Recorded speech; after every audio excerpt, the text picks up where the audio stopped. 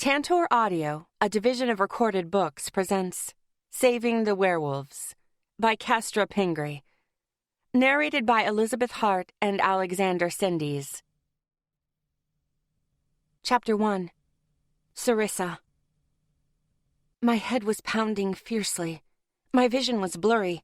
I could hardly think. I knew I was in a vehicle, a beast like the rotors that first took me away from my life in the woods. But it was also like the rotor Phantom Fangs used. Phantom Fangs. It was the only thing clear in my mind.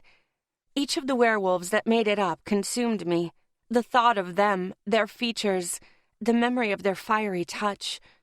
That was all I knew. They were my only clarity in this hazy, half-dream state. I knew I was with vampires, and that they did something to me, but that was it. The rest was Phantom Fangs. My Phantom Fangs. They weren't here. I tried to focus. The vehicle I was trapped inside blocked out all outside light. The windows were tinted so heavily it almost made me feel as if I was wearing a blindfold. I didn't know if it was day or night, but some big round body of light was peeking out over the horizon in the east. The sun? We were heading toward rocky terrain. Land jutted out and sunk low into the ground. I hoped it was land anyway. It resembled claws, teeth, gaping maws of giant beasts.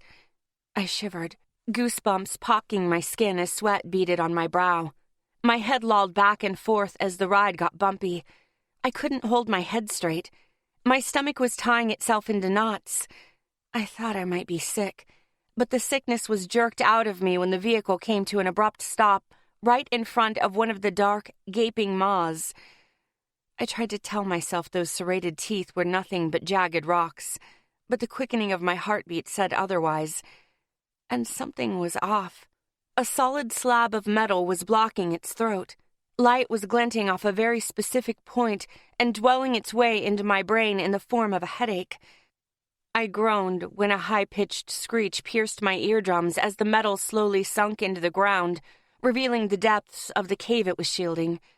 Figures in dark crimson cloaks with gilded hems darted and danced around the streams of sunlight as if they were acid. Then the vehicle let out a distinct hum, and it once again moved forward, this time on a downward ramp leading deeper into the cave. I blinked my heavy eyelids a few times as darkness engulfed me, and the metal moved back into place. Soft orbs of light dotted the outside of the tinted windows, but I couldn't make out anything now. I might have used my moonlight reserves to better equip my eyes if I hadn't been empty. I used it all to protect Phantom Fangs. Phantom Fangs. In the end, I still couldn't protect them. I had to give myself up to vampires. I had to lead them on their own, hoping with everything I had that the vampires were telling the truth about leaving them alive. The sick feeling settled back into my stomach. What if I never saw them again, and I was stuck to wander this delirium forever? I pushed the thought away because it was too much for me to handle.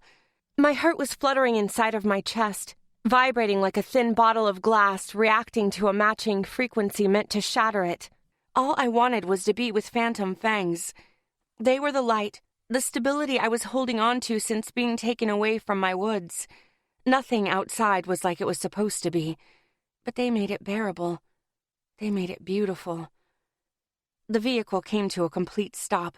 I thought I could make out some lights from inside of the cave, but my head was pounding worse, and my vision was suffering worse for it. Doors opened. I felt the difference in the air more than I heard the sound. Blood-red fingernails dug into my skin, hard enough to hurt, but not to pierce, as I was yanked outside. I fell to my knees and moaned. My skin stung with the impact of hard, unrefined earth. My feet and legs were bare. I was given only a very basic black shift to put over my naked body when the vampires took me. "Give her the antidote. She's completely delusional," the female vampire holding onto my arm instructed. She forced me back onto my feet to stand at her side. One of the other vampires held a glass vial underneath my nose. It was putrid, like rotting flesh. I gagged and nearly vomited. Then my vision cleared, as if a strong wind blew in and chased the sickness away. "There we go," the vampire at my side said. "She's coming to. Her eyes are no longer dilated." I blinked a few times and slowly moved my head from side to side, seeing clearly for the first time in hours. The dim lights lining the walls were enough to make out the guts of the cave. Water streamed down rock walls, painting the brown-toned stones with streaks of pink minerals. The musty smell of stagnant moisture permeated the air. There was that distinct tang of iron, too. The area was surprisingly empty aside from some tech contraptions and a whole swarm of humans marching like ants up to large trailers on wheels. The humans didn't get inside. They simply clustered at their openings. They were dressed like me. They were clean, but most of them had bandages on their necks. Many of them bled through. They were jumpy like scared animals, wide-eyed and easily spooked. "What's going on?" I asked. My voice came out gravelly. My words more of a croak, and I wondered if anybody understood me. I cleared my throat to try again, but my designated vampire gripped my arm and forced me deeper into the cave. I had thought that werewolves, the males, had a much greater base strength than I. They did, but these vampires were even stronger. I could feel her fingers slowly leaving bruises on my skin, and she didn't look like she was straining. More lights lit up the cave as I stumbled behind the vampire, dragging me deeper inside. I was only graced with her back because she wouldn't allow me at her side now. She wore a crisp, crimson cloak and a black uniform underneath. Her auburn hair was cut flat across and reached her chin.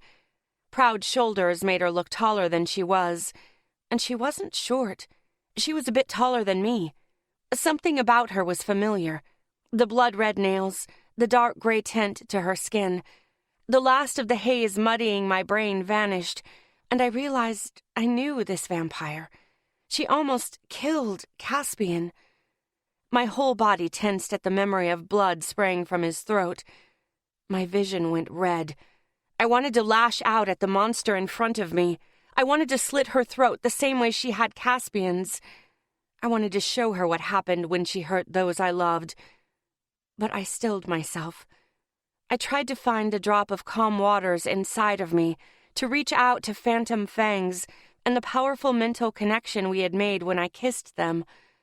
My lips buzzed at the thought, little sparks of energy lighting up the sensitive skin.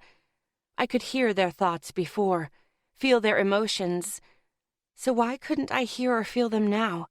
Where were those strands of silver moonlight tying our hearts together? I wanted to cry. I just couldn't find it. Without that connection, I couldn't know for certain if Phantom Fangs was all right. The vampires retreated and carried me away with them when I had agreed to go with them in exchange for Phantom Fang's safety. For all of Wolfbridge's safety.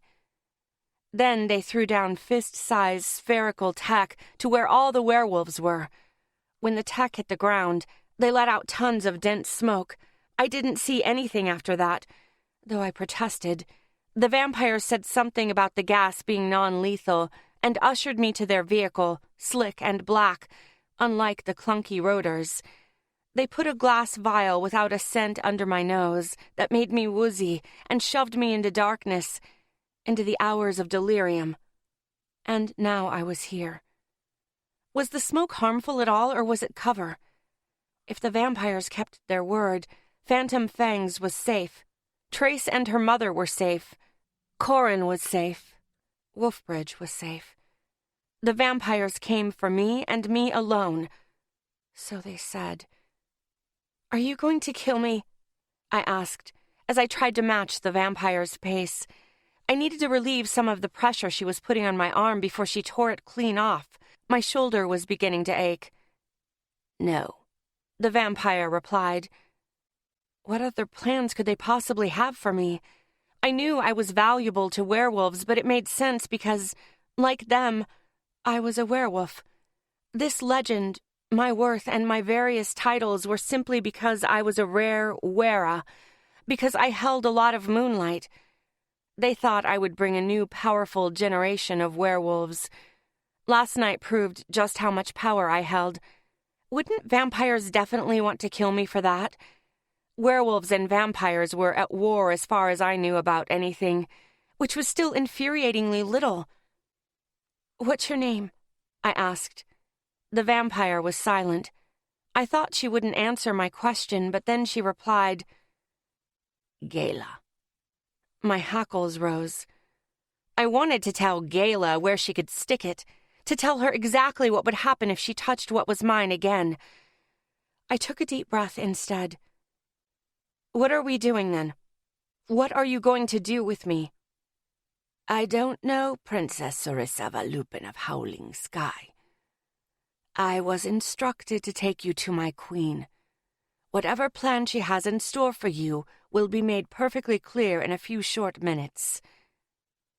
We reached an area where the cave narrowed down to 2 bodies in width. Farther ahead, it branched off into multiple tunnels. Gala chose the one on the far right, continuing to drag me with her. I tried wriggling out of her grasp, but it wasn't happening. If I did anything more drastic, I'd be starting something. I was faced with my least favorite word again. Patience. I had to be patient. Wait for an opportunity, create an opportunity, and get back to Phantom Fangs as soon as possible. Chapter 2. Caspian. The Crimson Caves were in view. The kingdom itself was buried deep inside, but everyone just called this vast expanse of underground networks Crimson Caves because vampires owned every inch of it. They barricaded each entrance with airtight metal doors and loads of tech. The jagged pieces of rock jutting out of the ground and scattered everywhere were perfect mounts for their gun turrets. Each one housed multiple guns and heavy-duty cannons. When it came to tech, vampires were truly terrifying. That was how they had single-handedly destroyed Howling Sky. If anyone could rival Todd, it was them. We stopped a safe distance away from the caves and the gun turrets, behind a few large boulders that were inside the grassy field near the sparse trees outside of the vampire's territory. Todd was camped out in a spot littered with little white flowers eagerly welcoming spring. He had his ground-penetrating radar set up and stationary, a metal stick in the ground. It was supposed to be able to detect and map out the ground many feet below and in a wide radius, writing it all in as data on Todd's packed pewter. While it did, in fact, do that, I wasn't sure it could reach far enough. It hadn't last time, and Todd had been busy with other things since then. Based on what we could see above ground, there was no way to get inside of the caves without getting blasted to bits, like last time. That was why Todd was trying to get eyes underground. We had first attempted something like this when Phantom Fangs was born, before we had been officially named Phantoms. We were tasked with scouting out Crimson Caves, a nameless squad meant for gathering intelligence and covert operations. Todd was just testing his tech at the time. We weren't really expected to come back with anything helpful or even concrete. If we did, that was a bonus, and it would help Wolfbridge to infiltrate the vampires in coming days. We did one better. Todd's test led us to the last male vampire. It was a fluke, or it was Lorraine's will. We weren't any closer last time, and Todd was getting no information about the caves themselves because of it. But he did find something else, a structure similar to the caves. It was constructed rather than natural, something the vampires had created and isolated. The last vampire was alone, camouflaged, without any gun turrets or weapons of any sort to draw eyes to him. The vampires kept their last male like a caged animal with only cameras to observe him. We would have never found him if we hadn't had eyes underground. Apparently, the vampires hadn't considered someone with Todd's know-how or expected them to come snooping around their territory. They also hadn't counted on our efficiency. We were in and out before the vampires could retaliate. The remnants of that underground cage couldn't be seen now, just over 2 months later, unless you knew where to look. But I knew the location. I remembered it vividly, a perfectly concealed hatch covered in dirt and snow. Now it was covered up with grass and wildflowers, dense wildflowers. It was almost like someone had planted them there in remembrance, to mark the place he died. I wondered if that was true. I wondered if the flowers fed well on his filthy blood. I shuddered at the thought, his curses and screams echoing endlessly in my ears. His last words weren't just for us. They were for his own kind, too. So much hatred for his own kind. My stomach twisted painfully. Snap out of it.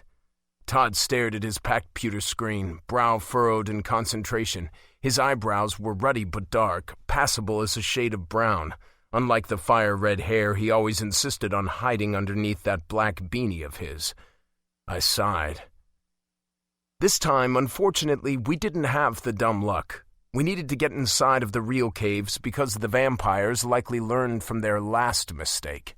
We were certain Sarissa was inside, physically with them and behind lots of firepower. I didn't know how we were going to manage this, but I hoped we would be able to save her and somehow avoid getting mowed down by guns, cannonballs, or bombs in the process. Sarissa, you better not give up on us. We aren't giving up on you. I couldn't stop thinking about her. I also couldn't stop thinking about that electric sensation of her lips on mine.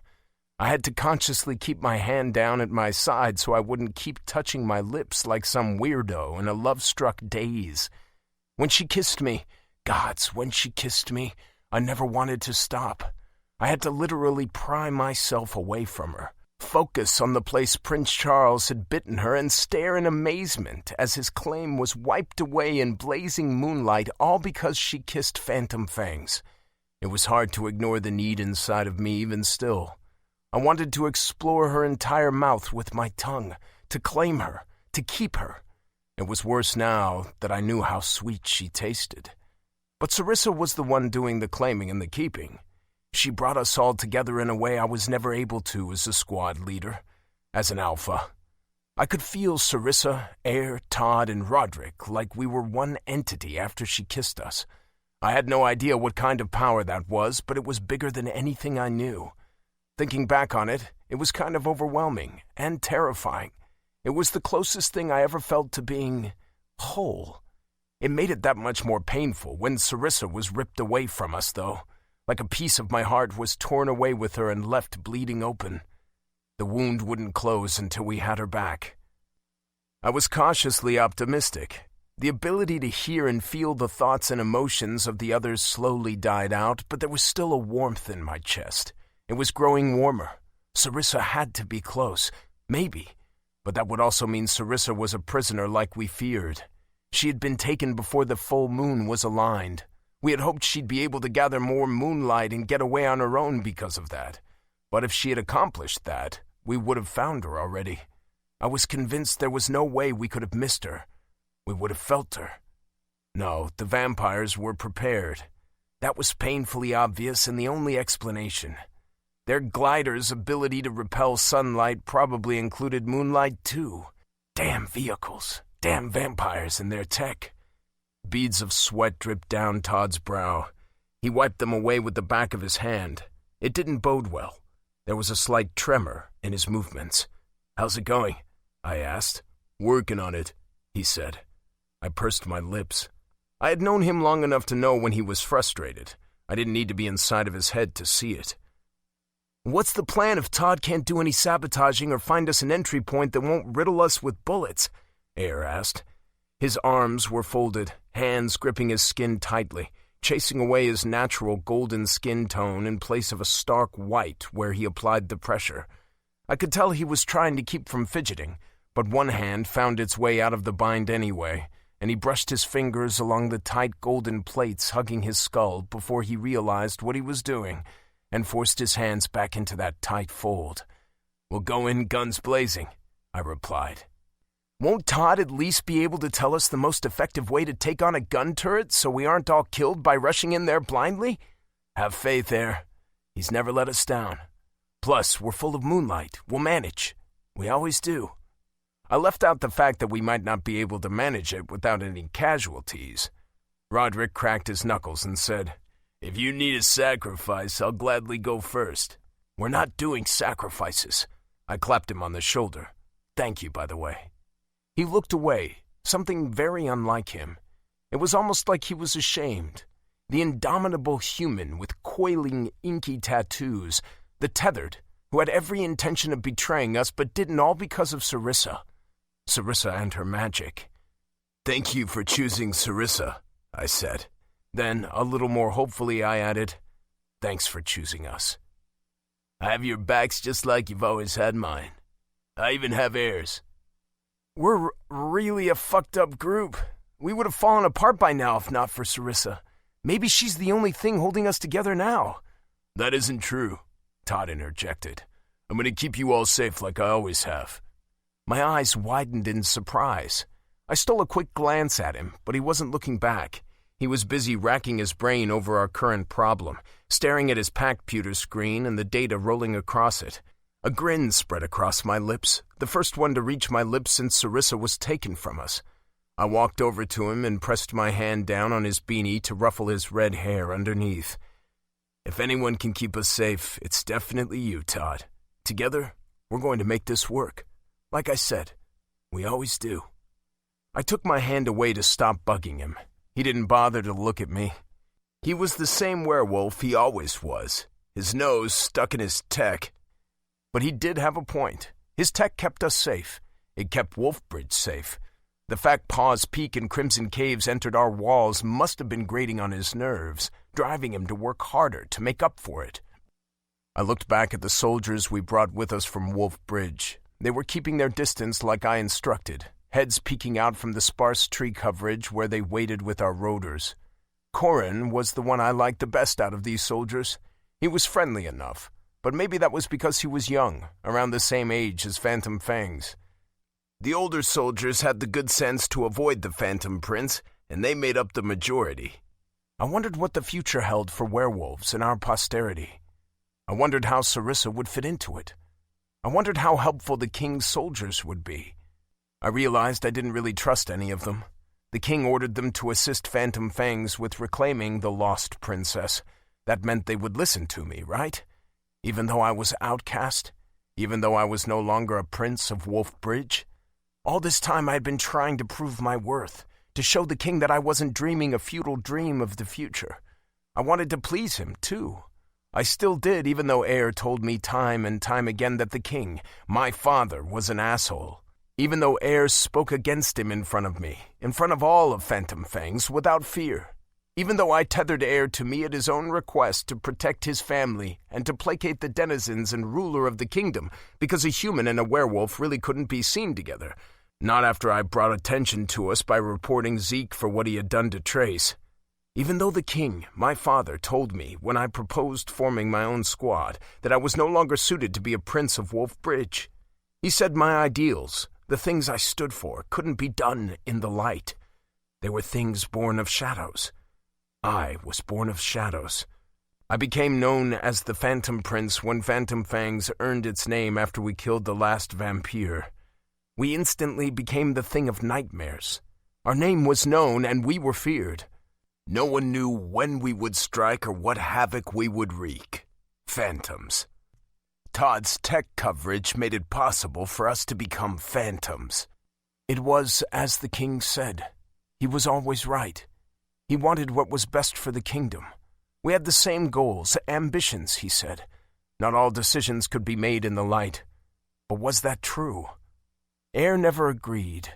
He always insisted the king just wanted me and my ideals out of the way. I wasn't allowed to call the king my father, not since my title was stripped. Air said that was cruel. The king said it was necessary. Now that I had the king's soldiers, I was basically commanding an army. I was doing something in the light, outright, where all eyes could see me. Would I make my father proud? Would we get Sarissa back alive? What would I do if we didn't? I shut down the uncertainty clouding my mind.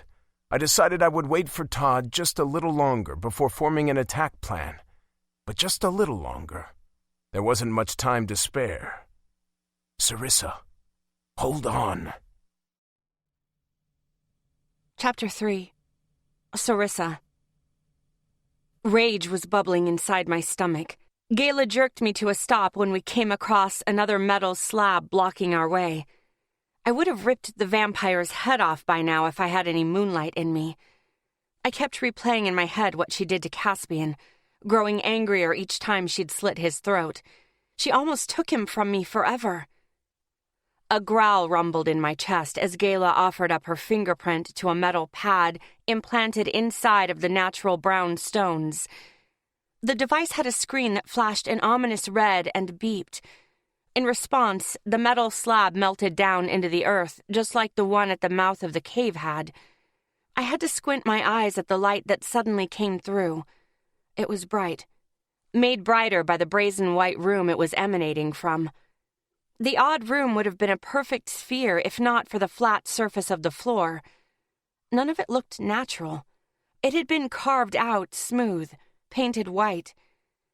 There was a black blot in the center of it. I blinked a few times, and my eyes adjusted well enough for me to see it was a living thing, not an imperfection. She was a tall and slender vampire dressed in draping crimson fabrics with gilded swirling patterns that pooled delicately onto the floor.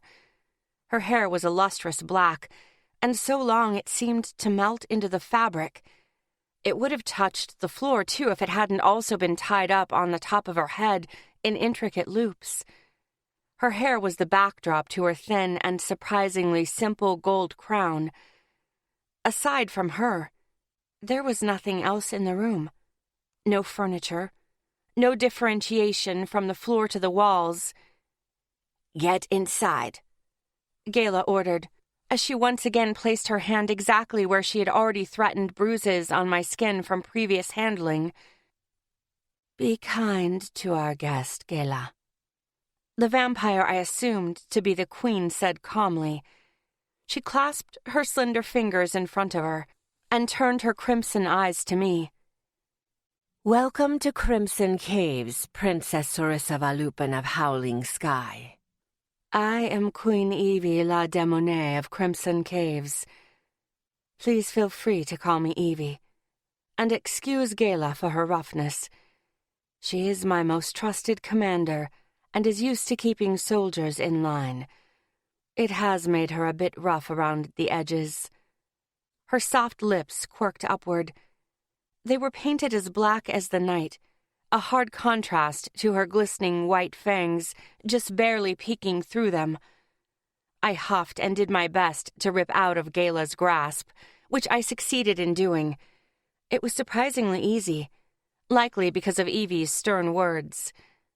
I refused the urge to shake out my arm and get the blood flowing again.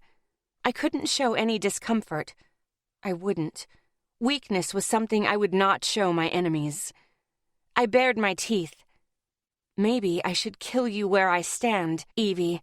Gala almost killed Caspian.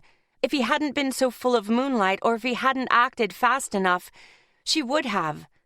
Forget excusing her roughness. Forget pleasantries and first names. Why should I let that go?" "You have no moonlight, Princess Sarissa, but it wouldn't matter if you did anyway. We aren't here to fight. Vampires are done fighting. I want an indefinite truce. Peace." I blinked. "If it makes you feel any better, Gala would not have attacked your werewolf." She paused. "The Phantom Prince, if she had known it would kill him. She saw he was ripe with moonlight. She also knows his skill." "You know everything that happened," I said, but I meant it as more of a question. How could she know when Gala had been with me since we arrived here? "Gala radioed in when you were on your way here. You must have been under when she did. The delusional properties of saffras mushrooms are quite potent. It was meant to keep you calm until we could speak. I assure you there will be no adverse side effects, and I apologize. I would have asked to speak with you rather than resorting to this underhandedness, but we aren't in good standing with Wolf Bridge. I must have been because I had no memory of it. Radioed. So that meant vampires had portacom-like tech as well, I supposed.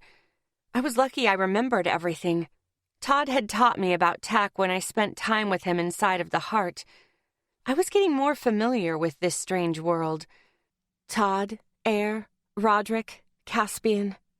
I gritted my teeth. I didn't like Evie's explanation. Moonlight or not, if Caspian hadn't acted quickly, he would have died. My Caspian would have been dead. It was so easy to die. I had known that inside of my forest, but it never applied to me and Babaga. Death couldn't touch us. We were the strongest creatures there. I hadn't really known death. I hadn't known betrayal until Babaga sold me. I hadn't known how my own stupidity could harm those I cared about, like when Roderick almost got killed by Alexander in the square. I hadn't known my own powerlessness until Gala almost took Caspian from me when I was doing everything right, aside from conserving my damn moonlight. You all think you can do what you want without facing the consequences, I said despondently. This world is full of monsters. That it is, Evie agreed. That is why my monsters will cease fighting. If we go on like this, my species will meet total annihilation. I'm tired of the bloodshed, Princess Orisa. I would surrender right now if the werewolves would listen. But they won't. Perhaps a wera like you will. The Moonlight Child. The lost princess of Howling Sky. I seem to have many fancy titles, but they don't mean anything. I'm just me. You are all of those things, and you may yet earn many more names in your lifetime. You are but a child, still 18 years old. And how old are you? You don't look any older than me. Gala tensed behind me. I was sure she wanted to intervene. I saw her moving in my peripheral, but Evie held up her hand, and Gala stopped like a well-trained dog. Evie smiled. We age well, both my kind and yours. I am 79. But allow me to finish what I was saying. A wera like you, who has been locked away from this world for nearly the entirety of your life, must see everything with fresh eyes, with new ideas. You've known Phantom Fangs less than a week, and yet your loyalties to them are fierce. I know you by more than your titles, and you are the someone I want on my side, Princess Orisa. I've already ordered the release of all our unchanged humans as a peace offering. Unfortunately, the thralls will have to stay with us, since they are tied to the night as we are. Sunlight will not treat them kindly. My mouth dropped open. I must not have heard you correctly. You're releasing your humans? I'm giving you our humans. It's a show of good faith. I know you will do what is best for them. What's best for them? You're joking. I let out a confused laugh. It started small, barely a giggle, and then I was laughing so hard tears were streaming down my cheeks. Everyone outside of the woods is crazy. The Queen of Vampires is telling me that she doesn't want to fight anymore, that she wants my loyalty. Even though you watched that attack on Wolf Bridge, did you send your vampires there to be a part of it? Did you orchestrate it? I had no idea what to think or what to believe, other than these vampires had to be my enemy because of what they did to Caspian, because of what they would have done to everyone I had begun to care about so deeply, it was like a physical ache being away from them. What Kayla did was hardly peaceful, I accused when my laughter died down. Maybe I would take your words seriously if you had braved Wolf Bridge and asked to speak with me rather than nearly killing my Caspian. Evie blinked. I could have sworn her crimson eyes became a shade brighter. Do you truly believe King Philip would have allowed it? No, I don't.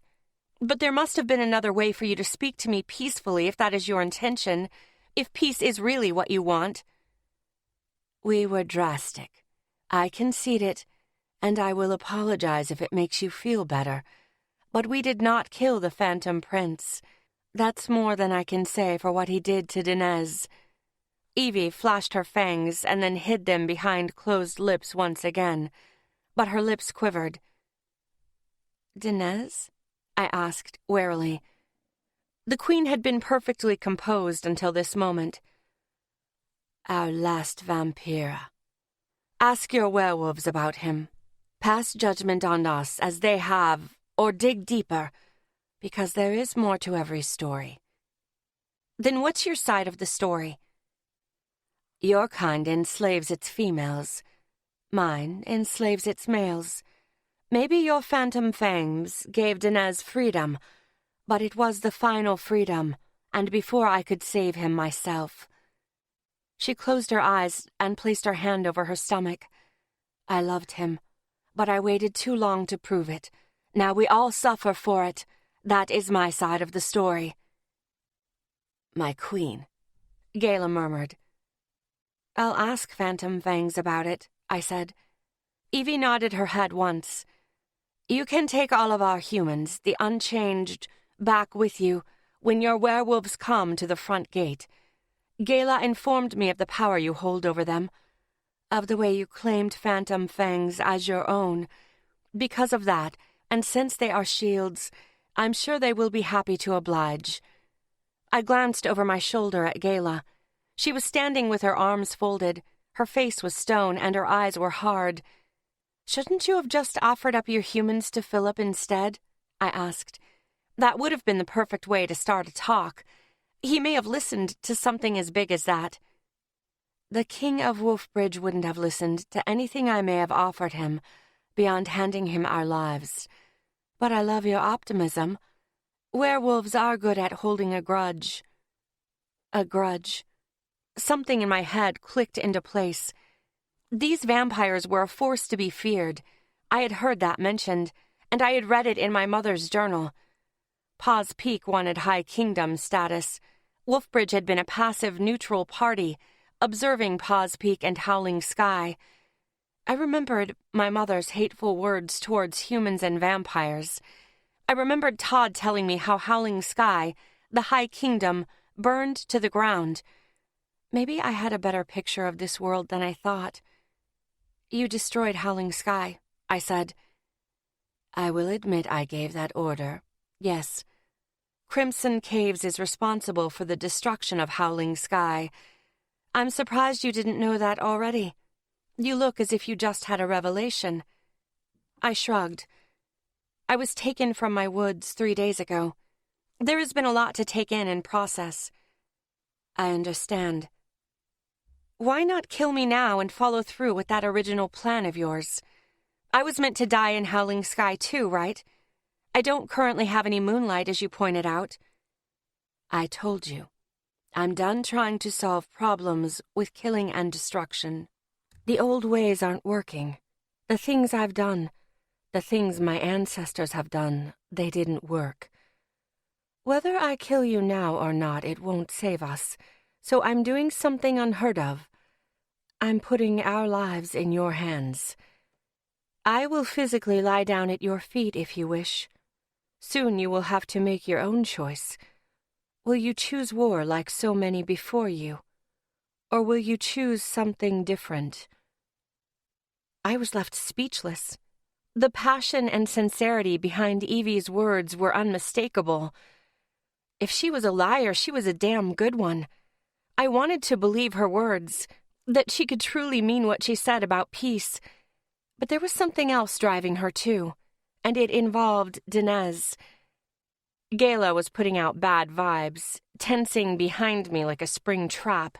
I tilted my head just enough to see her clearly out of the corner of my eye. Her fists were clenched at her side, bleaching her skin white. Her nails dug into her palms and drew little droplets of blood that fell from her knuckles. I thought of Phantom Fangs. I thought of my werewolves. They would come for me. They were probably coming for me right now. I had no doubt. The thought, no, that knowledge made me happy and scared all at once. They would be putting themselves in danger again after I had given myself up to keep them safe. I didn't want them to get hurt. I wouldn't let them die. I didn't need to make big decisions now. I just needed to find a way to keep us all alive. Fine, I said. Give me the humans. I'll bring them back to Wolfbridge and look after them. I don't want to fight either. If you want peace, that's what I will choose. But if you pull anything like you did with Caspian again, knowing he'd be able to heal or not, I will show no mercy. Evie smirked. Very well, Princess Sorisa. I hope you will keep our best interests in mind. All species' best interests.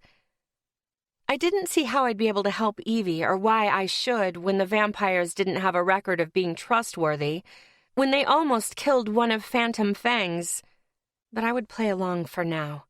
I was being sincere, too. The fight in Wolfbridge last night was bloody and brutal. I hurt so many werewolves, though I didn't kill a single one, but I was the only one acting with those restraints.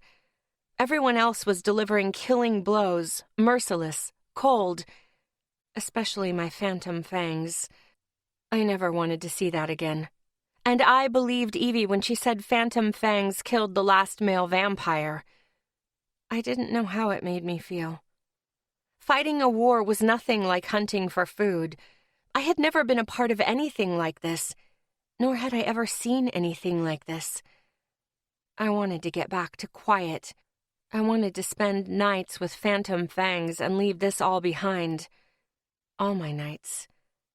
I wanted to kiss them again, to hold them in my arms, because I was sure of one thing. They were mine. Chapter 4. Todd. I wasn't coming up with anything. The sun was rising higher in the sky. It wasn't very hot on this spring morning, but its bright light was starting to get to me. I wiped my forehead again, clearing away the sweat caused by overexertion. I couldn't find a way to guarantee our safety into Crimson Caves. It was the one place with technology superior to my own, at least at this point. Damn vampires. If only I could figure out a way to perfectly emulate sunlight. That was their one true weakness outside of malnutrition. Ultraviolet, infrared, and visible light. I thought I understood what the sun's light was made of. I thought I could replicate it, but none of it ever worked. It was like I was missing some component. I hadn't been able to figure it out yet, so that research was on hold. I had nothing. Sorisa. We couldn't make her wait any longer. It was only a tentative flickering warmth, like a candle in my chest, that made me think she was still alive. I had no physical proof, and I was worried. What if the vampires took her away just to kill her and dump her body somewhere? Ice flooded my veins. I couldn't think about that. I pressed the heel of my hand to my forehead and grimaced. Caspian didn't check my progress because he watched. He knew I was at my end. He announced, "We're going to go over the plan, and then we're going to implement it immediately. We're out of time." I picked up my gear and Caspian led the way back to the sparse trees where our rotors and the soldiers with us were waiting. I caught Air and Roderick looking at me. I couldn't feel what they were thinking because that mind-reading, emotion-sharing connection between us was gone. Mostly gone. There was an undercurrent of something, but all I could really feel was my own overwhelming sense of failure. I didn't understand any of this. Sorisa was all that made sense, and I couldn't explain why. Biology might have been the perfect explanation before, but she was beyond what I knew about biology. Sexual attraction, fine. Mental and emotional connection shared between 5 different werewolves? What the hell? It hadn't bothered me at the time. I was lost in the feeling of it. Me. Lost in the feeling of it. Sorisa was a wildfire. Everything is explainable. Worry about it after we have her back, I told myself. Todd, what's the best way to kill a gun turret? Caspian asked. Let's take stock of what weapons we have with us, and I'll tell you, I said quietly. Air and Roderick went to one of our rotors and started unpacking the variety of weapons we threw together in the back. We had everything from knives, small handguns, shoulder cannons, grenades, and some other miscellaneous weapons. We also had some odds and ends like those tech inhibitors Sorisa helped me assemble. The gun turrets have thick armor, I said. We'll need heavy firepower to even attempt to bust their shells. Air picked up one of the shoulder cannons and propped it onto his shoulder, looking through the sights and feeling it out. I've never used one of these before, he said. Is there a way we could just short-circuit them? Roderick asked. That's a lot of guns to get through, but they're all automated, controlled electronically, aren't they? Yes, but only if we get the shells off, I said. Nothing can happen before that. After there's an opening, we can climb up and place these tech inhibitors on whatever computer system we find inside. All we have to do is place them? Caspian asked. Or throw them, aim well, and they'll latch on with metal claws. I looked out at the horizon, at the large rocks and caves jutting out and sinking into the land. I was scanning for an entry point that looked the least likely to kill us, but the vampires were good about not leaving any gaps in their defenses. That area, I pointed, between those two jagged rocks that form an overhead, that's where we should go. It has the most cover and there's an entry point ahead, though we'll probably have to use a lot of firepower to blow a hole in the gate. It's solid metal, and I doubt I'll be able to hack it. It's risky, but we might live through it. Remember, we have moonlight, Todd, Caspian said. We'll be able to move quickly, very quickly. I nodded my head. If a gun turret swivels, it's active. This is going to be about speed and who can strike who first. What you say goes. Everybody get equipped to move out and we'll move on my signal. We're doing stealth until that isn't an option anymore. Caspian looked at me. Thanks, Todd. My face burned. I looked away like I always did, familiarizing myself with the grass and flowers underfoot. This was one of the rare times I would be in the field with everybody else. That wasn't usually a good idea. I would probably get in the way. I checked my light armor along with everyone else, making sure everything was in place. I packed tech inhibitors, a handgun, and whatever else I thought might be useful. My Phantom Fangs uniform wouldn't hold up very well under heavy fire, but it was better than nothing. It could still end up saving my life, depending on the situation. My useless life, I muttered. I nearly jumped out of my skin when Caspian snuck up behind me and said, "You've done enough, Todd. You have to believe in the rest of us now. It's our job to keep you safe, too. It's like I'm always telling you, troublemakers. A good team has to work together." I just hope everybody else is better at using moonlight, I said sheepishly. Caspian grinned. It's instinct. It'll come easily to you, especially if the adrenaline's running. He gave me a nudge with his elbow and then continued getting ready. He was right. This time, I would have to depend on everyone else. This time, they were probably the ones who were going to keep me safe. I never doubted that about Phantom Fangs. We always had each other's back. I trusted them, and it was easy, something I didn't realize or acknowledge on a conscious level.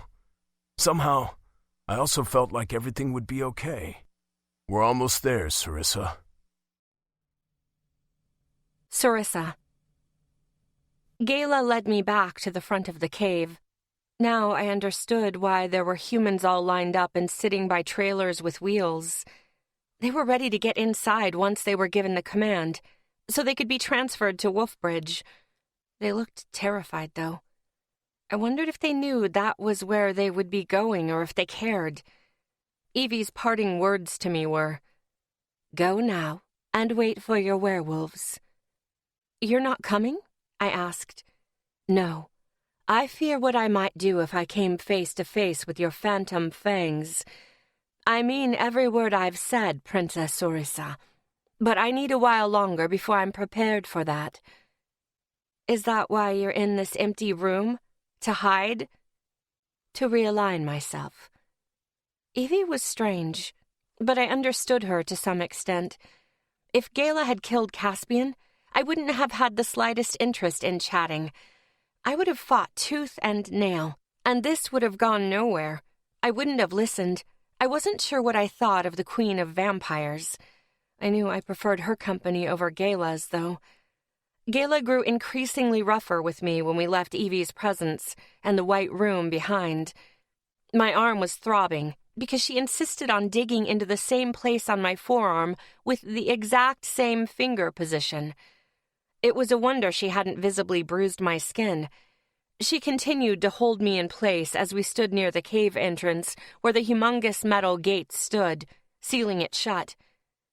"You're hurting me," I said, curious to see if those words would change anything. I didn't know why she needed to keep hold of me when we weren't moving anymore.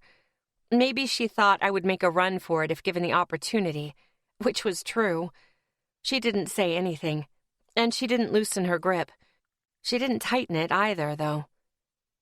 "Didn't like what your queen had to say?" I asked.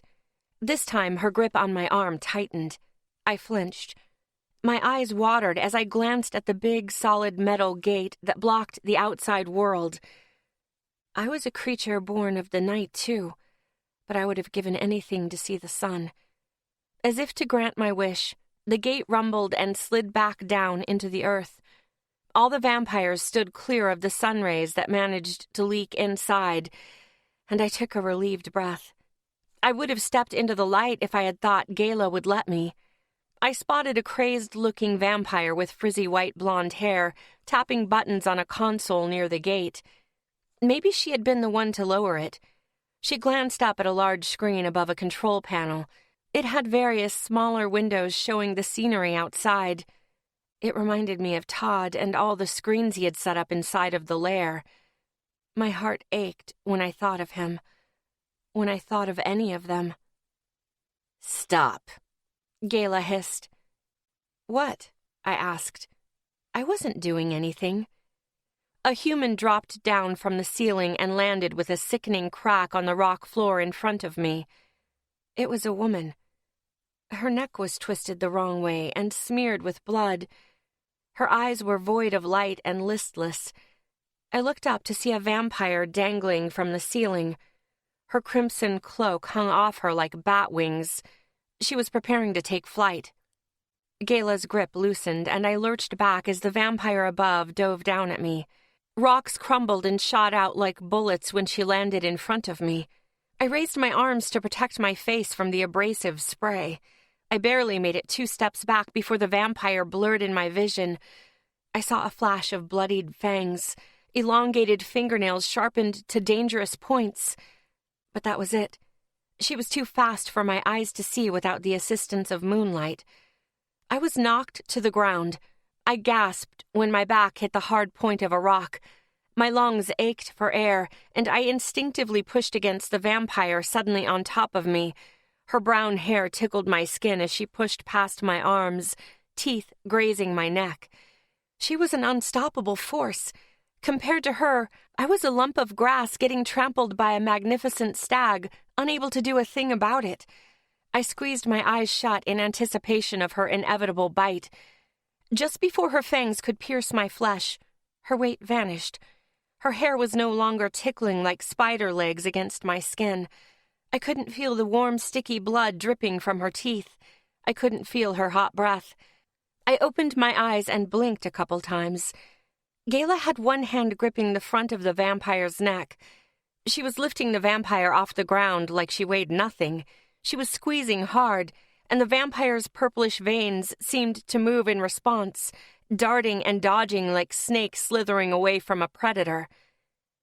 "You dishonor the Queen," Gayla said sinisterly.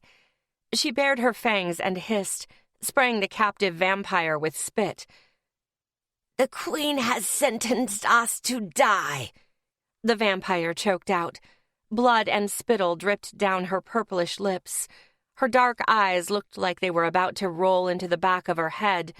Her face was turning blue and swelling like a plum. "She put our fate in the hands of this Wera. You know how Weras are treated. They have no power in their culture. They are treated like dirt. The Queen has given up on us. She's given up entirely, throwing away our best food source and menial labor just like that. She's running and hiding like a coward. You know why she's doing this, you sorry wretch." Gayla pierced the other vampire's jugular with blood-red nails. Then she slammed the vampire down into the ground, creating a body-shaped crevice in the rocks with little effort. I had seen Caspian do something similar, but it was on much softer dirt and meant to stun. This was meant to kill. Gayla stood and shook out her hand to clear off the rocky dust on her skin. Other vampires cloaked in crimson gathered around us. "Take her away," Gayla ordered. Then she looked at me, held out her hand, and helped me to my feet. I let go of her hand once I was stable and wrapped my arms around myself, feeling the bruise on my back. It hurt to breathe. "She will be punished," Gayla said. "She isn't dead?" I rasped. She looked pretty broken to me, flopping every which way as the other vampires dragged her off deeper into the cave along with the woman who certainly was dead. No one mourned her. The humans didn't make a single noise. Not yet, Gala said. Were vampires made of steel? Don't hold this against the Queen.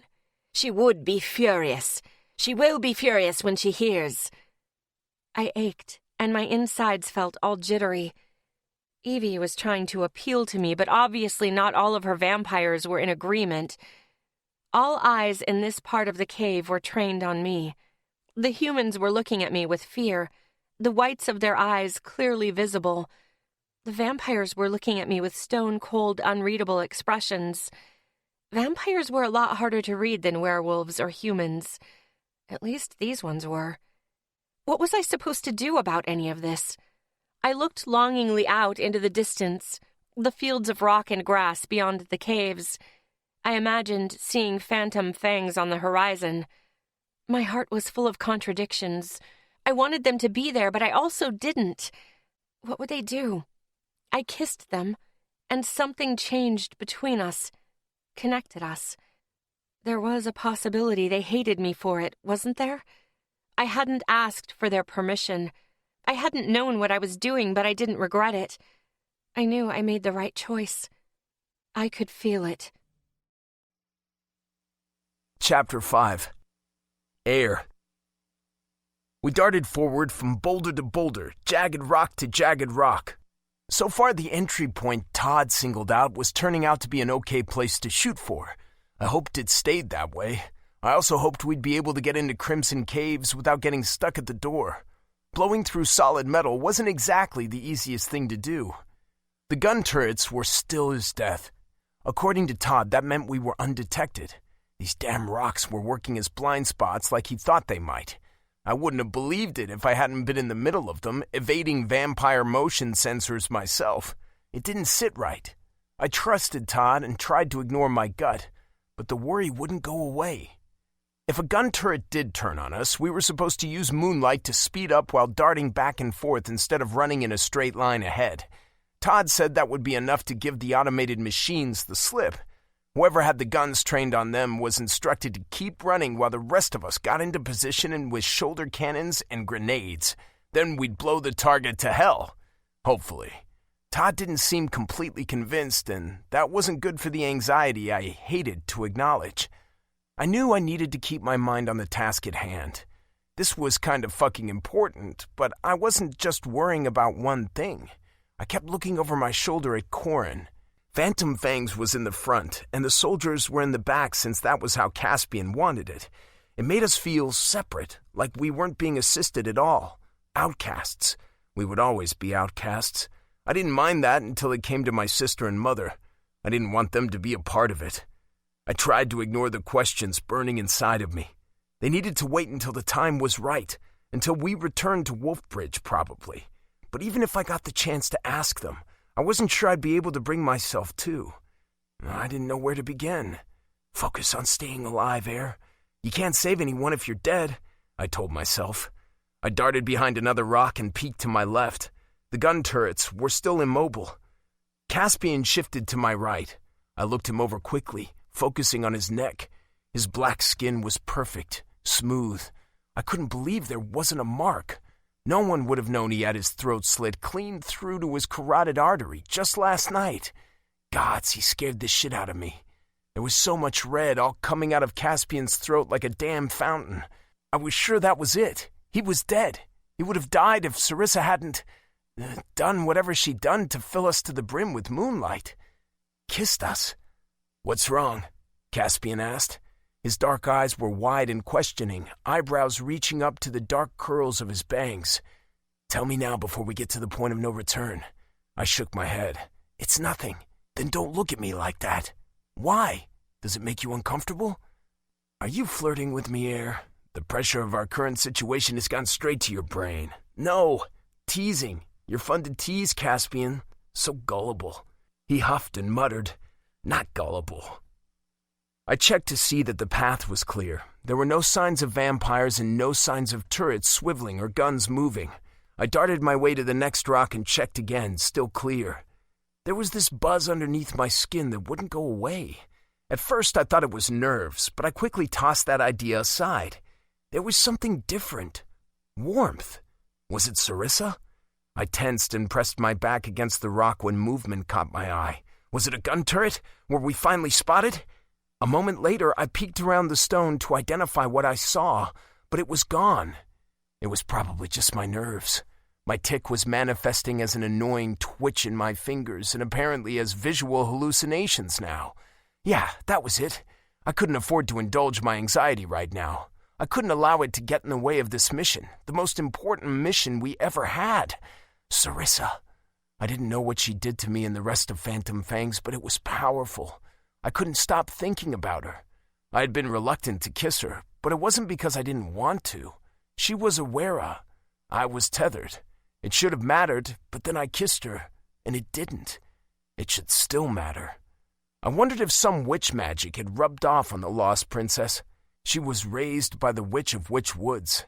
She hadn't known anything about this world. She was naive and practically medieval. All of that should have bothered me, but it didn't. Not anymore. My emotions consumed me. She consumed me when she kissed me. She literally became a part of me, and so did the rest of Phantom Fangs. It was intimate as hell, almost disconcerting. I couldn't get it out of my head. I couldn't get over the fact that, at that moment, I understood Roderick of all people. I took a deep breath and darted to the next rock. I was certain the closest gun turret would see us this time.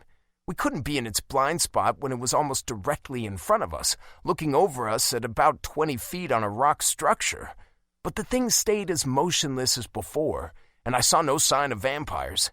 Something else moved instead, and the ground rumbled. The solid metal gate barring the mouth of the cave we were headed toward was sinking into the ground. I could make out figures walking around inside. It was too dark inside, and too far to see well, but I could tell that much. Why did they open it? Was it to bait us? Did they know we were here? At least we knew this area was occupied, and we wouldn't be lost in empty caves for miles in search of our princess. The buzzing underneath my skin grew more intense as if to confirm my thoughts. "Seems we're going the right way," I murmured. "She's in there," Todd agreed. "I can feel her." Roderick let out his signature caveman grunt, and Caspian nodded his head. Soon we would be reunited, I hoped. When that happened, I wondered if we'd understand exactly what she did to us. The king said something about 4 mates, but what Sarissa did to us was beyond what mated werewolves experienced, to my knowledge. It wasn't the mate claim, especially when it included the other members of Phantom Fangs and was given by a wera, and I was tethered. I couldn't have a mate. I couldn't marry a woman. And 4 mates? How would that even work? What are we supposed to do, share her? Yeah, right, I mused when the rest of Phantom Fangs looked at me. I pursed my lips and shook my head. I didn't mean to say that out loud. That doesn't matter, Caspian chastised. Sarissa may not fully understand what she did. We certainly don't. We'll worry about what she did some other time. Sarissa needs us. She might be okay for now, but she's in the hands of vampires. There's no time to waste. We need her back with us and safe. One thing at a time. Awful close to this gun turret, Roderick remarked, looking up. And yet it hasn't moved an inch. Yeah, Todd agreed. It should have sensed us this close. Our cover's not that good. Something isn't right. Look out! One of the shoulders behind us shouted. I had almost forgotten they were there and jumped at the sound of his voice. I looked up wildly, scouring the jagged rocks we were using as cover. Aside from the gun turret we were by, I hadn't noticed any danger before. The other gun turrets seemed to be a safe distance away. Then I saw them, the vampires perched on the tips of rocks like a murder of crows. They surrounded us from all sides. It was like Wolfbridge all over again. The bastards were sneaky. They were wearing all-encompassing crimson cloaks with gilded hems, making it impossible to discern their features and effectively hiding their skin from the sunlight. They were like shadows of death itself. "We've been expecting you," one of them said in a clearly feminine voice. There should have been a fight, but, like back in Wolf Bridge, not a single weapon was raised. Sarissa. My heart was pounding in my ears. Phantom Fangs was close. My werewolves. They had to be. On the horizon, past the jagged rocks, I could see them. I couldn't see their faces, and I didn't know why there were so many others with them, but I just knew it. They were here. I squinted to see better. I saw the crimson-cloaked figures, vampires. They were walking side by side with my werewolves, so that had to be a good sign. Unless that meant Phantom Fangs wasn't in the crowd at all. I began pacing back and forth as I waited impatiently for the group to get closer so I could see better. The sunlight wasn't helping. It made them appear as mostly dark silhouettes. I checked again. Finally, I could see faces. I scanned each one and how they were dressed. There was a small army of soldiers from Wolfbridge wearing their dark blue uniforms with the orange-red insignia of 2 wolves touching noses. And then I saw them. Phantom Fangs marched down the middle of the group, tall and proud in their unmarked black combat gear. They're here. The werewolves seemed a bit tense, but they were untouched. Given the situation, that was all I could ask for. Evie was staying true to her word so far. It made me hope there could be some peace in this war-torn world. I ran for Phantom Fangs, forgetting about Gala standing behind me. I had no shoes and stuck to the paved path, but little stray rocks tried to dig into the soles of my feet anyway. I ignored them and kept going, running at full speed. The way the wind whipped my hair around reminded me of all the times I had run through Babaga's woods for fun or to hunt. This time, Phantom Fangs was my destination. A huge smile spread across my lips the moment Phantom Fangs spotted me. Todd broke away from the group first and ran to meet me. Neither of us stopped or slowed down until the last minute. Todd dug in his heels and grabbed me as I slammed full force into his chest, knocking him over. He wrapped his arms around me, and we both laughed as I kissed his freckled face all over. Tears blurred my vision, and I quickly wiped them away. "You're okay," I said in relief. "You look okay, too," Todd replied, as he hugged me just a bit tighter. "Sarissa, don't do that again." He sat up, held me in his lap, and kissed my forehead. I felt the warmth of that kiss all the way down to my toes. I needed more. Then the other Phantom Fangs members circled around us. I got off Todd's lap, took his hands, and pulled him up to stand beside me. I grabbed the next closest Phantom Fangs member, which was Air, and hugged him tightly. He squeezed me back. He said, "Sarissa, I'm glad you're okay. But do you have any idea how dangerous that is?" He glanced back at the vampires with the werewolves behind us, and then ahead at the vampires gathering at the mouth of the cave I came from. "I'll do whatever it takes to keep you all safe," I said firmly. Air bent down and pressed his thumb against the corner of my mouth. "Get rid of that smirk, you troublemaking Wera." I could see great relief in his blue eyes, though, shimmering like a deep body of crystal-clear water. I needed him to kiss me. Caspian grabbed me from behind, wrapping his arms around my waist. I squeaked in surprise when he squeezed me tighter, aggravating that bruise I got on my back. He loosened his grasp and rested his chin on my head. "I wasn't sure we'd see you alive," I teased. "Still looking down on me, Caspian?" I tilted my head back to try and get a look at his face, but he insisted on keeping his chin right where it was. "Not a chance," he whispered. I melted back into him for a moment to encapsulate his warmth, and because I wondered if he was hard for me, I wanted him hard for me. The space in between my thighs was burning hotter and hotter with each passing moment. But the reunion wasn't complete yet. Why wasn't Roderick stepping forward? I cast my gaze to the big, tattooed werewolf, tethered, and cocked my head. He averted my gaze. I wanted to know why without asking. I dug inside of myself for the answers, trying to reach that connection that tied us all together. I found it, but it was faint. At least when it came to trying to figure out Roderick, it was. I felt Todd's glowing happiness as an extension of my own. He was the one I could feel the most clearly, but even he was fading in and out. Maybe it was a fleeting connection somehow made by moonlight and nothing more, but that didn't feel right. "This is sweet," Gayla said as she emerged from behind me. Her red hood was drawn and large, casting her face in shadows. The relief was gone. All of a sudden, everyone was on edge, remembering that we were in the vampires' territory and potentially in grave danger. Phantom fangs caged me in with their bodies as if to protect me. I touched Roderick's arm and leaned into his back to get the hug he wouldn't give me. If this was going to get bloody, he at least owed me that. His muscles twitched under my touch, but I was sure I felt him soften just a little. Did they hurt you? Caspian asked, keeping his eyes on Gayla. "Not really," I said. "I have a bruise on my back, but it's fine." Why? One vampire wasn't happy with their queen's decision. Decision? Gayla interrupted. "You can take however many of our trailers you need. Attach them to your rotors and load up these humans." She nodded, pointing her nose over her shoulder to the mouth of the cave where the humans were all gathered and waiting for a command. "Take them back to Wolf Bridge with you." What? Caspian said flatly. Aren't you the vampire who tried to kill me? His lips curled into a feral snarl that was unlike him. I grabbed his arm. What's the catch? Caspian asked.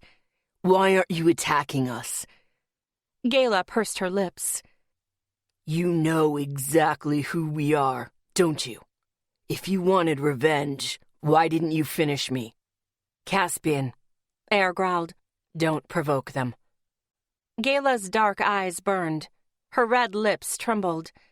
I wondered if she would cry.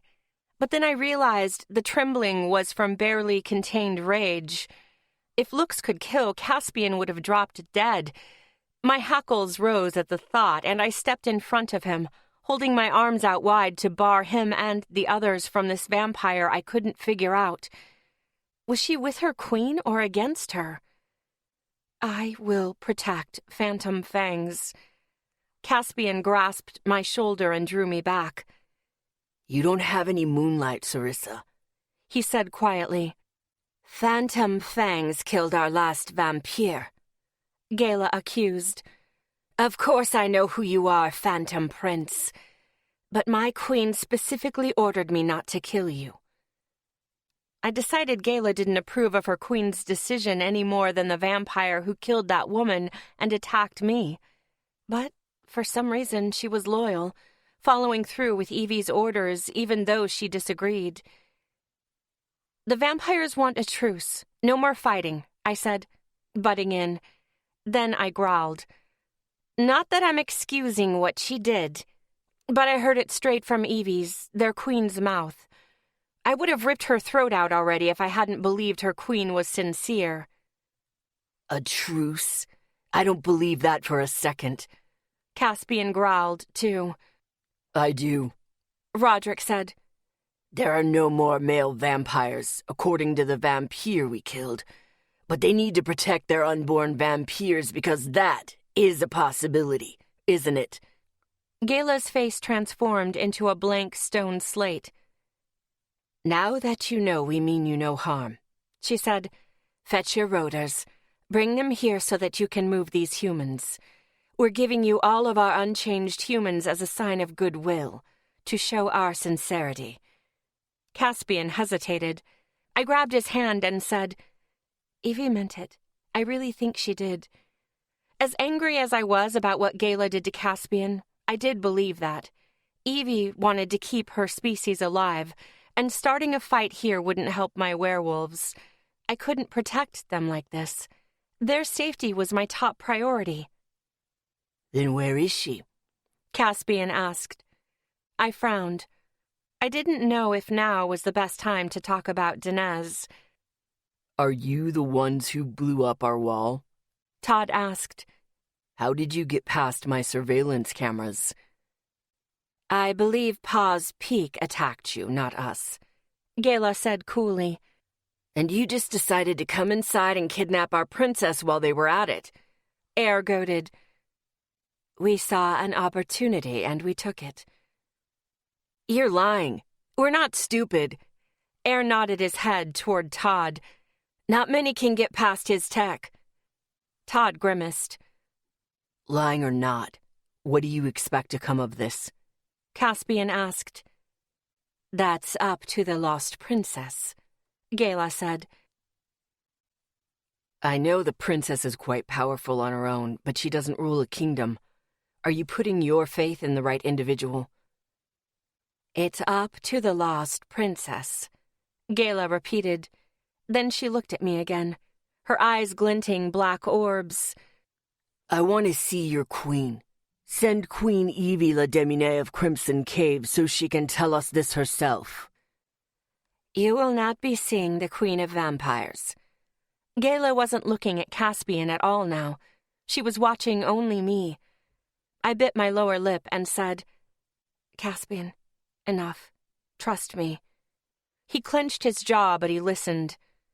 I trust you, but I want to check the trailers and the humans before I send these soldiers back for the rotors.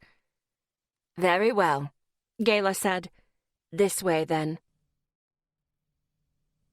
Chapter 6. Sarissa. Only Phantom Fangs enters, Caspian ordered when we reached the gaping mouth of the cave. Fine by me. All of you in there would congest the place worse than it already is, Gala commented. And me, I chimed. I'm with Phantom Fangs. Caspian raised an eyebrow but didn't contradict me. Todd's eyes grew wide when he spotted the large screen mounted on the rock wall just within the mouth of the cave. He reached out to the large control panel. Paws off before you break something, the frizzy-haired vampire from before said as she dashed over and smacked his hand away. She seemed to pop in and out of places like little electric sparks. Her every movement was snapping from one position to the next instantaneously. I wondered if she could move fluidly at all, but it was fitting. Her hair made it look like she had been struck by lightning. Maybe she had been.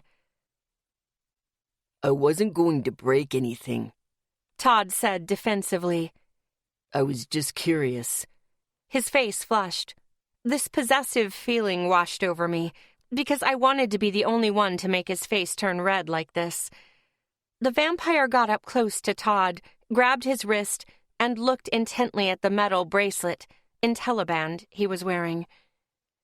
This is a nice design, but there is room for a lot of improvement. Todd's face went a deeper shade of red as he ripped out of her grasp. I stifled a growl when I realized the vampire let him go. She could have easily held him in place. I knew just how strong a vampire's grip was. It would take moonlight to combat them in a hand-to-hand fight. Where do you get all your power? Todd asked as he stared at the tech. The vampire blinked her big hazel-green eyes. From our powerful underwater currents and hydroelectric generators. Jocelyn, that's quite enough, Gala said, as she removed the hood of her crimson cloak. Get back to work. You never let me have any fun, Gala. The frizzy-haired vampire sulked and quietly stalked off to some corner to continue tinkering with her extensive tech.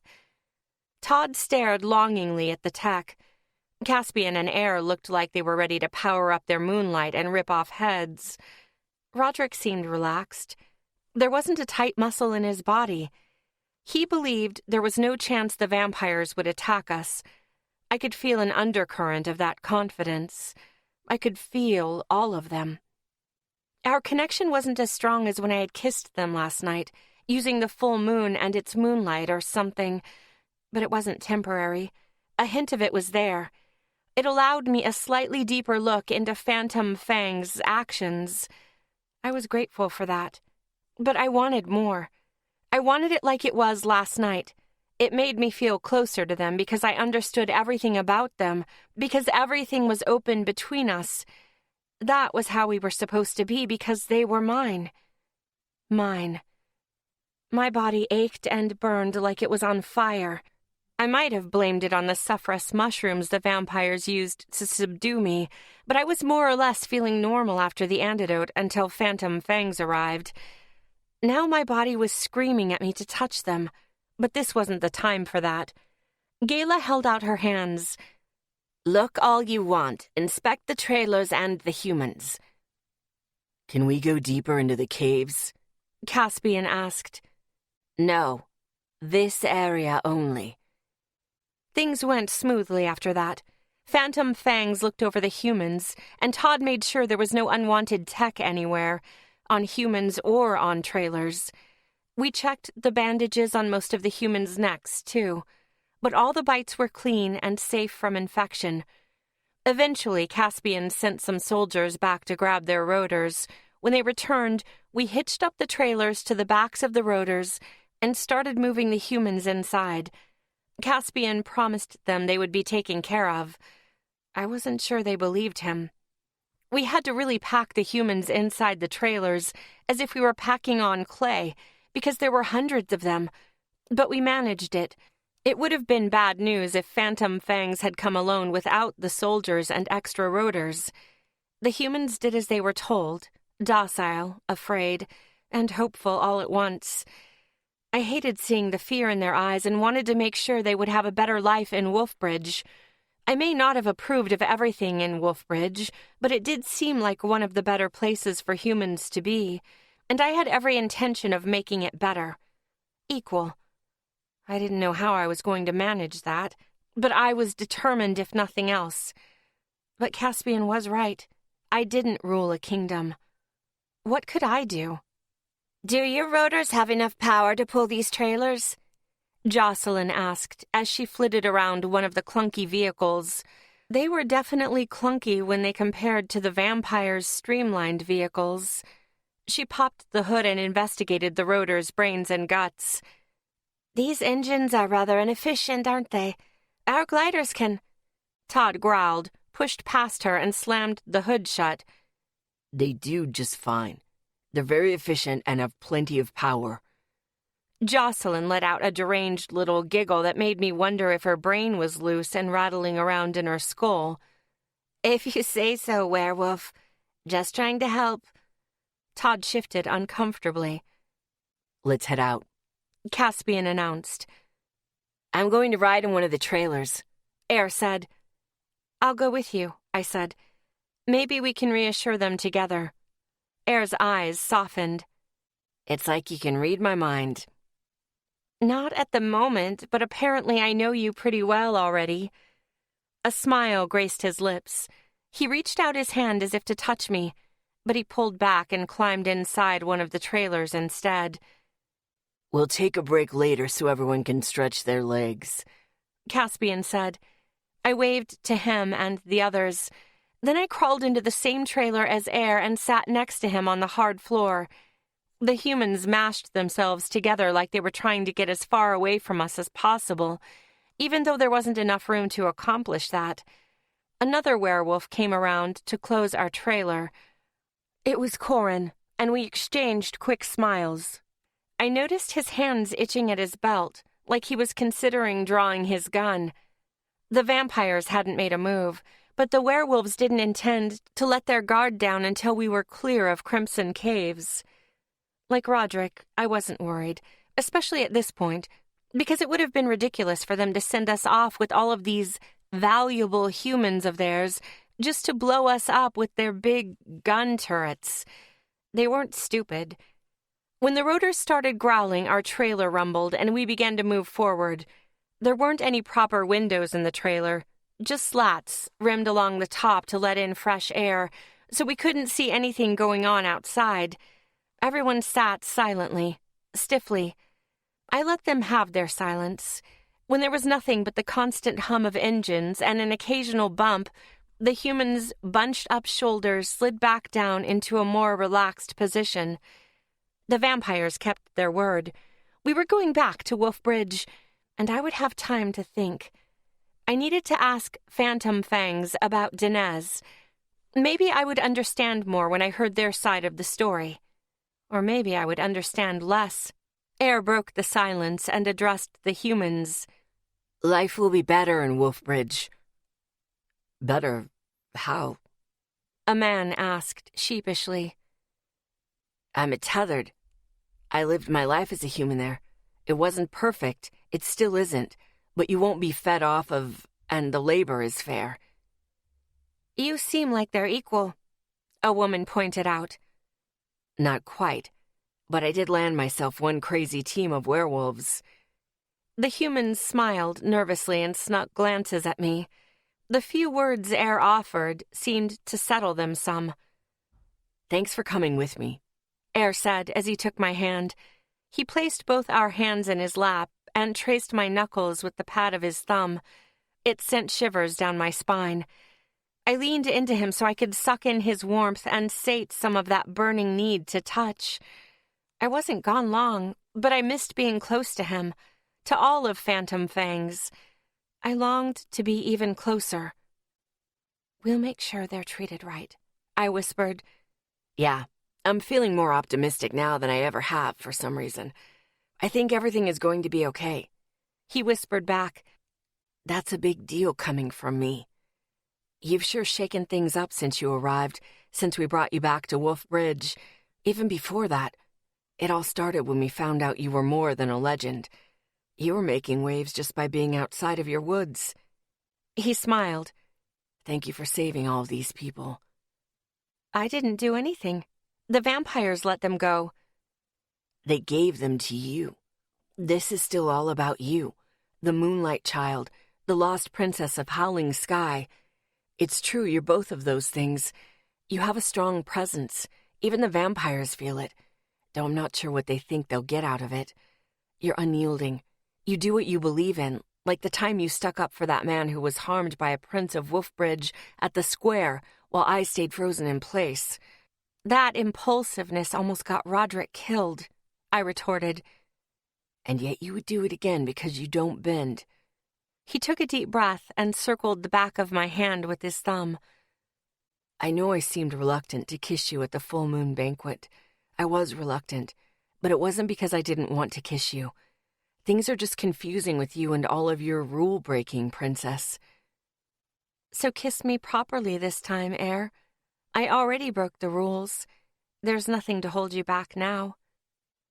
In front of all these people? Especially in front of all these people. Air shook his head, but his gaze was intense. He wanted to make up for the last kiss badly enough to do it. He moved his free hand to my face and cupped my cheek. I closed my eyes. Fire ripped through my veins. Nothing felt like being close to these werewolves. My Phantom Fangs. His lips skimmed mine. Once, twice. He took my lower lip in his teeth and gently tugged. Then he licked away the little twinge of pain and kissed me. His lips were soft against mine and demanding at the same time.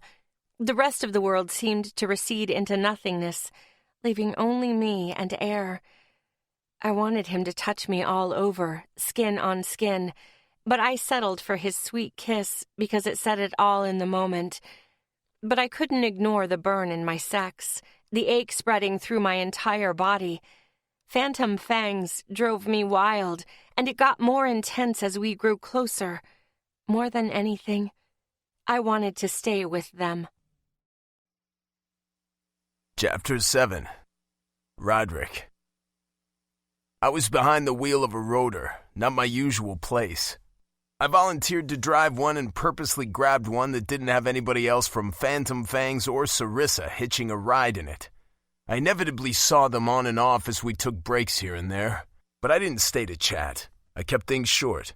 The breaks didn't last long since we didn't have much food to go around, and it was best to get straight back to Wolf Bridge so we'd only miss one meal instead of wasting time on hunting. Keeping to myself was easy enough. At least these humans were well-fed and somehow healthy, but it made my blood boil thinking about why they were well-fed and kept healthy. They were self-replenishing blood banks for vampires as long as they were taken care of. Lesser creatures weren't given that treatment, but apparently vampires found humans and werewolves if they could get them, especially nutritious. But I was pretty sure plenty had died when a vampire decided to suck them dry rather than use self-control. They were bloodthirsty monsters, and they fed often. Even if these humans had survived many feedings, what kind of life was that? The bites would scar, and these humans would never forget. Come evening, we were nearly inside Wolf Bridge. I caught a glimpse of the kingdom through the metal mesh of the west gate we were moving toward. I wouldn't have a rotor to hide behind for much longer. I'd see Phantom Fangs again. Worse, I'd see Sarissa again. I wanted to scoop that feisty Wera up in my arms, hold tight and never let her go when she had come running for us like an angel bright and shining against the gates of hell. I couldn't believe my eyes at first. Todd didn't hesitate. He ran to meet her. He was the first to touch her and prove she was really there. She sought out all of Phantom Fangs after that, but I held back because guilt overtook me. I had been ready to betray them all by giving Sarissa up to the rebels. I would have done it if it wasn't for Sarissa. She changed my mind, and I was prepared for the worst when I confessed my almost betrayal. I had expected violence. I didn't get it. I got a dismissal, forgiveness, from her and Phantom Fangs. They should have turned on me. I proved Air right. They should have killed me for treason because that was what traitors deserved. Maybe Sarissa's kiss saved me. She knew the sincerity of my heart when I said I wasn't going to follow through with the rebels' plan. They all did. Earlier today, Caspian thanked me for choosing Sarissa, for choosing them. They just wrote the whole thing off like it was no big shit. We'd almost lost Caspian, and Sarissa gave herself up to vampires. We got down to business after that. There was no room for fighting among ourselves. Air wasn't even on my ass. It made me feel worse. I was twisted up inside like the gnarled trunk of an old tree. Maybe they thought they needed me to rescue Sarissa. The rebels would have found another way. They never would have used me like this, let alone forgiven me for a complete and utter betrayal. I fell in line behind a couple of other rotors as we waited for the gate to rise and allow us entry. Caspian was in the rotor at the front, our fearless leader. Merrick Rex had always been my leader, the man in charge of the rebels, but I couldn't go back to him. He wouldn't understand, and I wouldn't redeem myself or fix my mistake by giving Sarissa to the rebels now, pretending like that was what I had intended all along. If I tried to explain my decision, if I tried to explain Sarissa, no, they wouldn't understand. I wouldn't have understood if I hadn't met her and spent time with her myself. I couldn't have anything more to do with the rebels. This was it. I made my choice. Before we left to get Sarissa back from the vampires, while we were preparing, Caspian asked me to tell him everything I had given the rebels so that he could properly prepare for any backlash. More like so Todd could. It didn't end up being anything they were worried about, especially because I told them the rebels' numbers were so few.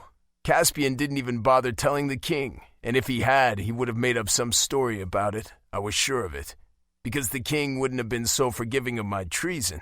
But Caspian seemed determined to keep me around.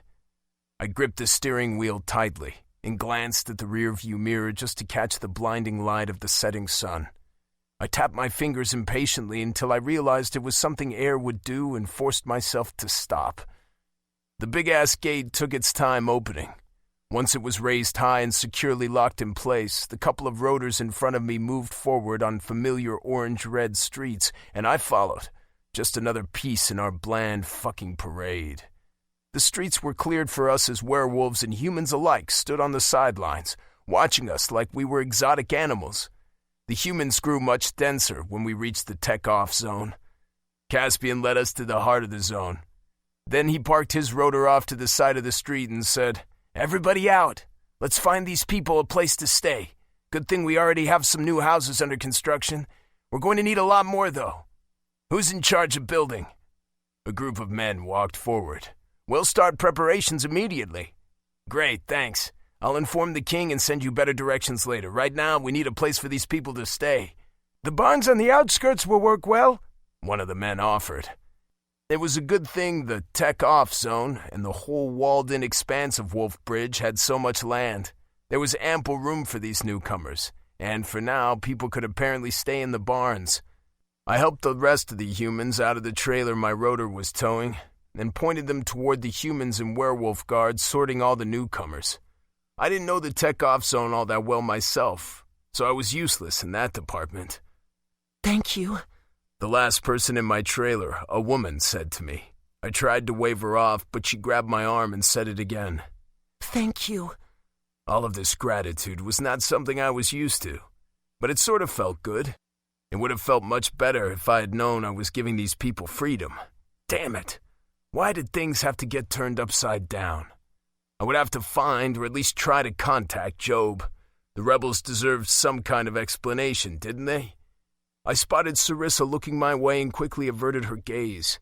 The black and the white, seeing things clearly, was something I always had a gift for, and I wondered how she single-handedly managed to shift my perspective. It was like I was a compass, and she was true north. She made me realize, though I hadn't wanted to, that the world maybe wasn't so black and white, after all. That was what bothered me. I didn't know where I fit in anymore. I didn't know my purpose. I wondered if I had forsaken humans for Sarissa.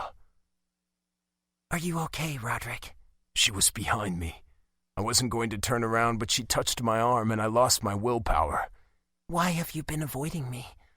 I was going to give you up to the rebels. I don't know what I thought. That you wouldn't want to see me? She hugged me and said, I'm happy to see you.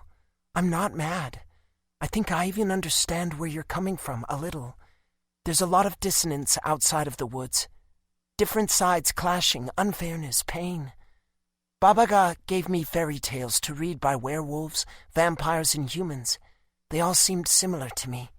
Yes, they all had different customs and cultures, but they wanted the same things. Happiness, family, love, power. Maybe that's why there's all this war out here. She held me tighter, but I couldn't bring myself to return the gesture. I always wanted to leave my woods, she said. I wanted to make friends with werewolves, vampires, and humans. I wanted to find my own pack and become the first Wera to reach Alpha. I don't really know the Prime War, or all the terrible things the three species have done to each other, but I've seen enough and been through enough to know it's all been equally terrible. Even from kingdom to kingdom, not all werewolves are united. Not all humans. If everyone could forgive and forget, maybe the world could grow again and become something beautiful. Her eyes were shining, shimmering like stars in the night sky, as she looked up at me. Gods, she was beautiful. I touched her cheek, grazing her supple bronze skin with my fingertips. Then I tangled my fingers in her curly hair and pressed gently down on her scalp. You are too pure for this world, little fighter. And you sound just like Caspian with that naivety of yours. She laughed. It's nice to know Caspian has similar ideas. I wrapped my arms loosely around her waist, bringing us closer, bodies pressed together. I didn't know it was possible to ache so deeply for someone. My chest, my dick. I was getting mixed messages from my own body. I wanted her to calm the storm raging inside of me. I wanted to lift her up so that we would align just right. I wanted her legs wrapped around my waist so I could feel her hot pussy against my sudden hard-on. I didn't even know if she was wearing underwear underneath that long, plain black shift she was wearing. Was she wet for me? I wouldn't find out because I didn't do it. You see clearly, I said. Teach me to see clearly too, Sarissa, because I've lost my way. Together. We all belong together. That's all I know, she replied. She reached up and grabbed my face, gently scratching through my beard. Then she brushed my lips with her fingers, inviting me to bend down and kiss her. I didn't. The soft hum of an engine grabbed our attention. It was the carriage, the streamlined vehicle reserved for werewolf royalty. This was different than the time Alexander and Henry decided to pay us a visit in the square. The king was with them, and he was making a statement. I had a bad feeling about how this would go down. Chapter 8. Caspian. The king was in the tech-off zone. That wasn't something that happened very often, if ever. A grim line set my lips as the carriage came to a stop and the low rumble of its engine died. The polished metal of the doors caught the light when the driver got out and opened the single-passenger door with a bow. The king and my brothers came out in specific order. It went youngest to oldest. Henry, Edward, Dominic, Alexander, and Julius. I would have been first if I had still been considered a prince of Wolf Bridge. I froze when I realized they each had their sights set on me. My brothers moved to the side as the king passed through the middle of them. He stopped mere inches from me, his silver-lined dark blue cape billowing in the wind, and looked me dead in the eye. "What's all this?" "The vampires gave us all the unchanged humans they held captive. They're asking for a truce," I explained.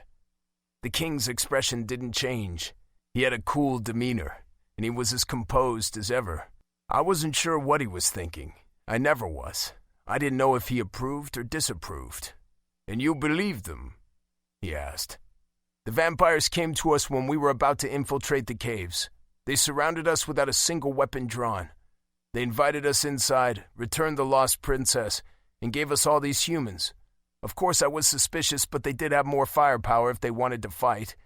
I decided it was best to follow along, to gauge their words and actions before retaliating." The king said nothing. I hesitated before continuing. "They had trailers all set up and ready to attach to our rotors. They had these humans lined up and waiting. I had Todd check over the trailers and humans for any hidden tech or tricks, but there was absolutely nothing. I think they might mean it. Princess Sarissa thinks so." "Then why did they take the princess in the first place while using Paul's Peak as cover? That attack was hardly peaceful," he said calmly. "Did they trick Paul's Peak, Prince Charles specifically, into leading such an ill-prepared assault too? Why didn't they come to me with this truce, rather than shedding unnecessary blood? Werewolves died last night. Have you forgotten?" "I haven't forgotten. I can't read the vampires' minds, but they seem to think their fate rests with the lost princess." Sarissa pushed her way to my side. "Evie, the Queen of Vampires told me you wouldn't have listened if they had come to you with the intention of talking.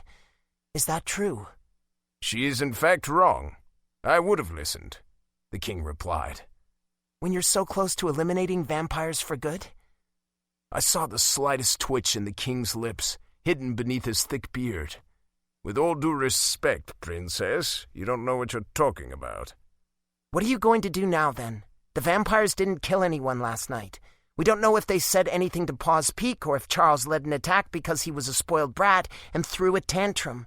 And don't misunderstand. I'm furious about what they did to Caspian. They told me it was calculated and that they wouldn't have done it if they hadn't been positive he would survive. It sounds like bullshit. I'm as reluctant to trust them as you are, but they did give us their slaves. Humans who need your protection. Humans who are now part of your kingdom. But what are humans to you, Philip? Are they pets? Why do they live in this primitive zone separate from your own? Why are there two? Why is there such a vast difference in tech?" "The humans living in Wolfbridge want for nothing," the king said curtly. "They aren't equal, and they want for plenty when rotten princes decide to break their bones just for the fun of it." Sarissa's eyes flashed to Alexander, who actually ducked his head in submission.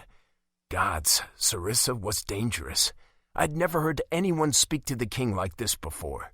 Before the night Sarissa kissed each member of Phantom Fangs, I had never seen the king lose his composure. But again, at this moment, that was exactly what he did. "You would be wise to watch your tongue," he said, raising his voice. Sarissa planted her feet in front of me, wedging her way in between me and the king as she held her chin high, undaunted by the difference in height. I gripped her waist, intending on moving her back, but she growled. My hands were met with a shock. I stepped back in surprise, shaking out the buzzing sensation in my fingers. She didn't have any moonlight. She couldn't have used it to somehow zap me. It was all dominance. She was more like the ancient werewolves, the nomadic tribes before kingdoms were erected. I didn't know much about the first werewolves, but Sarissa certainly wasn't like a modern one, especially when it came to wear us. "Deny it, then," Sarissa goaded. "Prove I'm wrong." I didn't know what to do. From the look of it, no one else did either. Everyone was silent as death, with eyes as wide as a full moon. Phantom Fangs didn't have an answer for me either. They shook their heads or shrugged in resignation. Sarissa would do what she did, and there was no stopping the stubborn, impulsive, amazing Weira. The king said, "Humans live the best life they can possibly live here.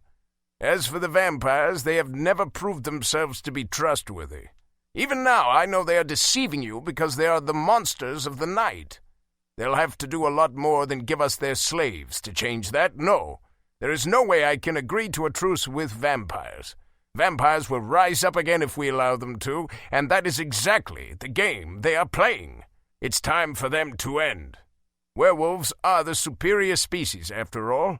It has always been our fate to end the Prime War and come out on top. Lorraine made it so. Who am I to challenge the gods? I've provided the humans a home, searched for peace. The vampires will not have it. You're just like the King of Paws Peak, Sarissa accused. You're all the same. Werewolves are superior. I'd heard those same words my entire life. Maybe I had believed them to some degree. I had, but that changed the day my mother died. Everything changed the day my mother died. The only warmth I knew in the world was gone, and I started causing trouble. I went to the tech off zone. I watched happy families that resembled my own once happy family. It was out of longing or maybe jealousy that I started watching Air. He looked happy. I wanted it to rub off on me. Then when I approached him for the first time, he went as cold as the rest of the world and turned me away.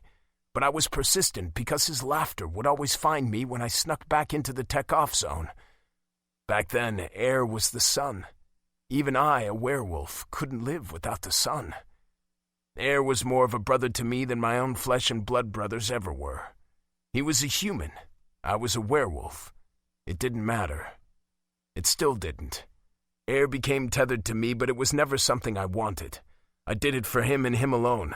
Because the world was messy. Because werewolves are the superior species. Because shields came into existence during our lifetime, and we remembered what life was like before that. Though Wolfbridge never used humans for meat, our relationship was forbidden back then and only tolerable today. Air was chained to me so he could protect his family in ways he couldn't have as a normal human. I never minded humans, but I had never known vampires as anything but bloodthirsty killers, the ones responsible for my mother's death. I hated them. Gods, I hated them. I still did, but they were no longer one-dimensional monsters, not since the day I saw the hatred in the last vampire's eyes. He hated his own kind. His words were damning. I shook my head at the multitude of bad memories. Sarissa and the king were at each other's throats, arguing while the world around them stood still. You truly believe genocide is the right answer when the vampires have all but surrendered?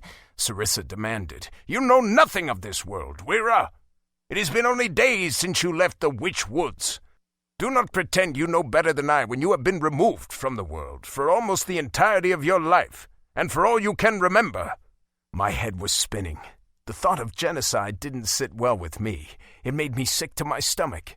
Killing the last male vampire was the one and only time I had killed a defenseless creature. He didn't have the luxury of running like a deer or an elk. Not that he had wanted to try. No, it was worse. He wanted us to kill him. I shuddered. If the vampires were really done fighting, why should we continue? At the very least, why should we continue sacrificing our own werewolves? Could we finally move toward peace? Peace. I wanted peace, something this world had never known. I wanted an end to the Prime War that didn't include all of Prime dead in the dirt. The king and I didn't see eye to eye. We never had since my mother's death. I feared him, respected him, looked up to him, and I never did anything I wasn't ready to commit to. But Sarissa gave me wings. She offered me a way to that far-off, blurry future I had wanted for so long. The path I was on now would never work. I couldn't attain that future working as a shadow for a king lost in the past.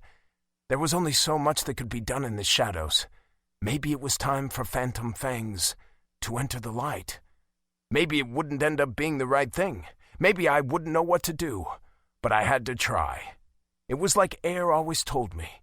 I never really changed anything. I was going to prove him wrong. I was going to stir things up, even if it made things worse, because it was time for change. I stepped forward, placed my hand on Sarissa's shoulder, and moved her aside so I was standing in front of the king, the werewolf I wasn't allowed to call my father. Caspian, Sarissa protested. I have to do this, I said resolutely. I thought she might fight me, but she stepped back. "What now?" the king asked. "King Philip Vicast of Wolfbridge, I challenge you for the throne on the next full moon as is formally allowed by the Alpha Challenge." The king's dark eyebrows rose ever so slightly. "You cannot refuse," I continued. "Only the strongest are fit to rule." Alexander and Henry laughed like this was all some kind of joke. Maybe to them it was. The Alpha Challenge was hardly ever invoked. Apparently it went by the wayside when werewolves left small, nomadic packs behind in place of these large kingdoms. Most just assumed it was best to pass the throne on to the best-suited heir. But that didn't mean a king couldn't be challenged. And when he was, he had to accept that challenge. "You can't be serious, Caspian," Alexander hollered. "Dad is one of the strongest werewolves who ever lived. He shared his mother's womb with only 2 other cubs, only 2. Our uncles, great and powerful warriors who died honorably in the Prime War. Dad is way more powerful than you, than any of us." It didn't look like everyone agreed because plenty of eyes turned to Sarissa. The king closed his eyes. Sarissa took my hand. I could feel Phantom Fangs' eyes on me. I could sort of feel them like I could last night, though it was very faint, a whispering connection of unease. The king let out a low hum and opened his eyes. "So be it, Caspian. The cost of your failure will be their lives." Sarissa gripped my hand tighter. "I will eliminate the rest of Phantom Fangs along with you," he promised. "You can't. They have nothing to do with this," I protested. "I just wanted to prove myself. I only ever wanted to prove myself. Couldn't my father see that?"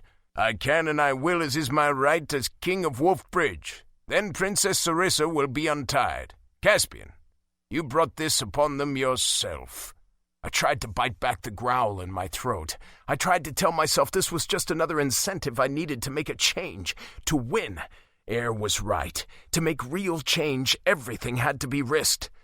I hated that I was taking the decision away from him. Air was as wary of change as I was because it would directly affect his family, but I couldn't take it back now. I made the choice for all of Phantom Fangs and Sarissa without their permission. Whatever happened, it would be on me. "That won't happen, selfish king," Sarissa said with conviction. "Caspian is going to win." I got the feeling she would make sure of it, too. I wondered if I felt that way because I had seen her recklessness every day since I first met her, or if it was because of that faint connection I swore I could still feel. Apparently, I was as reckless as she was. I had put us on a crash course. I had to give them everything I had. For Sarissa, for Phantom Fangs. I was certain at least one of them would be furious at me for this, but I didn't feel that. There was only resolve, a faint brush against my skin, cool like ice. Maybe it was more like resignation. "You would be wise to prepare," the king said. "You have almost an entire month, 26 days to be exact. Either that or get distracted with the princess while you can because you won't have long with her. Experience the closeness of a true mating. When you die, it'll make it all the worse for her. She'll be broken, and it will be your fault." Chapter 9. Sarissa. The long day was finally over. The sun was dying in the sky when Phantom Fangs and I finally made it back to the lair. It felt like coming home, and it was nice to be in more substantial clothes, but there was an almost uncomfortable silence accompanied by that feeling. Everyone was quiet after what had happened in the tech-off zone. We sat on couches and chairs or leaned against walls or pillars, not saying a word, even though I was certain each of us had plenty of words to say. I didn't want Caspian to fight Philip. I wanted to do it for him. If this was a full moon fight like he said, I could win without a problem. I had no doubt. I'd get to recharge again before the fight. I couldn't believe I had almost an entire month to wait to fill my moonlight reserves again. I didn't like feeling helpless or useless to Phantom Fangs, but moonlight was my greatest asset, and I was doing a horrible job at conserving it. I never had to before. Then again, maybe Caspian needed to challenge Philip for his own reasons. Philip was his father, after all. Even though our connection was almost non-existent, there was a heaviness pressing down on me. "We gotta toughen you up," Roderick said gruffly, braving the silence. "You can't rely solely on moonlight to defeat the king. His power is stronger than yours when combined with moonlight. You're going to have to time everything just right and use some real fighting skills in that alpha challenge. Use the king's own strength against him." Roderick pushed off the pillar he was leaning against and stood tall. His arms were folded, muscles bulging, veins large and defined. I stared at his coiling tattoos and brown skin, enjoying the sight. I fantasized about him touching me, holding me with those powerful arms. When I looked up, I noticed he was staring at me, green eyes piercing. I wondered if he read my thoughts. "Train me too," I requested. "With how often I find myself without moonlight lately, I definitely need to learn your skills." Roderick gave me his lopsided smirk. "As you wish." Air cleared his throat. He looked uncomfortable, sitting alone on a chair at the kitchen table. "The king won't hurt your family, Air," Caspian said. He was sitting on the opposite side of the couch from me. "He wouldn't want to risk destroying everything he's built. That includes the limited freedoms he's given humans. How he's allowing the princess to stay with us. He's confident. Too confident to play dirty.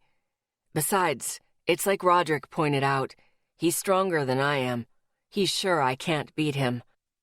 "That's exactly how the king is playing dirty, Caspian. He wants to break Sarissa beyond repair, because then she'll be compliant. You heard what he said. The reason he's letting her stay with us is because he wants us to spend our time bonding to make it all the worse. The king is a snake," Air hissed. "Smart, cunning, and powerful. He's been the king of Wolfbridge for many years because of his power, and he intends to reaffirm his place by winning the Alpha Challenge on the next full moon." "He won't win," Caspian said flatly. "Just in case," Todd murmured. "We'll keep an eye on the king. I don't have cameras directly in the king's chambers or anything like that, but I do have cameras everywhere else. I may not be a guard, but I'm more or less in charge of surveillance because I'm in charge of the heart and consequently all the tech in Wolfbridge." "I just wish we had some kind of guarantee," Air growled. "Let's just hire a spy," Roderick suggested. "There have to be some werewolves out there who would side with us." "We don't have to hire anyone," I said. "Corin will contact us if he hears about any dirty fighting. He'd want to stop it. He loves Trace. He wants to be with her, and we're his only chance at that." "Corin? One of the guards who came with us to Crimson Caves?" Roderick raised an eyebrow. Air's lips pressed into a straight line. Then he started worrying at his bottom lip with his teeth. Todd commented, "Maybe we should be more worried about Paws Peak getting back inside of our walls. They blew a hole in the east wall. They went to the trouble of going all the way around so they'd be closer to the castle instead of blowing a hole in the west wall. It was ridiculously easy for them. None of us had any idea. Nothing was caught on camera. I'm sure the vampires had something to do with that, though they wouldn't admit it." He shook his head. "I'm trying to think of a way to reinforce our walls. The king immediately started having the east wall repaired before we left for Crimson Caves, and I gave the building crew some tips then, but I'm not confident in them. I need to take a look at the east wall later and analyze the damage properly." I yawned. I wasn't bored or anything, but I was tired. My energy was completely sapped. "It's been a long night and day," Roderick announced. "All this shit can wait until morning. We should go to bed." "I have a question first," I said. "Who is Dinez?" Phantom fangs stared at me. Caspian leaned forward, clasped his hands, and asked, "Did the Queen of Vampires tell you about him?" "A little, not much. She told me you killed him. I want to hear the story." "It's not much of a story," Air muttered. "We were sent to Crimson Caves on a recon mission. It was mostly a test, but the idea was to find a way inside of the vampire's seemingly impenetrable fortress. Todd said. We found the last male vampire instead and killed him, Roderick said, exceeding the king's expectation. And we became infamous for it. Caspian finished. Was it worth it? I asked. He hesitated. Yes. You don't regret it? Should I, Sarissa? I don't know. Evie said she loved him. He laughed, but it sounded more like he was choking. If that was love, we really shouldn't be considering a truce. They kept him locked up in a literal cage, Sarissa, isolated from everyone else. He was completely alone. Sure, his needs were met, but I had never seen a creature more pitiful. He told us to kill him and damned his own kind because he knew he was the last male. The last male at the time, Roderick reminded. With no guarantee a newborn male would eventually take his place. I said, I don't understand. Evie seemed genuinely hurt. There's nothing to understand, Caspian growled. If there's one thing the king is right about, it's the damn vampires. You sounded like you were interested in this truce with the vampires when you were talking to Philip earlier. He ran his hands through his curly hair. Are we done talking about this? Sure. I'm tired anyway. He didn't want to talk about it, so I wouldn't push. We had other more pressing things to worry about, and I needed sleep. I stretched and curled up on the couch we were sitting on. I'll sleep right here. That's unacceptable, Caspian said, as he placed a hand on my left ankle. His touch made me smile through the tension that had gathered. He was unbelievably warm, and I wanted to be closer. You can have my bed. I don't want to steal anyone's bed, I protested. What if we just took turns and rotated the couch out? Todd suggested. That I'll accept, I said. I'll take you up on your offer then, Caspian. I hopped off the couch and looked at each member of Phantom Fangs, letting my gaze linger. There was a question hovering in the air. There was energy in my hands and my lips, all over my body, sparked to life again by Caspian's simple touch. I wanted to feel them. I had wanted to curl up next to Caspian the moment he sat on the couch, but he sat a cushion away from me. I figured that meant he didn't want me to, that maybe they didn't have this same unbearable ache for me that I had for them. May I give you all a kiss goodnight? I asked, twirling a finger in my long curly tresses. Do you realize what your kiss last night did? Caspian asked. It brought us closer together? Placed a claim on you? I don't really know, I confessed. We don't really know either. But if you're okay with what all of that could mean. His voice trailed off. Are you all okay with it? I asked. I know I'm a newcomer. I know you had each other before I came in and started causing trouble, but since leaving my woods, since meeting you, all four of you have stood beside me. You've saved me more than once already, and it hasn't even been a week. I can't imagine being without any of you. I want to keep you all forever. This world is too cold without you, and I won't always be trouble. I promise. I can protect you. I looked at each one of them carefully as I said the words, steadily holding their gazes so they knew I was serious. I want that too, Todd agreed. All four of you.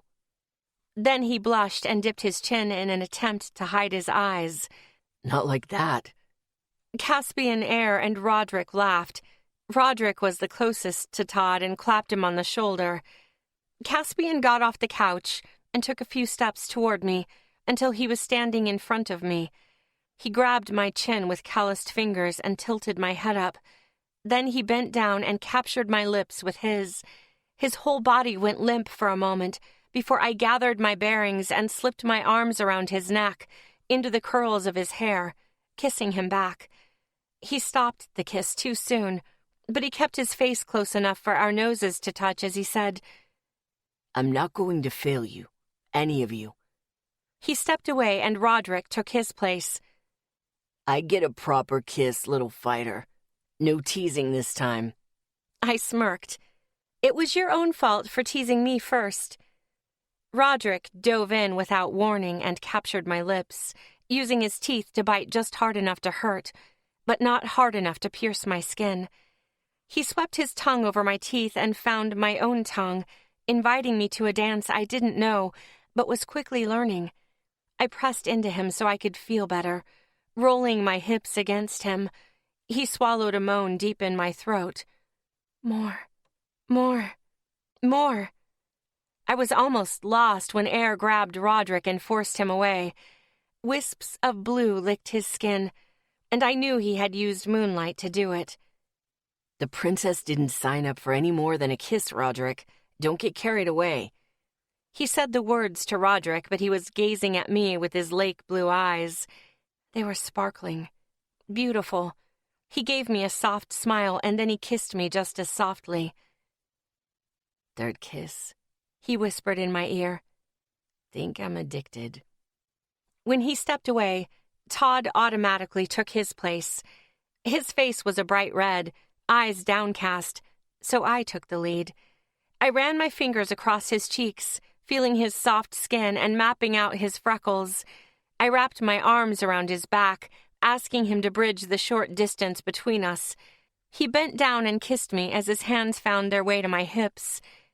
He lifted the bottom of my shirt and drew gentle, tantalizing circles on my skin. I wanted to roll my hips again, but I restrained myself, cut the kiss short, and ripped the beanie from his head instead, gracing the room with the bright red of his hair. It was a vibrant color that almost seemed to cast a light of its own. "I'll share your hair with phantom fangs," I said, smiling. I didn't know how it was possible, but Todd's face went even redder as he replied, Okay. My heart was full in this moment. In hardly any time at all, these werewolves had become my friends. No, they were more than that. They were family. We risked our lives for each other. That more than qualified us as family, as pack. They were the pack I always dreamed of having someday when I left Babaga's woods. I had wanted them to be my home. Now I knew they were. It was dark, and I was alone. I was curled up against endless void, wearing nothing but the thin black shift the vampires provided me. There was no solid ground underneath me, no way to orient myself as I floated in a vast expanse of nothing. When I reached out, my hands pressed against something solid, and I got to my feet. Slowly, I looked all around me in every direction, trying to gauge where I was. I was nowhere. I walked forward, my feet finding purchase on some unknown surface underneath. I kept walking in what I thought was a straight line, but I couldn't be sure since there were no landmarks. I couldn't hear my footsteps either. This place was as silent as it was empty. Then a scream echoed from somewhere. The hairs on the back of my neck stood on end as I looked around wildly for the source of pain. Then I saw light in the distance. It was flickering, growing.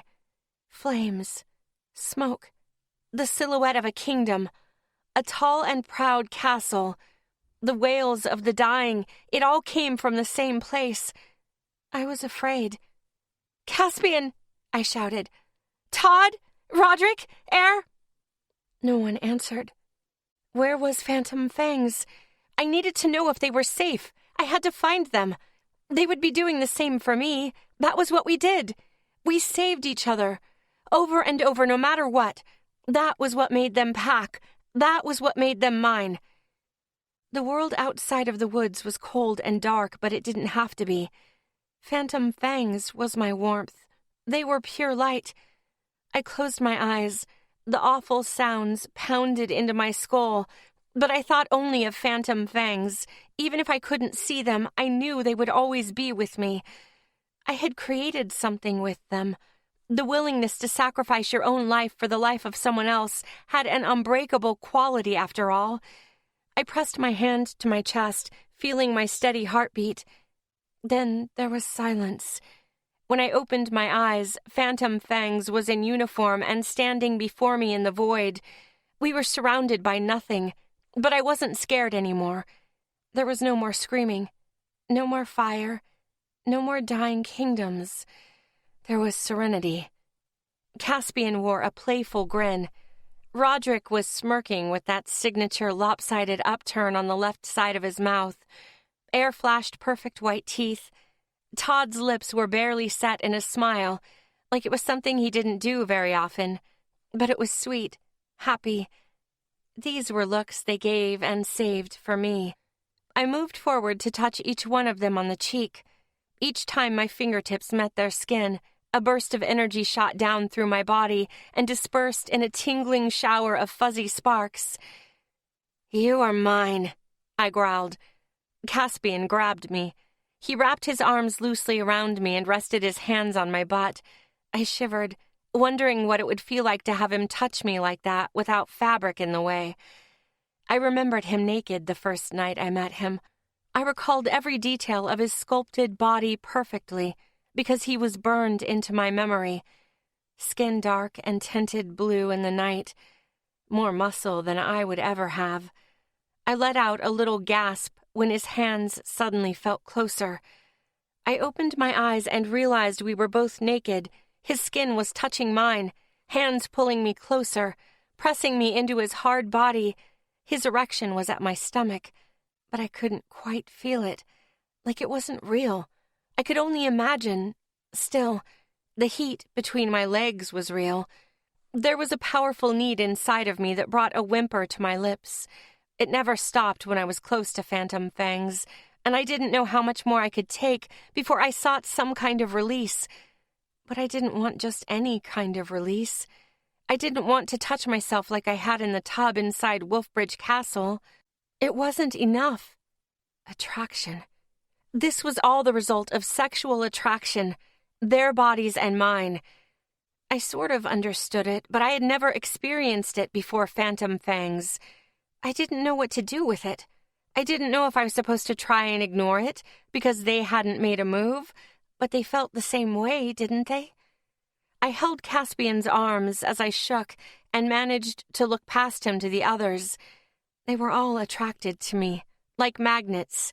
I knew it even though the others were still in uniform. I had seen it before, their bodies reacting to mine. I wanted to see them naked too, but I couldn't quite get a picture. Caspian was the only one I had seen naked. That seemed wrong. My body ached worse, and I broke out in shivers. I didn't feel whole. I was fracturing. I needed something. A howling sky. I blinked, and the scene changed. I winced and grabbed my head as distorted words echoed around in my skull. The void turned into a scene. Grass, mountains, a kingdom sitting on top of the clouds. Then I was inside of the kingdom, standing in front of a pristine castle that looked like it was made from moonlight itself. Werewolves stood there, tall and proud. They were of the highest caliber, powerful and wearing expensive, colorful silks in light pastels. The guards were dressed in glistening metal. The purple insignia of a wolf howling at the sky was displayed on the left side of their chests. This was the High Kingdom. This was Howling Sky. The scene blurred forward again, and I was taken to the castle courtyard where a large circle sat at its center, reflecting the full moon in the sky. 2 werewolves were fighting in their moonlight forms, with an audience of werewolves in their base forms watching on the sidelines. This was what Caspian would be doing for the Alpha Challenge. I flinched when the 2 werewolves collided, moonlight on full blast. It sent out a shockwave that resounded all around me like an intense thunderstorm. The wolves flew back and clashed again. Each blow was quick as lightning, skilled and calculated. They held a lot of moonlight, but they were also using it efficiently, toning it down when it wasn't needed, concentrating it into specific points of their bodies.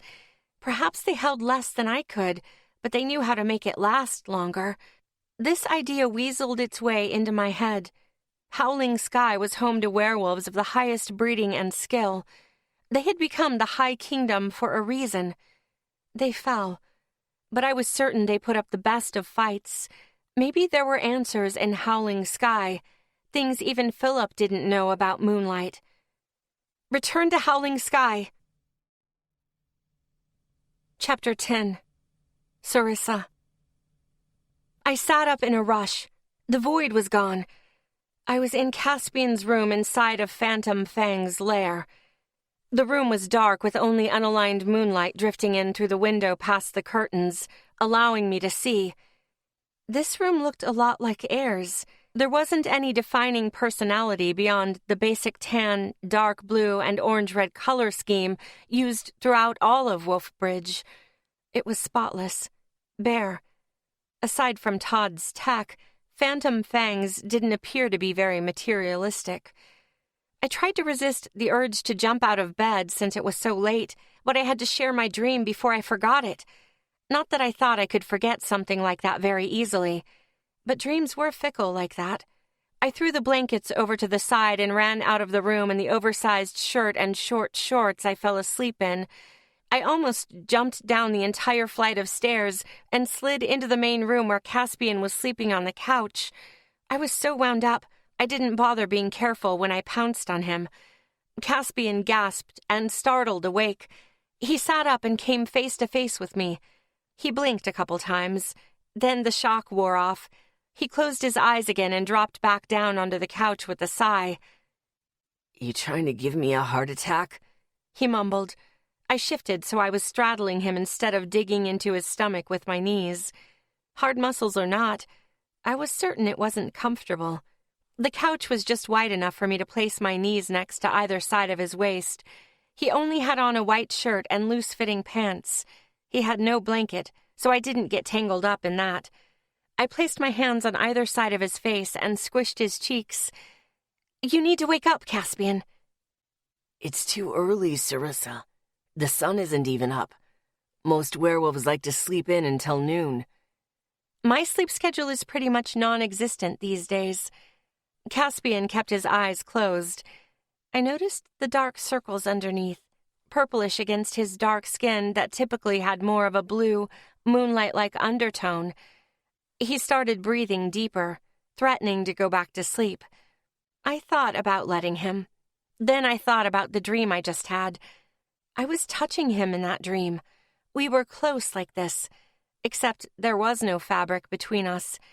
It was all skin. I wanted to feel it for real.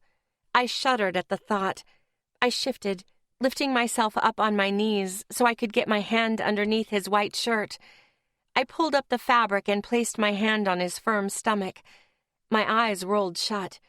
My dream didn't do this justice. His warmth seeped into my fingers.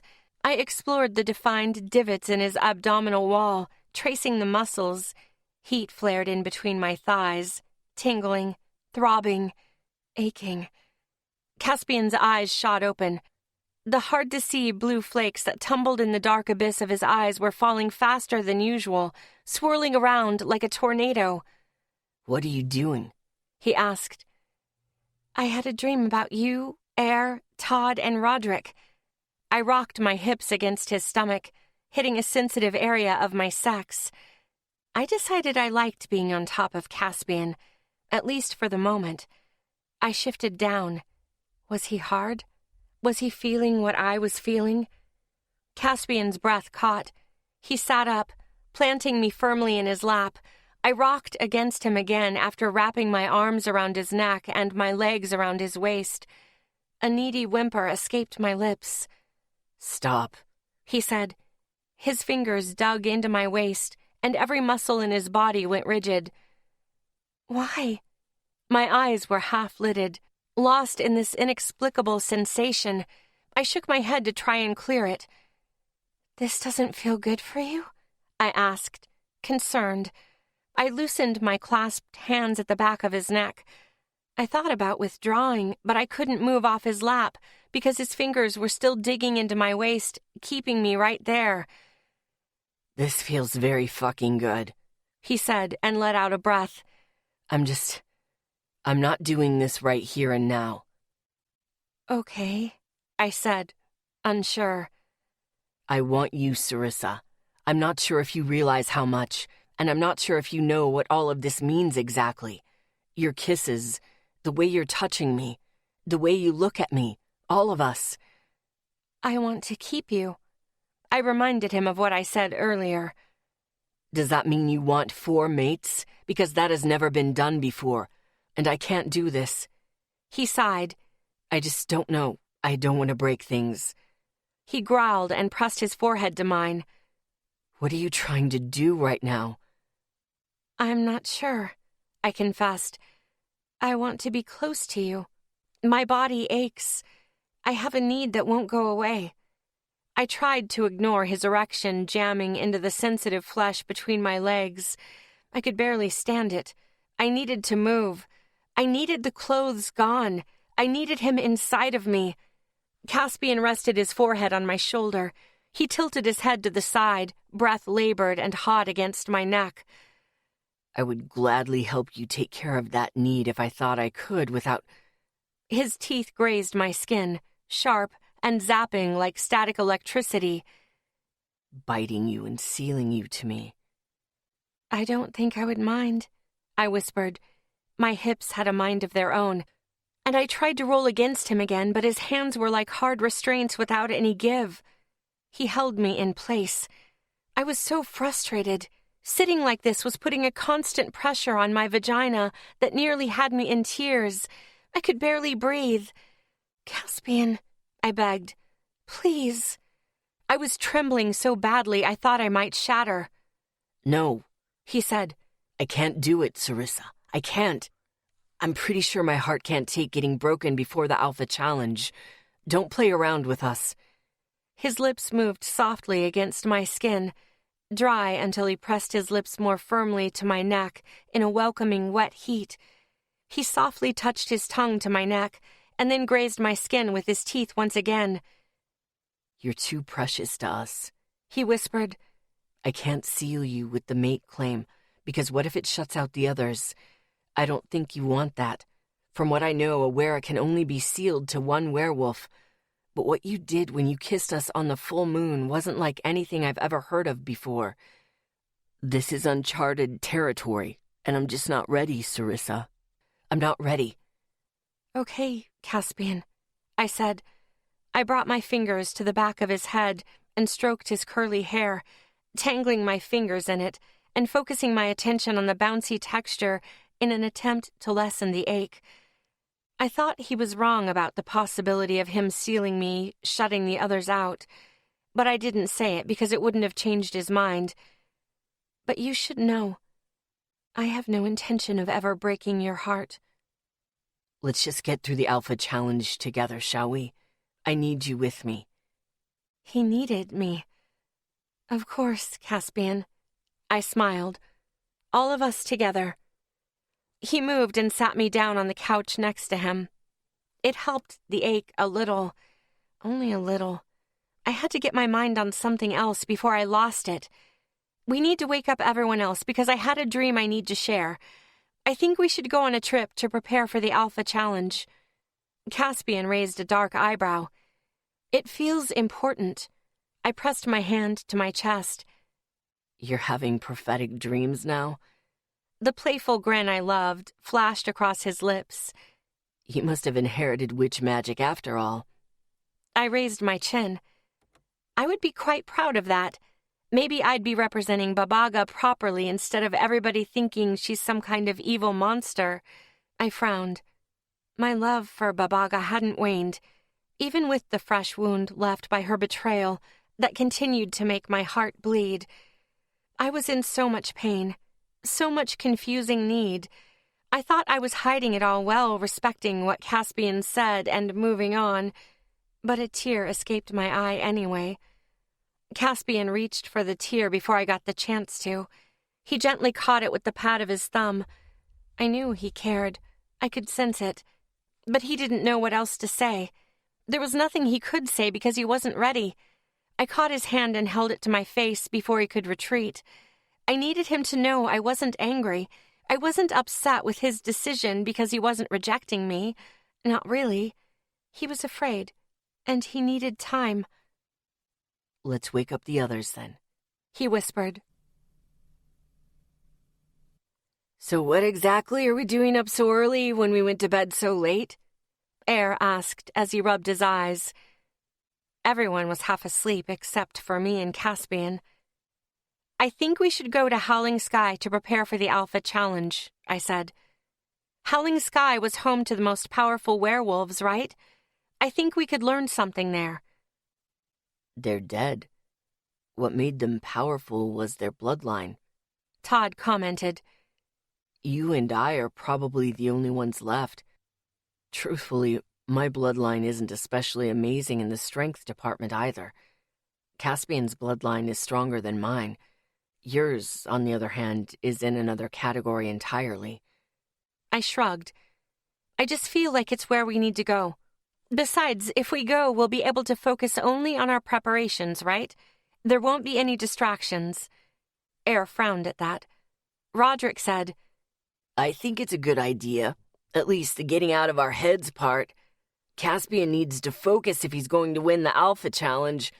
It'll be easier to do that if he's outside of Wolfbridge. We all have to go to Howling Sky together, I insisted. That's what I dreamed. Dreamed? He shook his head. Never mind that. I agree Caspian needs to get out of Wolfbridge with me. But if all of us left together, if all of us were alone together, it sounds like it would be more of a distraction than being in Wolfbridge. His green eyes locked onto mine, burning. I shivered in response to his gaze, goosebumps spreading all over my skin. His look spurred on that ache I was trying to ignore. I wondered if it had become a new constant in my life. If it had, I wasn't sure I would survive it. It was almost like that pull I felt to Charles after he bit me. But this was much more powerful, and I didn't want to resist it. I needed them. We needed to go to Howling Sky together. I always listened to my gut, my heart, my head, and they were all telling me the same thing. I really feel like we should go, I whispered. Do you trust me? Yes. They all responded without hesitation. Then trust me on this. We're going to make sure Caspian wins.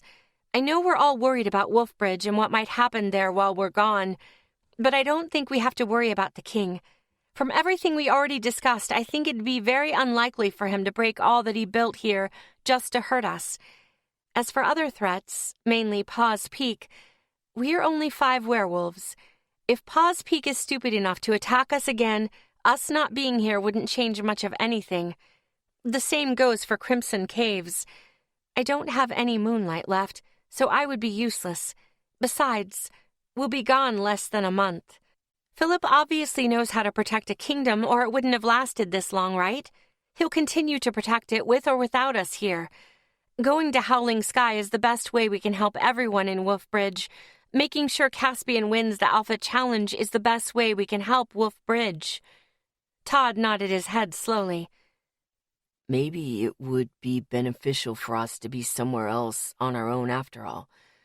I mean, there is something tying us together. It's faint compared to how it was on that full moon night, but it's powerful. I think we can all agree on that. Going to Howling Sky would eliminate all other distractions in that sense, and maybe we'd be able to strengthen this thing. It could help us. He shrugged. I'm with Sarissa. Caspian sighed. A vote, then? It didn't take long for Phantom Fangs to come around, because not one of them voted against me. Air hesitated, but it was only for a moment. We should leave as soon as possible, I said. Let's plan on leaving tomorrow. Caspian agreed. Before we can say that, for certain, though, I need to talk to the king. So while I work things out with him, the rest of you should do whatever you need to do to prepare for our departure. Where's Corin? Air asked. The castle where he's stationed. I'm going with you, then. Caspian opened his mouth to say something else, but he ended up closing it again without saying anything. I'll gather the supplies we'll need, Roderick said as he stood and rolled his broad shoulders back and cracked his neck. I'm going to the wall to see what I can do about last-minute fortifications, and also to see if I can pinpoint exactly how Paws Peak and the vampires got past our defenses. I didn't like how certain Todd was about the vampires being the ones to infiltrate Wolf Bridge, that they might have used Charles's impulsive rage to do it and took the opportunity to capture me. But I could also understand why. Wolf Bridge and Paws Peak, the werewolves, had no interest in helping vampires, even my phantom fangs. I wondered if things could change. I wondered about Evie's sincerity. I'm going to the tech-off zone to see if there's anything I can do to help the new humans who just moved in, I announced. Sounds like we're good to go, Caspian said. We'll plan on meeting back at the lair tonight. Just in case, we're all taking portacoms with us. Sarissa, I'll teach you how to use one. I think I have a pretty good idea of how to use one, I said with a satisfied smile. I winked at Todd, remembering the crash course he gave me on tech during our time together in the Heart. Or do you need help with gathering supplies, Roderick? I could go with you instead. I'm good. Do your thing, little fighter. Go help those humans. If anyone can make them feel comfortable here, it's you. Even though I'm a Wera? Because you're the lost princess of Howling Sky. Caspian said. No, not even that. Because you're you.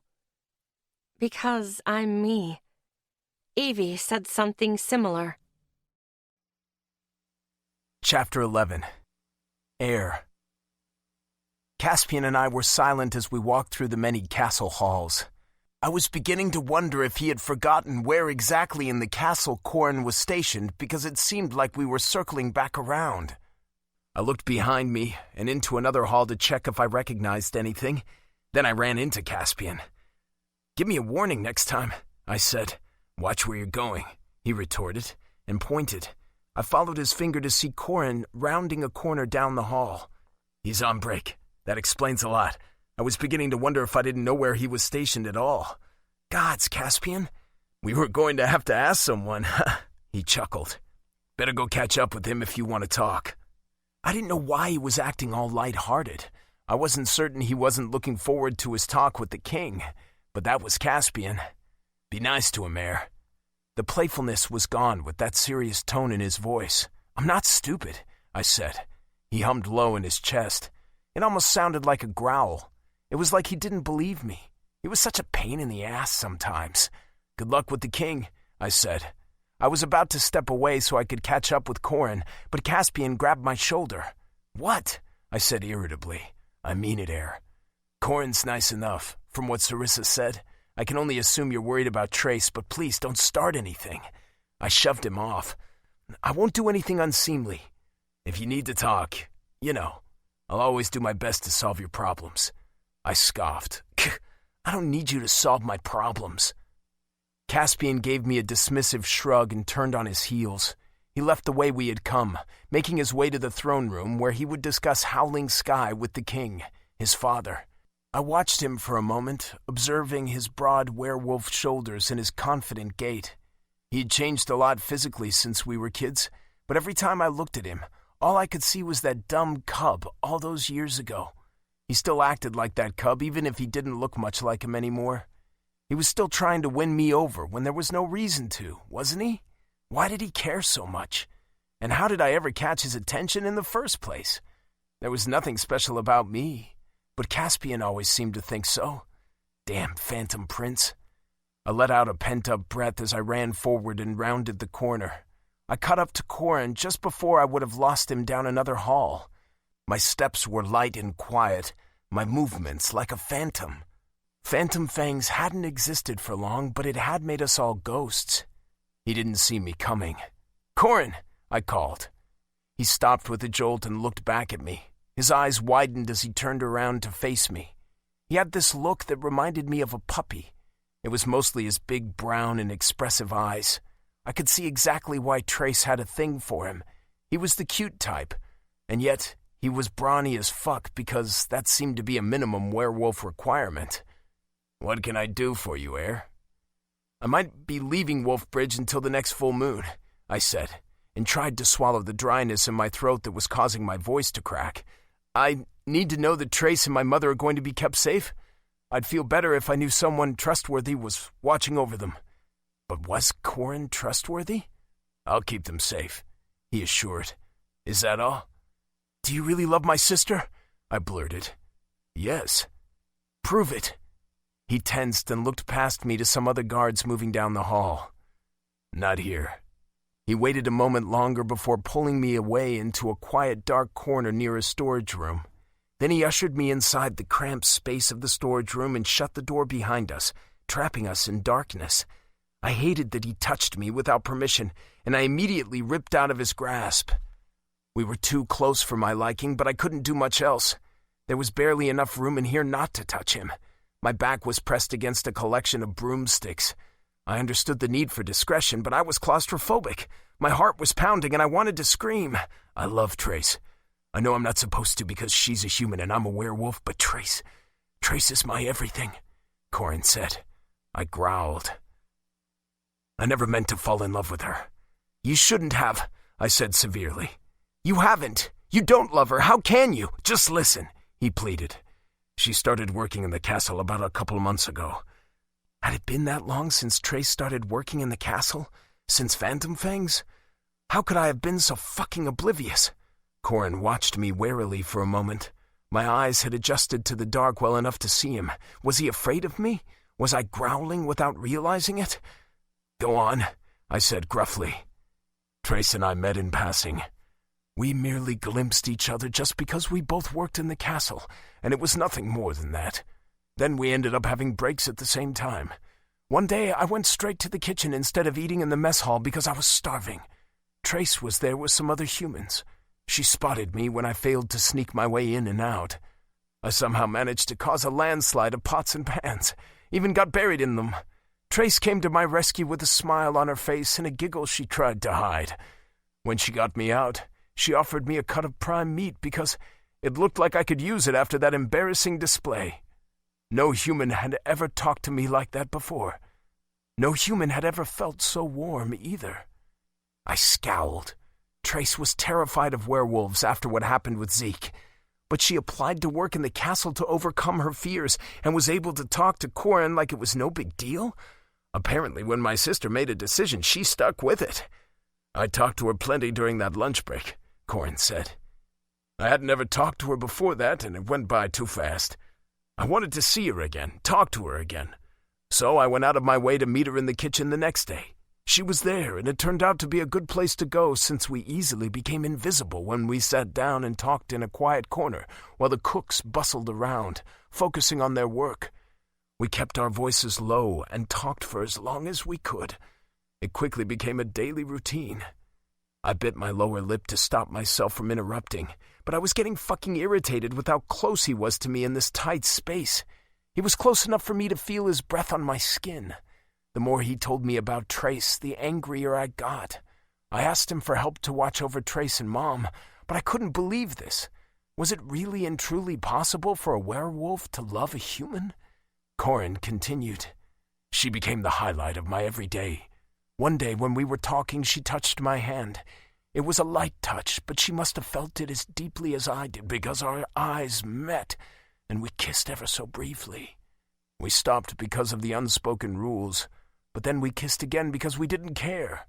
I fell in love with her little by little since I first talked to her. After we kissed, I started wishing for more than secret conversations and more kissing. I couldn't get the idea of claiming her out of my head, and I never will until I do it. She told me she wants it too, but that we have to wait because no one else would understand. We could destroy what we have if we're not careful.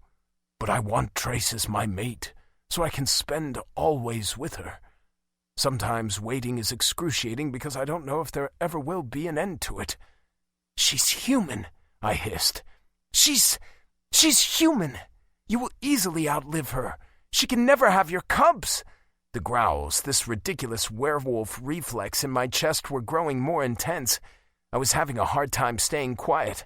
I didn't want to stifle them, but I did my best to because I didn't want anybody else knowing about this. She doesn't deserve to be locked away like your weras are.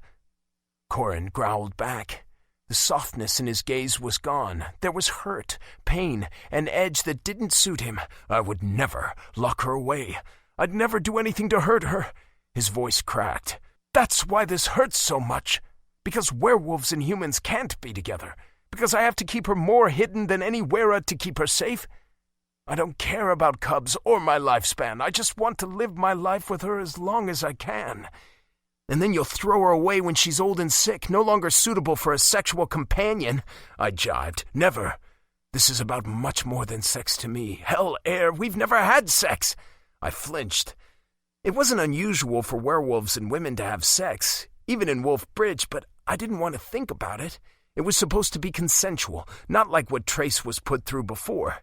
I couldn't imagine it, but I had to wonder. If they really felt this strongly for each other, why hadn't they had sex yet? "We can't have sex because I would try to claim her. I would bite her. Werewolves don't bite humans unless they mean to kill them. I've never heard of one trying to claim a human, have you? Our bodies work differently. I wouldn't be able to seal her to me, but I have this persistent urge to try." It was like he read my mind. He moved in just a little closer to me, his lips almost brushing my ear. "You're tethered, but you too only have the lifespan of a normal human. And yet you and your entire squad have something going on with the lost princess of Howling Sky. What's that about? Sex? What is the princess to you? Do you love her? Because that seems way more unbelievable than what's going on with me and Trace." My jaw locked. I lost all fight as Corin moved back. He was right. "I'll watch over Trace and your mother," he repeated. "I'd do it whether you had asked me to or not. I've been watching over them. I'm trying to find a way to be with Trace without all the secrecy, because I need it to be possible. If Caspian becomes king, it'd be possible." "I hope you're right," I said. Corin pressed his ear to the storage room door and then opened it a crack, checking the area before letting me out and bathing us in light. He was jittery. He was probably worried because we had gotten pretty loud for a moment there. I should have been worried too, but I was just tired. "You should see your mother and Trace before you leave for whatever the hell you were talking about," Corin said. "They miss you more than you seem to realize." I tried to ignore the needle pricking my heart. It was growing more painful by the second. "I'll do that," I said. I couldn't walk away fast enough. Chapter 12. Caspian. I took a big breath once outside of the double doors leading to the throne room, steeling myself for what was to come. I hesitated when my hands touched the stained wood. The guards stood to the sides, giving me a wider space when I didn't immediately enter, so I pushed through. If I had been alone, I might have been stuck at the doors. In some cases, peer pressure was helpful. The throne room opened up to me, and I froze on the long, dark blue carpet leading the way to the king. He was talking to some werewolves, his advisors, when the door shut behind me and let out a low boom that reverberated for less than a few seconds, but long enough to announce my presence. The king looked up at me. His eyes hardened. "Leave us," he said to his advisors with the flick of his wrist. He said it loud enough that I would hear the authority in his voice from clear across the room. I walked slowly and with deliberate steps as the advisors rushed past me. The king sat back in his silver throne, arms resting on the armrests, back straight, jewel-encrusted silver crown on his proud head. He was immovable and symmetrical, an intimidating sculpture. When I reached the foot of the throne, I knelt down on one knee. It was supposed to be a sign of respect, but for me, it felt more like giving in to the weakness in my legs. "What could you possibly want now, Caspian?" "Permission to go to Howling Sky, my king." My gaze was glued to his polished black boots. Silence engulfed me. But I still didn't look up. I simply waited for a response. At last, the king laughed. "Huh! You want to run away, then?" "No," I said as I gritted my teeth. "To train without distraction. I have a powerful werewolf to beat on the next full moon, after all." "Can you stomach it? You know the Alpha Challenge ends in death, or have you forgotten that part? One of us will die. Did you think that through? I suspect you didn't." I tried to bring my gaze higher, to look up from the fine leather of his boots to the expensive fabric of his breeches. His head bobbed up and then down. I settled for the silver bottom of his dark blue robes. "I'll win and find a way around killing you," I thought. I cursed myself for being unable to say the words out loud. It was wishful thinking. It wouldn't happen. I couldn't make it work. I knew the Alpha Challenge would have to end in death. "You're not fit to rule a kingdom," the king informed. "You knew your place before. Everything was as it should be until the lost princess riled you up. You should be guiding her, Caspian, not giving in to her wild fantasies. Do you understand how much it pains me to know that I will have to put down one of my own sons?" The rage flared up inside me, and I lifted my chin. I stayed on one knee, but now I was looking the king in the eye, defiant. "Am I truly your son? This is the first time you've said so in how long? Why say it now?" I was mortified when I realized tears were burning my eyes. I held them back. I couldn't let them fall, not in front of him, not in front of anyone. Weak, weak, weak, weak. "All I've ever wanted to do is please you," I roared. "A part of you," the king said quietly. There was no fire in his words. He was all ice. That was all he ever was since that day. "The other part of you has been trying to usurp me since you were old enough to understand anything about the world around you. It all started with Heir Tansem. Maybe I should have killed him back then." I tensed. I didn't like how easily he gave the threat without the barest hint of a menacing tone. The king continued.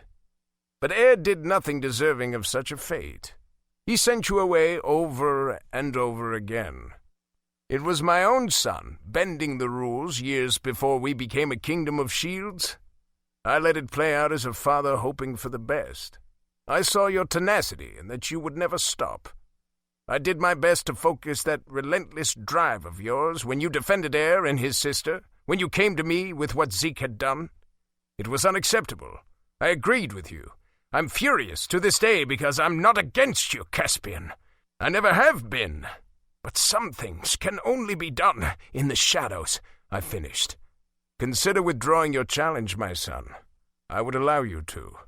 I accepted your challenge wholeheartedly and with conviction because a king can't look weak in front of his kingdom. Those who challenge me must die. But if you withdraw your challenge, formally renounce it in front of the kingdom, explain that you were wrong and have no intention of fighting me, I will let it go. I have no desire to hurt you or your squad. Things can go back to how they were." "What about Sarissa?" I asked. "What will you do to her if I withdraw my challenge?" "She can't be tied to the four of you in any way. It's detrimental, unhelpful to anyone. You need to reject her, you and your team. That's all it would take. This claim was the result of only a few fleeting kisses, after all." His mask was breaking. His eyebrows creased, deepening the shallow wrinkles that showed his age. He knew there was more to this claim.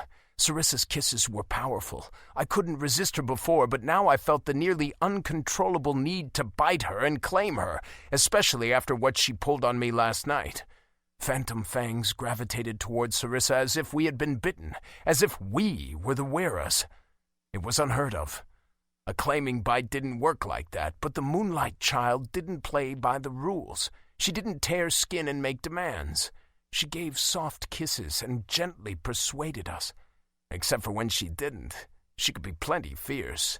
"I'm not withdrawing my challenge, and I'm not giving up Sarissa," I growled. I stood up, finding renewed strength in my legs. The king didn't feel so large when I was eye level with him, thanks to the few elevated steps separating me from his throne. "She chose us. You said she gets to pick her mate. She's picked 4 candidates. So, did you mean it?" The king went rigid. "Of course I meant it. I'm not King George Vipaz of Paul's Peak. But you know Phantom Fangs isn't beneficial to her. You know you're being selfish." "She is magnificent. You should try listening to her wild ideas. You might be surprised. She's not just bringing change because she's the Moonlight Child. It's the way she was raised, her very own fiery personality. She's not from this world at all, have you noticed? If you got to know her, you would realize that as well. You'd also know she's stubborn as hell and unlikely to change her mind." The king sneered. "She certainly has Phantom Fangs wrapped around her finger. Caspian, think about it. You've seen her power? Imagine the cub she'd mother. Why is it all about the new generation she'll apparently bring about? What about now? What about her? What is she going to do with all that power inside of her? She's a Wera, the king said, his words clipped. Weras support their werewolf mates, I shouted. What about Mom? Did you love her, or was she only important to you because she came from good breeding? Was that why it took you so long to be mated? Because you were waiting for a good breeder? You should have had many more cubs than the one litter. Just me and my brothers. You should have had many more potential heirs to the throne. Oh, but that's right. Older generations are stripped of their titles, just like I was, to make way for a new generation. How old do your most recent cubs have to have that honor? Full grown? Because I was 5 when Mom died.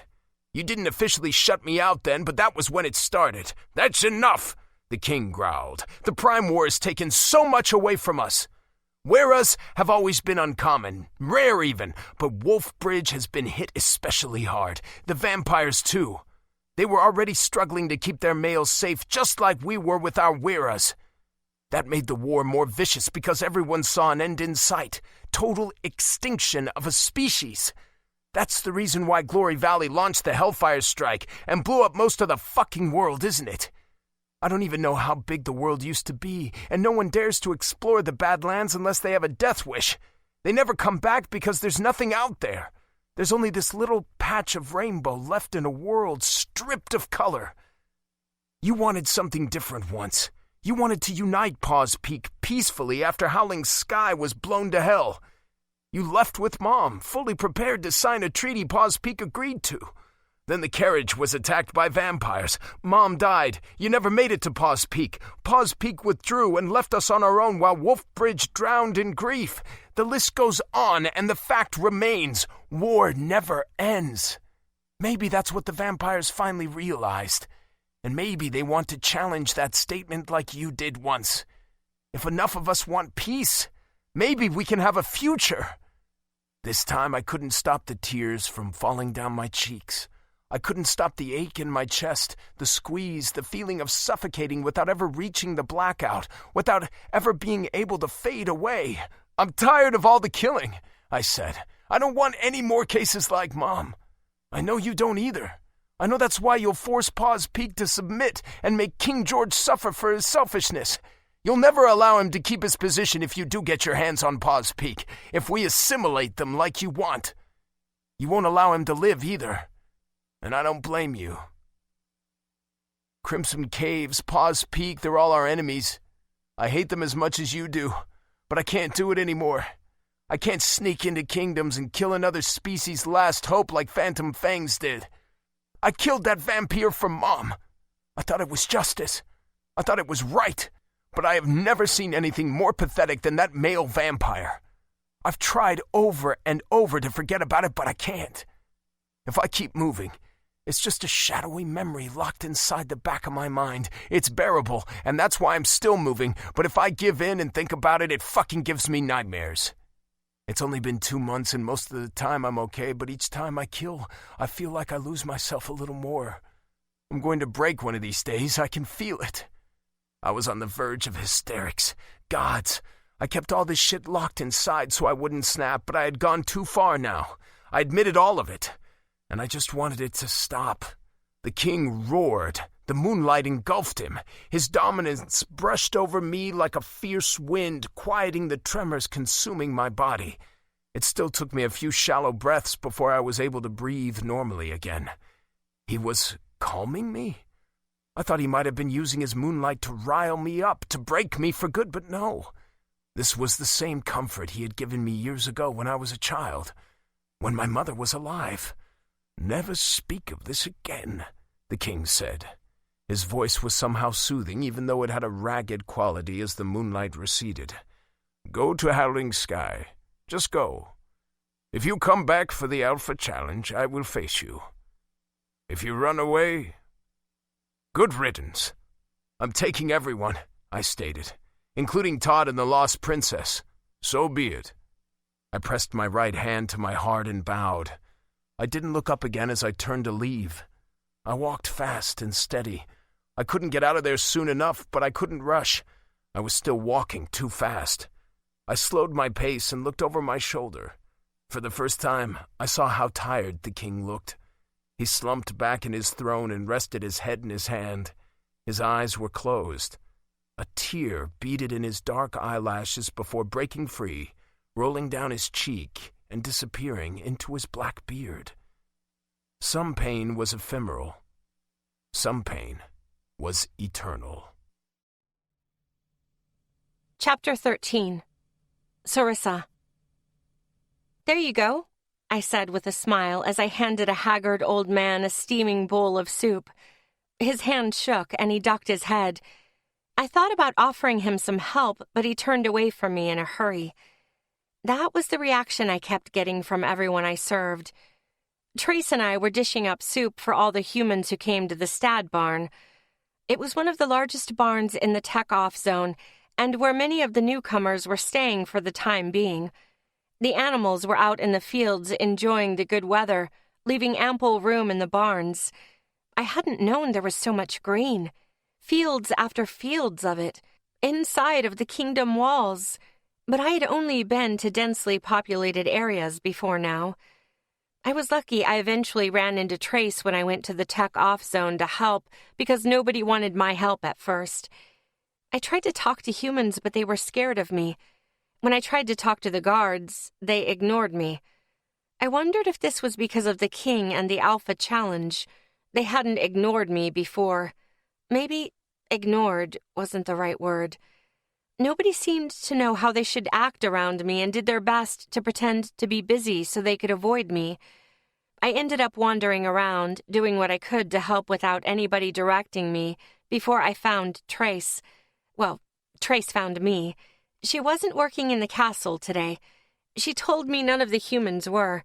The king's order was for all of them to go to the tech-off zone and help the new arrivals along with the guards stationed in the tech-off zone. I was happy to help. Thankfully, Trace was happy to tell me what to do. While we did, in fact, work with the guards, I noticed I was the only werewolf getting my hands dirty, so to speak. Mostly, the guards stood there looking pretty while regulating things. I stared at the haggard old man. He moved as quickly as he could without spilling his soup, eager to get away from me. I started to wonder if I was doing more harm than good. Others had dropped their soup in their haste to get away from me. It was such a waste. Perhaps I should have been used to this kind of alienation, but I wasn't. I sighed. "You're doing great," Trace said. "You're just being nice," I replied. She was the only human, the only one who would talk to me. The guards would talk now that I had planted myself somewhere, but they shut up again as soon as I let them. Trace was warm and welcoming to everyone. I really did like her. I didn't like how the guards kept eyeing her, though, like she was breaking some dumb rule by talking to me. I thought she might crack under the pressure, but she didn't pay them any attention. Maybe she had found her bravery. She needed to if she was going to make things work with Corin. I was proud of her. If I got a say in anything, she and Corin would be together soon. In the light where everyone could see them. No more hiding. Trace smiled at me. Then she got back to work, helping someone who came up to her and asked a question. The line was short, almost gone, as a child dashed up to me for his bowl of soup. I put on my best smile, hoping for a better reaction than I had been getting, just like I dreaded would be the case. The little boy shrunk back when his mother grabbed his shoulder and shook her head at me, after she realized I was the one serving them. When I filled up a bowl with steaming soup and held it out to the boy, he wouldn't take it from me. "What's the matter?" I asked.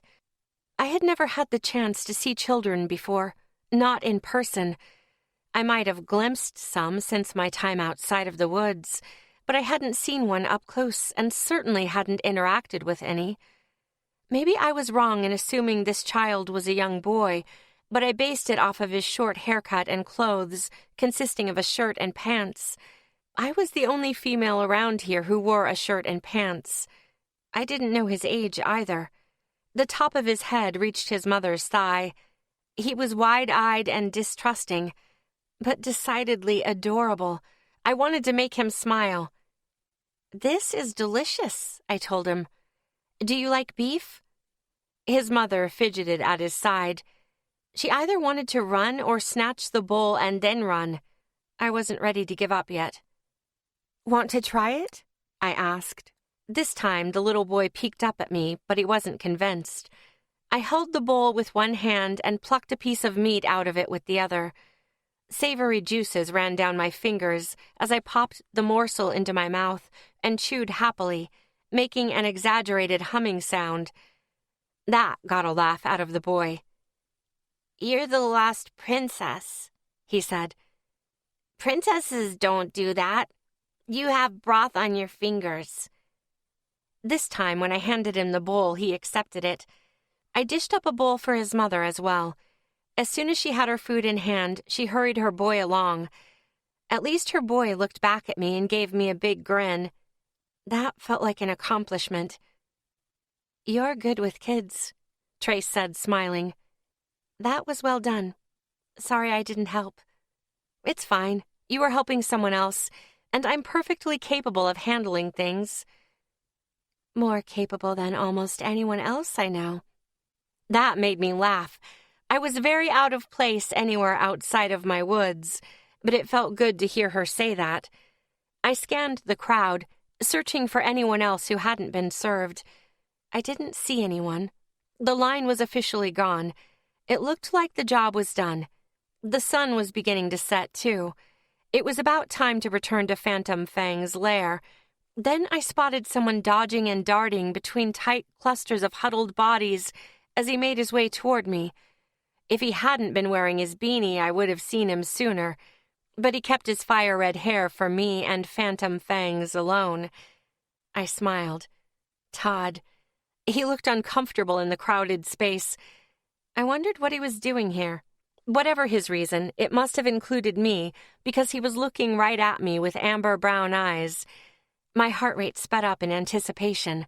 My body flooded with heat. I needed to touch him. "I'll be right back," I told Trace. She waved me off, and I rushed, darting between bodies to meet Todd. My Todd. I wanted to place my hands on his cheeks and chase away the discomfort on his face. It was already diminishing with each step I took toward him, like my presence was a relief for him. I caught his hand without a word and pulled him into a corner, away from the busy intersections of people moving around and laying down straw and blankets for bedding. "How did things go at the wall?" I asked, as I let go of his hand to tuck a strand of loose hair behind my ear. I pulled my hair back in a ponytail earlier to keep it out of the food. Well, Trace did it for me. I didn't have anything to tie it back with. Todd pressed back against the wall of the faded red barn, and I took a moment to appreciate his sleeveless shirt. He was the leanest member of Phantom Fangs, but still bigger than me. Not that that was hard to do when it came to male werewolves.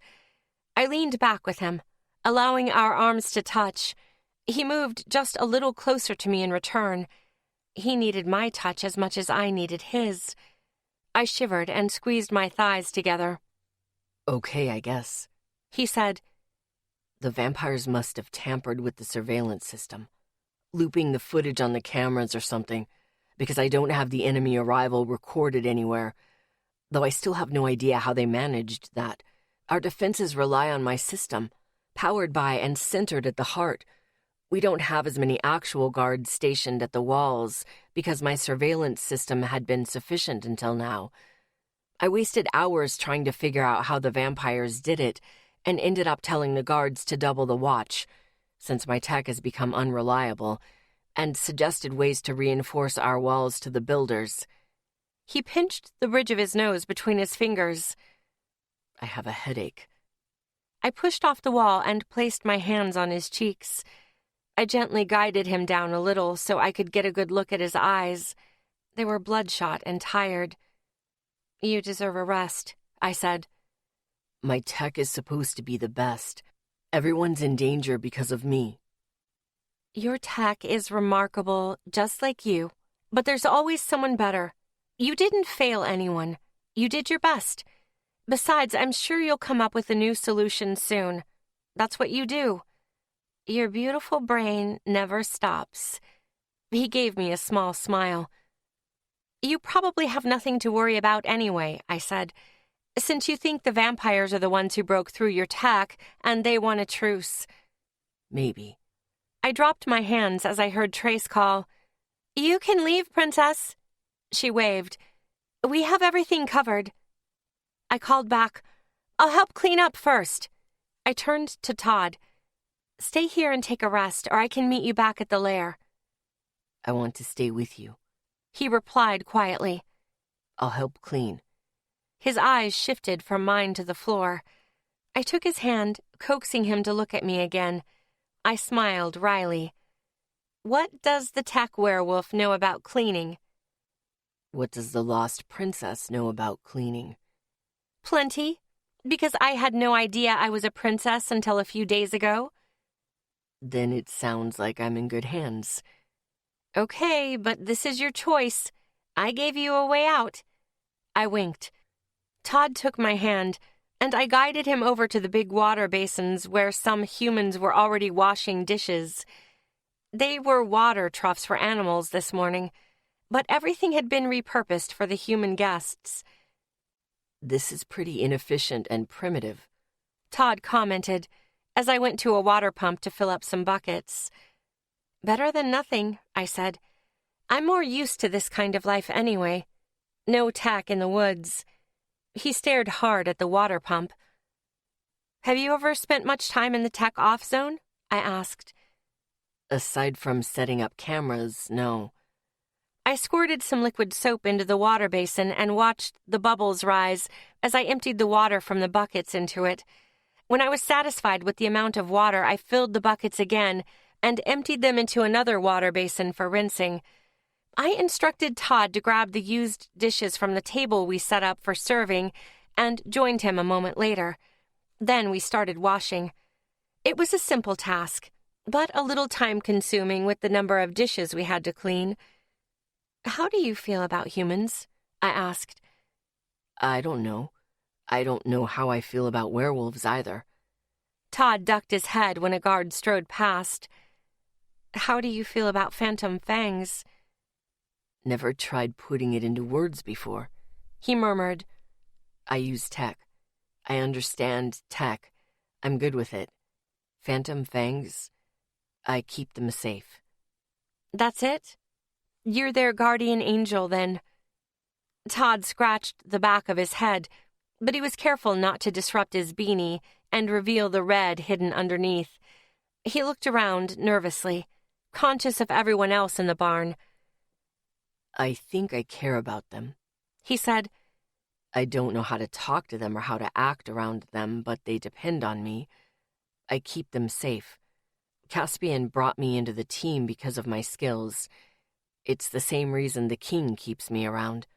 The heart, the tech. I'm the only one who knows everything about it.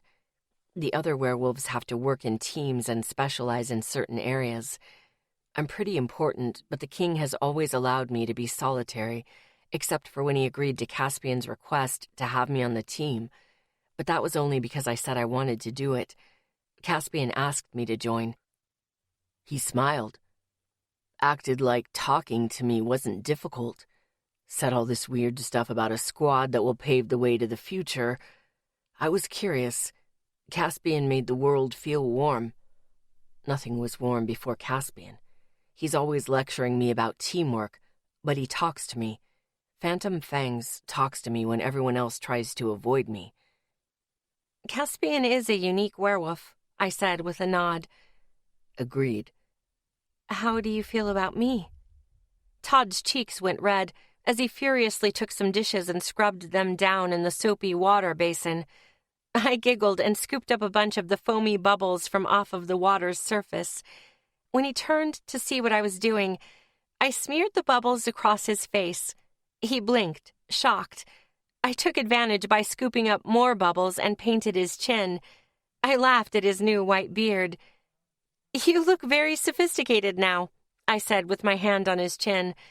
My actions turned a few heads, but I didn't care, because it also elicited a few laughs. The energy was good. Todd let out a little laugh, too. It surprised me. I wasn't sure I had ever heard him laugh before. In fact, I was certain I hadn't. My heart jumped in my chest. He scooped up a bunch of bubbles. I knew what was coming. I squeaked and ran away, but not fast enough, not that I was trying to. Todd grabbed me with one hand around my waist, while the other went to my chin. He sculpted me, my own sophisticated white beard. Todd's breath was hot on my ear as he said, "Now we match." I twisted around in his grip to face him and grabbed the back of his neck. He leaned down and kissed me. We both got a mouthful of soap and pulled back immediately, sticking out our tongues and wiping away the bubbles. Todd continued to hold me close as we both laughed. I wiped the rest of the bubbles off his face, slowly, deliberately. "There's my Todd," I whispered. He did the same for me. "Sarissa." I couldn't ignore the heated look in his eyes. He leaned down to press his lips to mine, gentle this time. The soapy taste was still there, but it wasn't as strong, and it didn't bother me. His taste was stronger. It was like little fireworks on my tongue, spices that overpowered everything else.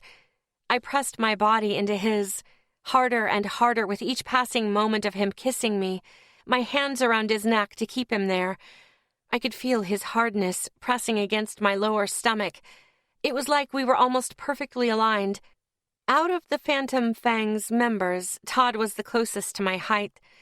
His grip on my waist was so tight it almost hurt. This desperation. I imagined his hands lower.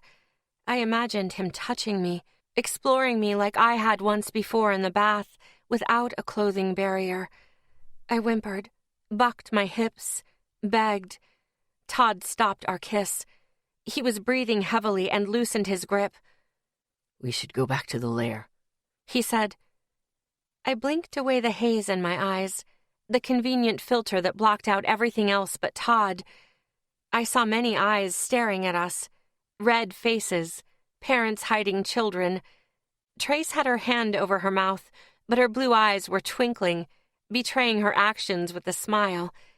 I took a deep breath, trying to steady my own breathing. "Yeah," I said. "Let's go home." Todd released my waist and was about to move away, but I took his arm like I had Caspian's before when he was leading me through Wolfbridge Castle to the room Philip had prepared for me. Todd was a little resistant at first. I decided it wasn't because of me, but because he didn't really know this social convention. I was glad we were similar in that way. Todd settled, deciding on how to hold and touch me. Maybe he wasn't holding my arm how he was supposed to, but I didn't care about that.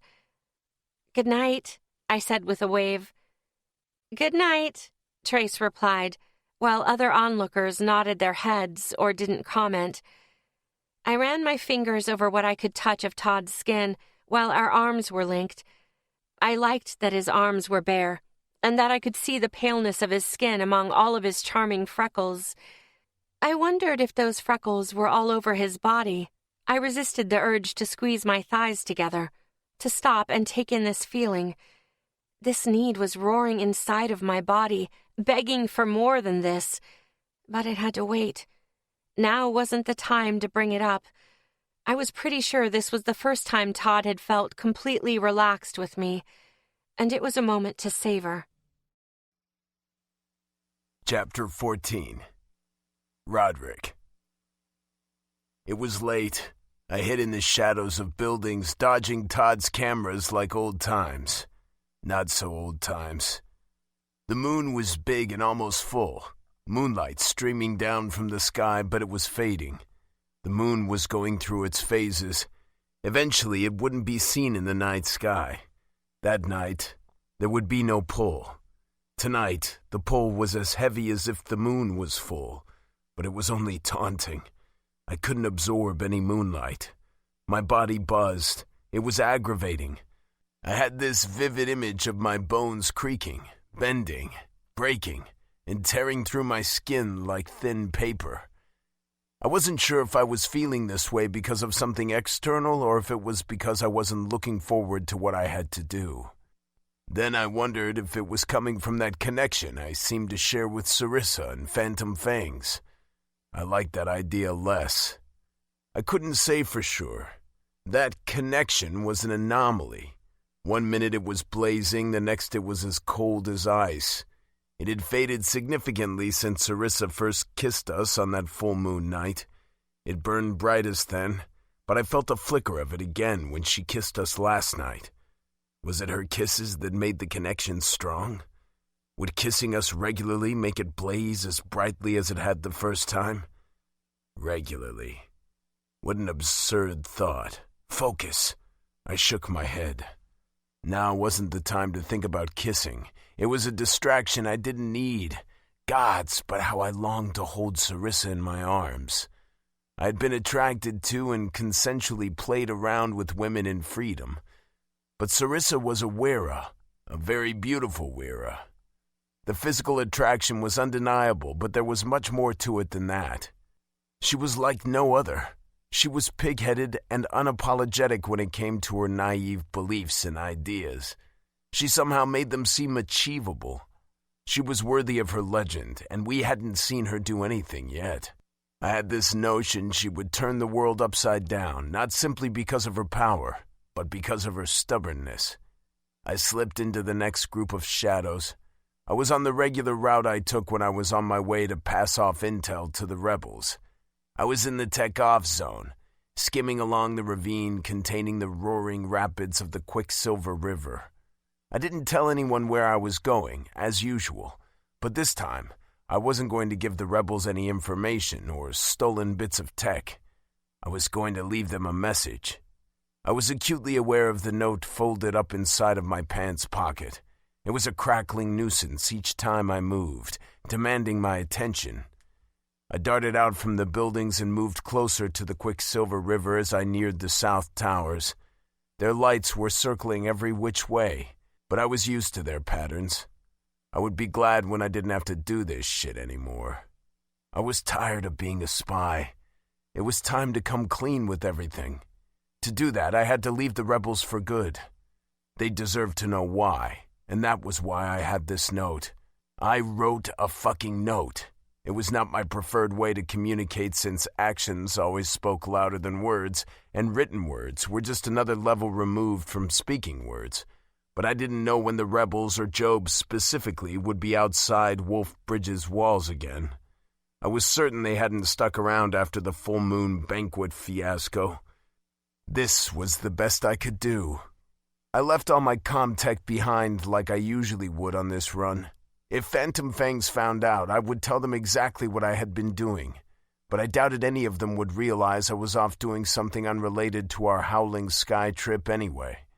I was planning on making this quick, and the others were likely to get back late. They were already late. No one was in the lair when I was preparing for this run, and that was after I had gone out and actually prepared for the trip to Howling Sky. There was no reason to burden them with this. It was no big deal. I activated my moonlight and focused it in my eyes, toning down the theatrics so the blue flames didn't light me up like a fucking beacon, and dropped down the steep, slippery drop-off. I caught myself on that nearly imperceptible thin ledge below, stopping before the frothing white waters of the Quicksilver River could try to drag me down. I edged my way along the natural rock wall, the lights from the towers bypassing me completely. It was all muscle memory at this point because I was lost in my head. I hated being lost in my head. But the rebels were the closest thing I had to stability. They were the closest thing I had to a family. At least they were. This was a betrayal with no question or room for redemption, but I had to do it. This whole thing with Sarissa and Phantom Fangs changed everything. Phantom Fangs had my back for the past 2 months. I saw into their damn hearts, and they weren't worthy of elimination. They mattered to me. They mattered to me more than anyone ever had. Maybe that destroyed my ability to see black from white, or maybe I never had it in the first place. But here I was. As much as I respected Merrick Rex, I had never really grown attached to him or anybody else in freedom aside from my sense of duty, of purpose. I was picked up by the rebels when I was a grubby orphan kid. They trained me to be a soldier. I succeeded at that. I was the best of the best they trained. I was happy enough because I had a purpose. My purpose was to differentiate the white from the black, the good from the bad. My purpose was to act, not to deliberate. But in truth, people used me, and I let them. I was always working under the rebels' best interests, the right interests. I never resented that. I still didn't. But my alliance shifted. I wanted Sarissa to use me now. She was the one who could point me in the right direction because she somehow had everything figured out. I smirked at the thought of the little Spitfire as I inched along the thin ledge and bypassed the wall. I timed my ascent with the rotating lights and ran for the nearby trees while returning my moonlight to dormancy. The light of the moon was bright enough to see from here on out. I navigated my way through the thickening foliage to the clearing Job and I always met in. I caught sight of the large stone marking our meeting place. It was empty like I figured it would be. I looked around the base of the stone for a smaller rock. I found one the size of my fist that would work. I took the crinkled note from my pocket and cringed at the sound as I straightened it out. Then I placed it on top of the large stone and pinned down the lower half with the rock. It was as secure as it was going to get. I did what I set out to do, even though it was stupid as hell. I was about to leave when I heard rustling stemming from the brush behind me. It was faint. Someone else would have probably written it off as a result of the breeze that was blowing through the clearing, but I had been trained for this sort of thing. Someone was there. I dug in my heels, ready to stand my ground or dodge depending on the situation. "Show yourself, or I'll beat your ass," I said. A cloaked figure emerged from the trees. My mind immediately flashed to the vampires, but I recognized this black cloak, this smooth gait. It was Job. He pulled back his hood carefully as if he was afraid to spook me. His corkscrewed nose and pink scars stood out against his ashy brown skin. I kept my ready stance. I probably could have afforded to relax, but I couldn't help it. My body tensed when my eyes flickered to the note I placed under a rock. Now that Job was here, I didn't want him to read the damn thing. There was no way I could grab it without him noticing, though. I gritted my teeth. "Roderick," Job said with a nod of his head. "Job," I replied, nodding in return. "What happened on the full moon? I saw the attack on Wolf Bridge with the team I brought to collect the lost princess. We saw werewolves from Paw's Peak and vampires from Crimson Caves after we went to investigate the explosion we heard. But we didn't get much of the action. They all started fleeing soon after. The vampires had a naked, I assume, Wera with them. The lost princess? I would have engaged them, but I didn't bring enough men for a fight, so we waited it out. And it looks like that was the right thing to do. You got her back, right?" "Yes, we got her back," I replied gruffly. "And? Why isn't she with you?" I heard more movement in the foliage. More men emerged. They were wearing black cloaks like Job, allowing them to blend into the night and conceal what was underneath, which was probably some sort of light armor. "You waited out here since the full moon banquet?" I asked. "Of course. We have to play this smart. The lost princess is invaluable. I had faith you would come through for us." Job made a ticking noise with his tongue behind his teeth. His skin wrinkled with an annoyed scowl. "So? Where is she, Roderick? You didn't say." I avoided his question and growled, "I don't care how small your team is. You sound like a coward, putting everything on me. You know how to fight vampires. It's a big part of our training. There was no guarantee that I'd be able to reclaim the lost princess.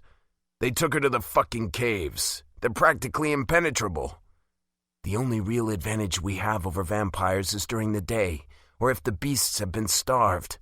They have complete control of the night when they are well fed. They're like demons."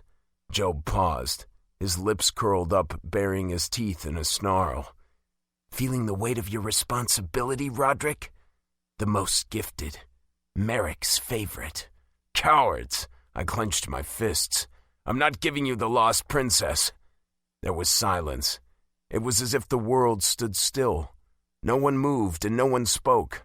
I half expected them to be on me at any second, but it seemed I had given them a bigger shock than they were expecting. "I must have heard you wrong. Job said. His cloak fluttered in the passing breeze, the frayed and tattered edges revealing all it had been through. All Job had been through. The Prime War left scars on all of us. I replied, "You heard me right."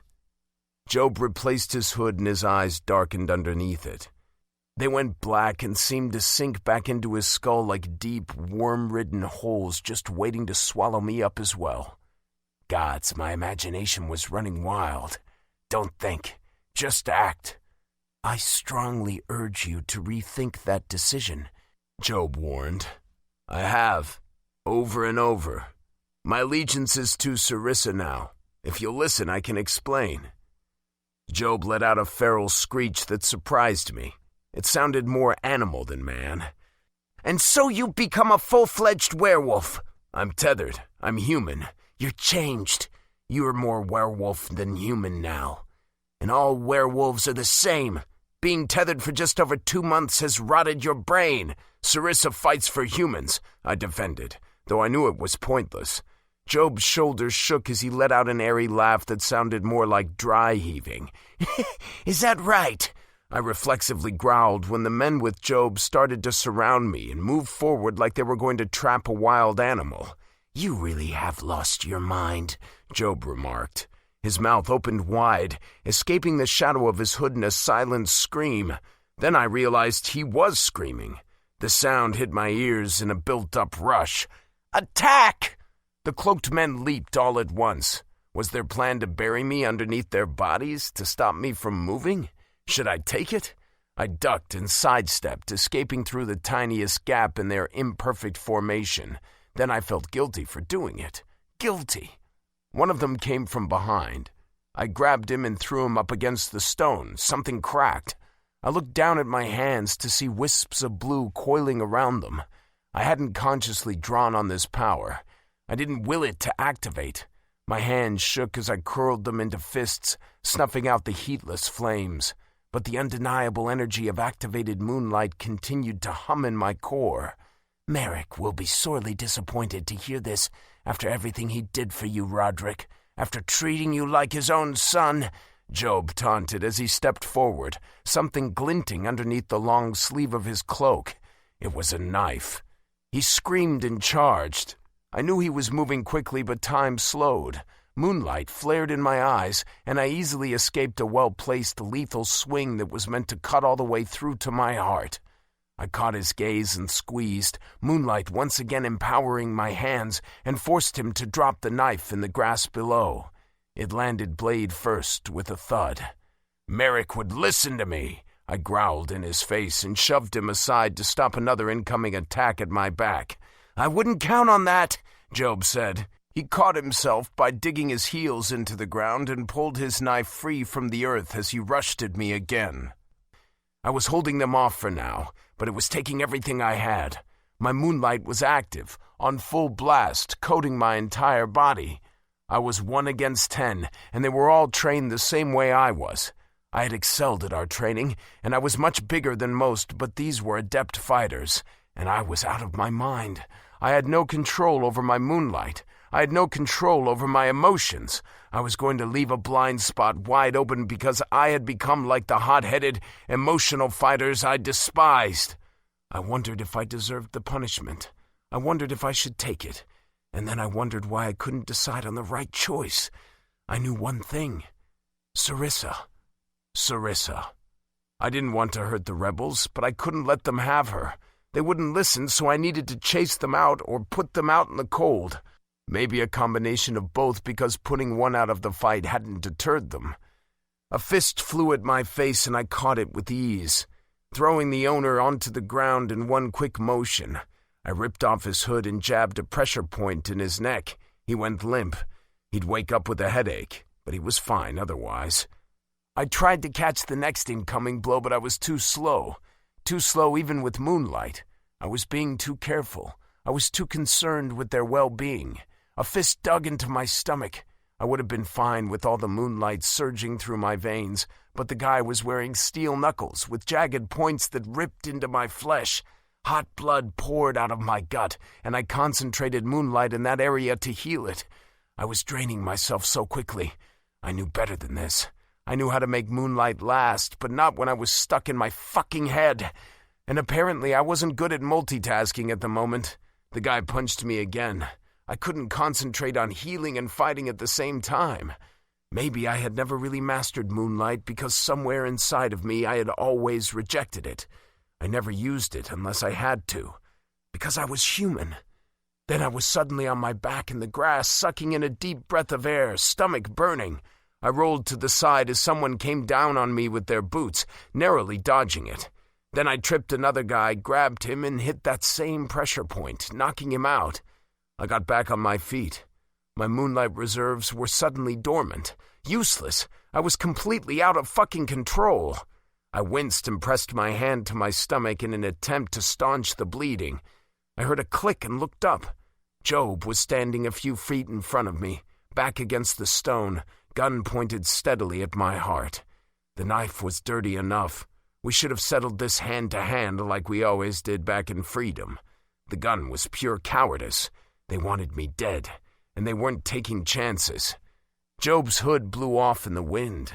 His scarred face was locked into a fierce snarl. His eyes were trained on me. His finger was trained on the trigger, pulling back slowly. Slowly. Time almost stopped, but this time it wasn't due to moonlight. I couldn't move when the gun exploded.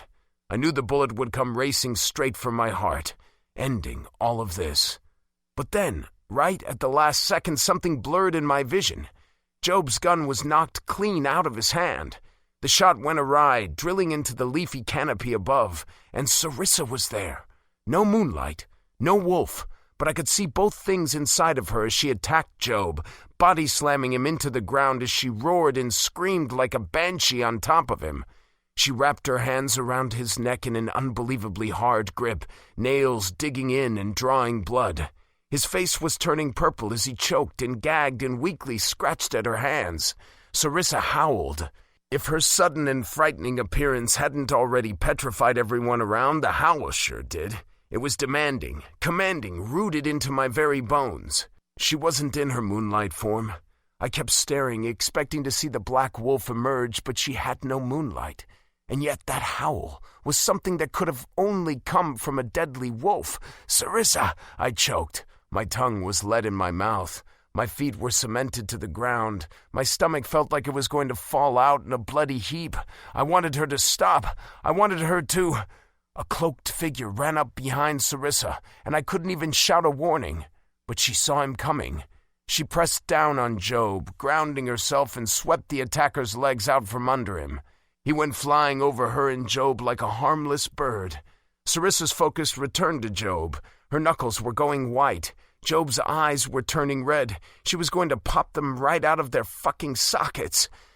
"Nobody hurts what's mine," she growled, and suddenly she had the damn gun in one hand while the other continued squeezing Job's bruised throat. When did she grab that thing? Job's guys took a step back, unsure how to save their squad leader, and intimidated by the sudden reappearance of the gun. This was not the Wera I fought in the square. This was a tornado, destroying anything that got in its path.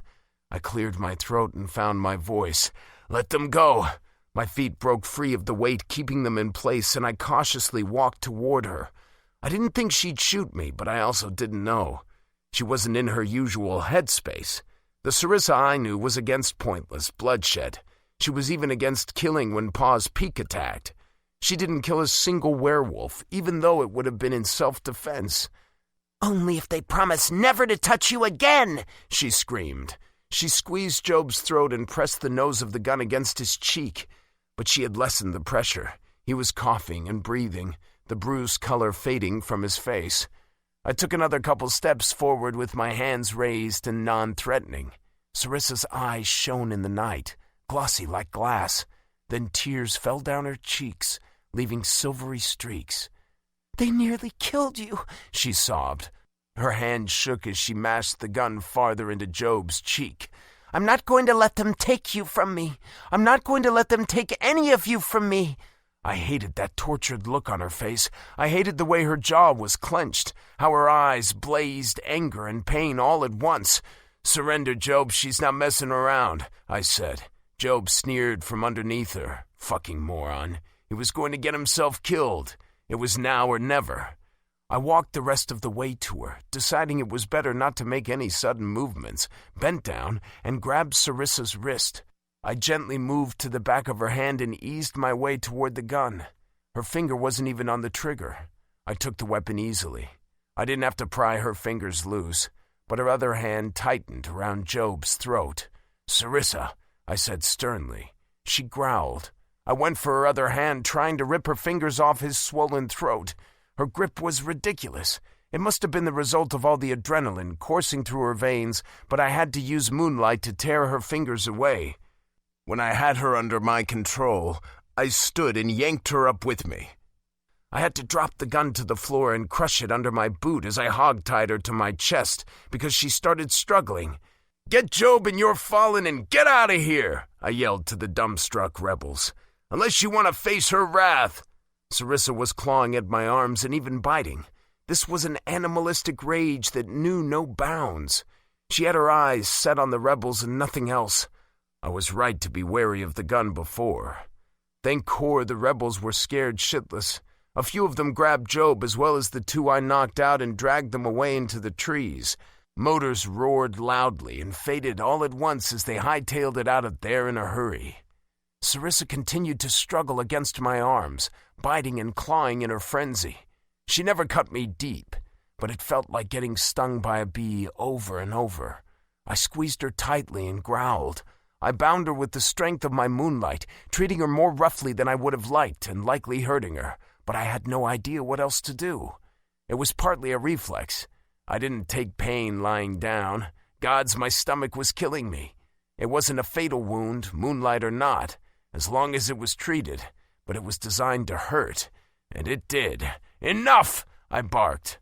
The lines of blood trickled down my arms. Warm blood from my stomach drenched the back of Sarissa's short-sleeved shirt and made it stick to what was left of my own as well as my ruined flesh, aggravating the wound further. Sarissa finally stopped struggling and panted in my hold. Her curly hair was wild, tangled in a ponytail that was falling out. She gripped my arm, but not to hurt me. She wasn't digging in with her nails. Her fingers were soft. She turned her head, pressed her nose to my right bicep, and gently licked away one of the bloody trails. "I'm sorry," she breathed. "I can't believe I hurt you. I'm so sorry." "It's all right," I said gruffly. "You didn't even make them promise to leave you alone," she whimpered.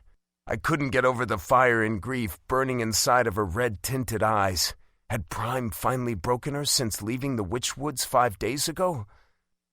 "While I've never seen anger serve anyone in a fight before, I think you're the reason they left. You're scary as hell when you're angry," I said as I released her. "They'd be suicidal to come back here and face you." She grabbed hold of my arm again and licked another scratch. "Stop it," I said. "I'm fine." She dropped to her knees, hands sliding down my arm into my hand, which she held onto. She pressed her lips to the back of my hand in a soft kiss. "I will never hurt you like that again," she vowed. "It's nothing," I said. I closed my eyes and healed my wounds with my dwindling moonlight reserves. I wasted so much of it. That was the cost of being hot-headed. My life would have been next if not for Sarissa. I opened my eyes and pulled her back up to her feet. "Never bow to me. It's over. I'm as good as new. Let's go back to the lair and forget this happened." She wiped the tears from her eyes, but the fire remained. Her lips were set into a thin, grim line, hiding their usual fullness. I had never seen a creature more beautiful or terrifying than Sarissa, and for some reason, she was acting this way because of me. Chapter 15. Roderick. I knew we should move, that we should go back to the lair like I suggested, but I had a question that needed to be answered. "What were you thinking?" "They were going to kill you," Sarissa growled. "I waited. I was going to let you handle it, but they took things too far. I couldn't allow it." She wrapped her arms around my waist and hugged me tightly. My arms lay uselessly at my sides because I couldn't bring myself to move. My limbs were encased in cement again. Her touch was too warm, too comforting. She felt like nothing I had ever known before. The only thing that came close was phantom fangs. Maybe I really was becoming a werewolf. Was this a need for pack? Camaraderie? A mate? That last one didn't make any sense for a tethered. I wish you hadn't, I said. I was trying to tell them that you're different from the other werewolves. Not that they would have listened anyway. Honestly, I hadn't even expected them to be here. I glanced back at the note sitting under a rock on the large stone. I was going to tear the thing to shreds. A fucking note. I was only defending you. She squeezed me a little tighter as if she knew my attention was elsewhere and wanted it back on her. She shattered the cement holding me in place, and I wrapped my arms around her in return. I huffed. How did you track me down anyway?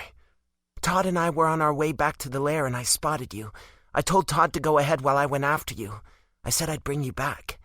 You're as sneaky as a fox then. I had no idea. I was honestly impressed. She looked up and smiled at me. Let's go home. She released me and captured one of my hands. Then she tugged, like the demanding little fighter she was. The princess who fought for me even though she didn't have moonlight. The princess who thought I was worth something more than being a spy or a soldier, than being a compass, snuffing out the black and bringing in the white. I burned where she touched me. I burned in my core. It spread everywhere, even to the tips of my toes. How did she want me? What was my worth? Mine. She said that about me. I gripped her hand firmly and yanked her back, twirling her around in the same motion so she had to steady herself by placing her free hand flat against my chest, right over my heart. She looked up at me with wide eyes. Her mouth was parted softly. I reached down and kissed her hard. It was more like a crashing of lips and teeth. She let out a little moan right there with me, biting, sucking, licking. How did she want me? I took a step forward, forcing her back. I repeated this action until I had her back against a tree so I could press into her.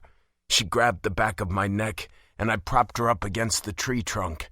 She wrapped her legs around my waist, and I pressed into her harder.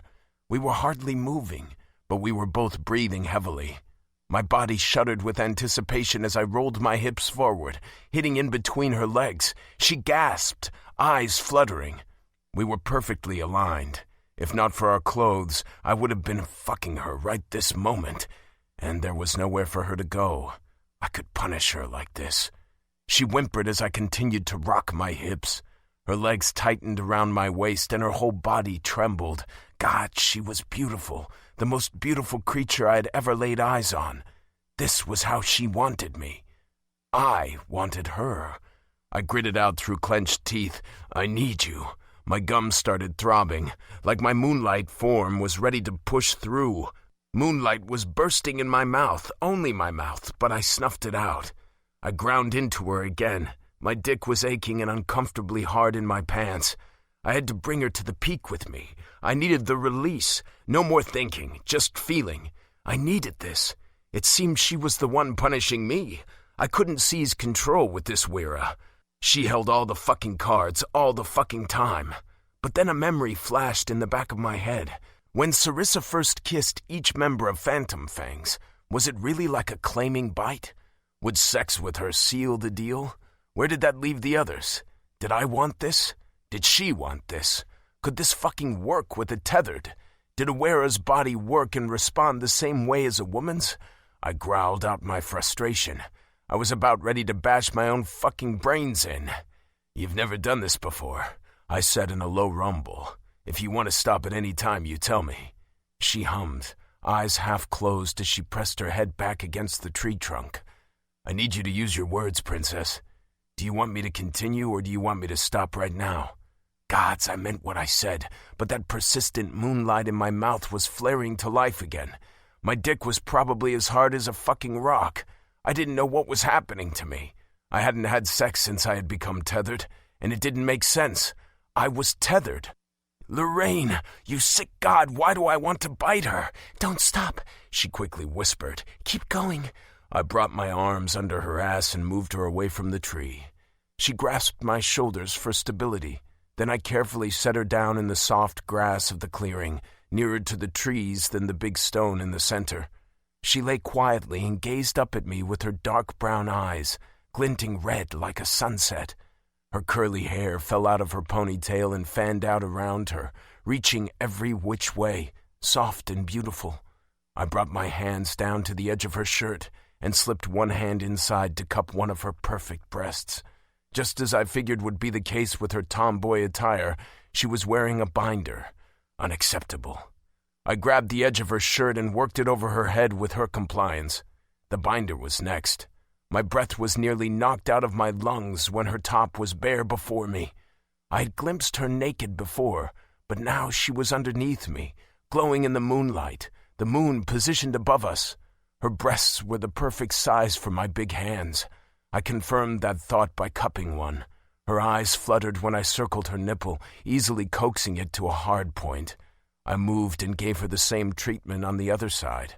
Her eyes were dilated.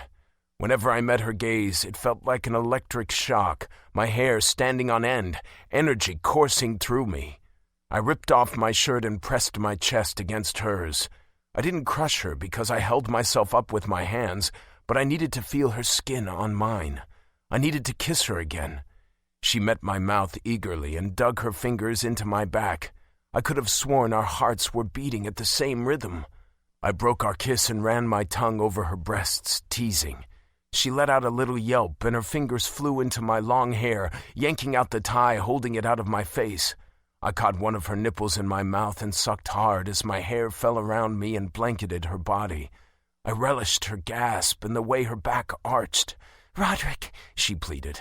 I got a charge out of the way she said my name desperately like that too. Maybe I was dishing out some punishment after all. This time, I placed my fingers on the edge of her pants. She suddenly went stiff, and her grip on my hair tightened. I grabbed her hands and worked her fingers out of my hair so I could discard her boots.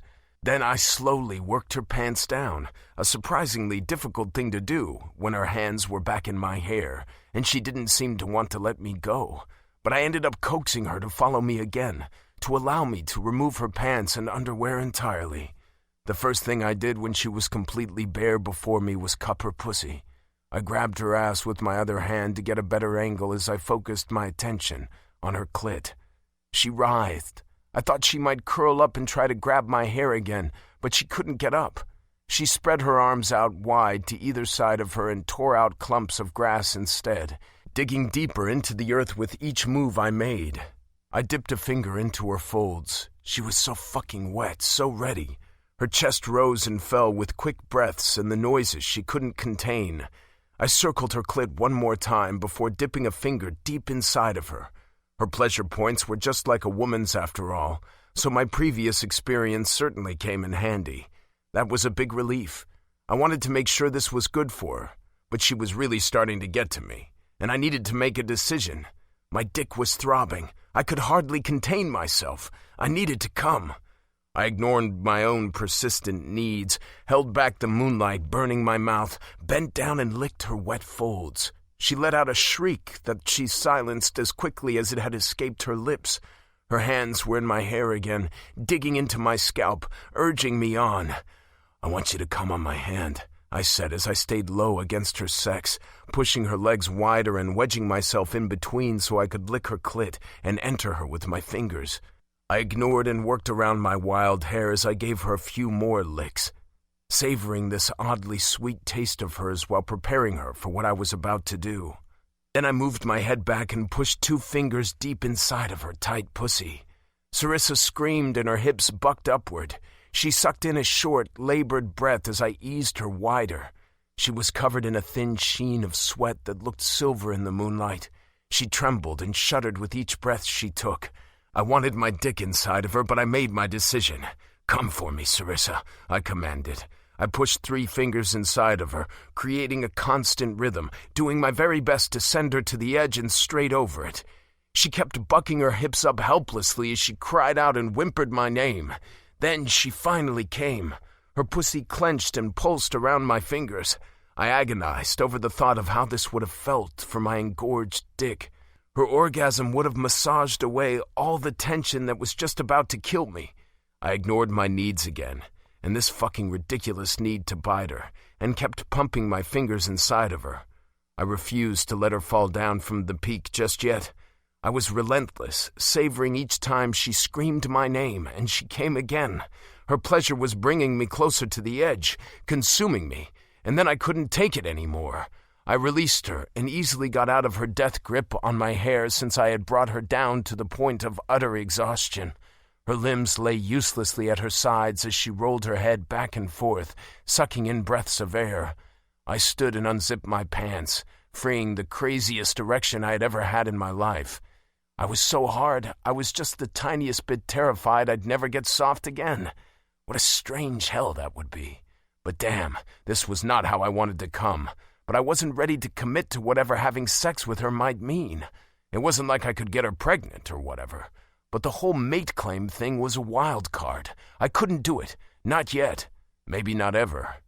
Wrapping a hand around my thick shaft, I gave a quick rub. It didn't take more than that. My entire body seized, my balls drew up tight, and I came. The relief was instant, but it wasn't the relief I had hoped for. I ached worse in my chest as I stared at the grass glistening with my cum. So much for not thinking. So much for sex play fixing my wrecked brain. Apparently this wasn't what I wanted at all. When I finished, I zipped my pants back up and looked behind me to see Sarissa sitting up now. Her legs splayed. She was still panting. "What did you do to me?" she asked, eyes lidded. "I pleasured you," I said incredulously. "If your moans and the way you cried my name are anything to go on." Her eyes were on me, dark and coherent, wide and questioning. "We didn't have sex," she said. I smirked. Then I raised my hand and licked my fingers, still wet with her juices. "You had sex with my hand." "We didn't have sex," she repeated. I scowled. "You shouldn't be so eager to have a guy's dick inside of you. That leads to babies. You want one of those?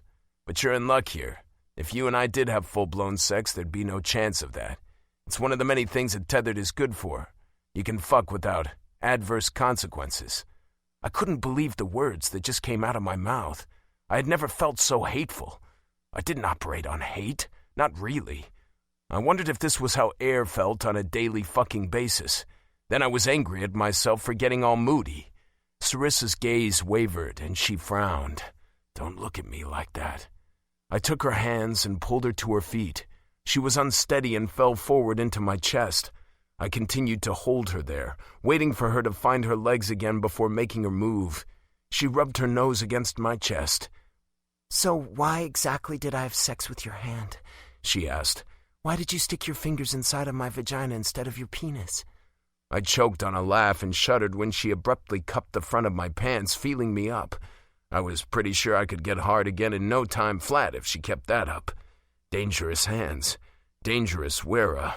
Call it my dick or my cock or something, because penis is so not sexy, I said as I took her hand in my own to make her stop. As nice as that might have been, I was not in the mood. Not anymore. Same goes for vagina. Call it your pussy, your sex, something. Really, little fighter? Penis and vagina? You sound like a scientist analyzing the mechanics of sex instead of enjoying it. "Fine," she said with a raised eyebrow. "But you didn't answer my question." "We should head back up." "Are you upset?" "Not a chance, but we need to get back to the lair before the others worry." I thought Sarissa would persist. She was stubborn like that, but she let it drop. She pushed against my chest and walked away from me, snatching her portacom from her pile of clothes in the grass. "We can call them." Then the thing started beeping. I took it from her and answered. "What's up?" "Where's Sarissa?" Caspian asked. "Nice to talk to you too. She's with me. We're heading back." "Good. Then you better fucking explain yourselves. We were getting worried." "Will do, fearless leader." Sarissa grabbed the portacom. "There's nothing to worry about, Caspian. Tell the others too," she said. "If you say so, Sarissa. Keep Roderick in line and head straight back here." "I will. See you soon." Sarissa ended the call and looked at me questioningly. Did she want to get back to the conversation we were having? Well, I didn't. I went over to her clothes and held out her underwear. "Feet in," I said. She sauntered over to me with a mischievous smirk. I wondered if she knew how the sway of her hips got me hot. I had a feeling she knew more than I was giving her credit for in this situation. Maybe she understood her position in power perfectly. She steadied herself by holding onto my shoulders, placing one foot inside and then the other. I pulled her underwear up, teasing her by deliberately brushing her pussy with my fingers. I couldn't resist the way she shuddered at my touch. Then I grabbed her pants and started the process over again. When she was fully dressed, boots and all, I looked at my ripped-up, bloody shirt. I decided to leave it where it sat. There was no saving it. I glanced at the large stone and the note sitting on top, sitting underneath a fist-sized rock. It was time to get rid of that shit. I had just barely moved the rock when a random gust of wind shot through the trees and lifted the note off into the night sky, up and up and up. It wasn't coming back. Forget it. What was that? Sarissa asked. Nothing. Let's get out of here. She took my hand. I can feel it, kind of. Your frustration. Those humans are important to you, right? But you decided to stay with me instead. You aren't convinced that was the right choice. I couldn't speak because maybe she was right. I did just throw away my entire life up to this point, everything that drove me, that gave me purpose.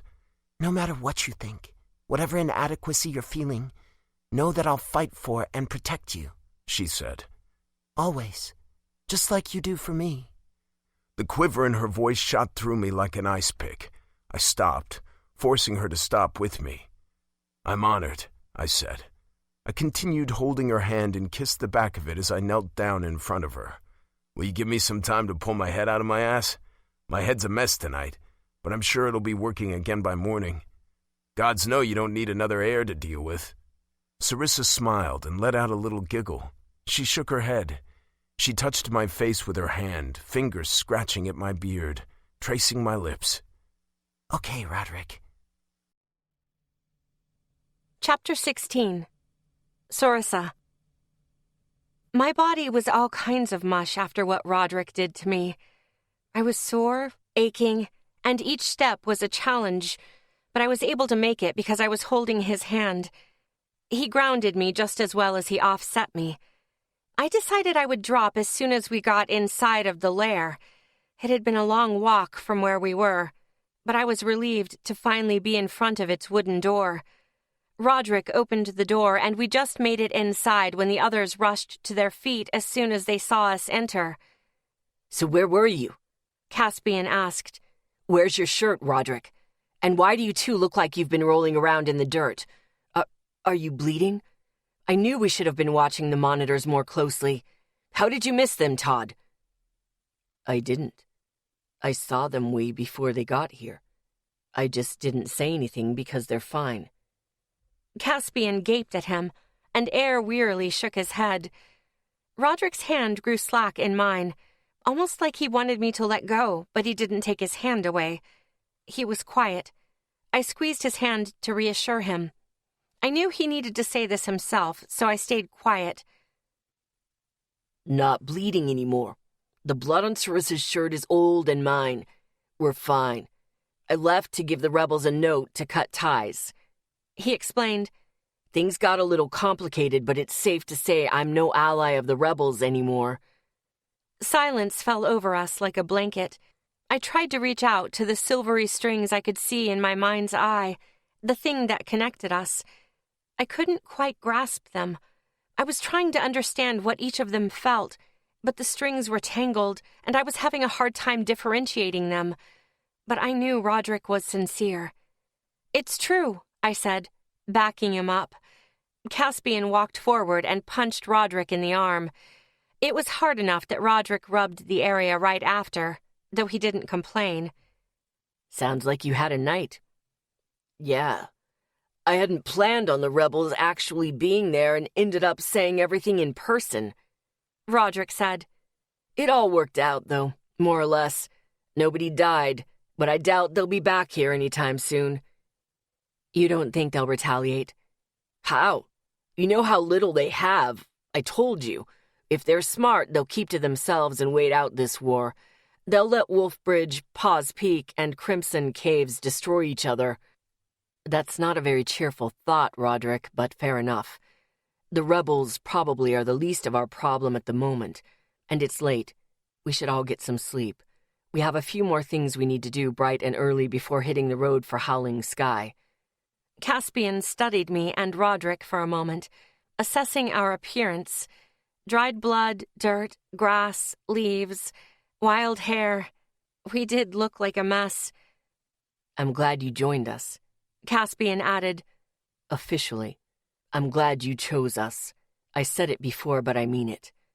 Roderick nodded his head. I think I will go to bed after taking a quick shower. Later.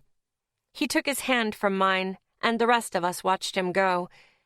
Air watched him the longest, but then he turned to me, blue eyes shimmering like the surface of a lake in the bright sun. Your hair. I'll be right back with a brush. Caspian pulled Todd to the side and asked, You good on any tech we'll be bringing to Howling Sky?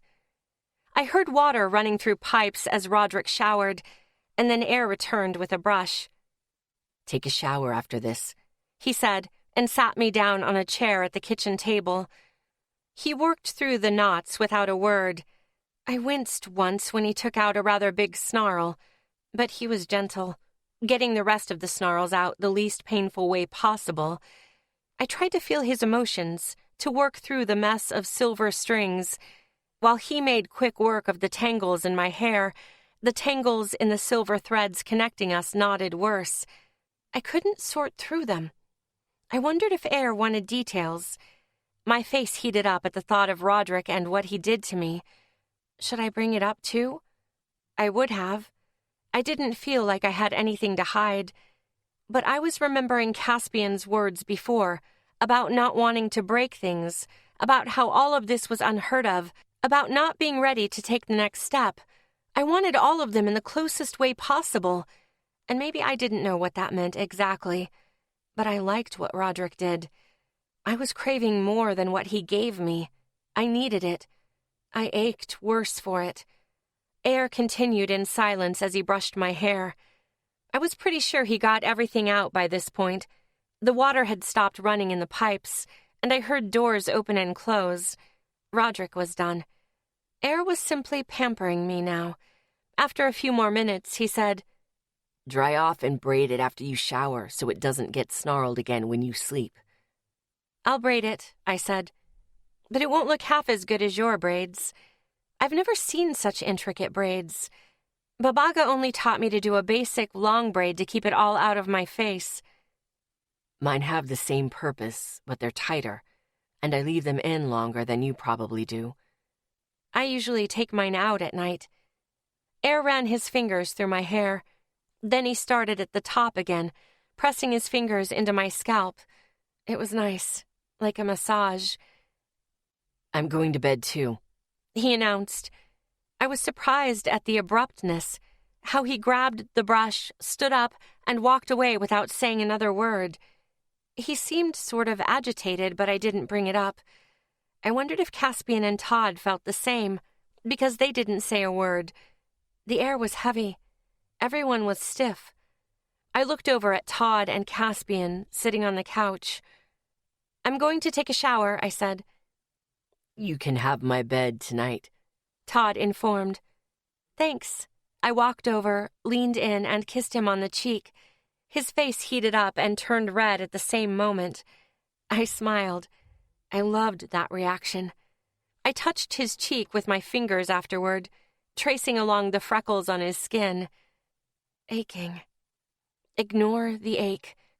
I leaned down to kiss Caspian on the cheek, too. When I pulled away, he said, I prefer lips. I smirked. Picky. Aching. Once again, I leaned in, this time planting my lips firmly on his. I sucked and bit a lot like how Roderick had kissed me earlier tonight. Caspian wasn't as aggressive, but he slowly matched my pace, and then he growled. He reached out and grabbed my waist, bringing me down onto his lap. I guess he didn't care about the dried blood soaked through the back of my shirt. My knees spread to either side of his hips and pressed into the back of the couch as we kept kissing. I introduced my hips, rubbing against him, feeling his hardness, his cock. I shuddered again when I remembered what Roderick did to me as I moved against Caspian. Aching. I need more. Caspian cleared his throat and gripped my hips tightly, stopping me from moving forward again. He reclaimed his lips and pressed his forehead against mine. Good night, then, he said breathlessly. Good night, I said, as I moved the dark curls of his hair out of his dark brown eyes, revealing hidden flecks of swirling sapphires. I turned my head to look at Todd. He was working intently on his packed pewter, completely ignoring Caspian and me. No, that wasn't accurate. He wasn't ignoring us. We simply didn't bother him. He was comfortable. It wasn't fair Todd only got a kiss on the cheek, though. I got off Caspian's lap and stood in front of Todd, waiting until I had his attention. He closed his packed pewter and cocked his head at me. Good night, I told him. I bent down, cupped his cheeks with my hands, and gave him a soft kiss on the lips. His eyes fluttered closed as he placed his hands on top of mine, drawing slow circles on my wrists. Good night, he murmured against my lips. Unlike the moment I had just shared with Caspian, and Todd being okay with it, I noticed the way Caspian was clenching his fists and pointedly not looking at us. The kiss I shared with Todd bothered him. It really did, and I hated it. I didn't want any of them to feel left out or jealous. I wanted phantom fangs. There was no phantom fangs if one of them was gone. I left the room without another word and escaped to the bathroom. I stripped out of my clothes, turned the water onto cold, and stepped into the spray. I closed my eyes as I thought about Roderick touching me. I burned at the thought of how all their touches affected me like that. My need to be physically close to them was equal for all of them, and I wondered about sex. The mate claim. That was what my body wanted. There was no denying it. It didn't matter if I fully understood it or not because instinct demanded it. This was the pull George had talked about with Charles. When Charles bit me, I did feel a pull, but it wasn't like this. I wanted this. I needed a release, but I had no desire to seek one out myself. Slipping my hand in between my thighs, touching my slick pussy, made my knees buckle. I leaned against the shower wall to stay upright. I was falling apart. My body wasn't listening to me anymore. I needed phantom fangs, but they didn't need me. They didn't feel this too. It was unfair. Or maybe they were better at hiding it. Caspian wasn't ready because he was afraid. Something was holding Roderick back too.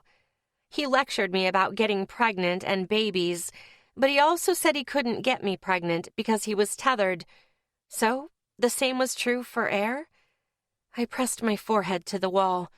The cold water made me shiver, but I endured it. It made it easier to think because it soothed the burning in my body in exchange for chattering teeth. I needed to think. Was I being selfish when I said I wanted to keep them? I pressed my fist to my heart and squeezed my eyes shut. I just wanted to be a part of the team. I just wanted what was best for them to be happy. So why and how was I upsetting their balance? But we were united once. When I first kissed all of them on the full moon, we were perfectly united. Would we find unity again in Howling Sky? I hoped so. We had to. I couldn't take this much longer. Chapter 17. Todd. It was time to wake up Sarissa. She was still sleeping when everyone else was up and making last-minute preparations for the trip to Howling Sky. Well, except for me. I was ready, so I stayed at the lair in case Sarissa got up. I was going to let her sleep, but it was getting late. I figured she would probably want to be ready to leave as soon as we were. I didn't know.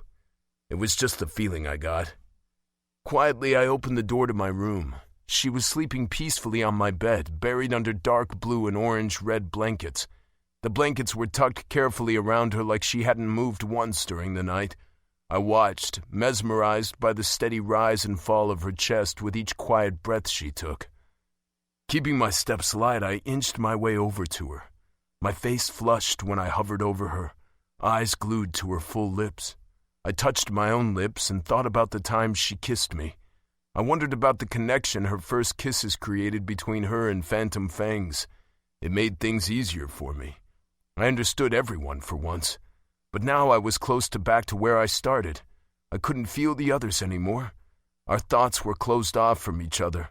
It was too bad I didn't understand the nature of Sarissa's kisses. If I did, I might have been able to fix it. But her kisses were more like magic, which I hated admitting. Everything can be explained. "Sarissa," I whispered, attempting to wake her nicely. She didn't stir. I caught a few stray strands of her curly dark brown hair that were stuck to her forehead and gently pushed them aside. Most of her hair was in a braid. She moved. Her eyes opened, a deep brown, almost red. Her gaze was soft, like she was expecting to see me. It bloomed inside of me, warm and inviting. I could feel Sarissa. She was easy to understand. I almost buckled under her gaze. I wasn't used to carrying this emotional weight. Her hand snaked out from under the covers and she grabbed a hold of my forearm. She tugged. I wasn't ready. I caught myself with my hands before I could crush her like a klutz. She tugged again, inviting. She scooted over to make room for me, and I lay down next to her like she wanted. My bed was much too small for there to be any distance between us, but I didn't know what to do with my hands. I settled for draping an arm over her back. She settled into my chest, pressing her nose to my neck. A shiver crawled down my spine, igniting my body. "You smell so good," she said. "I just barely took a shower," I replied. "No," she shook her head.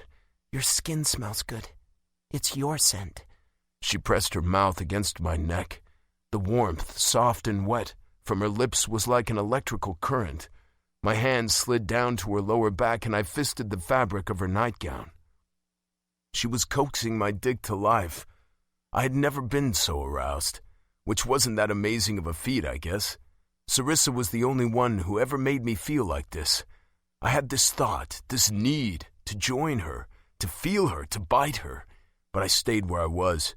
I didn't move my hips against her like I wanted to. "Is everyone ready?" she asked. She retreated just far enough so that she could look into my eyes. Keeping eye contact with Sarissa was easy. It was as easy as breathing. I didn't even have to think about it. "Just about," I replied. "They should be back soon. I came to wake you up so you could get ready before they come back so we can leave immediately, if you want." "I know I was really insistent on going to Howling Sky, but I'm a little afraid. I burned my mother's journal. I decided I didn't want to look into the past, but I still feel like we have to go. It's weird.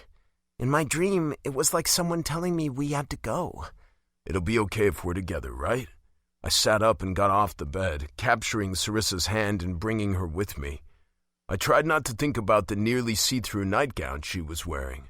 I could see her pink nipples. "You should get dressed, and you shouldn't worry. I don't believe in prophetic dreams. It was likely a manifestation of your subconscious.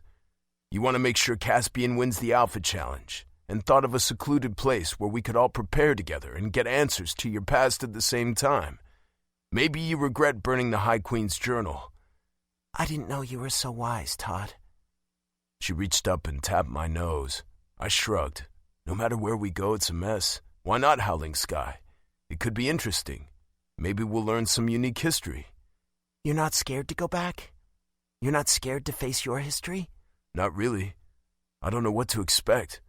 No one has been there since it was obliterated." "I don't regret burning my mother's journal. She said awful things, but maybe there are some aspects worth taking away from Howling Sky. I guess we'll find out, or we'll just spend lots of time together." She grinned and I melted. I cleared my throat. "You heard Prince Alexander say the King of Wolf Bridge shared his mother's womb with only 2 other cubs, right? He's a powerful werewolf and pretty rare." "Just like me." "A little. He isn't something to mess with. That extra moonlight he's able to intake because he only had 2 brothers makes him very strong, especially in a moonlight-based fight like the Alpha Challenge." "Caspian will win," Sarissa said, raising her chin. "I think I'd be able to help more if I could get this connection between us working again.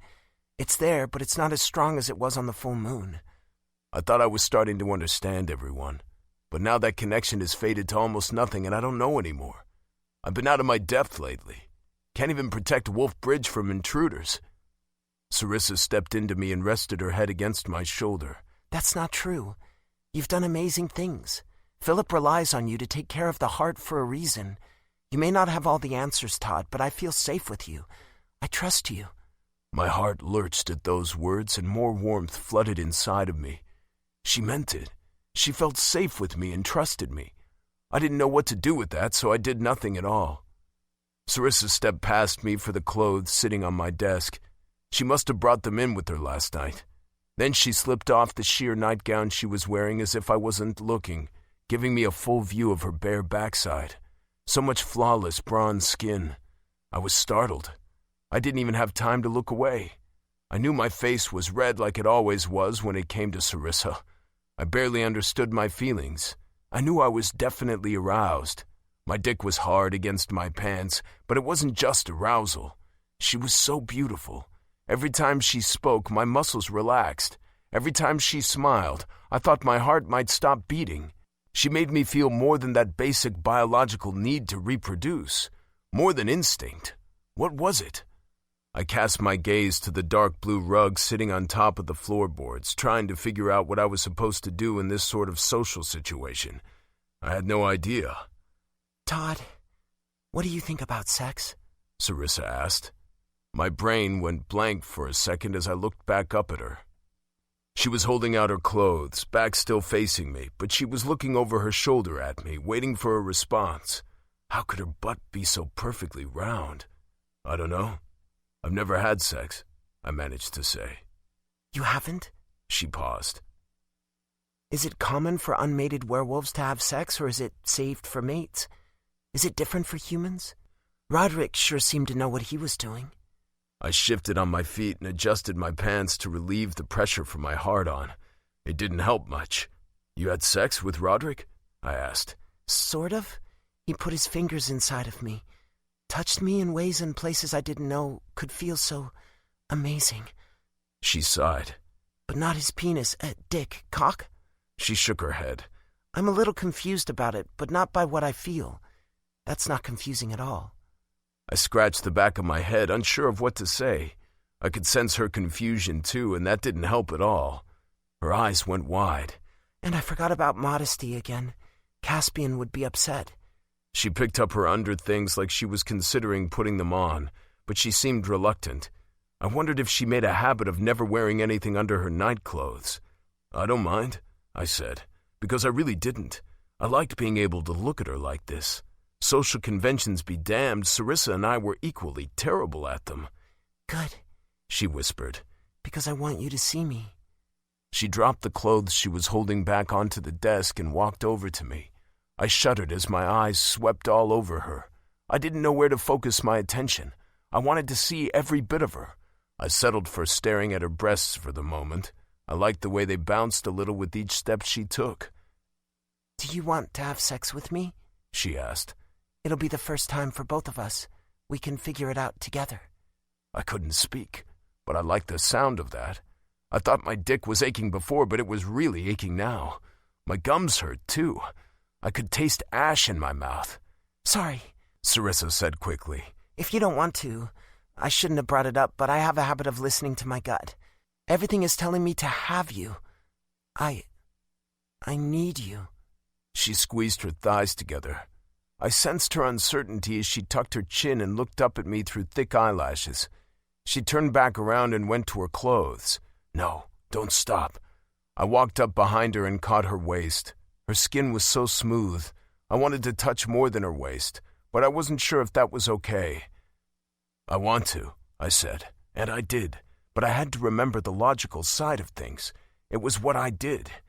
But maybe we should think this over. What if your kiss on the full moon is just like a claiming bite after all? What if having sex seals you to me and I get you pregnant? I don't know. She backed into me, pressing her bare ass just below my throbbing cock. She placed her hands on top of mine at her waist, prying them loose, and guided one down past her belly button and into the wiry hairs of her sex. Goosebumps spread all over my skin. Something wet coated my fingertips as I touched her folds. My breath caught. Your touch feels so good on my bare skin, especially right there. she murmured as my fingers dipped farther into her folds. I could hardly breathe. "Sarissa," I gasped. "I don't know how much longer I'm going to be able to control myself." My fingers stiffened, and I stopped letting her guide me as I started exploring her body on my own. I had never been out of control in my life, but I was damn close to it now. Moonlight was activating without my say. I hardly ever used it, and now it was ready to burst. Her neck was too enticing. I couldn't look away. She moaned. "Then lose control." She pressed back into me again. I followed her lead, allowing her to push me back until the back of my legs hit the edge of my bed and I sat down. She fell into my lap and spread her legs wide, tiptoes pressing against the ground, feet placed on the outside of my own. I found a spot in her folds that made her arch her back. She spun around in my lap, halting my exploration. She gripped the back of my neck and moaned again. She wrapped her legs around me until she was effectively straddling me, her pussy right at my covered erection. I had never been angry over wearing pants before. "This is electric," she whimpered. I agreed with a low grunt that sounded oddly feral coming from me. I reached my hand between us so I could explore her body again. I went straight to that pleasure point I had found.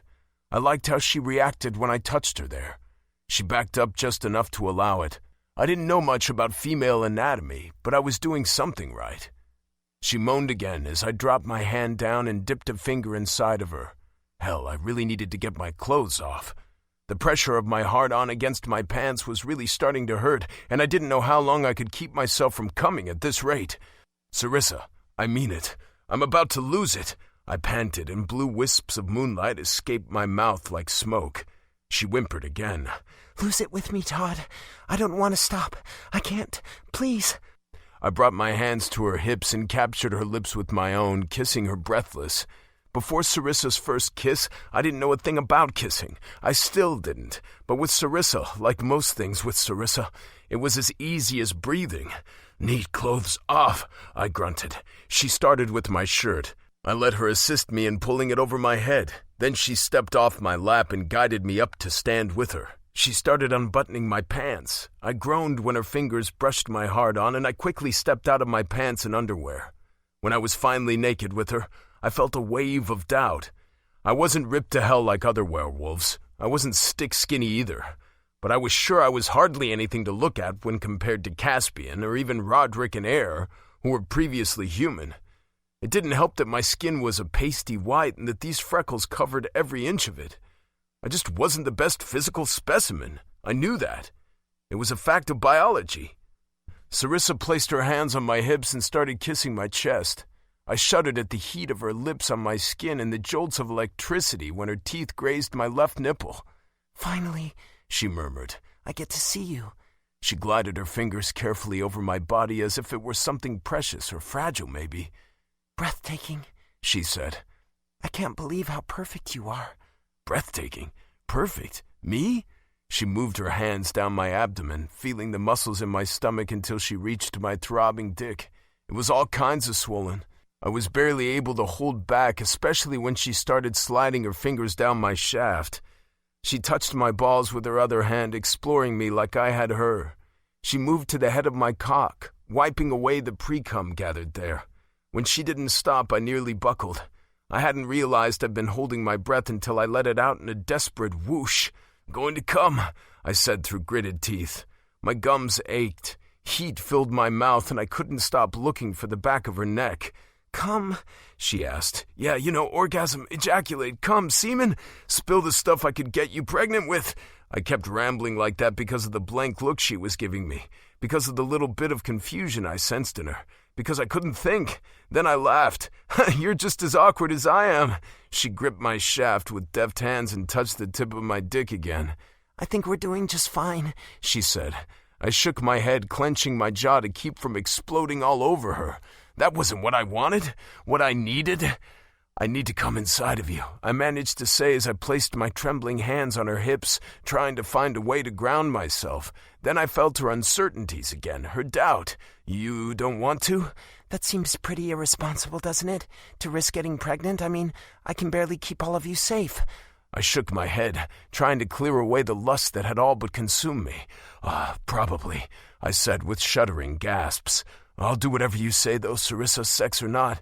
But I seriously need to come, so please make your choice, please. I was shaking worse than I ever had in my life, gripping her tightly, almost cutting into her flesh with my nails, resisting the urge to pull her forward so that I could buck against her and push inside of her like I wanted to, even though I doubted we were in a really good position for that. Adjustments would have to be made. And my gums. Moonlight was burning my mouth. I had never experienced this sensation before, but I needed to bite her, claim her, seal her. I can't think, she said. All I can feel is you. I'm going to break if I can't have you. She let go of my cock just to push me back onto the bed again. I followed her lead as I lay on my back, and she climbed on top of me. She sat on my stomach, the space between her legs wet and hot like a furnace on my skin. You know, I said breathless, I don't think a were can actually get pregnant at all if her body isn't sealed to a werewolf. Out of my depth here, but that's part of why werewolves are so determined to seal a were with the mate claim. It's not just about keeping that were all for himself. It's to pass on his bloodline, pure instinct, how our biology works. There's no other way to do it. I tried to fight back the burning in my mouth, the need to see the back of her neck. I squeezed my eyes shut. Then again, it's nearly impossible to ignore. I sat up, Sarissa in my lap. My mouth was open, wolf teeth cutting through before I realized what was happening. You want to bite me, she said, grasping at the short strands of fire-red hair at the back of my neck. I wasn't wearing my beanie just like she wanted. I hadn't worn it since returning to the lair last night. I hardly even missed it. She twirled my hair in her fingers. Everywhere she touched me lit up with oversensitivity. It was all I could think about. Badly, I admitted. I don't know if I can do this without biting you, without probably sealing you to me.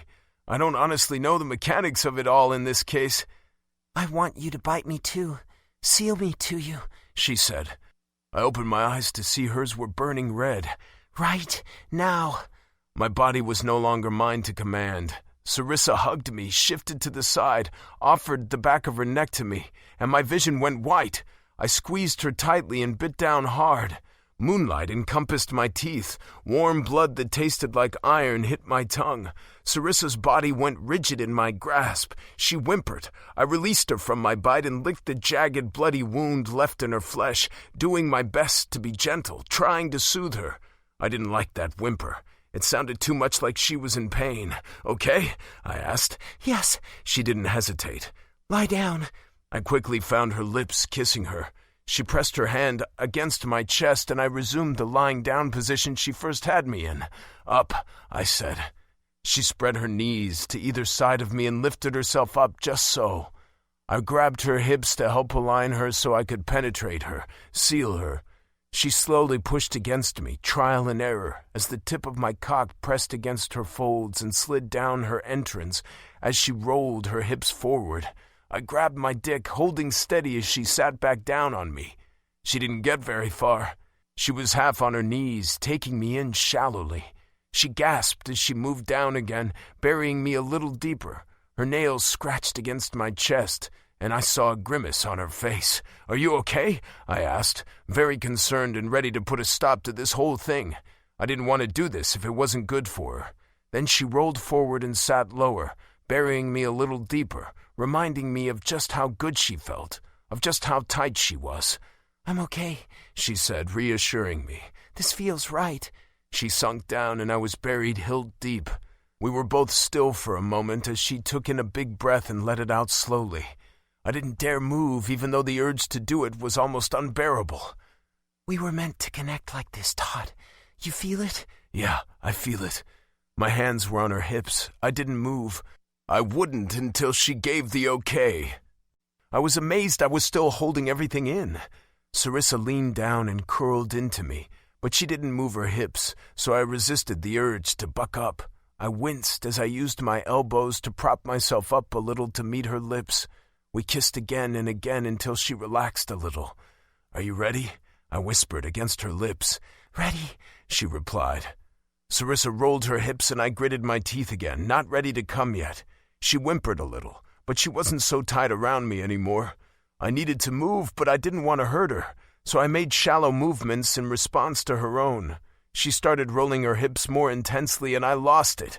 I bucked up. She gasped, but she met me again, moving harder, more frantically. I was mesmerized by the sight of her breasts bouncing back and forth with the intensity of her frenetic movement. The pace quickened and quickened until I couldn't hold it anymore. Sarissa's nails were buried in my chest, scratching, making me bleed a little, but it felt good. She shouted my name the same time I shouted hers. Then she exploded around me. My body responded to hers, and I shot everything inside of her as she massaged away all the pressure. We kept moving until the pleasure had thoroughly washed over both of us. We were left panting, lying still. Sarissa was on top of me. My hands were on her back, and I was buried inside of her as we stayed like that. I could feel the heat of my cum dripping out of her, covering us both. It was ridiculously satisfying. "Okay?" I asked. "Perfect," she whispered. She lifted herself up by her hands and gazed into my eyes.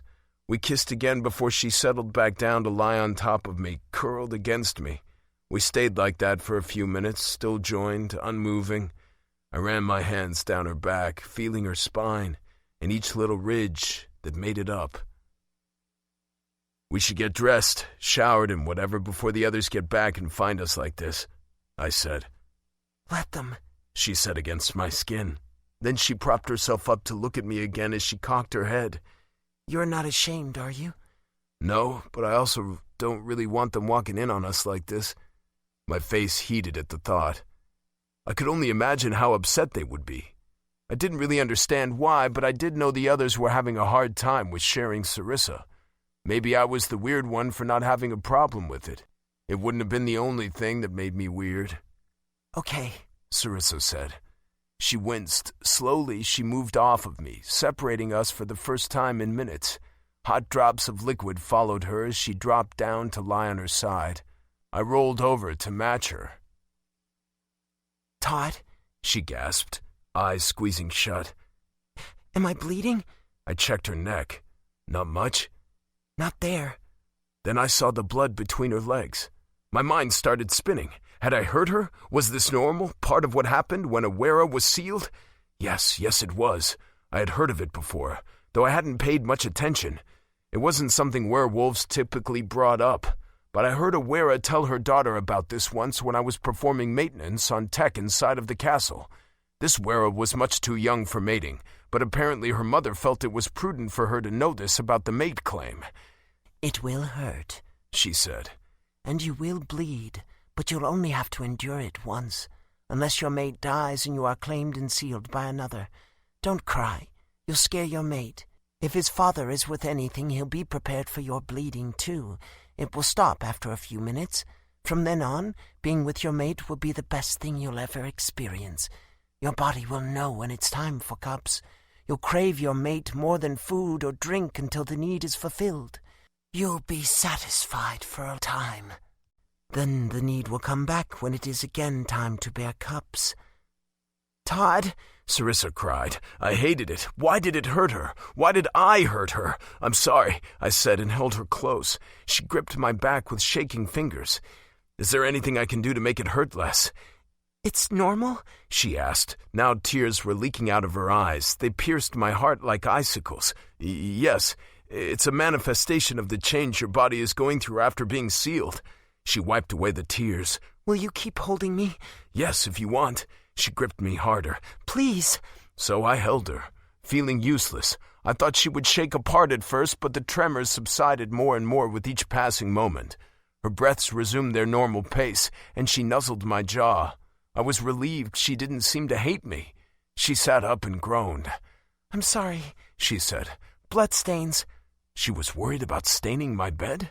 I sat up with her. I don't care. I tentatively touched her jaw, coaxing her to look at me. "Are you okay?" "A little sore, but I think the bleeding stopped." "Do you still hurt?" She shook her head. "No, it wasn't that bad. It just surprised me." She smiled sheepishly. "Sorry." "I'm sorry. We weren't prepared." "No, but I'd do it again in a heartbeat." Her eyes dilated, and I felt it in my dick. "That was amazing." "I hear the next time is supposed to be better," I said hopefully. "I mean, whatever you want. But after your body is sealed, you should never go through that pain again." She smirked and moved her face close to mine, teasing, taunting as she licked my lips, then kissed me hard. In the shower. In the shower, I repeated.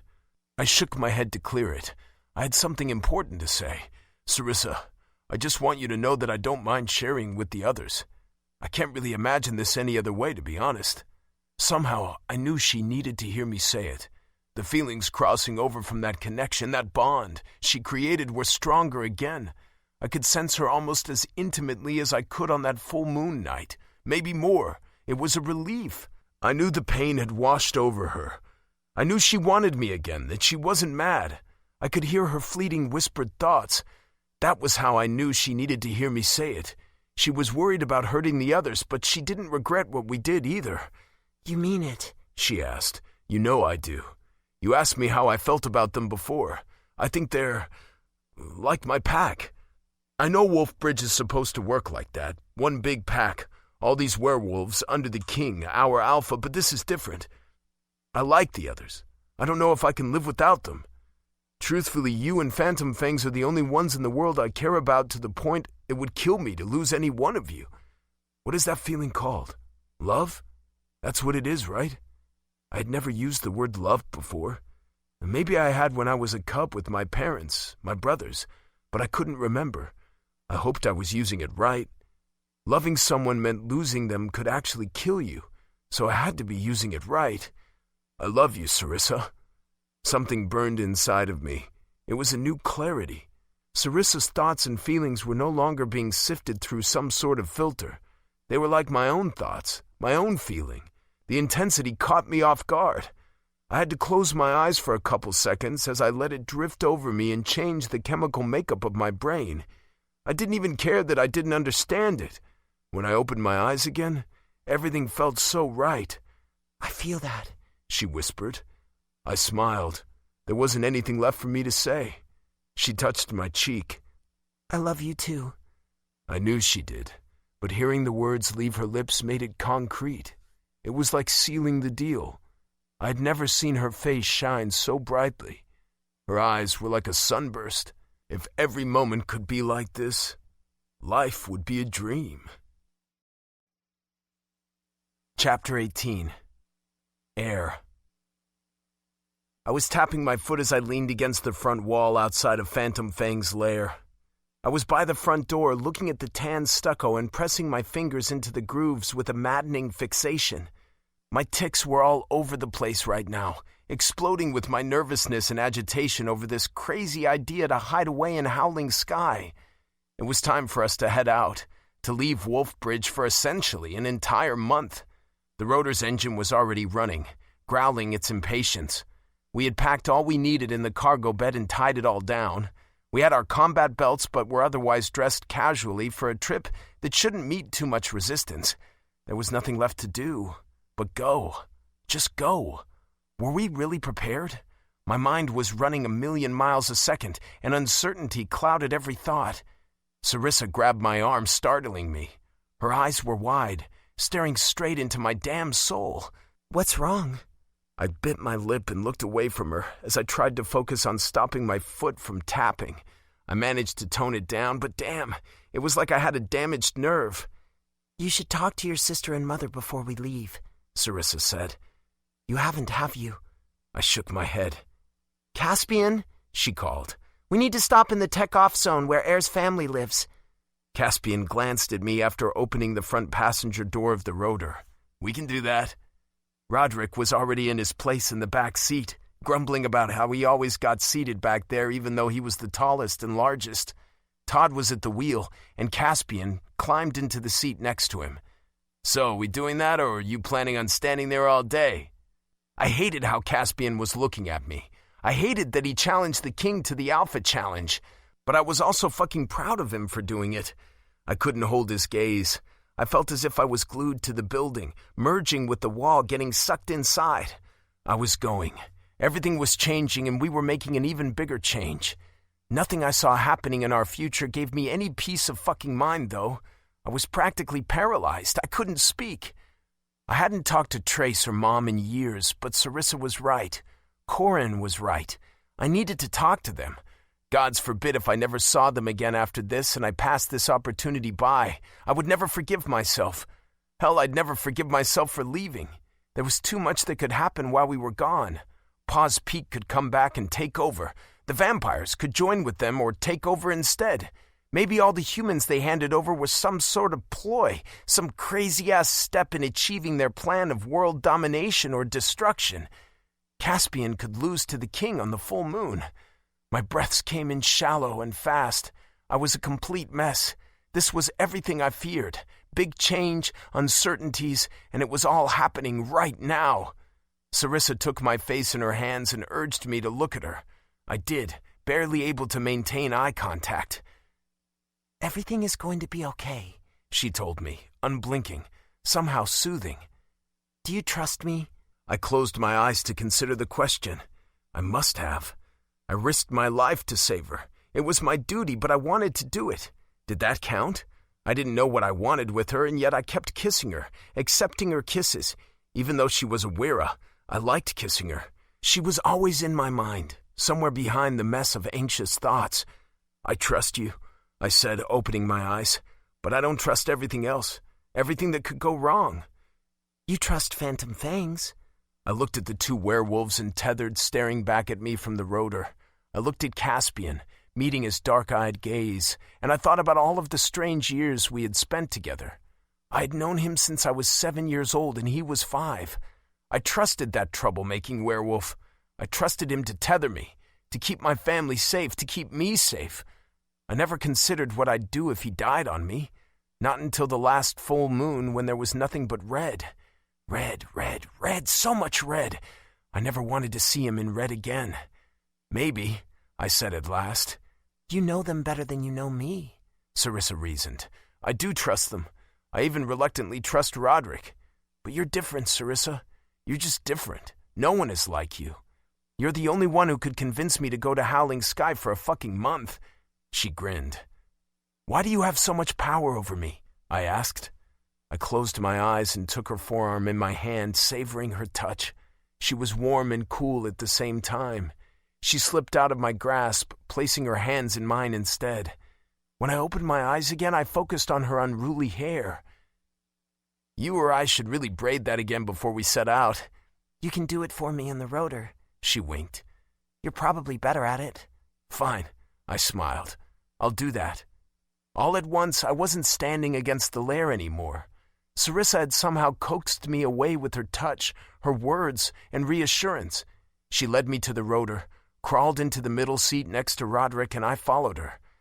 To the tech-off zone, Caspian announced. I worked on braiding Sarissa's hair as Todd drove. It kept the ticks away. I didn't dare look out the window. I concentrated solely on Sarissa's hair, weaving a couple tight braids that hugged her scalp. I hated that she was wearing a white ribbon around her neck today. She said it matched the frilly yellow shirt she picked to wear, which did look nice on her, but it was irritating me. I wanted to brush my fingers along the back of her neck, her skin. It was like something was drawing me to her neck. Knock it off, Air. Caspian instructed Todd on how to reach my old home inside of the tech-off zone. It felt like an eternity to get there, though in reality it took 10 minutes. Once we were in front of the home, I insisted on watching nightly. I had finished Sarissa's hair. I stared out the window and froze. It was surreal when Trace burst out the front door, running right for the rotor like she had been waiting for me to arrive. "Air!" she exclaimed. I rushed out of the rotor, no longer thinking. Then her arms were around me, squeezing me with everything she had. I let out a pent-up breath and hugged her back. It had been way too long. It made me think of the life I left behind, when I was a boy and Trace was always there to fix my problems. I'm so happy to see you. It's been way too long, she said with tears in her blue eyes. Be careful on your trip, Air. Take care of the princess and Phantom Fangs. Everyone already knows we're leaving? I asked.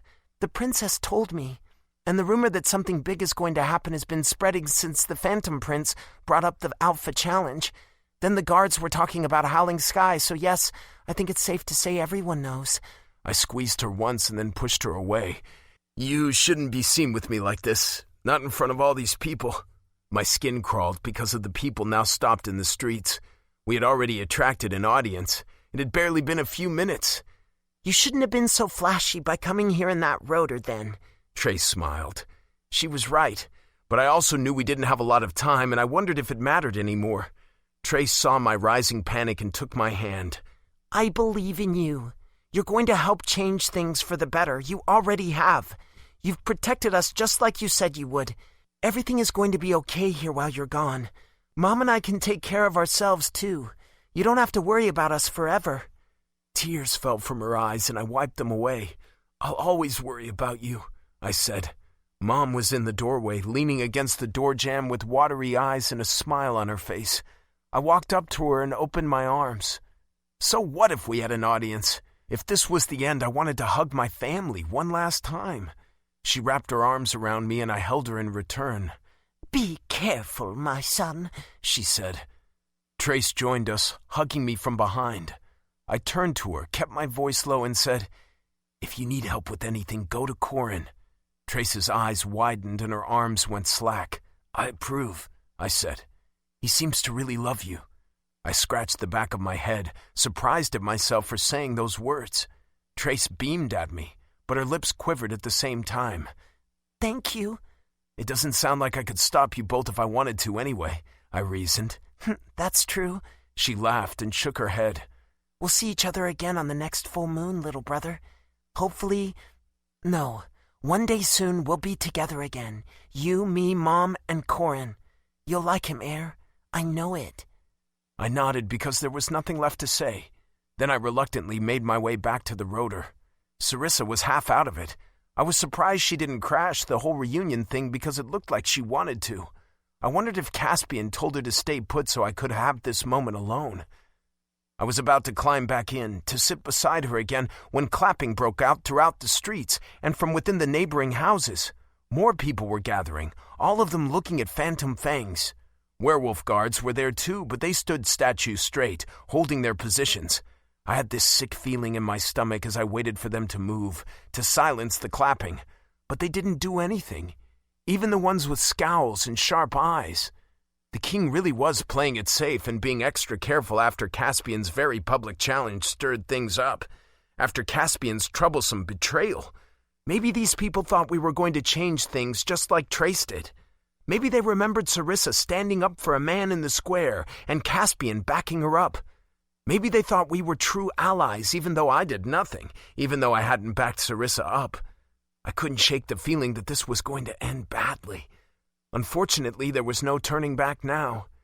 When I was inside of the rotor, Todd was forced to take the rotor at a snail's pace as we crawled through the crowds of humans, clearing the streets for us, clapping all the while. Sarissa had changed everything. This was all because of Sarissa. She could even change the mood of an entire kingdom. She was innocent in a world where innocence didn't exist, and she brought hope. She solemnly watched the people outside. That stubborn determination of hers was scrawled across her face in the almost imperceptible crease in her brow. I could feel it too. She captured hearts, even the hearts of those who hardly knew her. That meant I was either doomed or saved because she had her sights set on Phantom Fangs. Chapter 19. Roderick. Long drives in the rotor were not my favorite thing.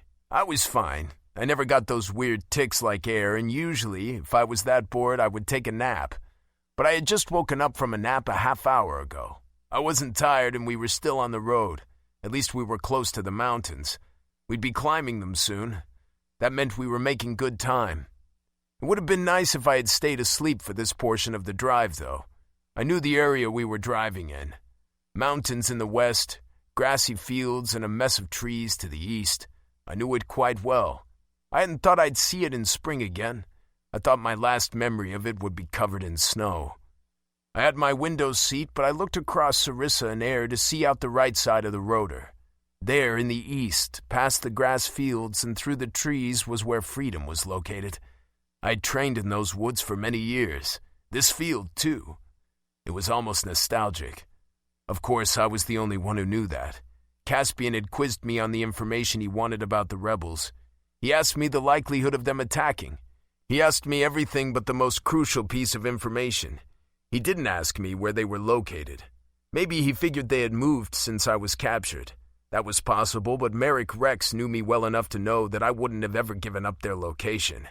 After what happened with Job, maybe that was no longer true. Who was I kidding? I knew why Caspian hadn't asked where Freedom was located, because I was good at reading others. He didn't ask because he was being considerate of me and my feelings. Core Almighty, I wanted to strangle the Phantom Prince sometimes. Then again, he knew me too. I had no intention of telling Phantom Fangs, Sarissa included, that the rebel stronghold was a few miles to our right. I didn't see the point. They weren't an imminent threat like Paws Peak and the vampires, but they could be, in time. I thought I'd have everything set straight again after a good night's sleep, but no. I was as big of a mess as fucking air now. Wonderful. Sarissa gasped, covering her hands with her mouth. Then she started pointing frantically at my window like a maniac. I sunk back into my seat as far as I could so she wouldn't stick me in the eye. "Look," she exclaimed. "It's a herd of hard skulls." Indeed it was. It was a big herd of the beasts in the field outside my window. They were a powerful strain of cattle with long fur and, who would have ever guessed, thick-ass skulls. They were calm enough until you messed with them. The bull and herd leader would come at you. Those bulls were relentless, too. They'd chase a predator for miles, their entire herd following them the whole way, just to make sure the poor bastard was eliminated. At that point, it turned into a fucking stampede. Not that they needed the numbers. Bulls reached up to 12 feet in height and had a deadly razor-sharp horn, like the blade of a sword right in the middle of their foreheads.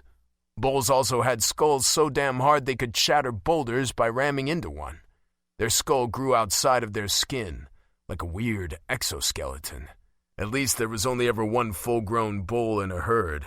The cows weren't so bad on their own. They didn't have the boulder-shattering skull, or the horn. I had done training that included hard skulls when I was living in Freedom. I had a close call and nearly died once. It took months to heal my shattered leg. It was a real fucking miracle I didn't have a limp or chronic pain. It would have been nice to have had moonlight back then. "I've read about these in the fairy tales Babaga gave me," Sarissa said. "They're real and so big. I wonder how it would feel to stand next to one."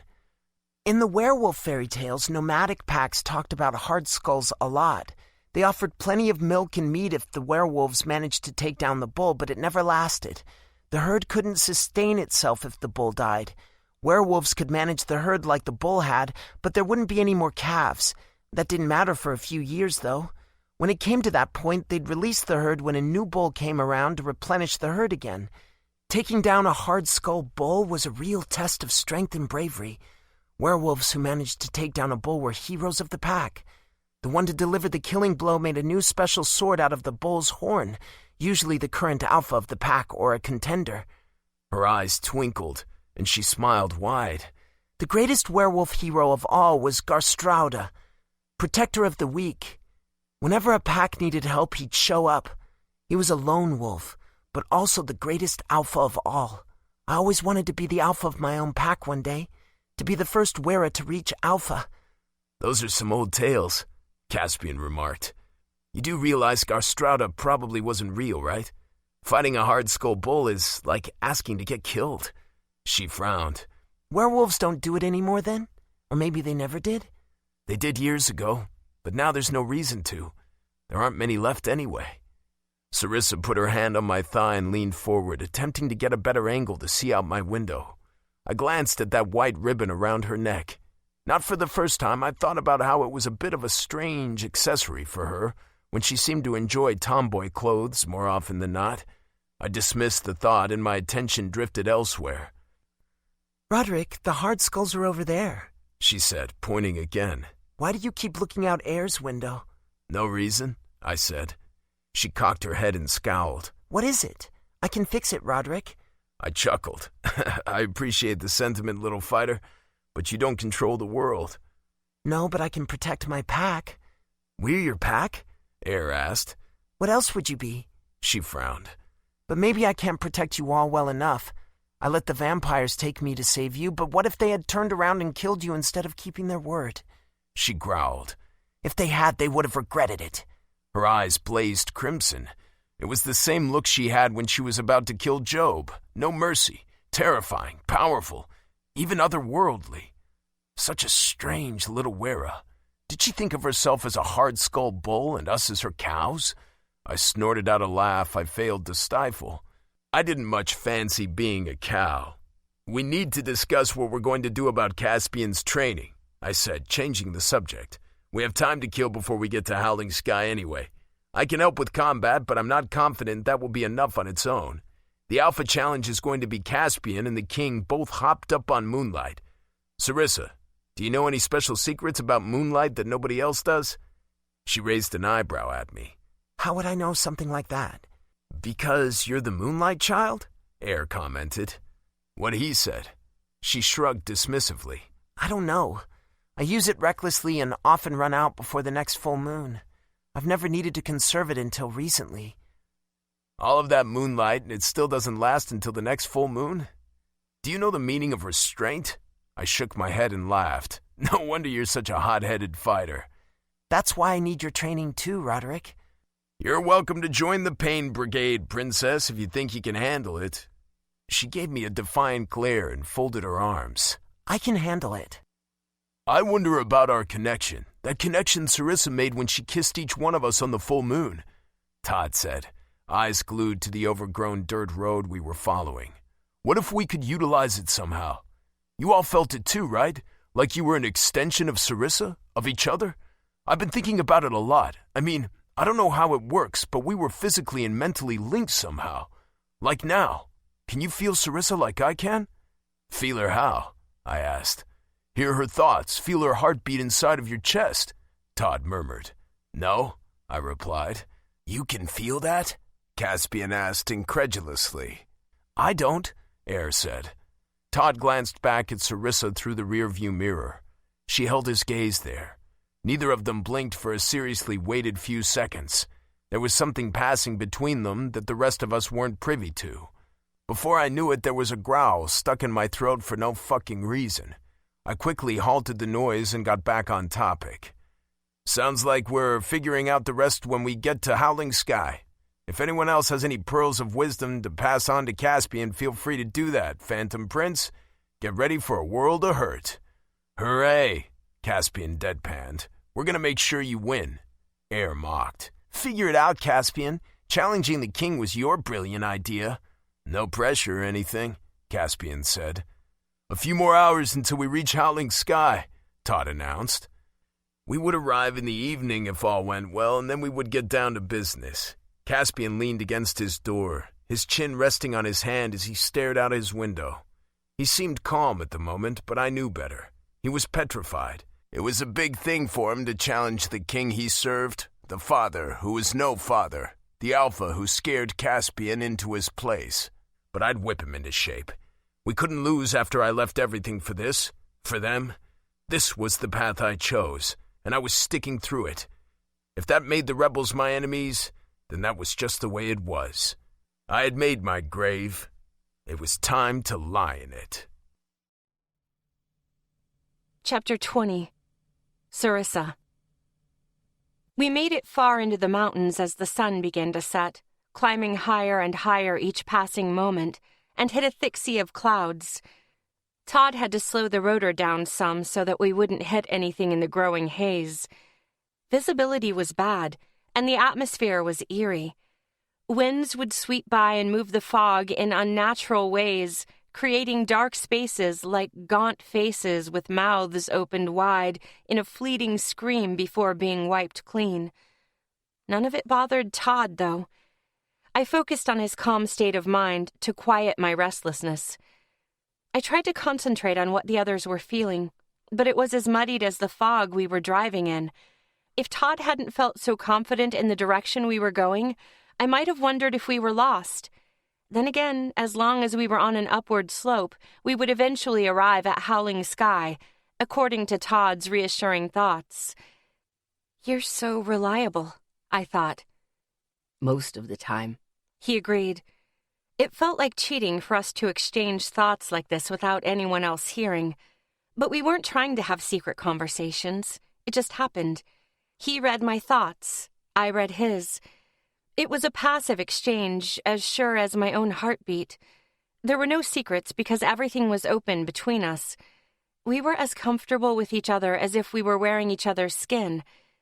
It sounded a little strange, but it was the best way I could describe the sensation. I wanted to share it with each of them. What if I told them what Todd and I had done and what we had? I would have right away, but Caspian's words kept replaying in my head. I didn't know how Air would feel. Roderick refused to have real sex with me. I was worried they didn't want this at all. I told myself it would be okay, that I didn't need to have what I had with Todd with each one of them. But the thought made me want to cry. I craved them all. I loved them all. I should tell them, I thought, as I fingered the white ribbon around my neck. I was even hiding Todd's bite from their eyes. Todd and I were doing something wrong by hiding things from them. Whether they liked it or not, they deserved to know.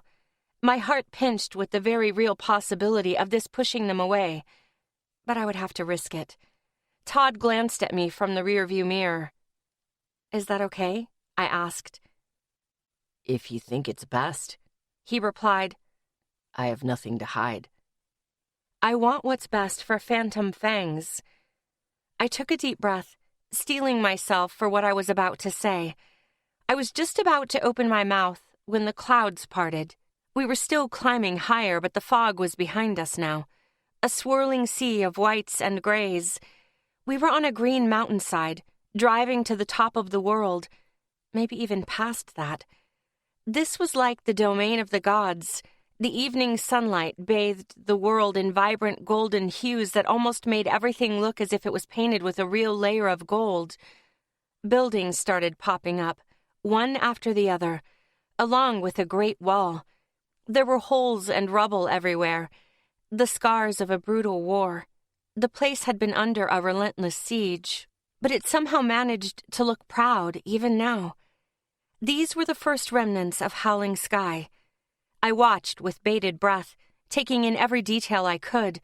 Plants were everywhere, growing through cracks in the buildings, lining the streets. They were probably cut back and maintained at one point. The soil here must have been excellent, because the greens were the brightest greens I had ever seen. Flowers burst with colors, painting the landscape in a rainbow. The effect was amplified by a certain material that bordered, or at least highlighted, every structure. It was pearly and subtly reflected everything around it. It was especially prominent in Howling Sky Castle. We were still a distance away from it, but I could see chunks were missing from the top of the castle, leaving it in a very similar state to the rest of what I saw of the kingdom. Its asymmetrical silhouette was a bit ominous, and it glistened red in the evening sun. The way the light reflected off that pearly surface reminded me of the full moon murals back in Paws Peak. They were inside the castle, sitting below windows as if they were made to reflect light. Paws Peak didn't have a lot of this material. It was used sparingly. Howling Sky, on the other hand, had it absolutely everywhere. "What is it?" I asked. "The castle?" Caspian replied.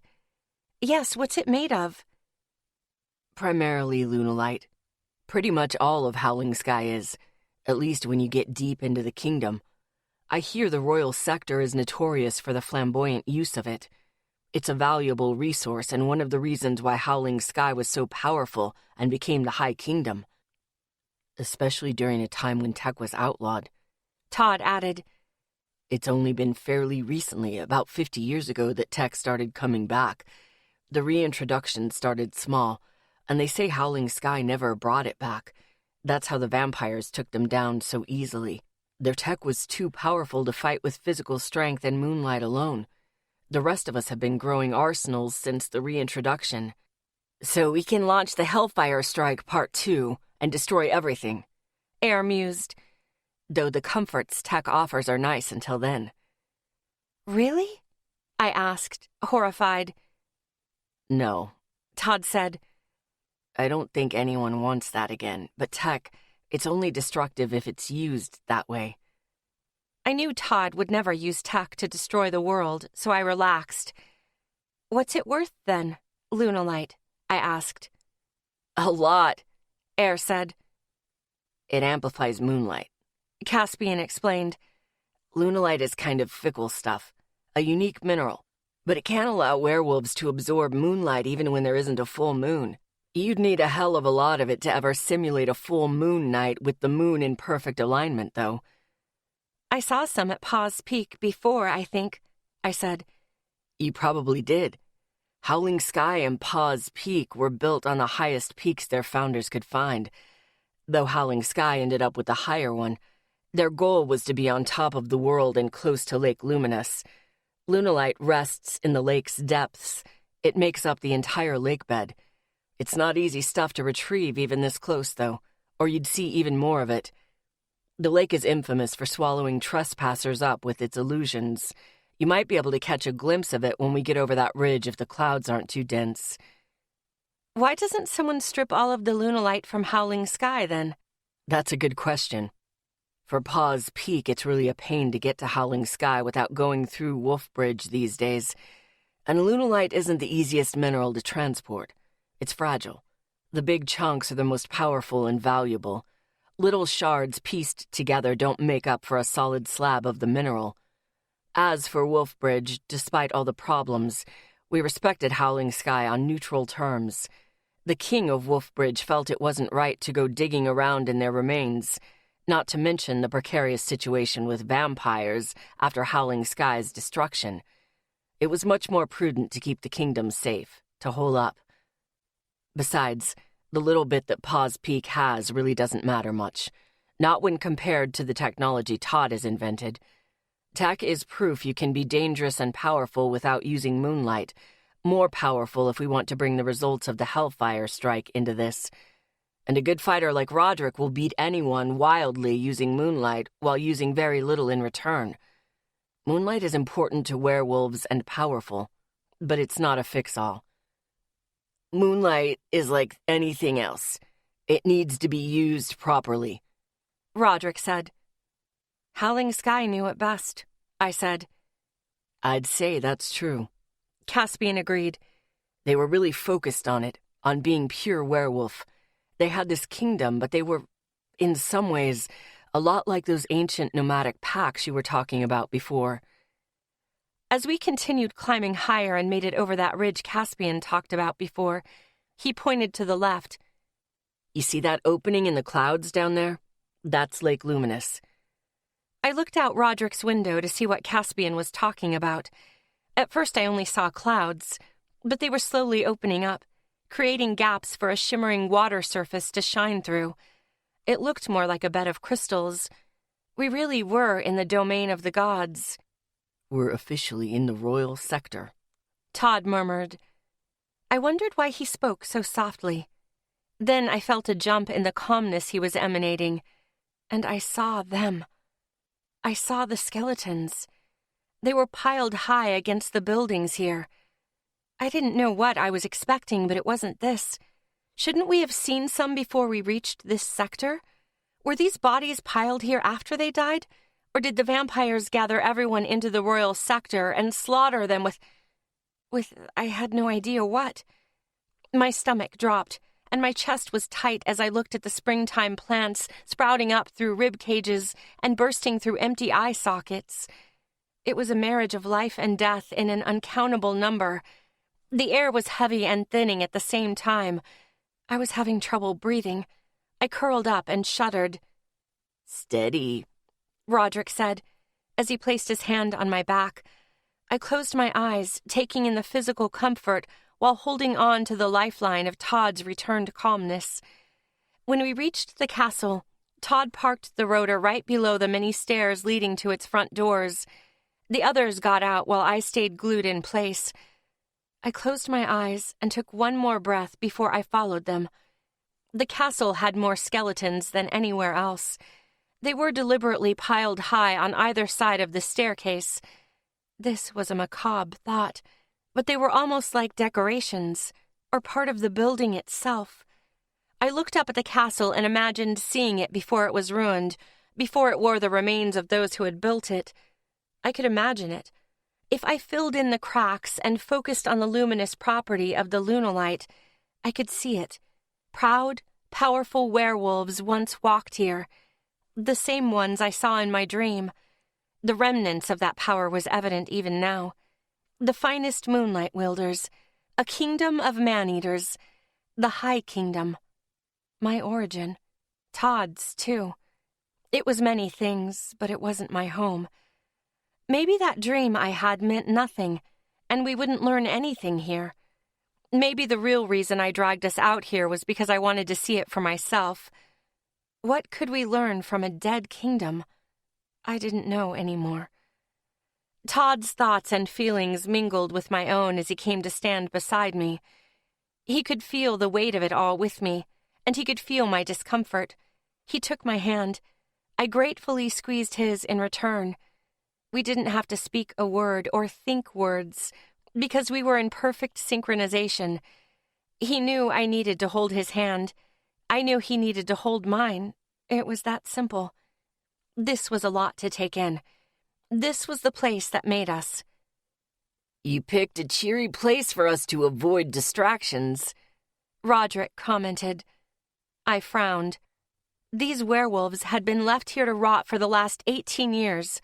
Almost everyone in Howling Sky died. My mother saved me. Todd's parents managed to escape with him. I was glad he wasn't caught in all of this death. I never would have met him. I couldn't bear the thought. I gave his hand another squeeze. I had brothers, too. Like most werewolves, my parents couldn't get to them in time. They were only able to sneak me out because I was taking a special test inside the castle. He shared.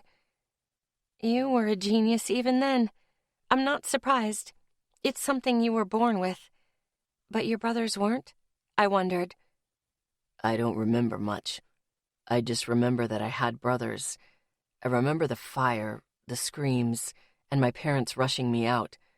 I can barely remember my parents' faces, and I've forgotten the faces of my brothers. I'm sorry. You can't be sad over something you don't remember.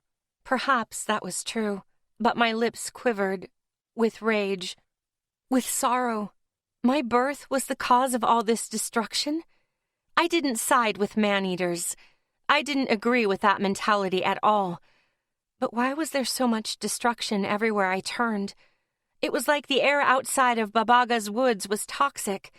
It was slowly seeping into my brain, like spilled ink overwriting what was previously written with something much darker, something opaque and sticky.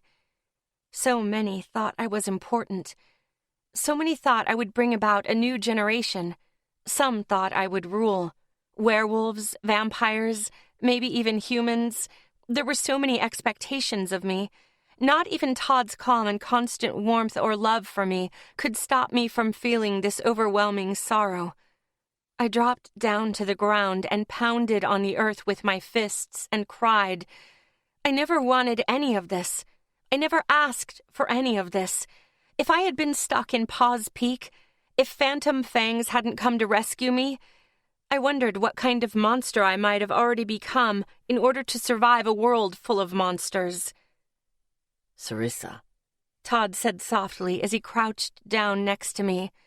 Caspian said, maybe it was a bad idea to come here after all. An ear-piercing screech carried on the wind. It was coming from up the stairs, from the mouth of the castle. The doors were open. I've been waiting for you. Startled, I stood up in a rush, wondering if I had imagined the words, imagined the voice. I knew that voice. Eyre and Roderick came to stand by us. Roderick drew his gun from his combat belt, and Eyre mirrored him. A hunched-over woman wearing an old gray dress and a green shawl wrapped around her head emerged from the front doors of the castle. Her dress trailed behind her, like smoke drifting up into the air with each step down. A breeze picked up and caught her shawl, revealing the silver strands of her long hair. She was a woman I knew very well, a great and powerful witch. Baga? I stuttered. Thank you for heeding my call, my dear Sarissa. It's good to see you again. Chapter 21. Sorissa. I didn't know if I wanted to give Babaga a big hug or if I wanted to scream at her. My hands clenched and unclenched several times. I wiggled my fingers and tried to remember how to breathe. Phantom fangs gathered around me, circling me as I stood. No one said a word until I finally asked, "Why?" It was the only word I could manage. There were so many things I wanted to say, so many questions, but they pretty much all started with why. Babaga reached the foot of the stairs and stood hunched over with her many years of life. She straightened her back some, and then ended up right back where she was. Her hair dangled at the sides of her head, framing it in dignified silver. She was old and wrinkled, and she didn't look like a powerful witch. But looks were deceiving. This was the woman I considered my mother. Gods, I had missed her. Tears escaped my eyes, and I bit my lip. "I made a deal with your mother," she said. "If you hadn't gone and burned her journal, you would have known that Alana came to me when Howling Sky was burning to keep you safe." I was a little shocked that Babaga knew I had burned the journal, but I knew I shouldn't be. She had always known things, everything, though she never explained how. She was secretive, but that didn't change my love for her, or my trust, until she sold me to werewolves. "Alana wanted me to protect you and give you a way to Paws Peak when you came of age. You had been betrothed to Prince Charles before the attack, before you were born, and she wished to honor that. She thought it was the best option for you. The price of that exchange was her life," Babaga said. "I had to follow through. That's how this works. That's the price of my power. I deal in equivalent exchange." "A deal? It was because of my mother that you sold me to Paws Peak?" "I didn't sell you. I returned you to where you were supposed to be as per your mother's instructions, according to the deal." I gritted my teeth. A small point on my forehead throbbed. "What did you mean when you thanked me for heeding your call? Did you invade my dreams?" "Yes, I did." "Why? Why now, and why this graveyard? Your deal is done. You shouldn't have anything to do with me anymore. That's what you're saying, right?" "Sorissa," Todd said quietly, taking my hand. He must have felt my rage and confusion and was trying to make me feel better. He was worried. His emotions were trying to mesh with mine, but mine overpowered his and tossed them aside. "So many have been brutally murdered in this world, and for what?" I asked. "What is it all for? Why is this place so different from the woods? Did you ever love me? Or am I as delusional as I'm beginning to fear? Because I loved you." I swallowed. "I still love you." Babaga shivered and reclaimed her shawl from the incessant wind, snuggling it around her neck and shoulders. "I don't like being outside of my woods," she muttered. Then her sharp eyes snapped up to me. "I called you here, because I think of you as my daughter, and I want to help you. I do love you, Sorissa, even though I shouldn't. I'm impartial. That's the other price of my power. I've always been impartial. I have to be, but not when it comes to you. Your mother's price to use my power was her life. It was her life because the thing she held most dear was spending the rest of it watching over you and witnessing the change you would bring to Prime. I can help you and your werewolves while you're in Howling Sky. I can help you until you need to return to Wolf Bridge.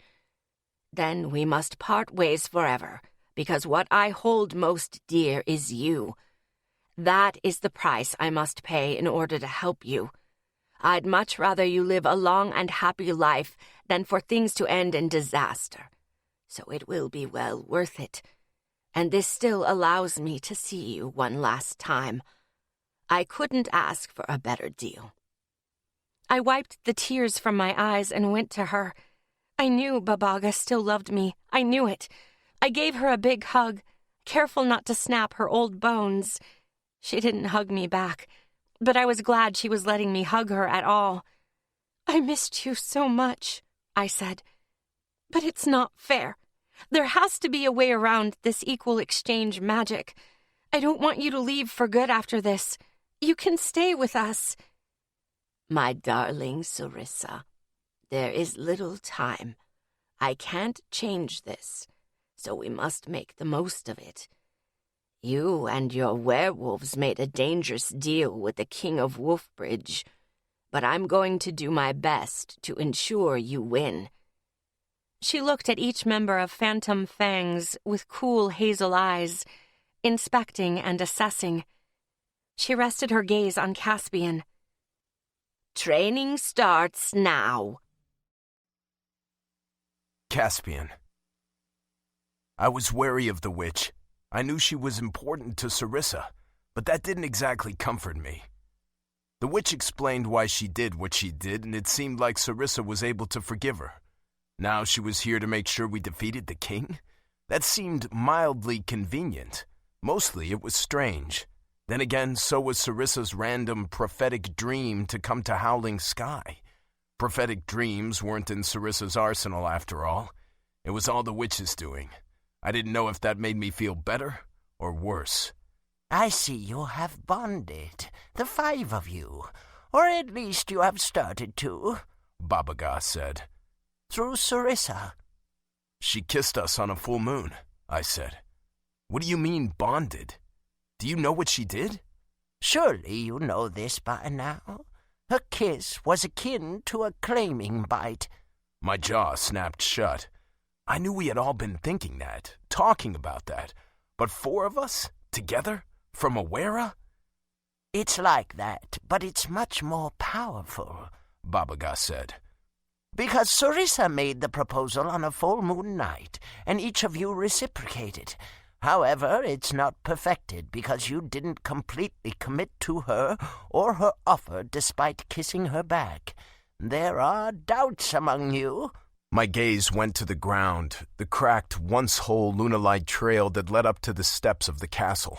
It was amazing how it could look so beautiful in its destruction. Some of it was shaved down to fine particles, like stardust fallen straight from the night sky. But it was eerie more than anything, especially when I glanced at the skeletons stacked up high on either side of the staircase. So, what does any of this have to do with defeating the king? I asked, and forced myself to raise my head. If you solidify this bond, perfect it, you'll be able to draw on each other's power, moonlight included, Babaga explained. The 5 of you together would be many times stronger than the king, than any individual by far. Even you? Roderick asked, arms folded. He looked like he was itching to grab for his gun again, but he and Air had lowered their firearms after Sarissa embraced the witch. You'd rival me in a way, yes. If Caspian alone could solidify his bond with Sarissa, that would be enough to solve your current problem. But it's not going to be that easy because Sarissa didn't ask only Caspian to keep her heart. Babaga affectionately patted Sarissa's arm. Leave it to this troublemaker to pick a complicated pack. Only if you put aside your differences can you truly become one. What does that mean? I asked, a growl in my throat. You said her kisses were like a claiming bite, but you keep using bond instead of mate. They don't sound like the same thing. I haven't been using bond and mate synonymously because there is a difference. As you know, a claiming bite doesn't mean the mate claim has been fulfilled. The mate claim itself demands sex to seal the deal. Sarissa's proposal is a bit more complicated than that. Babaga pointed at Todd. Her knobby finger looked a bit threatening, like a claw. I knew the power those fingers held without having seen it myself. He has already sealed the bond that Sarissa proposed. Between the 2 of them, the mate claim and this bond are perfect. They are on the same wavelength. They can probably hear each other's thoughts right now. I scowled. Todd's face went very, very red. You have to figure this out, all of you. You have to accept or reject Sarissa wholeheartedly, and therefore the others, because she picked all 4 of you, not one exclusively. Okay. I held out my hands. What? Todd bit me and we had sex, Sarissa said. My heart sort of did a weird jump in my chest, like it body slammed against my ribcage, jostling my whole damn body. Air's eyes went wide. Roderick's lips twitched. You didn't see the bite on her neck when you braided her hair? I turned on Air, who stiffened and clenched his fists. Sarissa took off the white ribbon accessory she had around her neck, the one I hadn't commented on before but found odd when we had left early this morning. None of you would have seen it unless you had been looking, she said. Sure enough, there was a prominent scar left on her neck from a frenzied claiming bite. It was still new, apparently, but it was already sealed over with shiny scar tissue. Baba slowly shook her head and said, That's not all of it. Sarissa cocked her head. He said he loved me, that he was happy to have me and Phantom Fangs all together, that we were his pack, and he meant it. I meant it too. Baba gave a small smile that surprisingly didn't look too terrifying against her aged and wrinkled skin. I had never seen so many wrinkles in my life. That's right, she said. And it was enough. Sex, the words I love you, whatever got you to that point of understanding or synergy, has solidified a portion of the bond. Sex has sealed Sarissa's body to Todd, a fulfilled mate claim. However, Sarissa's body is open to you 3 as well. Her body won't be completely sealed until all 4 of you have mated with her. It's the spiritual connection that we need to focus on, though. It's what will allow you to exchange moonlight. You can deal with your mate issues later. That has nothing to do with me or why I'm here. Baba gave the slightest hint of disgust in the wrinkle of her brow. I didn't know what to say, neither did Air or Roderick. I worked my jaw a few times before I managed to spit out something. So we should have one big orgy? I sputtered, nearly hysterical. No, Baba said, exasperated. I mean, you could, but that isn't going to solidify your bond if the feeling isn't there. It's love, werewolves. Love. Todd was able to let his love show through sex. He and Sarissa are bound spiritually and physically. That spiritual element isn't necessarily part of mating, just like mating isn't necessarily part of love. Todd cleared his throat, and his face went even redder. You'll have to figure this out quickly if you want to keep each other safe, Baba said. It's your decision. She gestured to the open double doors at the top of the staircase. You can sleep inside of the castle. I cleared it out for you. It's still plenty sturdy and will work just fine. I recommend the king's bedchamber. I'll be back later. She hobbled over to one of the piles of skeletons, touched a skull, and murmured, May peace be with you. As if on command, the skeletons disintegrated into dust and dispersed in the wind. She did that a few more times, going from one skeleton pile to the next until the castle grounds were cleared. It was like a weight was lifted at the same time. The air was lighter, clearer, and oxygen-rich. I wondered if the witch could end the world with her power if she wasn't bound by those rules of hers. I'd never seen anything like this. Let's go get our stuff and move into the castle, Todd suggested. He spared Babaga's work a short glance as the witch wandered off to God's new where while disintegrating skeletons. He went to the rotor and started untying the ropes we used to hold down our supplies. He was surprisingly okay with all of this, nonchalant, probably because he could read Sarissa, hear her thoughts, knew she trusted Babaga implicitly. Could the 4 of us really share Sarissa? I thought back to the night she first kissed us. I remembered the powerful connection I had to her and this team. I didn't mind it, did I? It was kind of amazing. Maybe sharing wouldn't be that bad. But what about when sex and mates were thrown into the mix? Todd was Sarissa's mate now? Gods, I couldn't believe Todd and Sarissa had sex. Todd! Why did you wait until now to tell us? Air asked. We didn't know how you would take it, Sarissa said as she took Todd's hand. I want all of you, but I know you have some reservations. I don't want to break anything, but I want More. I need more.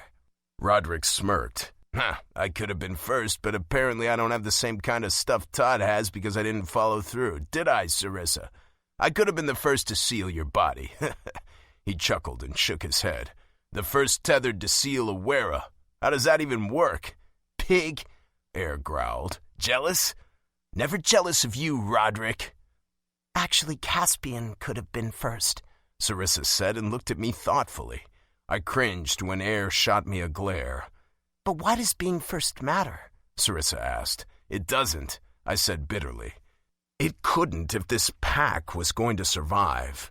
Air and Roderick continued growling at each other. It had been a while since those two fought. I wondered if this would come down to fists. I rarely used Moonlight and my authority as their alpha to control them, but I would if it stopped them from killing each other. A tethered was forever bound to the werewolf that made them.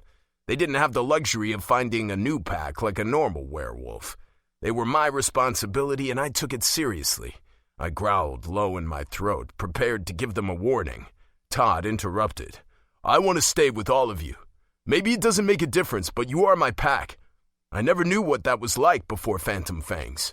We're a group of misfits, and it seems like there's always a fight going on, but we work. You're not the faceless collective that makes up a kingdom. You're all important to me, Sarissa said.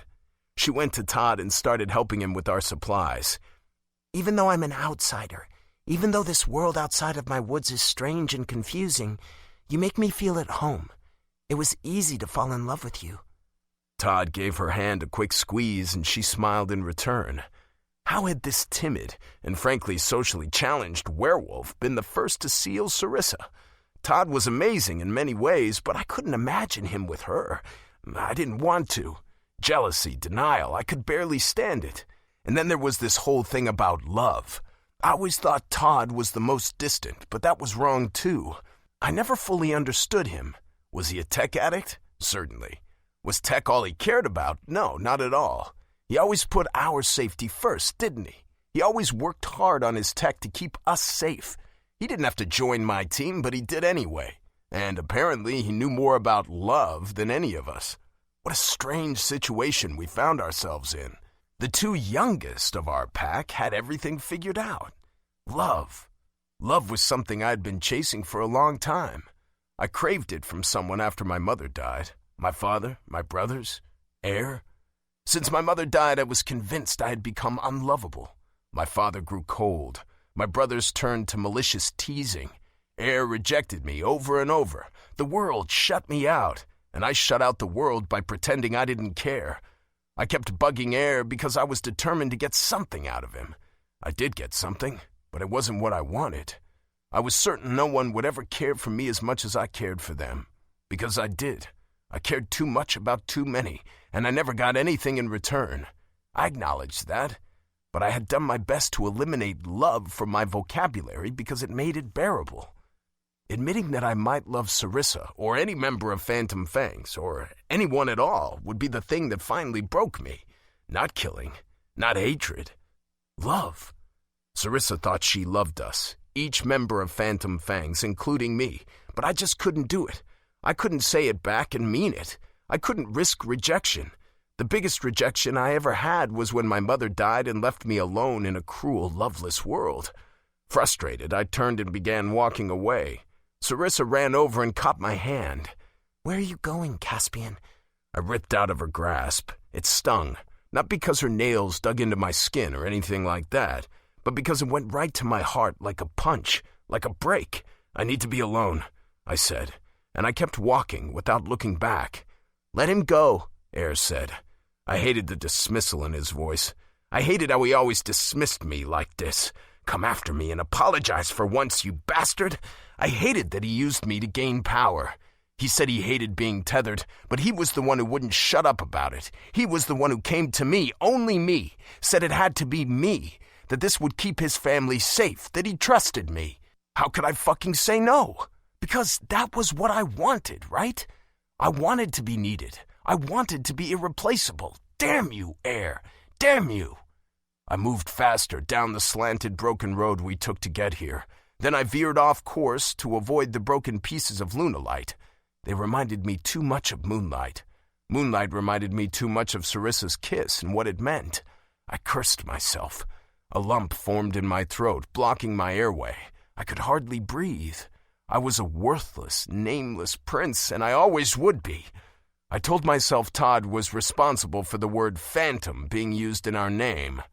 But it was me. I was the phantom.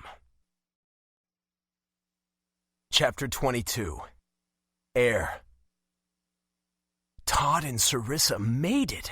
They had sex. I couldn't believe it. It was well into the night. I was tired, and I was more agitated than ever. I wanted to break something, demolish it, and make it unrecognizable. This was my worst tic yet. I would have preferred foot tapping or something else less destructive, but I felt like I was going to explode. I was helping, unloading the rotor, bringing our month-long supplies inside of the castle like Sarissa wanted because Baba God told us to. I didn't care anymore. The physical labor was the only thing keeping me from losing it. I didn't talk to the others. I avoided them as I tried to focus on the task at hand. And where was Caspian? By the time we found the king's bedchamber, an hour had passed since he left, and I hadn't seen a trace of him. The king's bedchamber was big enough for all of us to sleep somewhere comfortably. It was nested nicely inside of the castle with a balcony and stairs leading out to private overgrown gardens and probably a courtyard beyond. The walls, ceiling, and floor were all made with the largest seamless pieces of lunolite I had ever seen. It was whole, entirely untouched, like this room had been spared the siege. Plenty of other rooms were dilapidated. If Baba God thought the castle was sound, I hated to see inside of the other buildings left in Howling Sky. None of them looked good on the outside. This would have to do. At least we had an immediate exit route out the balcony if the castle's guts caved in.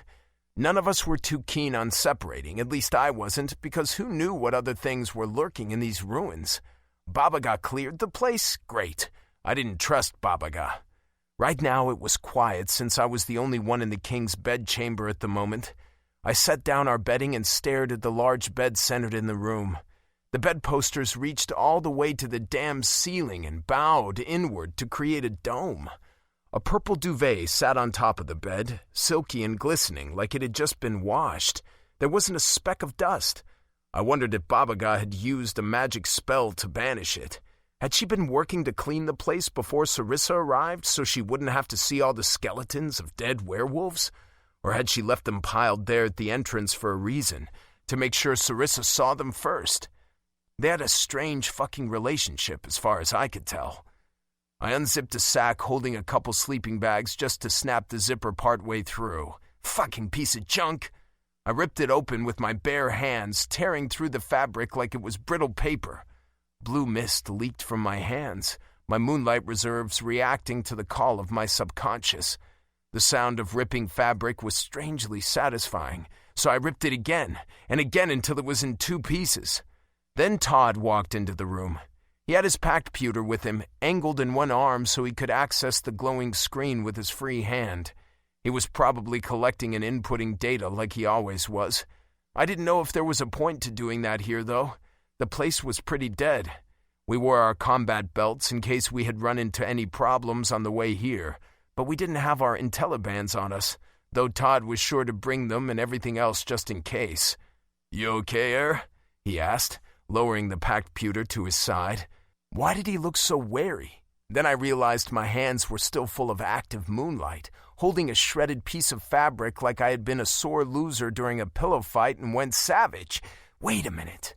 I stiffened. Why was he asking me if I was okay? He never asked things like that. He just stayed silent and worked on his tech, letting the rest of us fight things out the way we always did. Todd won Sarissa? I slowly turned to face him. He was giving me this wide-eyed look, amber brown eyes unassuming and much more reminiscent of a child than an adult. "What were you thinking?" I gritted out. "What do you mean?" "You and Sarissa. Did you think about the consequences? If what Baba God said is true, you sealed her to you." "But not exclusively," he reasoned. "Baba God also said this is about all of us." I let out a tiny hysterical laugh. "Ha! That's great. So you and Caspian can fight over getting her pregnant. The mate claim has absolutely nothing to do with me or Roderick." "I think sealing might be a little different here. More about her body only being receptive to the four of us and probably vice versa, with the way her claim seems to work," Todd said as he sat down in a corner of the large room and placed his packed pewter in his lap. "I don't know. It's beyond what I know about our biology and instinct at this point. Whereas never made claims in the past, and if this was solely about biology and the drive to reproduce like the mate claim always has been, Sarissa probably would have picked Caspian alone, since he's the best suited. Maybe that's why she was able to make this proposal in the first place, an addition or precursor to the mate claim. Usually, a werewolf is more powerful than a wera, right? But that's not true in Sarissa's case. The strong survive and live to reproduce. It's evolution." "Core almighty, do you even hear yourself? Instinct? Evolution? That's all this is to you? Babaga really is full of shit." Todd frowned. "No, I was trying to be reasonable, to explain something unexplainable." He shrugged. "I love her." I might have said he was making excuses, but he wasn't. I hated how he could do that, how he could seem so calm all the time, like nothing bothered him, like he didn't care, and yet I knew that wasn't true. The night we were all linked together, I felt the depth of Todd's emotions as well as everyone else's, even if I couldn't explain them. We were for Sarissa, and we were for each other. There was no question, no second thoughts even from a traitor who chose us over his people. How did everything change in just a few days? How did we grow more in a few days than we had in 2 months together? How could love exist between two werewolves who should have been considered almost complete strangers? My anger flared and I walked up to Todd. I reached out, grabbed him by the collar of his shirt, and yanked him to his feet while moonlight flooded out of my pores, the blue flames aggressively licking his skin. He didn't look scared, not even as his packed pewter hit the lunalite floor with a clatter. "Careful," he said. "You'll break it." I growled. "Fuck that! Worry about yourself for once! What are you going to do, Air?" He wrapped his hands around my wrist. I half expected him to use his moonlight. He was full of it. He hadn't used it once since the full moon. He never did, even though he was a werewolf and held more moonlight than I ever could. He gripped my wrist to adjust my hold a little so I wasn't pressing uncomfortably into his throat. That was it. "I don't know," I gritted out. "I can't think. My head is throbbing." I felt sick to my stomach. I wanted to punch Todd into oblivion. I also wanted to curl up into the fetal position. "What the fuck do you think you're doing?" Roderick demanded, dashing into the room. Moonlight shot off him in sparks as he grabbed me and Todd, separating us effortlessly with the ridiculous amount he was using. He wasn't messing around. He turned his moonlight off the next instant to conserve it, but he watched me warily as he stood in front of Todd, ready to turn it on again if he had to. "Calm down, Air." Moonlight was leaking out from every pore in my body. I was trembling with the power I was exuding. I wondered if moonlight could detonate me, if I could really explode. I took a deep breath and closed my eyes, trying to guide all the moonlight back into my core to conserve and deactivate it. It was a struggle, like trying to catch steam with my bare hands. It kept slithering away from me, mocking. I clenched my fists and willed it back. I made sure there was no question of what I wanted. Return to dormancy. I succeeded, but I was breathing heavily and I was sweating. I was literally having a panic attack or some shit. I gave in to the urge to curl up, crouching down onto the floor and grabbing my head. I took a few shaky breaths over and over until I was able to think clearly again. "You good?" Roderick asked. Why was everyone concerned about my well-being all of a sudden? Roderick asking me was 10 times worse than Todd. "I'm fine," I said as I stood up and shook my head. "Don't touch Todd again." "I won't." I don't know what got into me. Anger? Jealousy? I was such a loose cannon. I knew it was stupid. I knew I should be in control, but I was never good at it, was I? Even though I told myself I thought things through. Even though I told myself Caspian was the impulsive one. I wondered how the others put up with me all the time. Mainly Caspian. He had put up with me for years. "Has Caspian come back yet?" I asked. "Haven't seen him," Roderick replied. "I'm going to find him." "Fine. Hopefully Sarissa will be back by the time you do." Babaga came back and Sarissa wanted to talk. I nodded and escaped that suffocating room in a hurry. I jogged down the halls and rooms of the huge castle, avoiding the piles of debris and cracks in the floor. When I was outside, I looked down the stairs, expecting to see our rotor right where we had parked it. Roderick had probably carried in the last load before he showed up, but I didn't see the rotor. Did Roderick move it? I descended the flight of stairs and looked around, wondering if I had missed it in the dark. I even activated and focused moonlight in my eyes to look again. The lunalight made it impossible to see any tire tracks. I couldn't see any sign of the rotor. What would have been the point in moving it anyway? I got this sinking feeling in my gut. Caspian hadn't come back just to take the rotor, had he? Why would he do that? I growled. Selfish move, Phantom Prince. You really gonna make us come and find you? Todd. Air had never done anything like that to me before. It left me a little shaky in the king's bedchamber. I wanted to sit back down on the lunalight floor, comfortable or not. Did he hurt you? Roderick asked. No, I replied. I brushed my packed pewter off. The screen wasn't cracked or anything, so that was a relief. Roderick growled. Good. He's so fucking psychotic sometimes. He is hard to read. Everyone is, but not Sarissa. Not when that connection is present. You seem different, Todd. More confident or something. Because I kind of understood you all for the first time. Because of what Sarissa did on the full moon. It sucks it faded, though. I have no idea what Air was thinking just now. It's easier on me when I can read your minds. Then I know how to act. Roderick laughed. Apparently you know how to act better than the rest of us. It's because of Sarissa, nothing to do with me. It definitely has something to do with you. Sarissa picked all of us, but you're the only one who knew how to reciprocate. I didn't know what to say to that. I was pretty sure that Roderick was praising me, but I didn't want to assume anything.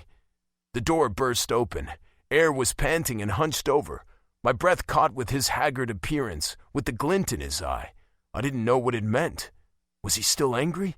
Was he going to come at me again? Caspian's missing, he informed. I looked all over, but he is definitely gone. And he took our damn rotor. That son of a bitch, Roderick growled. Why the hell would he do that? I have no fucking clue, but shouldn't we find him? He's the one who's supposed to fight the king on the next full moon. Yeah, Roderick grunted. We should find Sarissa and Babaga too. Maybe the Witch of Witch Woods can tell us where Caspian is by using her witchy powers. It didn't take us long after leaving the castle to find Sarissa and Babaga. They were at the bottom of the stairs, about to come inside from the look of it. Where's the rotor? Sarissa asked. Caspian took it, Air said. He what? Witch, can you find him? Roderick asked. A little respect would be nice, Tethered, Babaga said. She circled her fingers around in the air, distorting the space like a heat wave. Then she pointed her finger at Roderick and a spark flew, hitting him square in the chest. He let out a surprised grunt and furiously rubbed the spot. Babaga, Sarissa chastised. Then she turned to Roderick. But she does have a point. She has a name. Call her Babaga. Babaga, he said, still rubbing his chest. Can you help us find Caspian? No. He swore and rubbed the spot harder, like her rejection somehow made it hurt more. I said training begins immediately. Find him yourselves. Isn't that a waste of valuable time if you could just tell us? Who knows how far he's gone? He has a rotor, Air said. You're all full of moonlight. Use your heads. I don't have any moonlight, Sarissa chimed in. My point. Come up with a plan, werewolves. We could shift into our moonlight forms and maybe catch up to the rotor if we left immediately and concentrated extra moonlight in our legs, I said. But Sarissa would have to ride on one of our backs. Indeed, unless you figure out a way to give Sarissa some of your moonlight. Doesn't work like that, I said doubtfully. Moonlight is absorbed directly from the moon. Werewolves can't pass it around. Didn't you listen to me earlier? I did, but... Todd, you should feel it's possible through your connection to Sarissa. You don't have to understand the mechanics of it. Don't block it. Let your feelings shine through like they did when you and Sarissa solidified your bond. Sarissa stood in front of me and took my hands. She had a soft smile on her lips. Her eyes were locked on mine. I loved it when she looked into my eyes like this. I loved making eye contact with her. In the night, with the stars shining, her eyes were a beautiful maroon. Shall we try it? She asked. Why not? It wasn't like we had anything to lose. I brought Sarissa a little closer to me and leaned down to press my forehead against hers. It was easy to get lost in her. It was easy before when I didn't know her thoughts or feelings. But now I did know her thoughts and feelings, and it made touching much more intense. Everything else faded away. Are you nervous to have everyone watching? Sarissa's voice floated around in my head. No? Are you? No. She wrapped her arms around the back of my neck and closed her eyes. I closed my eyes too and brushed the back of her neck, feeling the place I bit her. She was an extension of me. No, she was more. Energy buzzed everywhere she touched me, especially where her bare skin touched mine. Our heartbeats synced up along with our breaths. One mind, one body. It felt so natural, and I didn't ask questions. Love was an abstract concept, but Sarissa made it the most tangible, real thing in the world. Will you accept some of my moonlight, Sarissa? I'll accept it. Energy flooded my body in a cool wave as the moonlight in my core activated. It sloshed around, and I envisioned it as a bright blue light as I guided it through my system and out of my pores. I envisioned it as tiny tendrils of smoke moving towards Sarissa, sticking to her skin and sinking back down into her own pores. I didn't know what I was doing, but it came naturally, easily with Sarissa there to guide me. Everything was easy with her. Once I transferred about half of my moonlight, I opened my eyes, and the moment was gone. We were still connected, but our heartbeats and breaths were no longer in perfect synchronization. Fatigue spread through my body, but Sarissa steadied me. She stood on her tiptoes and captured my lips with hers. That was amazing, she said. When she blinked her eyes open again, they were blazing blue with moonlight. I shivered, and we slowly moved apart. Babaga nodded her head and clapped her old hands. Very good. Roderick and Eyre stood stiffly, arms folded as they mirrored each other down to their scowls, which was a strange sight. Todd, Eyre said. If you're the best at everything, where does that leave the rest of us? My face heated up and I shook my head. I'm definitely not the best at everything. Just most things. You little shit, Roderick grinned. Enough banter, Phantom Fangs, Sarissa said. She started stripping out of her clothes, and my heart rate doubled. It didn't matter how intimate we were. I'd never react any differently. Sarissa looked over her shoulder and fluttered her eyelashes at me, teasing, reading my thoughts, my feelings. But the flirting stopped as soon as she spoke again. It's time to shift. We need to find Caspian sooner rather than later. I don't know what he's thinking, but he's not going to accomplish anything by himself. If he really thought that, he should have come with us in the first place. She was angry. She called on her moonlight and fell down onto her hands and knees as black fur sprouted from her skin. Muscles rippled underneath as her body changed and grew into a powerful black wolf, nearly invisible in the night if not for the blazing blue of her eyes. Her moonlight was mostly contained, only active in keeping her form, but it lingered vividly in her eyes as if she were concentrating it there. But it was mostly a unique feature of her wolf. The rest of us followed, stripping out of our clothes and calling on our moonlight forms. Eyre's wolf was white as snow. Roderick's wolf had a coat made up of dark grays and browns. I didn't call on my moonlight form often because of the distinct red in my fur, the same reason I always wore my beanie, but that didn't seem to matter much anymore, especially not out here with only my pack and the witch. Run, werewolves. May the gods watch over you and bless you with great speed, Babaga said. Sarissa howled. The sound waves rippled through my body, causing my moonlight to resonate with the frequency. Then we sprung forward on her command. We concentrated our moonlight in our legs, and the world blurred by us with our incredible speed as we ran down the mountain. Not even a rotor could outrun us like this. Chapter 23. Caspian. I stared down the hard-skull bull standing on a grassy incline in the late hours of the night. The moon hovered above, a passive observer, my main source of light, and maybe my only witness outside of the hard-skull herd and the gods if I died tonight. The bull's nostrils flared wide. His pupils were dilated to the point they eclipsed the color in his irises and ate up the whites of his eyes. I'd never faced a hard-skull bull before, but this probably meant there was no turning back now. He dug a cloven hoof into the ground, digging up clumps of grass and dirt as he prepared to charge me. I hadn't planned on facing off like this so soon. The herd had moved closer to Howling Skies, so I hadn't needed to backtrack as far as I thought I would. This just means this will be over sooner. If you can't take down this hardskull, then you definitely can't take down the king of Wolf Bridge, I told myself. The bull huffed and scraped his hoof against the earth again. It seemed he was daring me to run. I faced him head on, neither of us making a move. Right now it was nothing but a battle of wills. He had ordered his cows back, farther down the mountain, and he knew I was alone. He probably thought I was stupid. Maybe I was. Even those nomadic werewolves in the stories Sarissa talked about never hunted a hardskull bull alone, unless it was Garstrauda. But that just meant this was the ultimate test. At least if I failed, the others would be off the hook. They'd know that I was a lost cause, and they wouldn't return to Wolfbridge. Corin would sneak Trace and Air's mother out of Wolfbridge somehow, or something. I didn't know. Maybe it was just wishful thinking. But this was all I could do. If I couldn't take down this bull on my own, I really was worthless to them. All of them. The bull let out a roaring moo that was a lot more terrifying than I could possibly describe.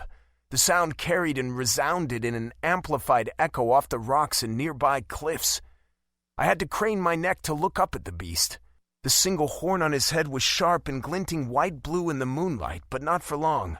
Shadows painted the landscape in an ominous darkness as the light from the moon and stars was eclipsed by a cluster of gray clouds. I activated my moonlight reserves, concentrating it in my eyes so I wouldn't be left blind. It was time to make a move. I was tired of waiting. So was he, because he charged. I stood my ground, never taking my eyes off the target.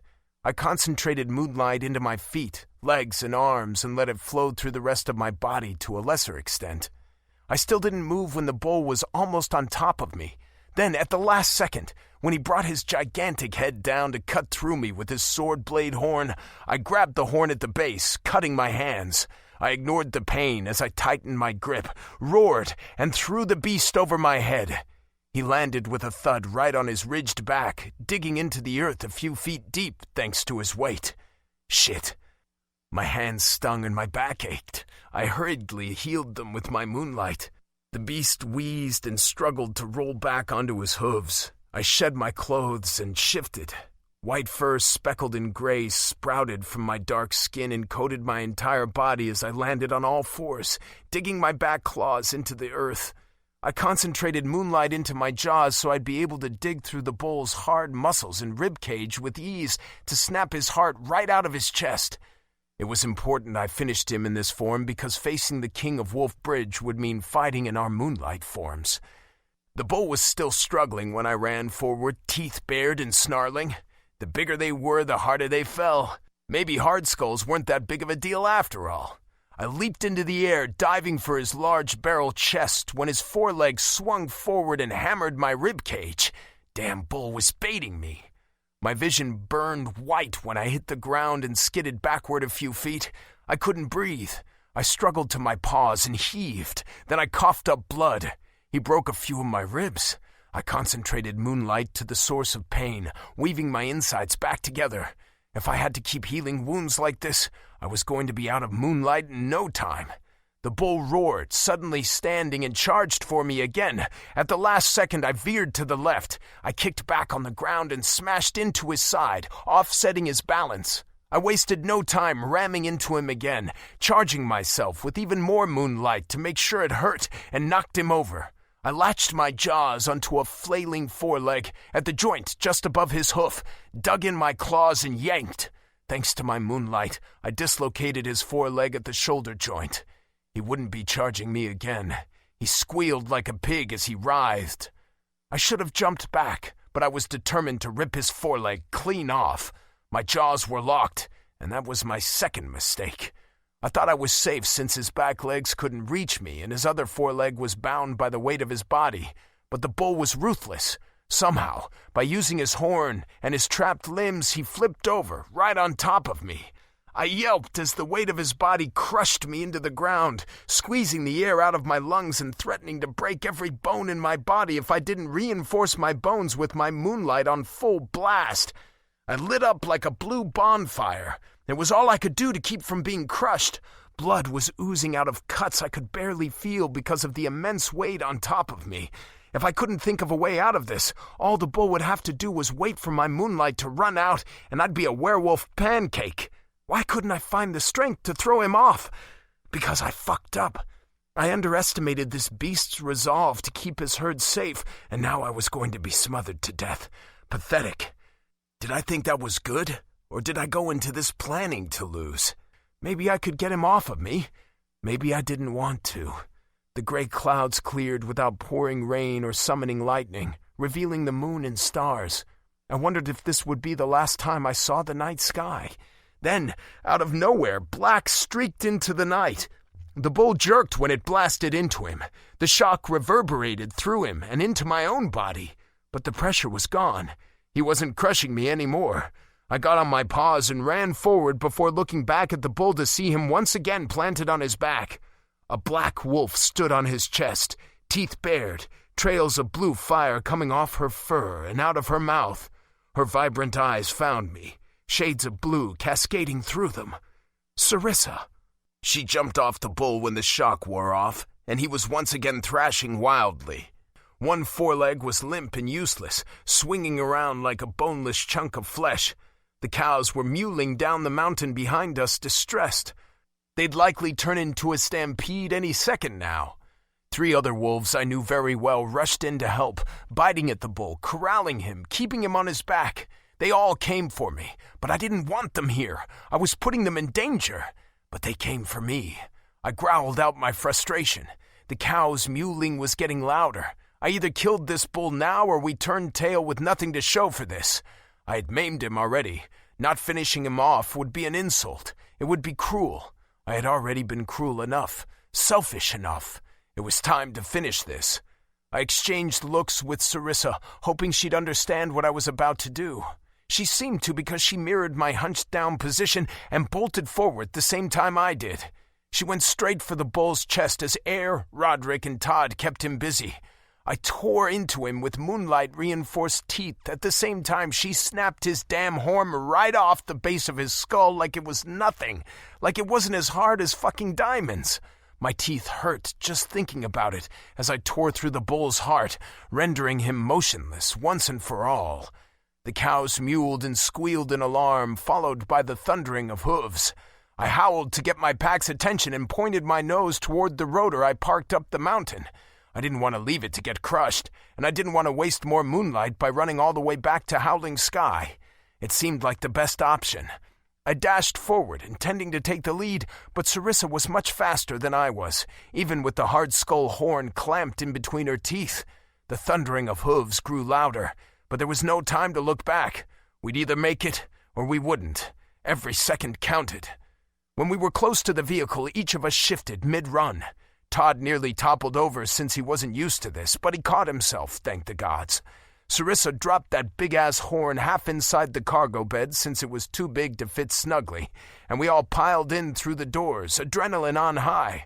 Todd hopped into the front and twisted the key in the ignition. The rotor roared to life and the tires squealed against the earth and kicked up dirt. Then we were off at top speed, making our way back to traveled roads instead of plowing through grass and rocks. Thanks to the rocky, mountainous terrain, the cows got split every which way, and Todd was a good driver. Within minutes, it was safe to say we were in the clear. Aside from Todd, the rest of us had ended up in a haphazard position. Air, Roderick, Sarissa, and I were in the back of the rotor with no one in the front beside Todd. We were a tangle of limbs and skin and sweat and dirt and blood. I didn't know who I was touching where. "What are you doing in the back?" Air demanded as he shoved me, trying to get into his seat, which I had apparently stolen. He ended up going for the middle. "You never sit in the back. We were expecting you to go for the front." "Crawl in front, Sarissa," Roderick demanded as he shoved Air. "You're on top, and you're the smallest. It'll be easiest for you." Instead of doing that, Sarissa crawled over each of our laps when we had managed to sit somewhere. She stopped when she had reached me. Then she sat down, straddling me, knees to either side of my hips, one pressing against the door of the rotor, the other pressing against Air's thigh. She inched forward until the heat between our legs came into contact with my suddenly eager cock. Gods, she was soft, wet, and hot. I thought I was going to die. And then she started lecturing me. Caspian, what in the hell were you thinking? She growled, fingers curled on my shoulders. I could hardly focus on her words because of the way she was touching me. There was nothing but bare skin. It was the best feeling, but I was also acutely aware of everyone else around us, and I didn't know what to think. I couldn't think. We are going back to Babaga. We are going to do what she says so you can defeat Philip without question. No more of this running away and doing stuff on your own. You heard her. We have to do this together. Sarissa's eyes softened and her lips quivered. You can't run off like that. How am I supposed to keep you safe if you do that? She took my face in her hands, cupping my cheeks, making sure I was looking right at her. I love you, Caspian. Each one of you. Don't leave me. She bit her lip and her eyes shimmered with tears. She must have been fighting to hold them back. She brushed my face with her fingers before reaching over to Air and Roderick. They each took one of her hands as she twisted in my lap. I was sure she hadn't intended to, but the action hit me just right. Gods, I could almost be inside of her. I was buried in the wet folds of her sex. I couldn't stop the involuntary shudder that racked my body. You can count on me, she said. Trust me. I won't let you down, I promise. We do count on and trust you, Sarissa, Air said quietly. I think I speak for all of us when I say I'm not really sure what we would do without you anymore. It's amazing we functioned at all before you ended up with us. We were always on the verge of self-destructing. Good words, Air, Roderick agreed. Sarissa righted herself on my lap, easing back only slightly to relieve the tension she must have felt too. Her eyes were dilated. I suppressed another shudder and said what needed to be said. I'm sorry for making you worry. I don't know what I was thinking. That wasn't true. I did. Sarissa moved forward again and kissed me gently on the lips. Stay with us, Caspian. All of us. It'll work out, you'll see. I kissed her back. My hands involuntarily went to her hips. I needed to be inside of her, to move against her. My gums were burning. I could taste the crackling energy of moonlight on my tongue. My body was begging me to bite her, to seal her. You're not playing fair, I said, my voice strained. You can't make demands while kissing me and sitting naked on top of me. I'll say and do anything you want like this. Then say it. Say you'll stay with us. I'll stay with you. I buried my face into her shoulder and confessed, I want to stay with you all more than you could possibly know. And so you left? Air chided. Don't do that again, Caspian. Next time you run off like that without saying anything, I'm going to punch you in the fucking balls. You're covered in blood again. I rested my head back against the seat and caught Air glaring at me from my peripheral. His eyes were blazing blue. I swore I could almost sense something, emotion coming from him and into me, anger, concern. Maybe I was remembering the pain screaming out from him when Gala slit my throat and almost killed me. Pain. I definitely felt it from him then because of Sarissa connecting us all, but he hadn't been hurt. Was he really that worried about me? He grabbed my arm, inspecting a place I had been previously cut on a rock or something when the bull had body-slammed me. I wasn't bleeding anymore. I had healed with moonlight, but he seemed to be intent on making sure of that. I didn't know what that touch meant. I didn't know why it made me irritated and relieved at the same time. Air didn't typically go out of his way to touch me. Thankfully, his hand was only there for a couple seconds and I could go back to only worrying about Sarissa on top of me with my aching dick pushing against her, begging me to move. Roderick bent over Air and smacked my shoulder. You're a better fighter than that, but you're always distracted. You could have taken that thing down on your own, but you didn't. You have the breeding. Stop hiding in your head already. And maybe stop attacking creatures you have no intention of finishing off. What are you talking about? I think you might be overestimating my breeding. And I had every intention of finishing that bull off. I did it, didn't I? He shook his head. Go on, keep lying to yourself. You hate killing. You'd avoid it if you could. It's like Babaga said, Todd interjected after being so quiet. We want to win? We have to work together. What happens after Caspian becomes King of Wolf Bridge? More trouble.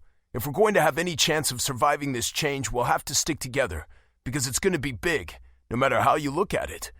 This thing between us isn't really about thinking. It isn't about all the things I can pick apart with science. It's about feeling. It's about emotion. Not that I know much about that, but apparently I know more than you do. He smiled as he looked into the rearview mirror. I can feel you all right now. Now that he mentioned it, so could I.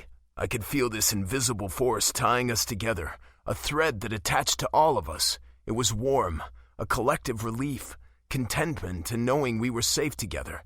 And it wasn't just me. It wasn't my own wishful thinking. They felt it. They were glad I was safe. Didn't you feel that the first time we connected, Caspian?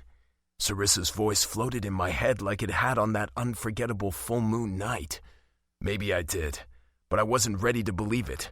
I wasn't ready to fully recognize it. For the first time since my mother's death, I was wanted. Maybe I was loved after all. I pressed my nose into Sarissa's neck, taking in her warmth along with this spiritual connection to everyone in the rotor. Maybe it was possible they needed me as much as I needed them. Chapter 24. Sarissa. I grasped the blanket covering me. It was coarse but warm. One of the blankets we had brought with us to Howling Sky. I searched underneath it for the warm bodies I fell asleep between. I was at least hoping to grasp a shirt or pants or something attached to a warm body.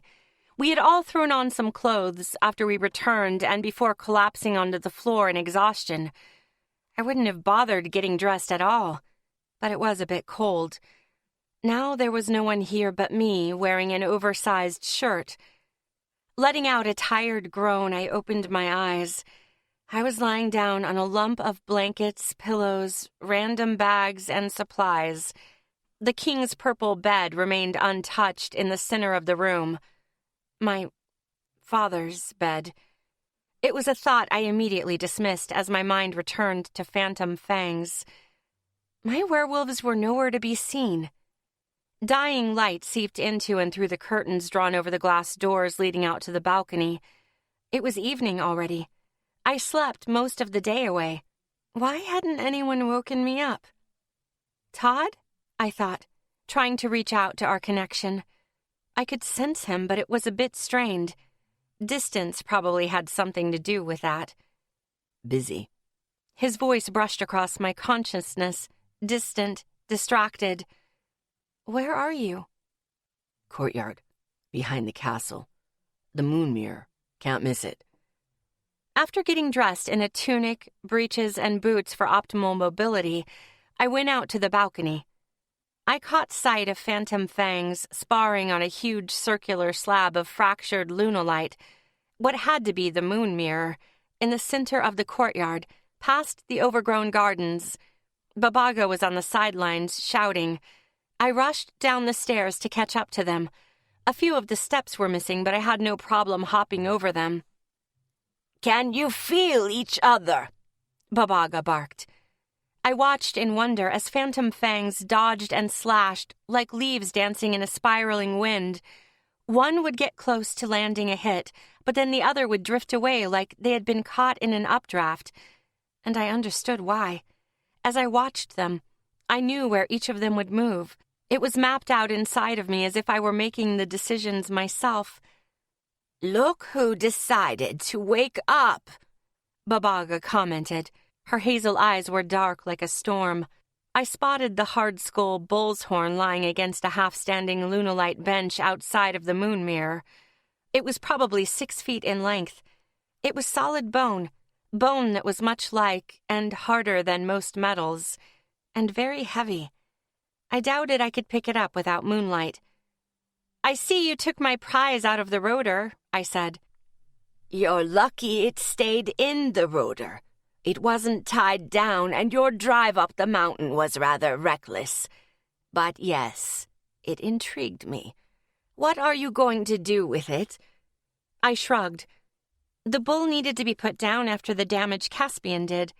He wouldn't have healed quickly enough on his own to take care of his herd, so Caspian killed him, and I took his horn, so the herd would be free to find a new bull. Now I'm the pack hero. Babaga laughed.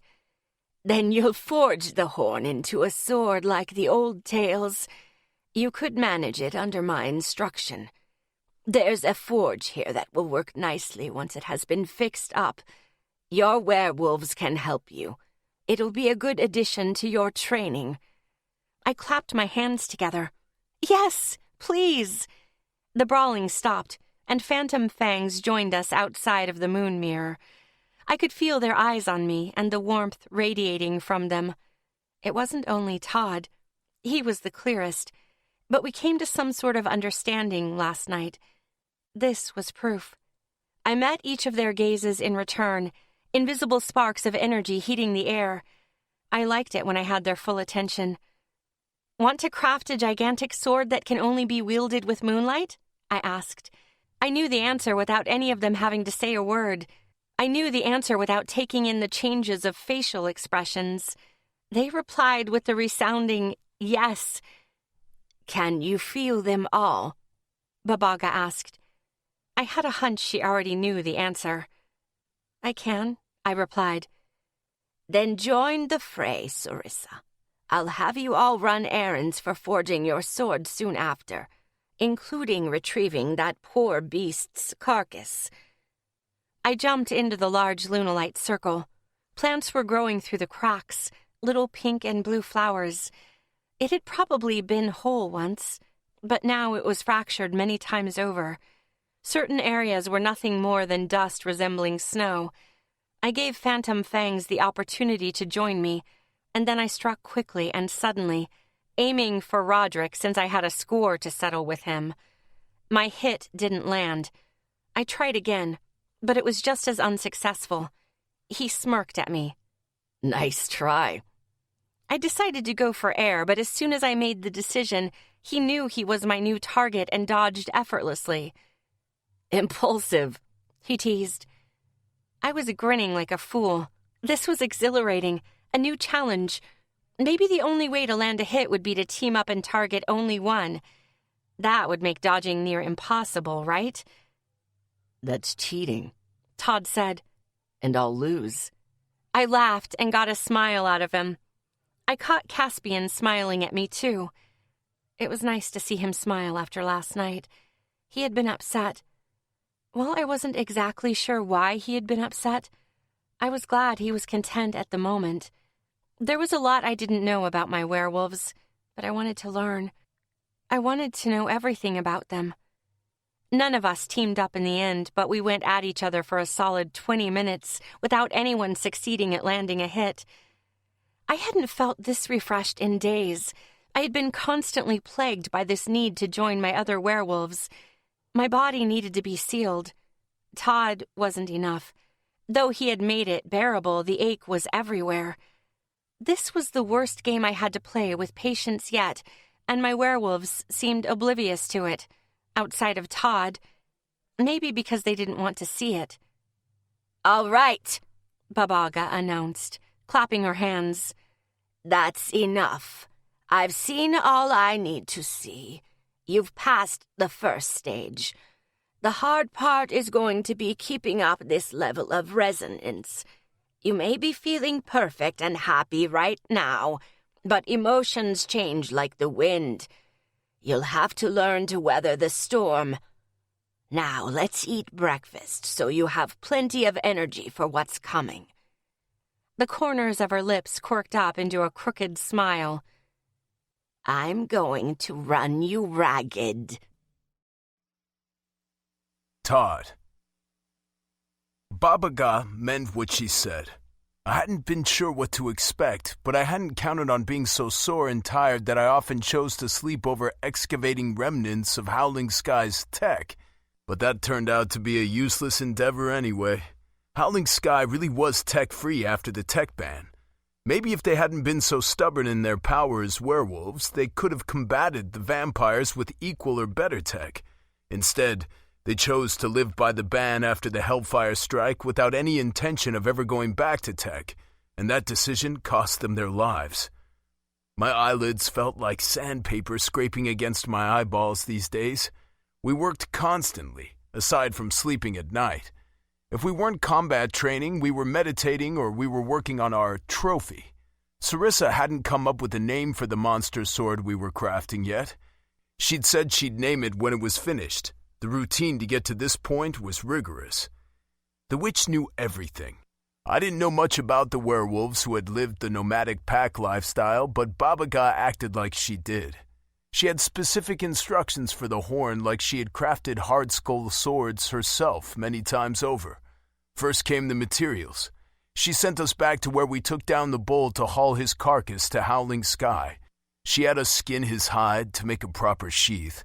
We carved up the meat and dried a lot of it while Baba Ga preserved the rest in an ice box with enchanted ice that never melted. I was still trying to figure that one out. Then we set aside the bull's bones because Baba Ga said we would be using them later. After that, the witch sent us out to hunt a collection of other minerals and metals to melt alongside the horn to make an even stronger base for the sword blade. We poured the mixture into a huge mold we made to keep the length and width of the original horn. Wielding this thing would require moonlight, and so did making it. We tempered the concoction with precise heat levels, even though we were using a temperamental old forge. I thought it was nerve-wracking. Sarissa was thrilled. Apparently, this was exactly like the fairy tales she had grown up on, down to the tiniest details. I was glad it made her happy. It also gave me plenty to think about in terms of new materials for weapons when we got back to Wolf Bridge. This synthesized metal was solid. It was unfortunate hard skull horns were not easy to come by. Our blade was mostly finished. It was a bright white with thin blue veins crisscrossing along it.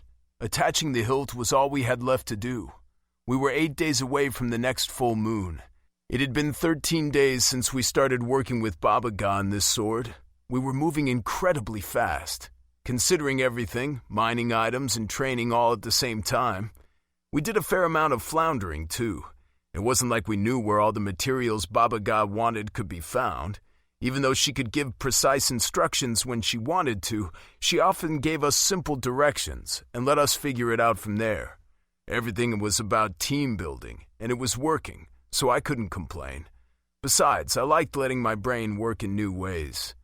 Most of our physical training was hand-to-hand combat, but Baba Ga also had us carve out our own 6-foot-long wooden swords to practice with, so we'd have an idea of how to wield our new hard skull sword.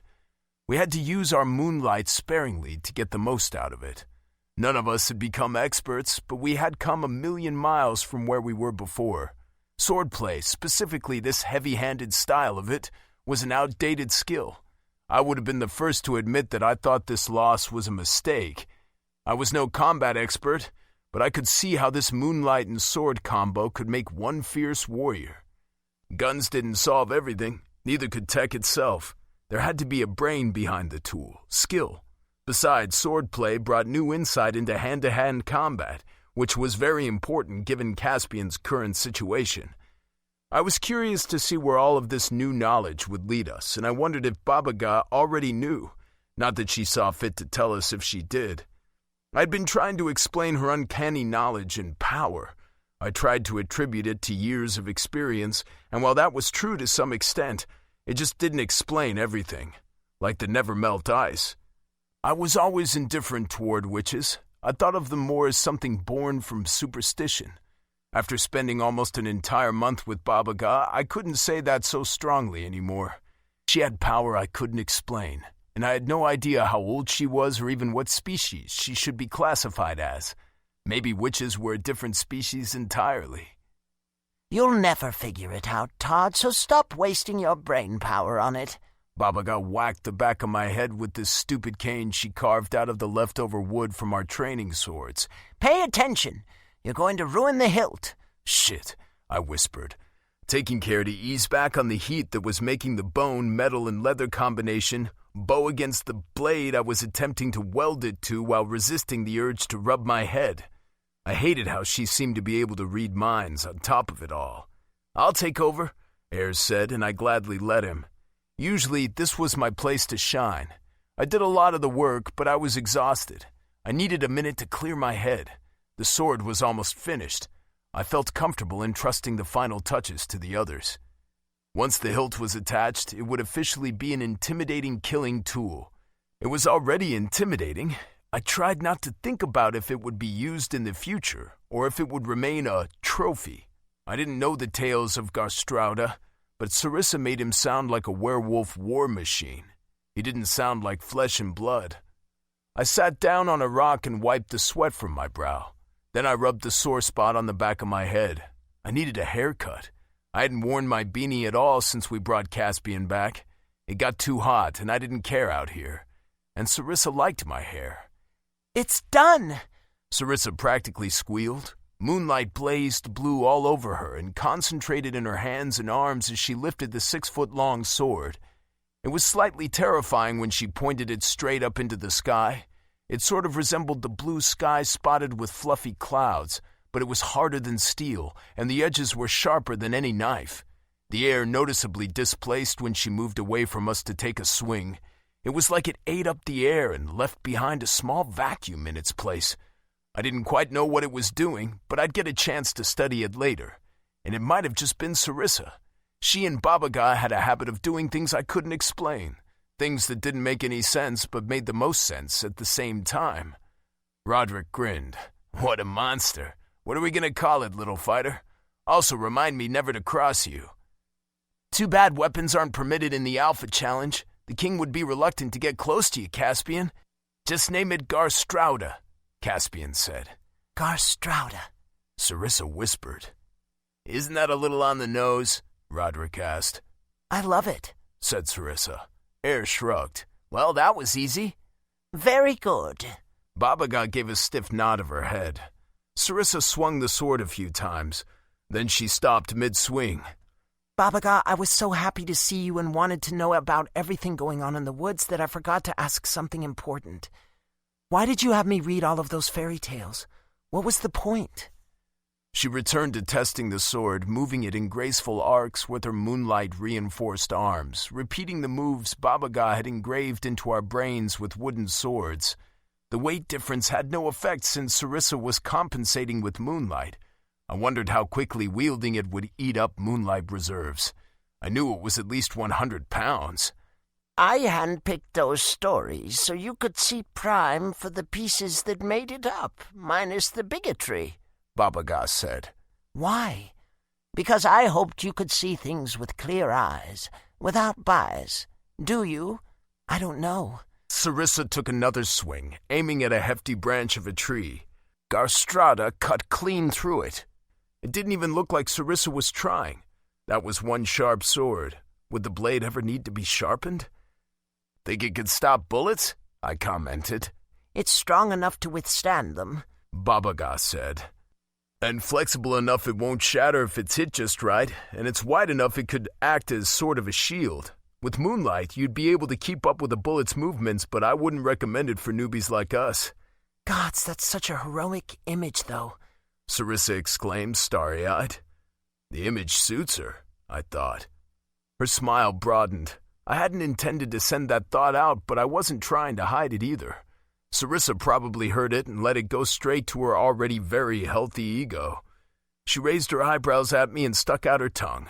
Someone going to help me sheath this thing? A hero could do it herself, Caspian remarked. Sarissa hummed, sucking on her lower lip as she looked at her hand gripping the hilt and held out her other hand as far as it would go, gauging her arm span. I think I need longer arms. Sheathing it for storage means two of us working together if you want it done gracefully, I said. It's an impractical weapon. It's hard to transport. You'd have to be ready and have it drawn before a fight got serious. Plus, using it will sap your strength quickly. All valid points, Babaga agreed. Hard skull horns are not typically good for a quick draw, but they wreaked plenty of havoc back in their day. Though not permitted in the Alpha Challenge, they kept rival packs in line, and other more dangerous enemies. Like vampires, Caspian said. Indeed. Can a vampire wield one? Sarissa asked. In their stories, I never saw hard skull swords mentioned. Not at this size and weight. They would have to break a hard skull horn down to much smaller sizes, usually. More often than not, a werewolf is stronger than a vampire when their moonlight is fully active. But if a vampire is well fed on human blood, or especially werewolf blood if they can get it, that line blurs. Blood for them is like moonlight for you, but some creatures have essentially more nutrition in their blood than others for vampires. Caspian growled. Vampires would gladly take werewolf slaves over humans. Because you're better than us, Air said flatly. As far as a more nutritional blood source goes for vampires, yeah, I've heard stories. And you're more powerful. There was an edge to Air's voice that translated to a tight feeling in my chest. Air, I'm not trying to start a fight. No, you're just trying to remind us of who the superior species is. I didn't understand these two even when this spiritual or emotional thing connecting us was working, more or less again. Air liked to fight with someone. Since Roderick came clean about his involvement with the agitators and chose us instead, he was no longer Air's primary target. Now it was Caspian. Caspian growled. Enough! What have I ever done to hurt you? It's like you're always trying to punish me for tethering you to me, but you wanted it. You begged me to do it, and I gave in. I didn't want to. I always liked you just the way you were. Air muttered something imperceptible, and Caspian's gaze went to the ground. I could feel our bond fluttering, these silver strands loosening and tangling instead of being pulled taut and clear. Roderick shook his head. So hard skull swords are hard to wield, but they're powerful as hell when in the hands of someone with moonlight reserves as big as Sarissa's. This whole thing has been very educational. Yes, Baba Yaga murmured. I would ask you all to use this power carefully. This power you share with Sarissa. I'll only ever use my power for good. Sarissa vowed solemnly. She looked over Air and Caspian with concern. Then she sent that same gaze to me and Roderick. She was so easy to read. She was so easy to understand. And she was probably the only one in this world who could say those words and mean them with the utmost sincerity. Chapter 25. Air. Meditating was the worst. We sat on the hard surface of the moon mirror at night, or in the overgrown grass during the day to practice it. Right now it was early in the night, so we were on the moon mirror. We were supposed to be still as death, eyes closed, visualizing these silver threads connecting us, according to Sarissa and Todd. It was meant to nurture the spiritual nature of Sarissa's claim, the part of her claim we needed to be at 100% between all of us for moonlight exchanging purposes, and it was what we struggled with the most. What I struggled with the most. I thought we had it down good enough. Sarissa could give each of us her moonlight and even expand the maximum amount of our reserves in the process without a problem, though the maximum amount we could hold always returned to our normal capacity once that one-time supply was passed on to another or used up. Sarissa hadn't come into this with any moonlight of her own because of what happened on the last full moon, and it turned out taking all of our moonlight reserves didn't even fill her half up. If she was full of moonlight and passed it all to Caspian, that would be all he needed to ensure he won the Alpha Challenge. It would work out fine because filling up on moonlight was a prerequisite to the Alpha Challenge, so both sides were at the top of their game. But Baba Yaga insisted we all needed to pass around our moonlight as easily as Sarissa. You want the best chance you can get, don't you? She asked. She was about to lecture me again, I just knew it. Yes, I muttered, and reminded myself we only had 5 days until the next full moon. Less than that since we needed to leave enough time to get back to Wolf Bridge. Our time in Howling Sky, almost an entire month, had been a little bit like heaven, and a lot like a living hell for me. I took a deep breath as Caspian and I sat cross-legged across from each other, wearing tank tops and shorts to stave off the surprising heat that had plagued Howling Sky for the past few days. I tried not to fidget away from the cracks I was sitting on. At least the lunalight was cool. It didn't absorb the heat the way other surfaces did. Closing my eyes, I focused again on meditating. Meditating was the fucking hardest thing for someone with a restless mind like mine. I was making terrible progress transferring moonlight to anyone, but I hadn't managed to do it with Caspian even once. Roderick was basically a fucking professional at meditating, though he was having issues with Caspian too. Todd, the overachiever, was nearly as perfect as Sarissa. Caspian was doing fine to the most part. He still had a few hiccups to sort out every now and then, but it wasn't an issue for him giving moonlight to any of us. He was good at that. He was terrible with reception. Babaga acted like that had more to do with me and Roderick than it... Let the story pause so your spirit doesn't have to. This music is for your restoration, and this audiobook is a gift to you.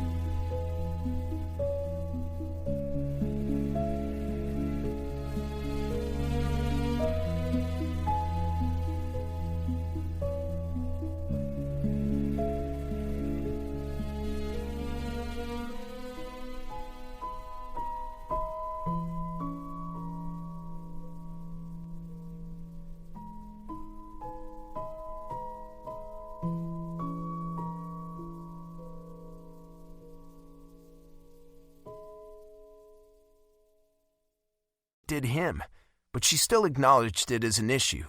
Roderick and I couldn't transfer to each other either, usually. Do it again, Babaga instructed. Air transfer your moonlight to Caspian. I sighed as Caspian and I stood. I placed my hand on his bare shoulder, and we both went stiff as statues. A hand on the shoulder shouldn't have been a big deal, but it was awkward. There was a tense silence, and transferring, or attempting to, basically demanded we gaze into each other's eyes. I couldn't hold his gaze. What's wrong with me? I wondered. It was easy with Sarissa. She made intimacy of any kind easy. A kiss was the quickest way to transfer moonlight to her, maybe because it was all about feeling, like Todd talked about before. There wasn't much thinking involved. Just kiss him already, Babaga said with a wave of her hand. This hand on the shoulder thing is not working.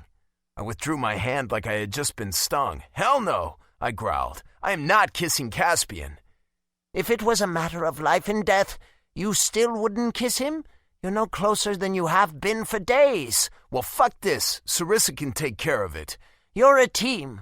Sarissa is the center point, yes, but this claim, this bond, will quickly deteriorate if you can't all come to an understanding. You're straining.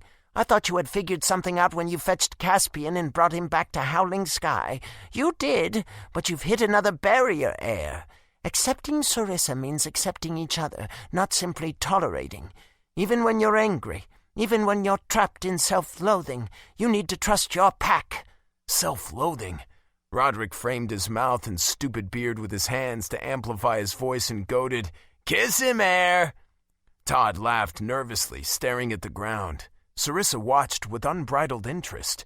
"Keep hollering, Roderick, because you'll have to do this too if it works," Baba Ga threatened. That shut the ex-agitator up fast. Caspian chuckled and shook his head, brushing the whole thing off. "We just need to concentrate more, or less. We're thinking too much about it." I wanted him to shut up. I wanted them all to shut up. I knew all of my shortcomings already. I knew my brain was too busy. I knew everyone else knew it too. I knew I worried too much. I knew I was sharp and started fights over stupid things. I knew I was terrible to all of them except for maybe Sarissa. I ignored everything inside of me telling me no. I grabbed Caspian's shoulders and kissed him. The rasp of his scruff caught me off guard. He usually kept his face clean of any stubble, but we hadn't had much time to breathe out here. We were dirty, sweaty, tired. His lips were full and soft against mine. It only lasted a couple of seconds before Caspian pulled away in surprise, dark eyes wide. Did he always have those deep sapphire blue flecks in his eyes? Maybe it was moonlight. "Oh, look at that," I deadpanned. "It didn't work. Now that that's out of everyone's system, let's get serious again." But I didn't hate it. I didn't hate it at all. Baba Ga sighed in exasperation. "You have to mean it, or a kiss isn't going to do anything. You know this by now." "How do you mean a kiss? I kissed him, didn't I?" Baba Ga bobbed her head. "Maybe you'd like to share how you feel in words, then. Your emotional constipation is the worst." I balked. "Emotional constipation?" Caspian wiped at his lips with the back of his hand. He resembled a scared little rabbit cowering in front of a big bad wolf as he looked at me. It made me grin. I liked to see him flustered because he was always trying to be so perfect and werewolf. Sometimes it was nice to think that he wasn't. It made me feel like we were almost equal, and like I wasn't so fucking far out of his league I should have never ever ended up where I was beside him.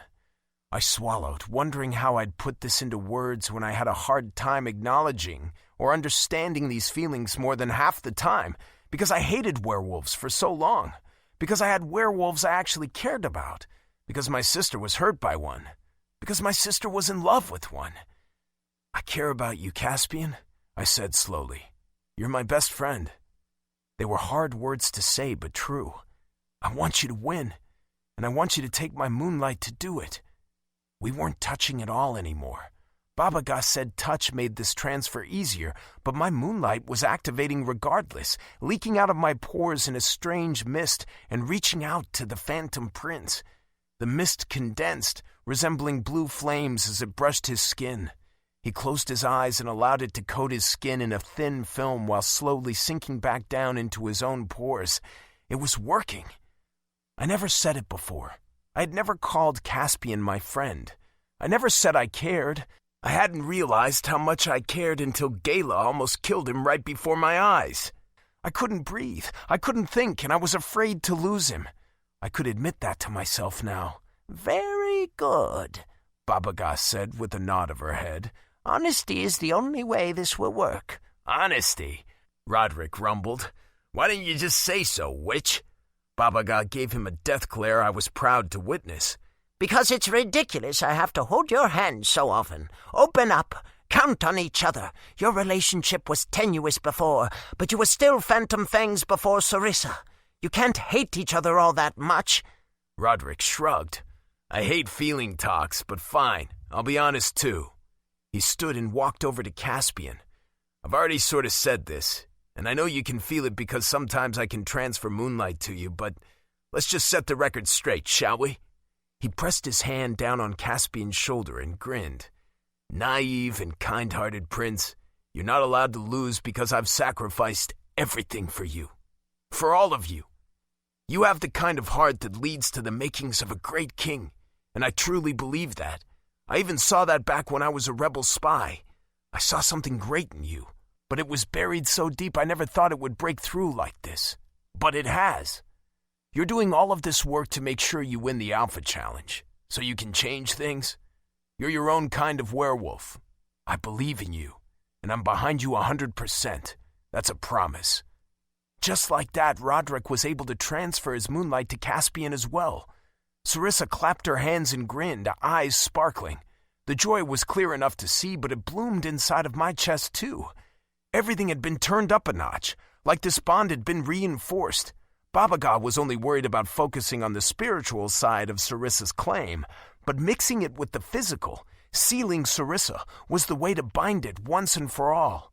Todd was proof of that. I could sense it. Nothing could break him and Sarissa, but the rest of us weren't there. You're right, Air. But it wouldn't be as easy to break you off from Sarissa and each other as you think, even as you are now. The rest will come in due time, Baba Ga said. You needn't rush it. I really wish you wouldn't do that. How is it you can read our minds better than we can read each other's? I'm a witch. I let it drop because she never answered things she didn't want to answer. So now Roderick and I can transfer moonlight whenever we feel like it? With much more success. I won't lie and say it's a guarantee, but I'm satisfied with this. We would have gotten here much sooner if you three, she pointed out me, Caspian, and Roderick, weren't so stubborn when it comes to guarding your emotions. Roderick snorted. Don't lump me in with them. You've done well, considering, Baba Ga amended. Very well, I have one more thing I want you to do before you return to Wolfbridge. Caspian, you must defeat me in a fight. Do that, and I'll consider this a complete success. But you don't have much time. The full moon will come again in 5 nights. Are you ready? Caspian looked at each of us. Then he closed his eyes. When he opened them again, they were blazing blue with moonlight. It wasn't active. He didn't call on it. It was like Sarissa in her moonlight form. He was overflowing with it, holding more than his normal capacity. He was glowing, dark skin like the night sky backdrop to the 2 full moons of his eyes. Gods, he was something to look at. My heart sputtered and I ached. It was a deep ache, collecting over years, never allowed to surface. I'm ready, he said. We're ready, the rest of us echoed. Chapter 26. Caspian. Beating Baba Ga in a fight turned out to be the hardest thing I had ever attempted to do, and I wasn't even alone. Sarissa and Phantom Fangs were inside my head, living in my bones, and we still couldn't beat her. I was sore from all the time she had grounded me with her magic. Her attacks were relentless, and she had magicked several parts of the moon mirror to dust. There wouldn't be any solid Luna light left of it at this rate. It had only been 4 days since we started this, nothing compared to the time it took us to get to this point, but it seemed a lot longer because of how fucking sore I was. Moonlight would have helped, but I had depleted a ton of it with this training and needed to pull back. There was no way I could defeat Baba Ga without it. Tonight was our last chance. We needed to return to Wolfbridge early tomorrow morning whether we accomplished this task or not. Take a break, Baba Ga said with a flick of her knobby fingers. Black sparks crackled in the air with the gesture. I shuddered, remembering those same sparks crackling and burning my skin earlier. It wasn't pleasant. It was sort of electric, sort of freezing, sort of burning. I didn't want to touch it again. I rubbed a new sore spot on my arm and joined the others in the tall grass. We huddled together, hoping to form a plan that would work this time.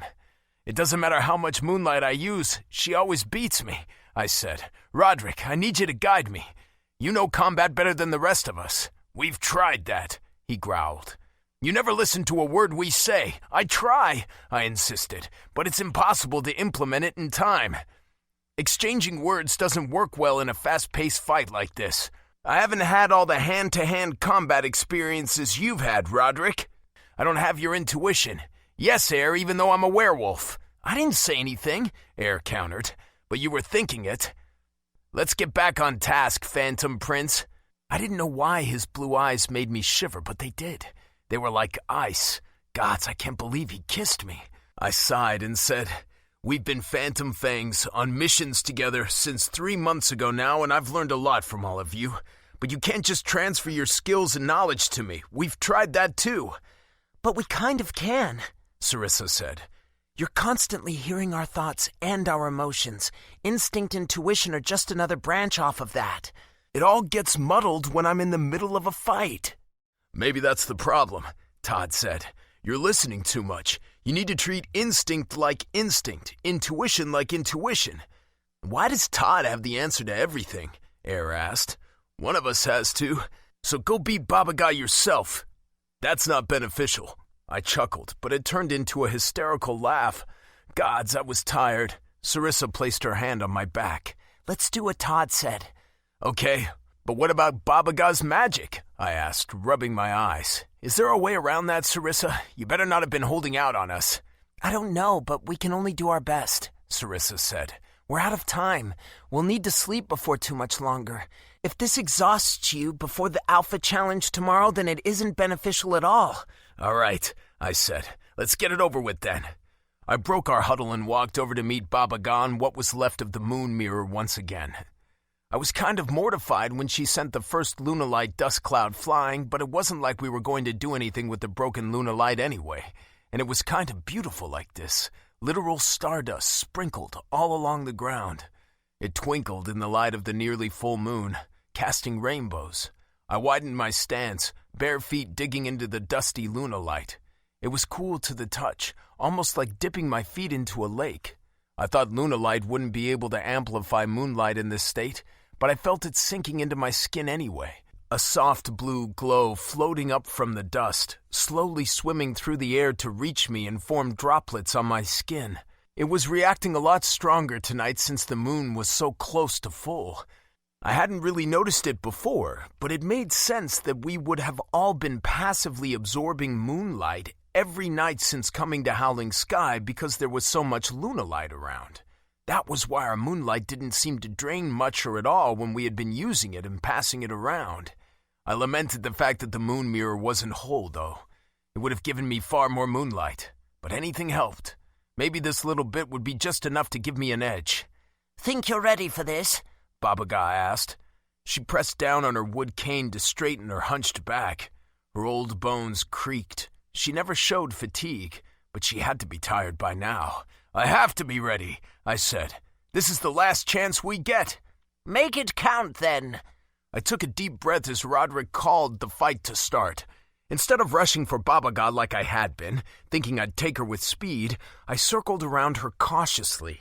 It was time to fight differently because speed was no issue for her when she could lob magical sparks and wind at you from any direction. I tried to feel it out, to rely on my instincts, our instincts. I wasn't going to think this time. I would feel my way through it. I wasn't alone. Their warmth blanketed me, made me steady. It wasn't me against Baba Ga. It wasn't me against the king. We were in this together. We'd win together or we'd fail together. They accepted that. It was time I accepted it too. Roderick sent a thought my way. Don't let the fear of failure stop you, or you'll never give yourself a chance to succeed. Baba Ga stepped forward, holding out her hands as the fabric of her gray dress began whipping around in a sudden wind. I tensed, ready to run, but my body got unbelievably heavy. Lifting a foot and setting it back down to take a step left me sweating. I was sinking into the dust, into the ground. I blasted my moonlight. I hated when she did this. This intense gravity made my bones screech in protest. If I didn't counteract with moonlight, this magic would break them. Damn! I took another step forward, but I was going to collapse if she kept this up. Distract her, Todd thought. I didn't know how I was supposed to do that when I could barely move. Reaching where she stood a few feet away was like trying to span miles like this. Use more moonlight, Air directed. In your feet, press off the earth, Sarissa added. Instead of the delay that always followed when they tried to offer me advice like this, I reacted immediately. I didn't think about the change of flow in moonlight or where it needed to go. It was like they were doing it for me as a part of me. Gods, it was weird, but I let it happen. I let their decisions and ideas meld with mine, really meld with mine. Then it all happened in a blur. I pressed back into the lunalite dust and sprung forward, flying at the witch like a bullet. The whites of her eyes betrayed her surprise, but she flung me around with a gust of wind. I managed to gain traction again with my feet skidding on the dust and pressed forward, but she stopped me again by grabbing my wrist and pinching a nerve. I buckled down onto my knees as fire raced up my arm. I gritted my teeth out of ideas. Luckily, Roderick knew what to do next. He wasn't blinded by pain like I was and took control of my free hand. I landed a hit in the center of Baba Ga's stomach. She gasped and stumbled back. She actually stumbled, and she was still retreating. It was now or never. I activated all of my moonlight, every last drop Sarissa and my squad gave me, and focused it with instinct, intuition, with emotion. The blue flames licked everything within a 40-foot radius. I was a blazing blue ball of fire, and I moved as fast as lightning. But time slowed to the point I could see everything, react to anything. I created my own gale force winds. Lunalight dust picked up and twisted into a sandstorm. Babaga stumbled back. If I crashed into her like this, I'd kill her. I couldn't do that. "Keep going!" Babaga roared. A wall of black flashed a couple feet in front of her, faster than me, and I couldn't avoid it. I rammed into it, shattering it into little fragments that burned and sizzled into smoke. Then they exploded. Dust flew everywhere, lunalight white, earth browns and reds, blue and yellow lights. I landed on my hands and knees only a few inches back from where I hit the wall. The explosion hadn't touched me. But what about everyone else? "We're okay," Sarissa shouted and coughed. "Warn us next time you do that, though." When the dust cleared, I was the only one standing in the moon mirror's remains. Babaga had been blown back into a tree. She was grumbling and brushing leaves away, but she seemed okay. Sarissa and Phantom Fangs were in a similar state, except they were piled on top of each other in the stagnant water of the largest fountain in the courtyard. Air had a lily pad on his head along with a peeved frog. The amphibian let out an undignified croak and hopped back into the water. I stifled a laugh, but I couldn't hide my smile. "Now that's how you do it," Babaga wheezed. "Let me help you," I said, and rushed over to take her out of the tree. She was light as a feather. Was there anything to her? How was she alive? Her skin was like rice paper, transparent and grayish. Sarissa was standing next to us a second later, sopping wet and arms flailing. "Babaga, are you all right?" She carefully embraced the witch once I placed her back on her feet. "Never better, dear," Babaga said, patting Sarissa awkwardly on the back. "You're ready. You've succeeded in all of my lessons. Now you must rest, all of you, to leave bright and early in the morning." "Thank you," I said. "I'm not sure we could have done this without you." "You would have eventually. I only intervened because time is not on your side, werewolves. I fear you have an arduous journey ahead. I fear you will face great pain." She turned her hazel eyes to the moon, and they flashed a milky white. "Keep each other safe, and make my Sarissa happy." "Sarissa's one of us," I said as the others gathered around. "We look out for each other." Sarissa smiled. "My pack." "Pack," we all agreed. There would be no breaking us now. We could only grow stronger together. That was a promise. I couldn't afford to let them down again, because they were counting on me. Chapter 27. Todd. It was time. The sun was rising, and we had everything packed into the rotor's cargo bed with Garstrauda sheathed and tied safely on top. The blade sort of sat on the roof and cargo bed, so it wasn't dangling precariously outside of the vehicle somewhere, waiting to wipe out a tree or something equally as unsuspecting. We'd be back in Wolf Bridge sometime in the early evening. I almost didn't want to say goodbye to Howling Sky. I got used to the castle looking down on us, the lunalight, the quiet. I did miss the heart and all of my tech, though. I hadn't used much tech out here. It surprisingly wasn't terrible. I had also grown used to hearing the thoughts and feeling the emotions of my pack. Lately, we were usually on a similar wavelength since we had been working hard toward the same goal. This morning was different. There was dissonance. I let it all brush by, but it was hard to do. Sometimes it was a nuisance knowing so much about each other, and we still didn't know everything. We couldn't know the specific details of what each other was thinking unless we wanted to share, and we learned how to mask some things so they weren't so loud and distracting. But this overall dissonance couldn't be hidden. We seemed to average at about 70% resonance. We were individuals, so much less than 100% resonance was to be expected. At 100%, nothing would be hidden. I glanced over my shoulder after double-checking Garstrauda was safe and secure. Everyone else was standing around idly near the front of the castle, waiting on Sarissa. She was on the lookout for Babaga. She had been for the last hour. We couldn't afford to wait much longer. We were already cutting it close, not figuring in the possibility of delays again. I knew saying goodbye was important to her. Baba Ga had been clear that we wouldn't see her again after this, but none of us had seen her since getting up this morning. Sarissa paced frantically, creating a prominent line in the grass. She was worrying her lower lip with her teeth. She was going to make it bleed.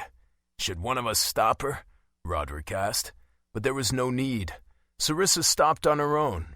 Something caught her attention down the mountain and among the rubble. It was a hunched-over figure with a cane hobbling toward us. Baba Ga. She hadn't disappeared after all. Sarissa ran down to meet her. She gingerly took the witch's arm and assisted her in the ascent until we were all standing together in a cluster at the foot of the castle. The witch was more haggard than normal. She looked older. The intense training she put us through must have taken its toll on her as well. Surely even witches died at some point. Immortals didn't exist in reality. Who was I kidding? I couldn't explain Baba Ga's magic no matter how hard I tried. I was fed up with the whole thing. Todd, Sarissa said with a frown. Sorry, just thinking, I murmured. I didn't mean anything by it. I was simply contemplating mortality. You'll have to settle for a hard truth, Todd, Baba Ga said, wheezing. You'll never have all the answers to the world, and you're right. I'm getting old, but I still have much left to do.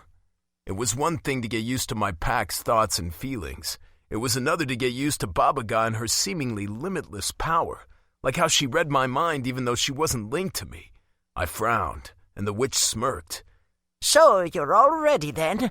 Baba Ga tapped one of the rotor's tires with her cane. I'm proud of how far you've come, each one of you. The future is in good hands. Thanks, Baba Ga, Sarissa said as she hugged the witch she considered her mother. Baba Ga hugged her back with both arms, a real hug. That was new. She tried to avoid touching if she could. This is the last time we'll see each other, my sweet Sarissa. Sarissa's hands and lips trembled. Tears gathered in the corners of her eyes. Does it really have to be this way? I'm afraid so. I can't do anything to change it. Not even you, Moonlight Child. Then thank you, Sarissa whispered. Thank you for everything. She clasped Baba Ga's hands in hers and sunk down to her knees, pressing her forehead against their hands as tears streamed down her cheeks. I love you. I love you too, my child. No more crying. There's no need for tears. You're ready now to see the world like you've always dreamed. You have the pack you've always longed for. Write your own story. Write your legend. Sarissa looked up and squeezed Baba Ga's wrinkled hands. I'll do it, with my pack. Stay strong. Your hardships are only just beginning, but if you stick together, you'll get through them all. You've decided to meddle in the affairs of kingdoms. Tonight you face the Alpha Challenge and the King of Wolf Bridge. You've all created disruptions, and all eyes are on you. Potential targets, potential allies. Trust each other before anyone else. She chuckled. I'd tell you to run and never return to Wolf Bridge to save yourselves the heartache of pursuing such a path, but I know that some of you just can't help your meddling. I know that others have things they can't leave behind. I would have gladly left with my pack, but I had nothing tying me down. And I didn't have the justice-centered moral compass Sarissa had. Come now, Sarissa. Kneeling to an old withered woman like myself does not befit a princess. Sarissa pressed her lips against the back of the witch's hands and then got to her feet. I'll never forget you, and I'll think of you always. As will I. Sarissa's sadness put a weight on the silver strings connecting us. She needed us to hold her up, and we did. The threads didn't break. Even though they were fragile and invisible, they were powered by a cord that was, well, magical. One thread, multiple threads, loose or tight. It all depended on us. May good fortune be with you, all of you, Baba Ga said. Thank you, Baba Ga. I have no idea how to repay you, Caspian said, scratching the back of his head. You make Sarissa happy. That's all I care about. I hated to rush things, but it was time to go. We were cutting it close already, and I would feel better with at least a small time buffer. I went to the rotor, hopped into the driver's seat, and squeezed the leather steering wheel in my hands, determined to get everything right this time. This time, we would be on time. I wouldn't repeat the mistake we made when we had gone out to the Witch Woods to retrieve Sarissa a month ago. She suffered because of our unpreparedness. I wouldn't allow that again. A moment later, everyone else joined me. Caspian was at my right in the passenger seat. Roderick was directly behind me. Sarissa was next to him in the middle. Air was on the right. The silvery strings connecting us were putting out sparks, sizzling hot like fire. "Let's beat the king," Sarissa said. "Let's beat the king," we repeated in a solemn vow. I started the engine and got us moving down the road. But then, for the first time since getting so strong together, for the first time since Baba Gha's training and getting to this point of feeling like we were possibly unbreakable, something snapped. Caspian faltered. This intricate web of strings that made our bond, twisting and binding layer upon layer, grew slack as if one thread were unraveling them all. All it needed was a good tug and everything we built would be for nothing. It was there and gone in an instant. I almost wondered if it had been my imagination. The sticky residue from that flickering doubt stayed in the back of my mind as we pressed forward, though, like a drop of oil floating in crystal clear waters. We were tainted. Chapter 28. Roderick. "Roderick, wake up!" Sarissa was calling me. If that wasn't a good incentive to wake up, I didn't know what was, and I wasn't tired to begin with, but long drives would always put me to sleep. I figured it was better to conserve energy and get some rest than to sit there and do nothing when I wasn't in charge of driving. Todd was still at the wheel. A quick glance out the window told me we were in Wolfbridge, close to the castle. Tans, dark blues, orange reds, standing buildings, and the citizens alive and well. It was a nice sight to see after spending so much time in a kingdom graveyard. Wolfbridge Castle was coming up fast. The top of its tower was cut off by the roof of the rotor. Sarissa placed her hand on my thigh. "Have a nice rest?" she asked. "Sure," I said. "We parking in the garage?" The guards at the east gate instructed Todd to drive up and park at the front of the castle, Caspian replied. "King's orders. Can't wait to see us, huh?" I sneered. "Something like that," Ayers said. He was staring out his window, insides wound up tight. I'd be the first to admit that I didn't enjoy sharing his constant anxiety, but it was insightful. I kind of understood how he worked now, and why he was such a fucking mess. I wondered if he had gotten any sleep. Unlike me, he looked ready to pass out. The dark circles under his eyes were out of place on the golden boy. Caspian was tense about something, but otherwise fine. Sarissa was quiet and still. Todd was as exhausted as air, but it was his own damn fault for insisting on driving the entire way.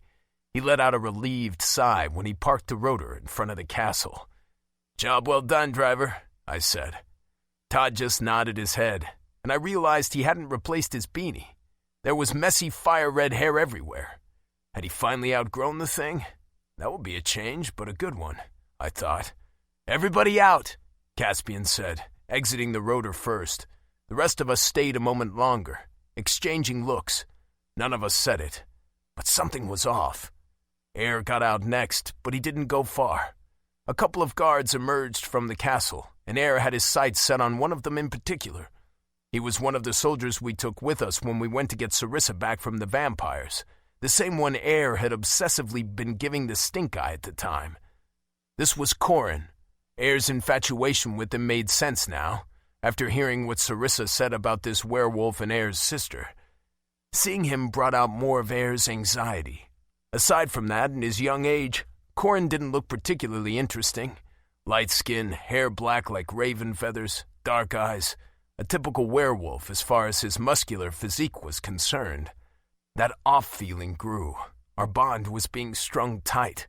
I could almost hear the threads snapping under the strain. Baba Gha was confident in us and our resonance when we left. I wondered how disappointed she'd be now. We spent half a day away from her, and we were already breaking apart. Was nothing sacred? I knew the answer to that. Nothing was sacred as a mortal. We were imperfect at best, The fact that we could function on a fraction of the same wavelength was damn impressive. If we were forced into crisis mode, we'd jump back to our highest rate of synchronization. That was how we worked. When it came down to it, we had each other's backs. No need to worry, I thought. It would have been great if we could all keep our shit together until after the full moon banquet, though. "We're to escort you to the throne room," the young guard informed. "That is unnecessary, Corin," Caspian replied. "But if it's all the same..." "The king wants you to escort us." "Yes. Lead the way, then."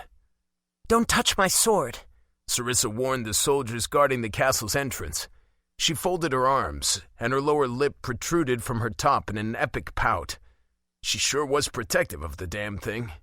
We made our way through the familiar Wolf Bridge Castle. It was a mostly long and silent procession across dark blue carpet as we made our way to the throne room. The warm tan foundation of the castle was kind of a welcome change from all of the cold lunalight and howling sky. Not that the stuff wasn't extraordinary, but there had just been so much of it with only rare purple velvets to break it up every now and then. It got tiring. The silence among us persisted even after the doors to the throne room were opened wide to reveal the king waiting on his throne, his elbow resting on the throne's silver arm, his head propped up by his hand and his bloodshot eyes staring straight ahead. His silver crown was crooked and threatened to slide off his black curls.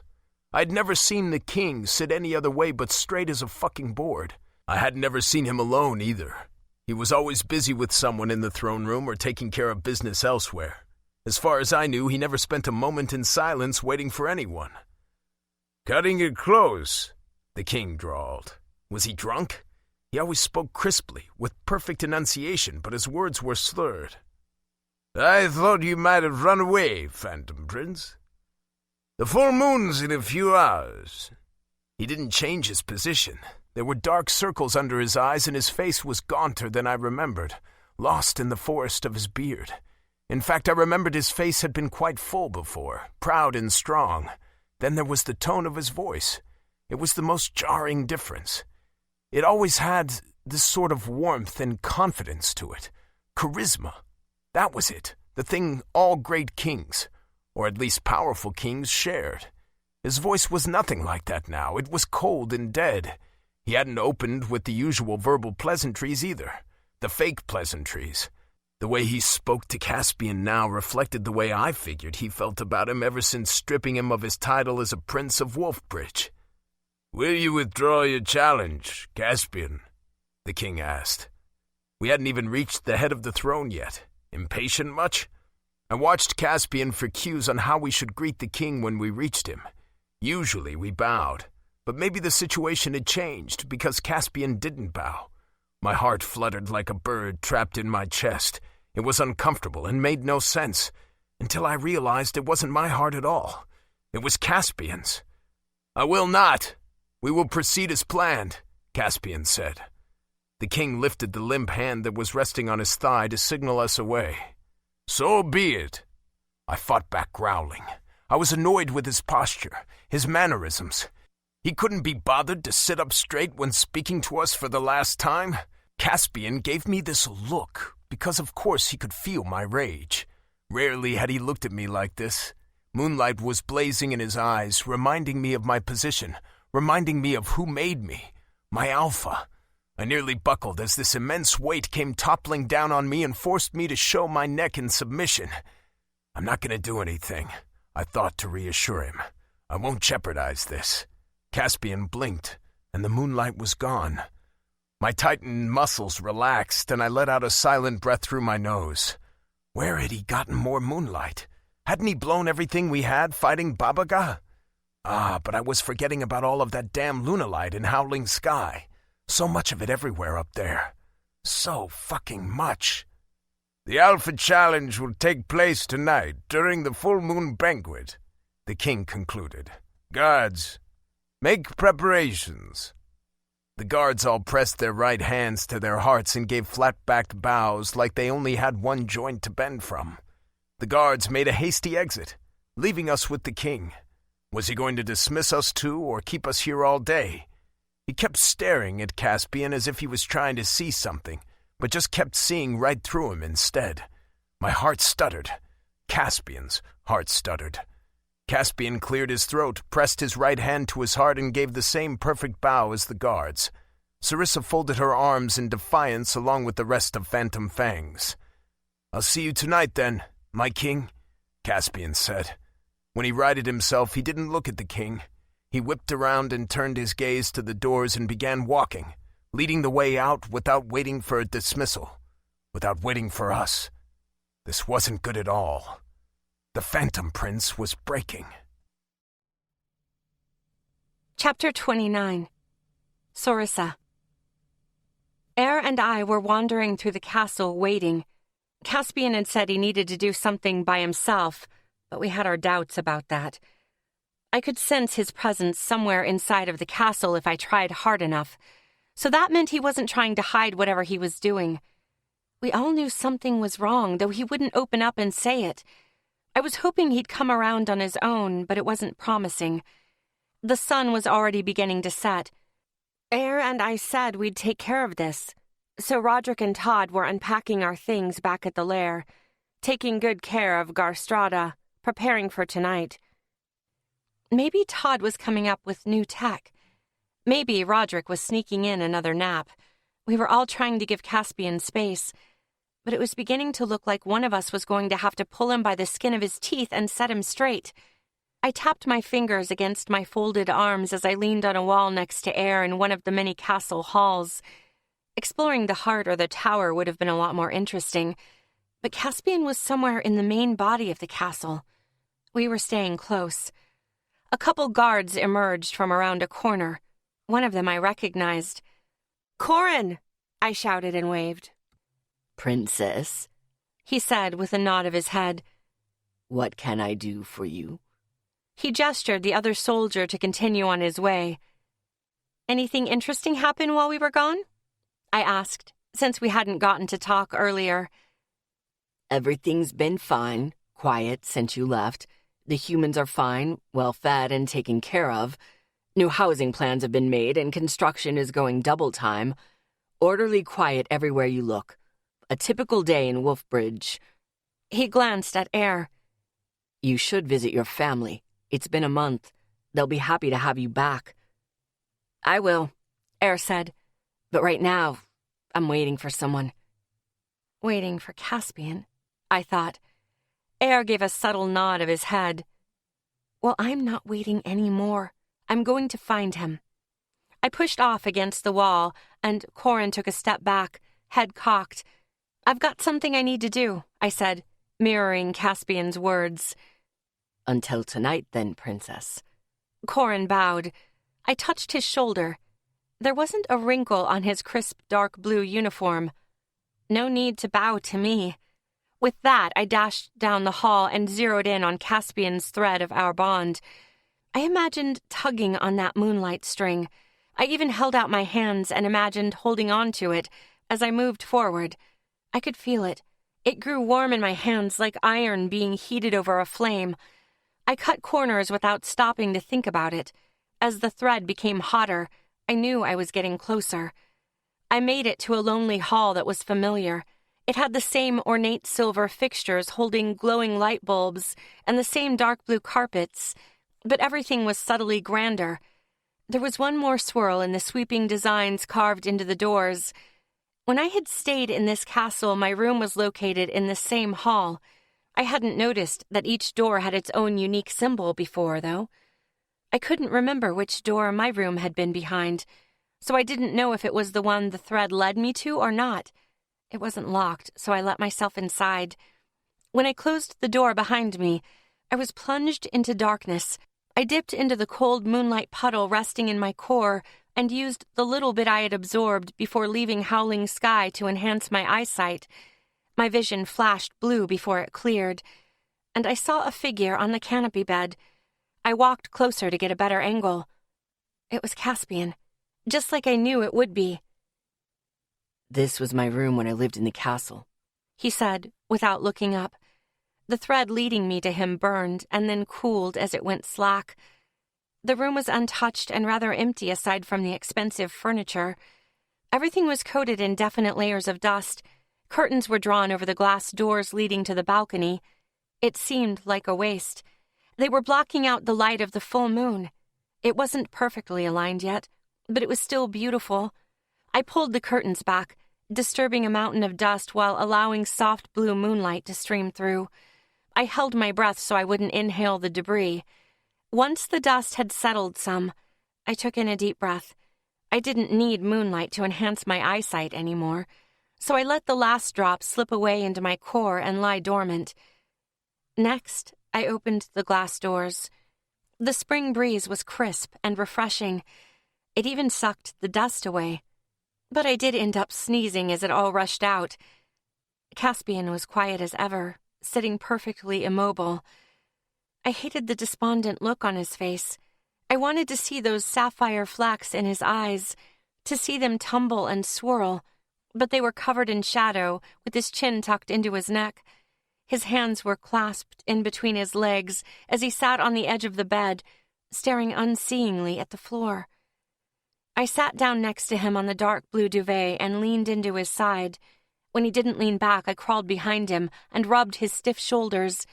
He curled in on himself, retreating like a snail when its shell is touched. "Lie down," I said. "You need to loosen up. At this rate, you're going to explode." He stayed statue still. I leaned forward, hands still on his shoulders, and turned my head to get a look at his face. "What's wrong, Caspian?" He was shutting down, saying nothing, and I couldn't read any of his thoughts. I could only feel the depth of his sorrow like a chasm opening and widening between us, taking us farther away from each other. Even my constant aching need was absent.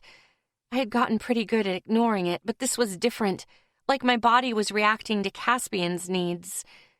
"You can't do this. Not now," I growled. I sat beside him again, took his cheeks in my hands and turned his head to face me. His eyes stayed downcast. "We've come so far.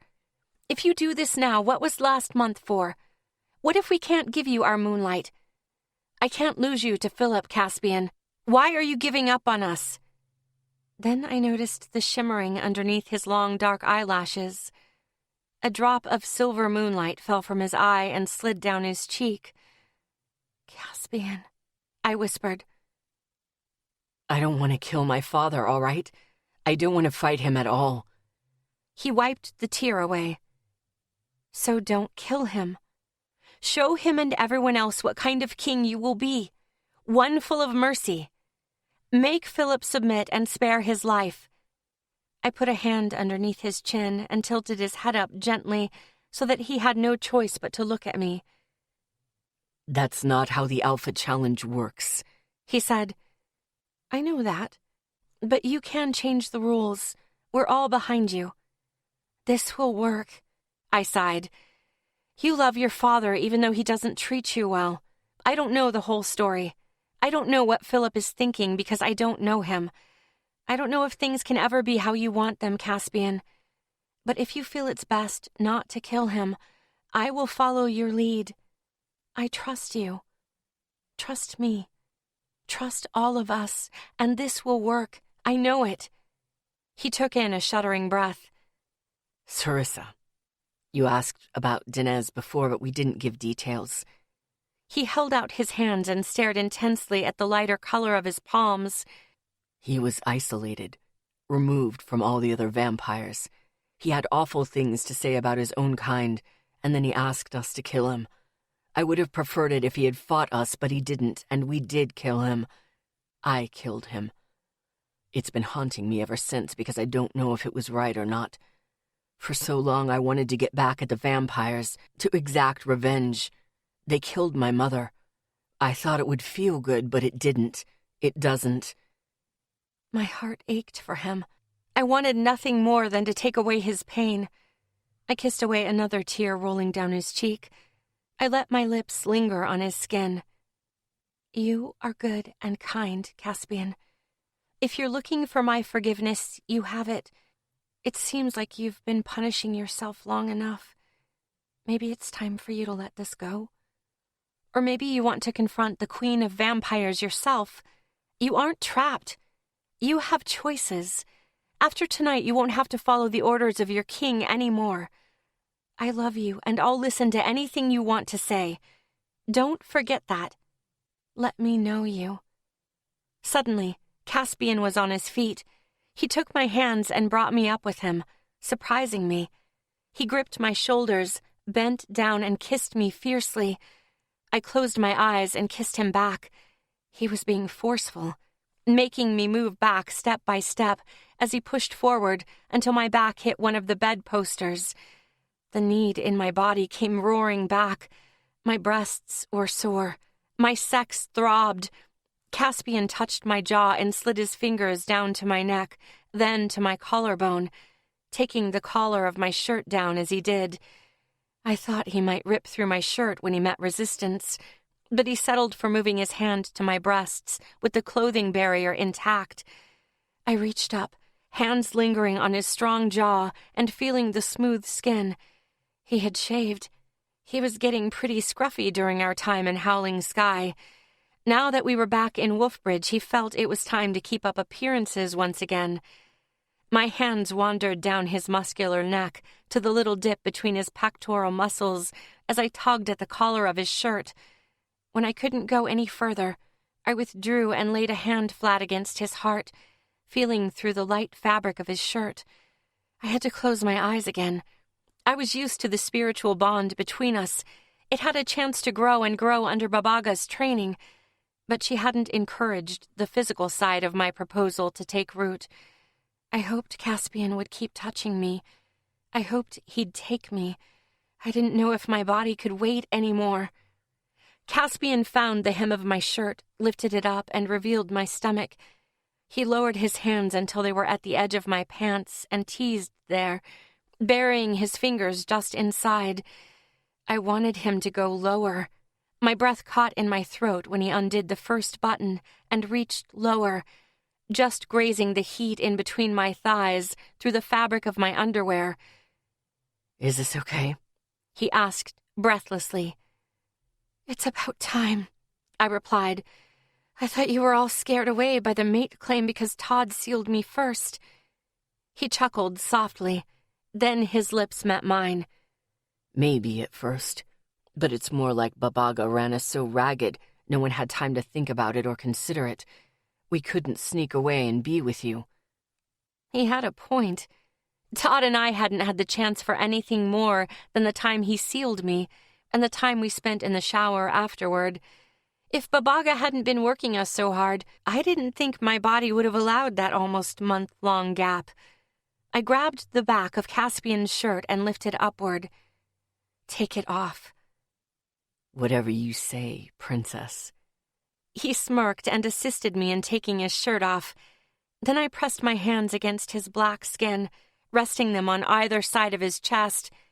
He flexed under my touch, muscles hard and defined. I softly scratched near his nipples. "Finally, I get to touch you again," I growled. The memory of when we were naked in the rotor has been burning in the back of my mind. I need you. Don't make me wait any longer. Caspian tugged at my shirt. "Take it off," he said with a grin, repeating my words. I grinned back and assisted him in taking off my shirt, too. He threw it onto the floor with his and immediately went for my binder. It was a relief to have it off, even though I enjoyed the tight fit when mobility was my top priority. It also helped the tenderness I had been feeling in my breasts lately. Caspian kissed me and bent down until his lips were on my right breast. His actions were soft, tentative. I grabbed the back of his head, urging him down. He grazed my nipple with his teeth, and I sucked in a sharp breath in response to the heightened sensation. He barely touched me, and sparks dug into my skin. "How are you so beautiful?" he asked. "I could ask you the same thing," I replied. He licked my nipple experimentally, and then he fitted it into his mouth and sucked. I let out a satisfied moan. "You've done this before?" I asked. "No." I kept my hands on his shoulders, making sure he stayed close as he stood up straight again. "It's a bit uncommon, perhaps. Wolfbridge is full of shields, right? Shields don't force humans to have sex like man-eaters do. Or they're not supposed to. Most don't. But it's safe to say that most werewolves have had sex with women. It's not considered illegal if the woman consents. But usually money is involved. Bribes and extra privileges. That's awful, I replied. Caspian smiled sadly. I agree. I never had any interest in it. He stepped closer to me so I could feel his dick hard in his pants against my stomach. Babaga said having sex with you seals your body to us. She said you wouldn't be completely sealed until each of us took you. Then you'd be ours forever. I'm already yours. I made the proposal a claim, didn't I? Sure. But what if you find some other pack of werewolves you like better? He grinned. We should ensure we get to keep our princess like Todd has. I growled. You know that would never happen. Also, it's unfair. If I can be sealed to you, why can't you be sealed to me? What if you find some other wera or woman you like more? Not a chance. He tapped my nose playfully. We want you. We want to keep you. What about air? I asked. What about air? He raised an eyebrow. He kissed you. Did you like it? He averted his gaze. If I did? I gently took his chin and guided him to look back at me. I caught a glimpse of those sapphire flecks, bright and luminous like moonlight. Then you have to kiss him back. You don't care.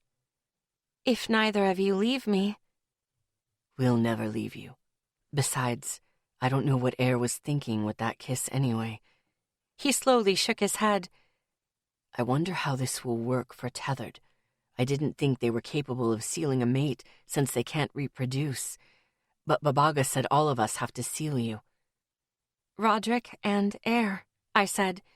He nodded. And there's more I'm worried about. What if Todd or I got you pregnant? Nothing would change, I insisted.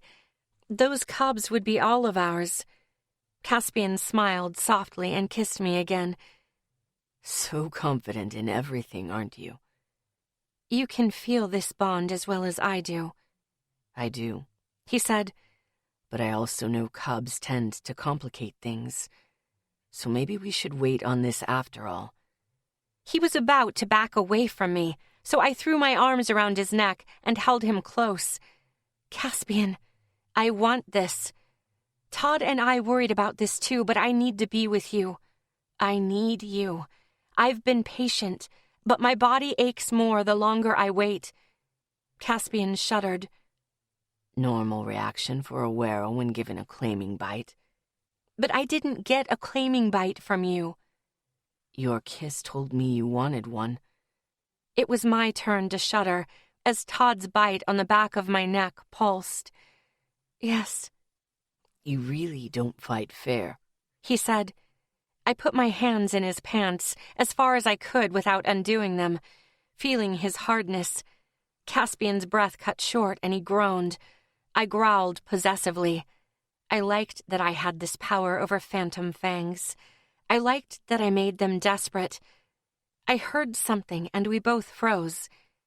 Yellow light beamed into the room as the door leading into the hall slowly opened, exposing us. Chapter 30. Sorissa. Caspian's hands went to my hips as he stood in front of me, shielding me from view with his back as he looked over his shoulder.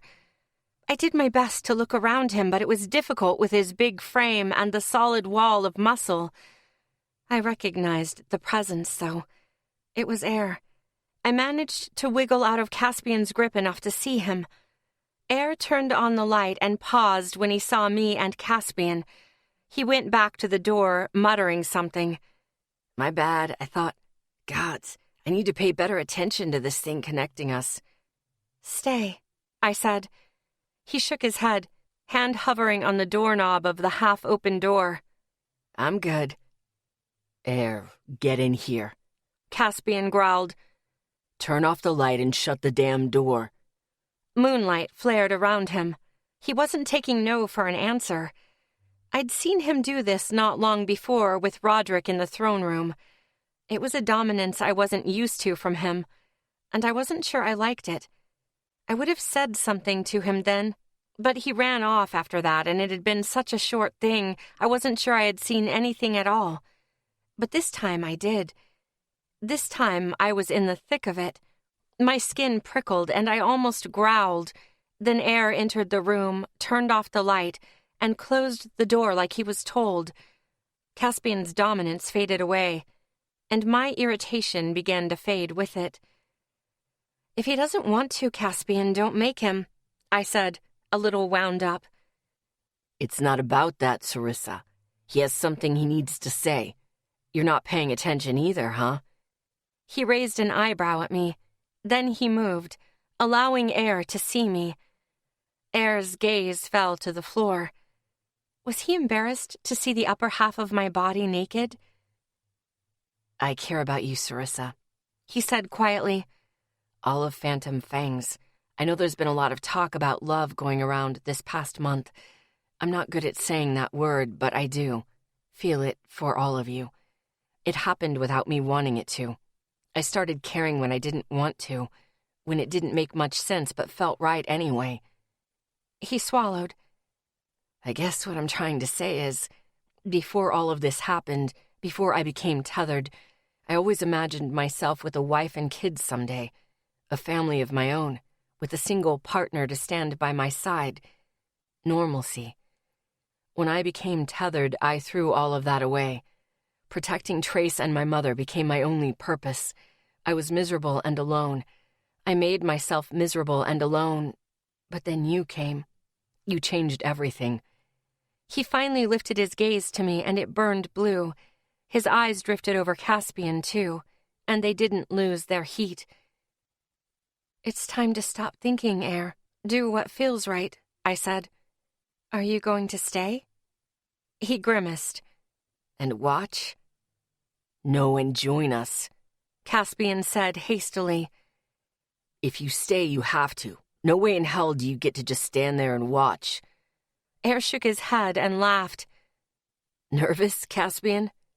Honestly, yes. Terrified. So hopeless, Phantom Prince.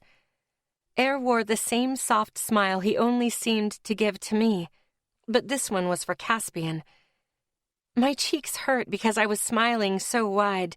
My heart swelled with my feelings for them, with this easiness. We really had come a long way since our time in Howling Sky, and I wanted this. I needed this badly. The moonlight coming in from the open bubble glass doors of the balcony made my skin buzz with the anticipation of absorbing it again. I needed to fill my reserves to their peak as badly as I needed my werewolves to seal me. Air? I held out my hand, inviting but not pressing. Shrugging, he walked over to us and pulled off his shirt at the same time. When he was close enough to touch, I pressed my hand against his skin, savoring the differences and similarities in his body compared to Caspian's. Caspian was bigger, taller, and his skin and hair were dark. Air had tan skin and long blonde hair that was always braided back against his skull. Neither of them typically wore facial hair. Roderick was the only one who did in my pack. I loved how different they all were, but how they fit together with each other and me. So, we're on equal ground? Air said. Now what? Haven't you done this before? Caspian asked. Not with 3, and definitely not with werewolves. Caspian half snorted and half choked. At least one of you has to seal me tonight, I said. I nominate Air. Air scoffed. What the hell, Caspian? You want to chance getting Sarissa pregnant? Yes? Contraceptives were banned after the Hellfire strike. You can either choose abstinence or you can risk getting your Wera pregnant. Sucks to be you. That stuff never worked for werewolves anyway. Air scowled. It never worked, or it was never used. Caspian shrugged. Todd can deal with the consequences. That'll teach him some responsibility. My breasts were sore and screaming. I missed my binder since nothing was happening to soothe them at the moment. I gently pressed my hands against my chest, trying to massage away the discomfort. It didn't help. I couldn't find relief on my own. I needed them to touch me. I walked into Air's chest to feel his warm skin against mine. It helped the ache almost instantly. I hummed softly and closed my eyes. "Are we done talking?" I asked. I rubbed up against him, trying to feel his hardness. He wasn't as hard as Caspian. Not yet, anyway. My hands went to his pants as I unbuttoned and unzipped them. I buried my hands in his underwear and took him in my hands, coaxing him harder, begging for it. Fuck. Air breathed, trembling underneath my touch. Give a guy a warning. Caspian grabbed my waist from behind, ripping me away from Air. I responded by rubbing my butt against his erection. I whimpered. Our princess is sick of waiting. Caspian growled. To the bed? Air asked. To the bed. Caspian let me go and yanked off the dusty duvet covering his old bed, revealing the untouched white mattress underneath. Air stripped bare. This was the first time I had the opportunity to enjoy seeing him naked, and my eyes went straight to his half-hard cock. I wanted to drink him in, but Caspian picked me up again and playfully dropped me onto the bed. The mattress was soft and bouncy. I laughed as I spread out wide on my stomach. Then warm hands rolled me over onto my back, and Air was hovering over me. I tugged at his braids, and he leaned down to kiss me. "Air, let me see," I growled. Demanding. He moved back onto his knees, and I sat up to enjoy the golden sight of him. He was gold even in the cold blue light. With my eyes, I followed the lines of his muscled stomach to a thin strip of gold hair below his belly button that led to his swollen cock. Then I traced that same line with my fingers, softly touching bulging veins all the way down to an engorged head dripping with pre-cum. Satisfied? He whispered and shuddered. Not yet, but I've never seen anything more beautiful than my werewolves. Caspian seated himself behind me, locking me into place as Air reached forward and kissed me silly. I couldn't think with both of them there, front and back, warm bodies, hard muscles. I twisted around so Caspian was at my front and Air was at my back. I needed to kiss Caspian, too. Air grabbed my hips, forcing me to set my hands down on the bed to hold myself up as he positioned my knees wide and pulled back. Caspian managed to follow my lips all the way down. I broke away from our kiss and gasped when Air touched the slick heat in between my legs. I reached out for Caspian's cock, gripping him with a hand and rubbing down his shaft. He knelt high on his knees and shuddered while simultaneously giving me better access. I touched everywhere, feeling him out, gently squeezing his balls. God, he gritted out. Sarissa, you're going to undo me. She already has, Air said, and she's slowly been putting us back together. I yelped when Air licked my slit, long and slow, and it gave me an idea. I carefully lapped up the bit of pre-cum leaking from Caspian's erect cock. He whined, hands suddenly on my shoulders, fingers digging in. I liked the tiniest hint of this salty taste. Should I do it again? I asked. Fucking yes, please. I did and took it a step further. I carefully gathered him in my mouth, making sure not to cut him with my teeth as I worked out how to take him as far as I could. Hold on tight and don't bite down, Air said with a dark chuckle. He spread my arousal, dipping a finger shallowly inside me, then farther, and then 2 fingers, coaxing my pussy wider. In and out he spread my wetness, circled a pleasure point at the top of my sex and dove back in. My body was clenching and unclenching at sporadic intervals, begging for more. He hadn't been kidding when he told me to hold on. I froze with Caspian in my mouth, breathing heavily through my nose as I tried to clear my head enough to continue what I was doing. I took him farther, stopping just before Caspian could hit the back of my throat and cause me to gag. I sucked carefully, sliding my mouth back and forth against him, coating him with my spit. His grip on my shoulders tightened, and he clenched his teeth, squeezing his eyes shut, softly begging my name, pleading. I was acutely aware of air angling my butt higher, spreading my knees wider, his cock pressing against my folds. And then he speared me. I couldn't scream. It was a mangled sound stuck in between my throat and Caspian's cock. It hurt, but the pain washed away when air thrust into me again, over and over. He hunched over me, instinctively searching for the perfect place to bite me, but he'd have to wait. I worked Caspian's cock in a similar rhythm, over and over, wetter and wetter with my spit. Just when I was sure I couldn't take any more, Caspian's balls drew up tight, and he froze for a split moment before he shot his hot seed into my mouth. I swallowed every last salty drop before releasing him from my mouth as I arched my back, offering my neck to air. His teeth grazed my skin, hot saliva trickling down, the need to bite overwhelming. His teeth dug into my flesh just as my own body seized and exploded around air. I screamed, flickering between pure pain and pleasure. Air kept thrusting. Then he paused, too, for a split second, shouted my name and filled me to overflowing. He continued to hold my hips, even as he trembled on his knees. When I had the strength to look up, I noticed Caspian had collapsed onto his back, lying in a haphazard position, so he wasn't shoving me one way or another off the bed. His chest was slick with sweat, rising and falling. His eyes were closed. I could feel him reliving the sensation, slowly coming back down. When air pulled out, I felt that same sharp pain I had after my first time with Todd. I was bleeding again. Shit. Is this normal? Air asked, as he gently rubbed my lower back. Core, help me, Lorraine. Whatever god would be helpful.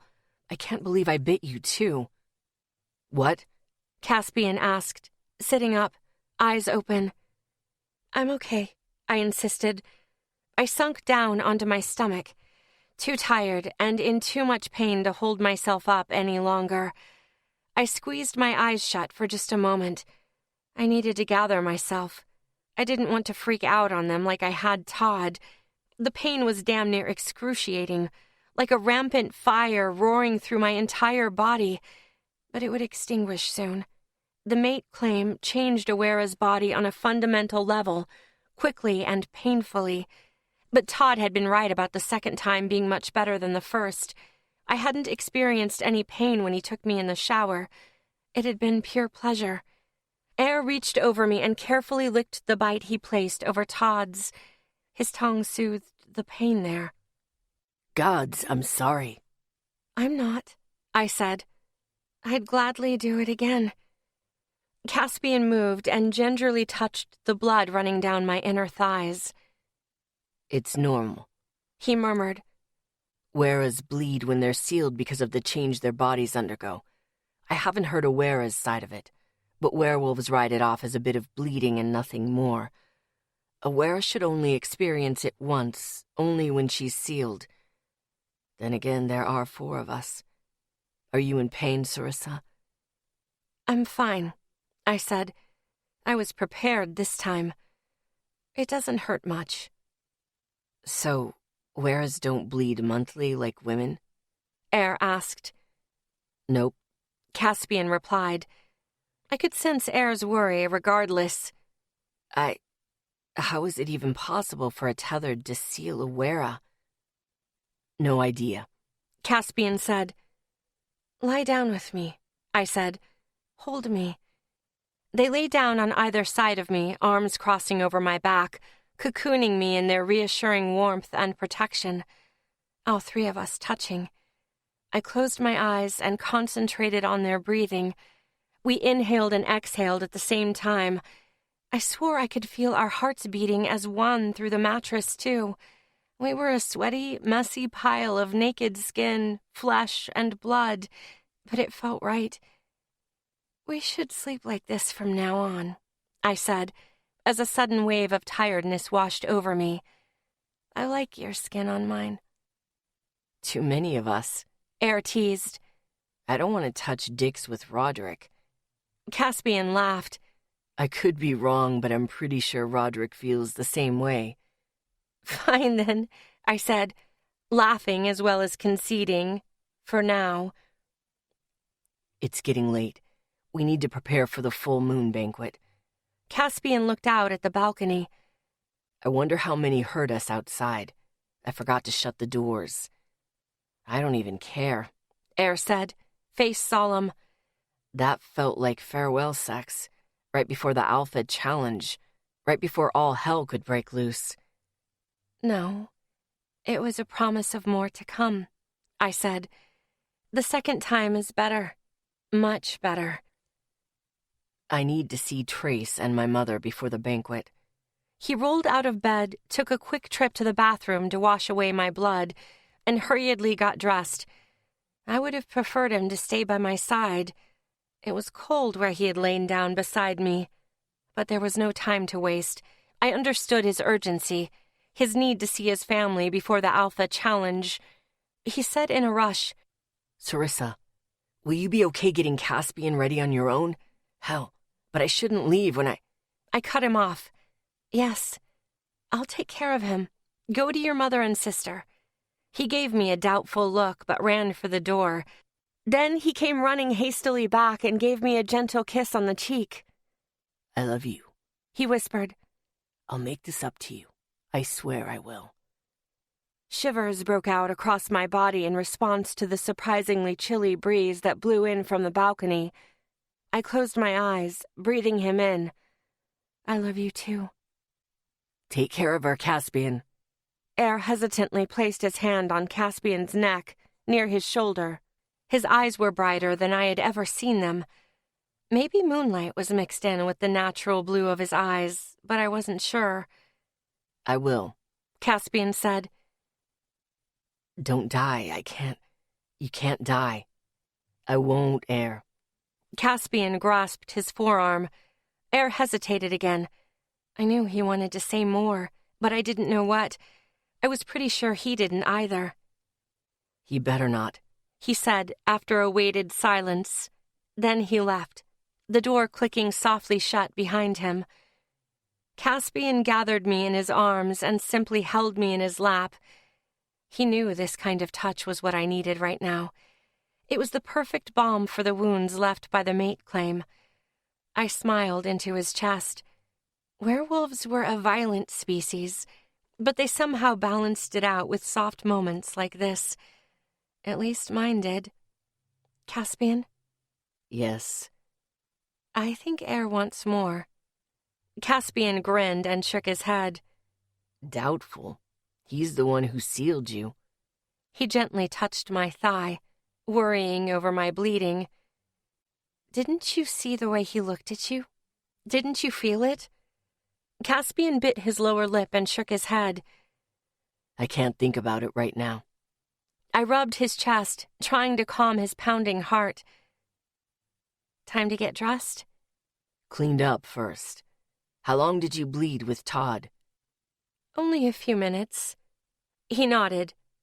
"A few more minutes, then we'll go, all right?" "All right." I nuzzled that space between his pectorals. "Tonight, everything is going to change, but I'm going to make sure it's a good change. That's a promise, Sarissa." Together, Caspian. Don't forget, you're not alone. Chapter 31. Caspian. The night was filled with boisterous laughter and shouting. The full moon banquet had started without the king. The Alpha Challenge had been set, and that was for the kingdom to enjoy, the Werewolves. It was an old tradition for a pack to celebrate like this before the Alpha Challenge, and it hadn't died. No matter how the Alpha Challenge turned out, it had to be a good thing for the pack. If the old Alpha died, the new one was better suited to the task anyway. The strength of a pack's Alpha determined the pack's safety and status. The king and I were sequestered away, alone in a clean-cut grassy clearing of the gardens closed off by a border of spring-colored deciduous trees. None were allowed past the trees. The moon was almost aligned, and we would be the first to get our fill. We wore nothing but thin, dark blue robes that could be taken off or replaced with a quick tie of a sash. It was quicker to absorb moonlight if the body was left entirely exposed. It was almost instantaneous, though we would still be compelled to hold still with the rush of energy. Normally, speed wouldn't matter much, but we were to fight in the courtyard while everyone else relaxed and watched on in drunken merriment. The hairs on the back of my neck and arms prickled as the moon drew closer, and inconsequential drops of moonlight tickled my core. I wanted this whole damn thing over and done with. It took all of my discipline to stay standing still in the grass, mirroring the king, except the king was relaxed, eyes closed as if in meditation. I would have tried meditating myself, but Babaga wasn't here to whack me on the head with her evil cane, and I didn't have enough willpower to do it. I wanted to talk. "Are you that confident you'll win?" I asked. I couldn't take another moment of silence like this, not when there was so much left unsaid between us. This could be the end. Gods, this could be the end. "Confidence only gets you so far. I count on nothing because nothing is absolute," the king said as his eyes remained closed. "Are you angry? Disappointed in me once again? Do you even care anymore?" He ran a hand down his thick black beard. "I'm tired, Caspian. Old and tired." "What does that mean?" "It means I hope you're prepared for whatever comes of this." I sunk down, balancing on the balls of my feet as I curled up and gripped the dark curls of my hair. I resisted the urge to pull and tear out clump after clump. I couldn't let him get to me like this, not when my pack was counting on me, not when they cared about me. "Did you do it?" the king asked. "Do what?" I rasped. "Seal the lost princess." "I can't tell." "I didn't. Todd and Air did." "Always finishing last." I looked up, expecting the king's eyes to still be closed, expecting him to have his hand on his sash, ready to disrobe in a few short minutes. But he was staring at me. I stood, ashamed of my disgraceful conduct. "You remind me of your mother." I blinked. The king looked up at the full moon shining down on us and gripped his sash. The buzz intensified. It was time. I followed him, and we both shed our robes at the same time, faces reaching up toward the moon as power seeped in through our skin in the form of warm, comforting moonlight. For most of my life, the full moon had been the only thing that reminded me of what true warmth felt like. It was the only thing that resembled my mother's embrace.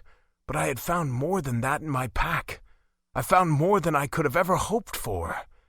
It's time to finish this. It was time. The king and I walked into the merriment of the full moon banquet. Werewolves were basking in the full moon, drinking in their fill of moonlight. The king and I were already carrying as much as we could, and we arrived in nothing more than our thin robes. I felt out of place, naked in the crowd, especially when we drew the attention of all the werewolves here like a massive wave. It started as a ripple, a few heads turning and then spanning acres worth of bodies. I couldn't have imagined what it would have felt like if the entire kingdom had fit inside the courtyard because I was already overwhelmed. The most important werewolves were here, our eldest mated weras and the youngest wera cubs included. There were smaller celebrations held throughout the kingdom with their own banquets in honor of the full moon for werewolves unable to attend, so the courtyard wasn't packed in without any room to move. Most humans were likely in their homes or at the barns asleep, but all I cared about right now was my pack. Where are they? I searched the crowd, scanning faces as quickly as possible. "Here, Caspian." Sarissa's voice reached out to me, cutting through the crowd easily thanks to our bond. Relief flooded inside of me when I saw them. They were standing together, dressed up in the fancy formal wear everyone was expected to show up in. I hadn't often seen Sarissa in a dress, but they did look beautiful on her. She was wearing the same dress she had worn during the last full moon. The one she had made sure not to rip when she shifted and fought the intruding werewolves from Paw's Peak. The fabric was made to resemble the pearly surface of lunalight. The dress was elegant without too many frills. It hugged her body in the most delicious way. I loved how her back was on display. This body I was privileged to touch. Gods, I wanted to get back to the bedroom and seal her. I needed to seal her, but I kept fighting it. Why did I keep fighting it? Because I was scared.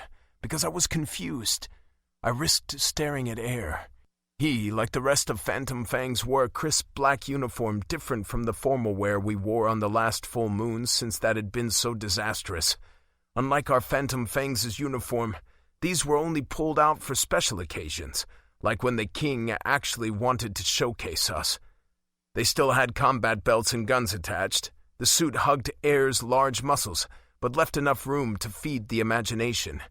Except I didn't need to imagine anything. I stole glimpses of him before when we had shifted together. It was never anything but glimpses, never anything I thought about until he kissed me in Howling Sky. I tried to see the boy I was drawn to at 5 years old, the boy who had everything I wanted, the boy who wasn't a werewolf, the boy who was different from me in almost every way. Maybe it was a fluke that I singled him out, that I picked him, but that didn't matter. We were here. He was with me all these years later. We hurt and used each other, but we also grew to care about each other. The pain Air felt for me the night Gala slit my throat was proof of that. I couldn't deny that anymore. I could dare to hope. Sarissa was my moon, the thing that centered me as a werewolf, the thing that centered all of us, bound us, tethered included. But Air would always be my sun. Tensions were high as all faces glowed brightly in the moonlight. No one was actively using it, but the soft blue glow surrounding everyone made it look otherwise. This seemingly passive light floating around in shifting shades of blue, it was ours as werewolves. Who was the worthiest among us? Who could take this moonlight and lead the werewolves as their alpha? The king and I moved to the center of the courtyard, orange-red rocks all around. I thought of the moon mirror back in Howling Sky and how this paled in comparison. It didn't matter that the lunalight was broken and turned to dust. It amplified moonlight. It might have been too much on a full moon night, but I found myself wondering what it would have felt like all the same. "I want to talk to my team before we begin," I said. "I'll permit it," the king answered. That was part of the Alpha Challenge's rules. The challenger could make one last request, and the Alpha was required to oblige. Everything was going according to plan. I walked over to the pond filled with pink water lilies to meet Sarissa and Phantom Fangs. We didn't exchange words. They stepped forward and placed a hand on me somewhere, shoulders, arms. Then they shot power into my system, all at the same time. It was a lot to take at first. I almost recoiled. I doubted anyone else could see the exchange because moonlight was moving through us so quickly. This much was unnecessary. Moonlight from anyone but Sarissa was unnecessary because she held more moonlight than all four of us combined. But that wasn't the point. They were giving me everything. It meant we were united, all for one, like in Sarissa's claim, and one for all. In this moment, we truly were 5 becoming 1. I opened my eyes when I was buzzing with energy, barely able to contain it all. My eyesight was ridiculous. I saw colors I never knew existed. I could see the details of a leaf on the trees across the courtyard down to its intricate network of veins. My body wasn't built to hold this much moonlight, but Sarissa's claim, this bond we had created, made up for that. I blinked and willed my active moonlight to still. I didn't want to use it quite yet. "You're ready," Sarissa said. I offered a smile I wasn't feeling, and she wrapped her arms around me. Roderick punched my arm. Todd pinched the fabric of my robe, a lot like how I had held on to the skirt of my mother's dress when I was a kid. When Sarissa moved back, Air hugged me too, which I wasn't prepared for. "Don't die," he ordered, and squeezed me so hard I could hardly breathe. "Wouldn't dream of it," I wheezed, arms tied to my sides. His eyes were blazing with something and I couldn't hold his gaze. I looked back at the orange-red rocks where the king waited patiently with his arms folded. It was time for the fight to begin. "Doesn't this feel kind of like cheating? Me taking all of your moonlight?" I asked. Air growled. "You're worried about fairness? We planned this almost from the beginning. Now get your ass out there and shut up. It's perfectly fair." He released me, shoved my chest, and turned away.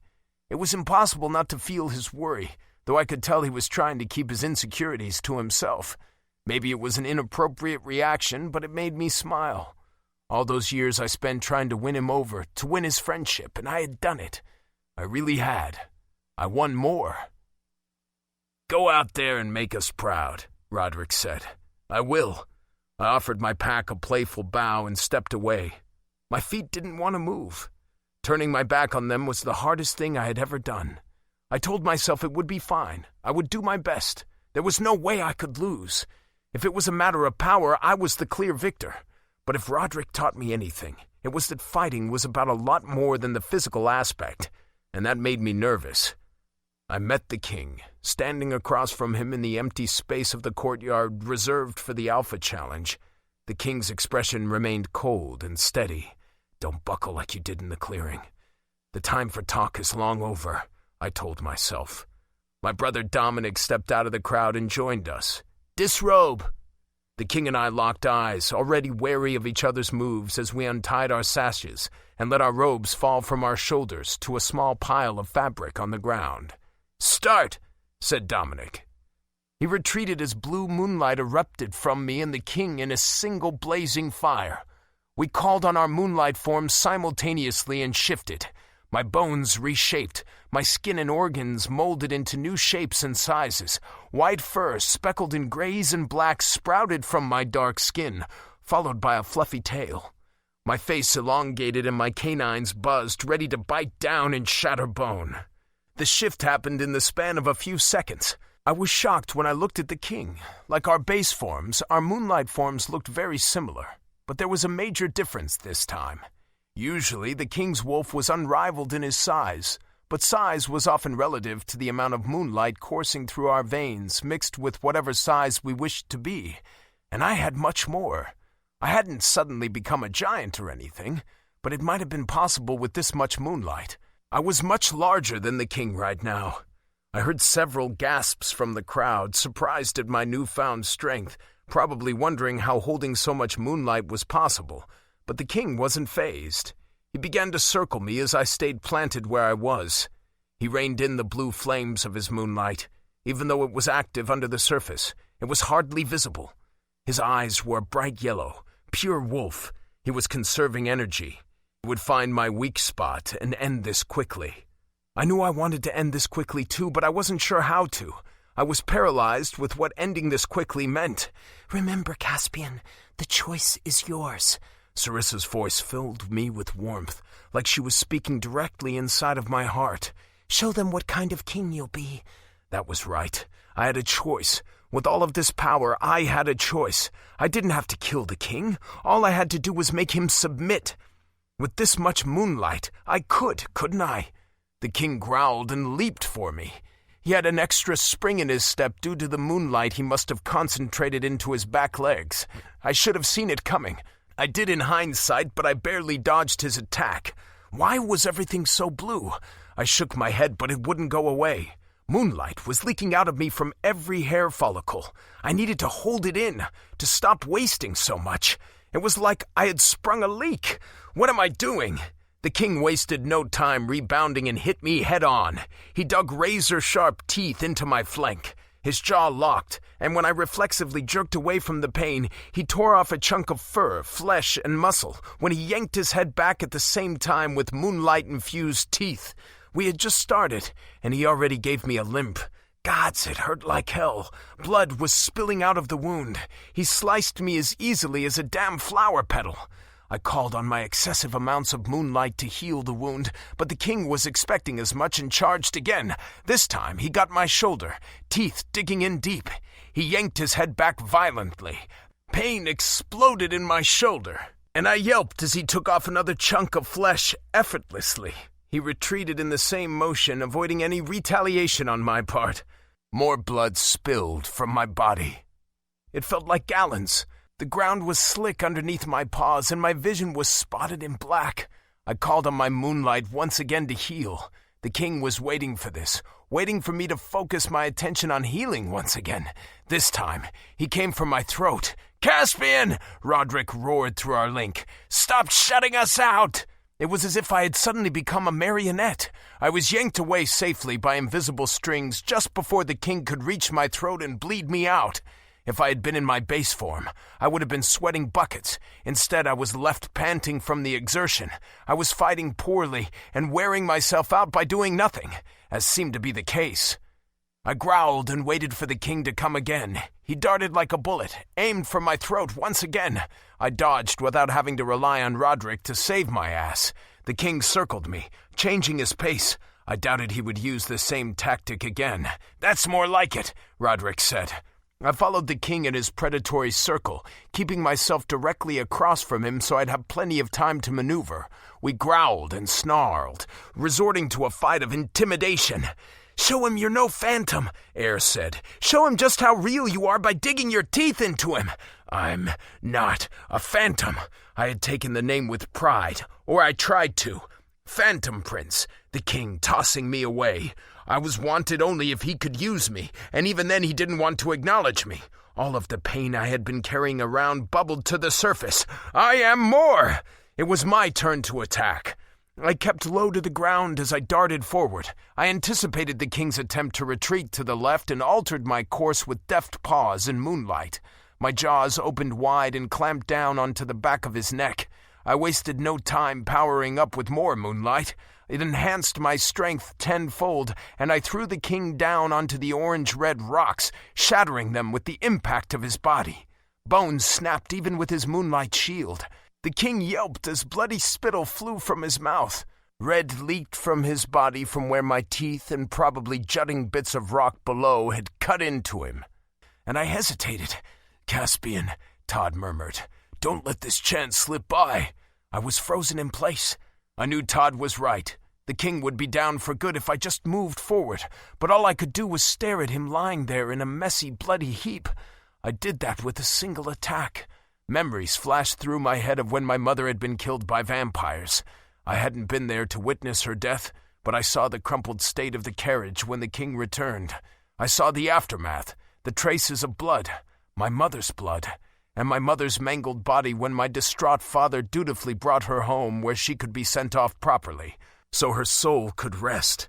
When my father's eyes were filled with tears I feared would never stop. "Caspian," Sarissa said. My hesitation cost me again.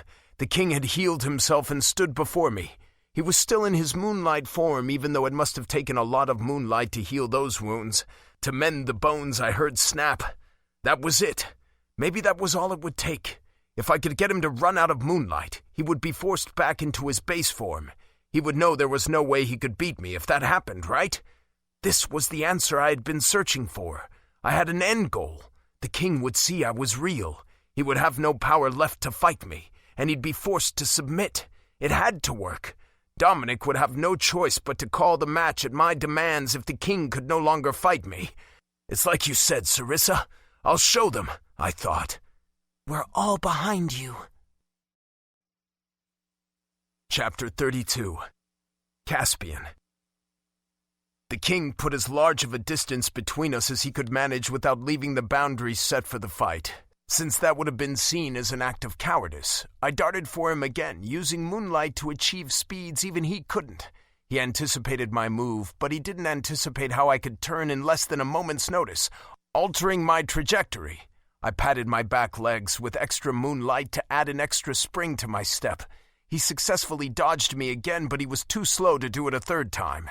I barreled into him, knocking him onto his back and pinning him there. With the amount of moonlight I had, he couldn't make me budge an inch.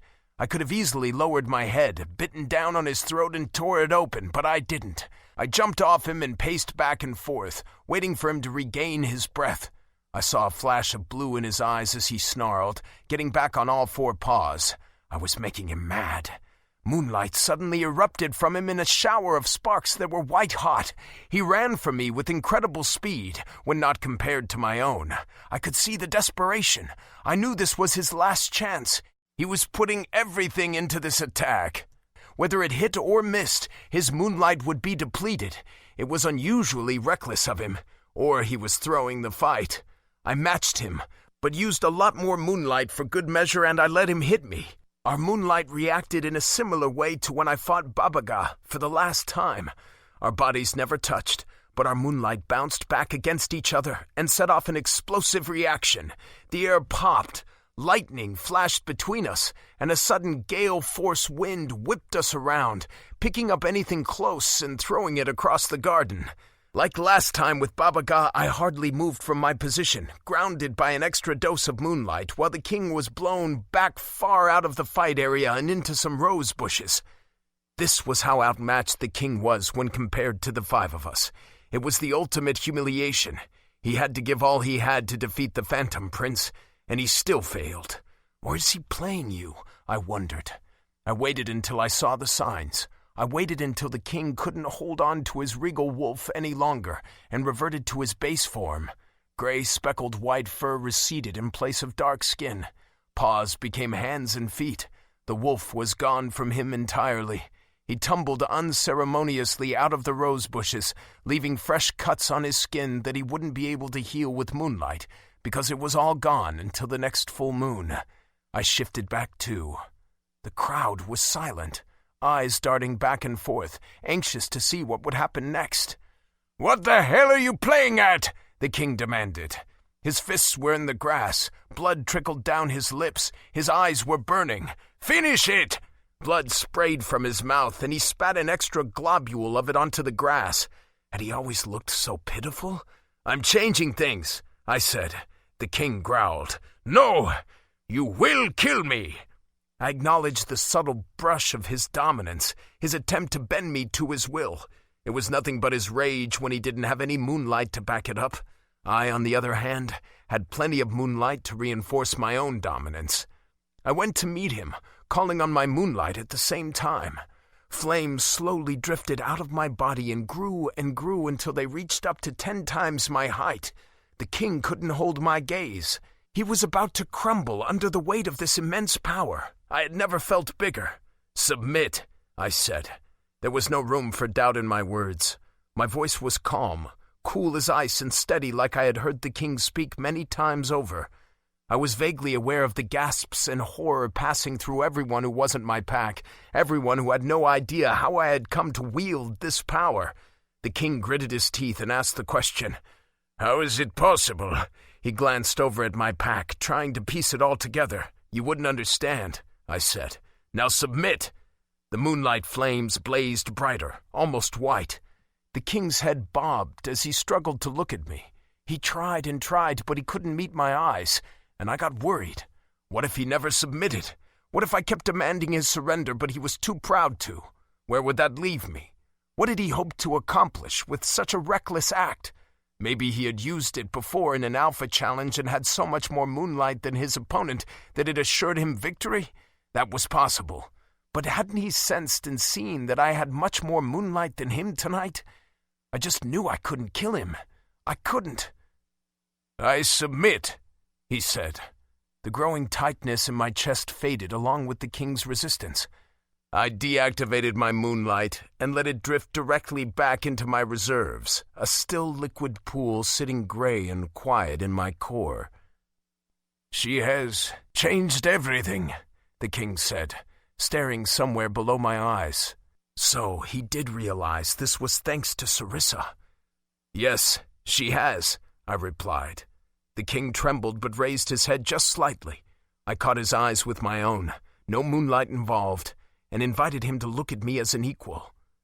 "Protect her with your life, Caspian," he said. "Don't fail, like I did." I tried to see the father I had known when I was young, the king that existed when his mate lived and supported him, always standing by his side, but I couldn't see him. He wasn't there anymore. I wanted to bring him back. That was all I had ever wanted from him. For him to smile again. For him to love me again. Dominic hesitated before saying, "Caspian wins." Then another brother, Alexander, stepped up, his dark blue coat disheveled from the fight and anger in his eyes. His tone was mocking when he said, "Where did you get all that power, Caspian? You must have cheated somehow." "Enough of your insolence," the king growled. "The strongest, the best able to protect this kingdom, is the Alpha, the king." He dropped down farther, face kissing the earth, prostrating himself before me, passing down his title and offering submission. I had never seen the king submit to anyone. "Caspian!" Sarissa shouted and waved. "You did it!" I was relieved to see Phantom Fangs reacting similarly, to feel the support, warmth, happiness, and relief all melded together. "We did it! You did it!" Air projected through our link. For some reason that made me smile. It made the situation sink in a little more, like maybe this wasn't a fluke. Maybe it only seemed too easy because it couldn't have been anything but that when so much moonlight sat inside of me, just waiting to be activated again. My brother Julius came forward with the king's jewel-encrusted silver crown and dark blue robes, handing them off to Dominic, who then came to me and placed the crown on my head.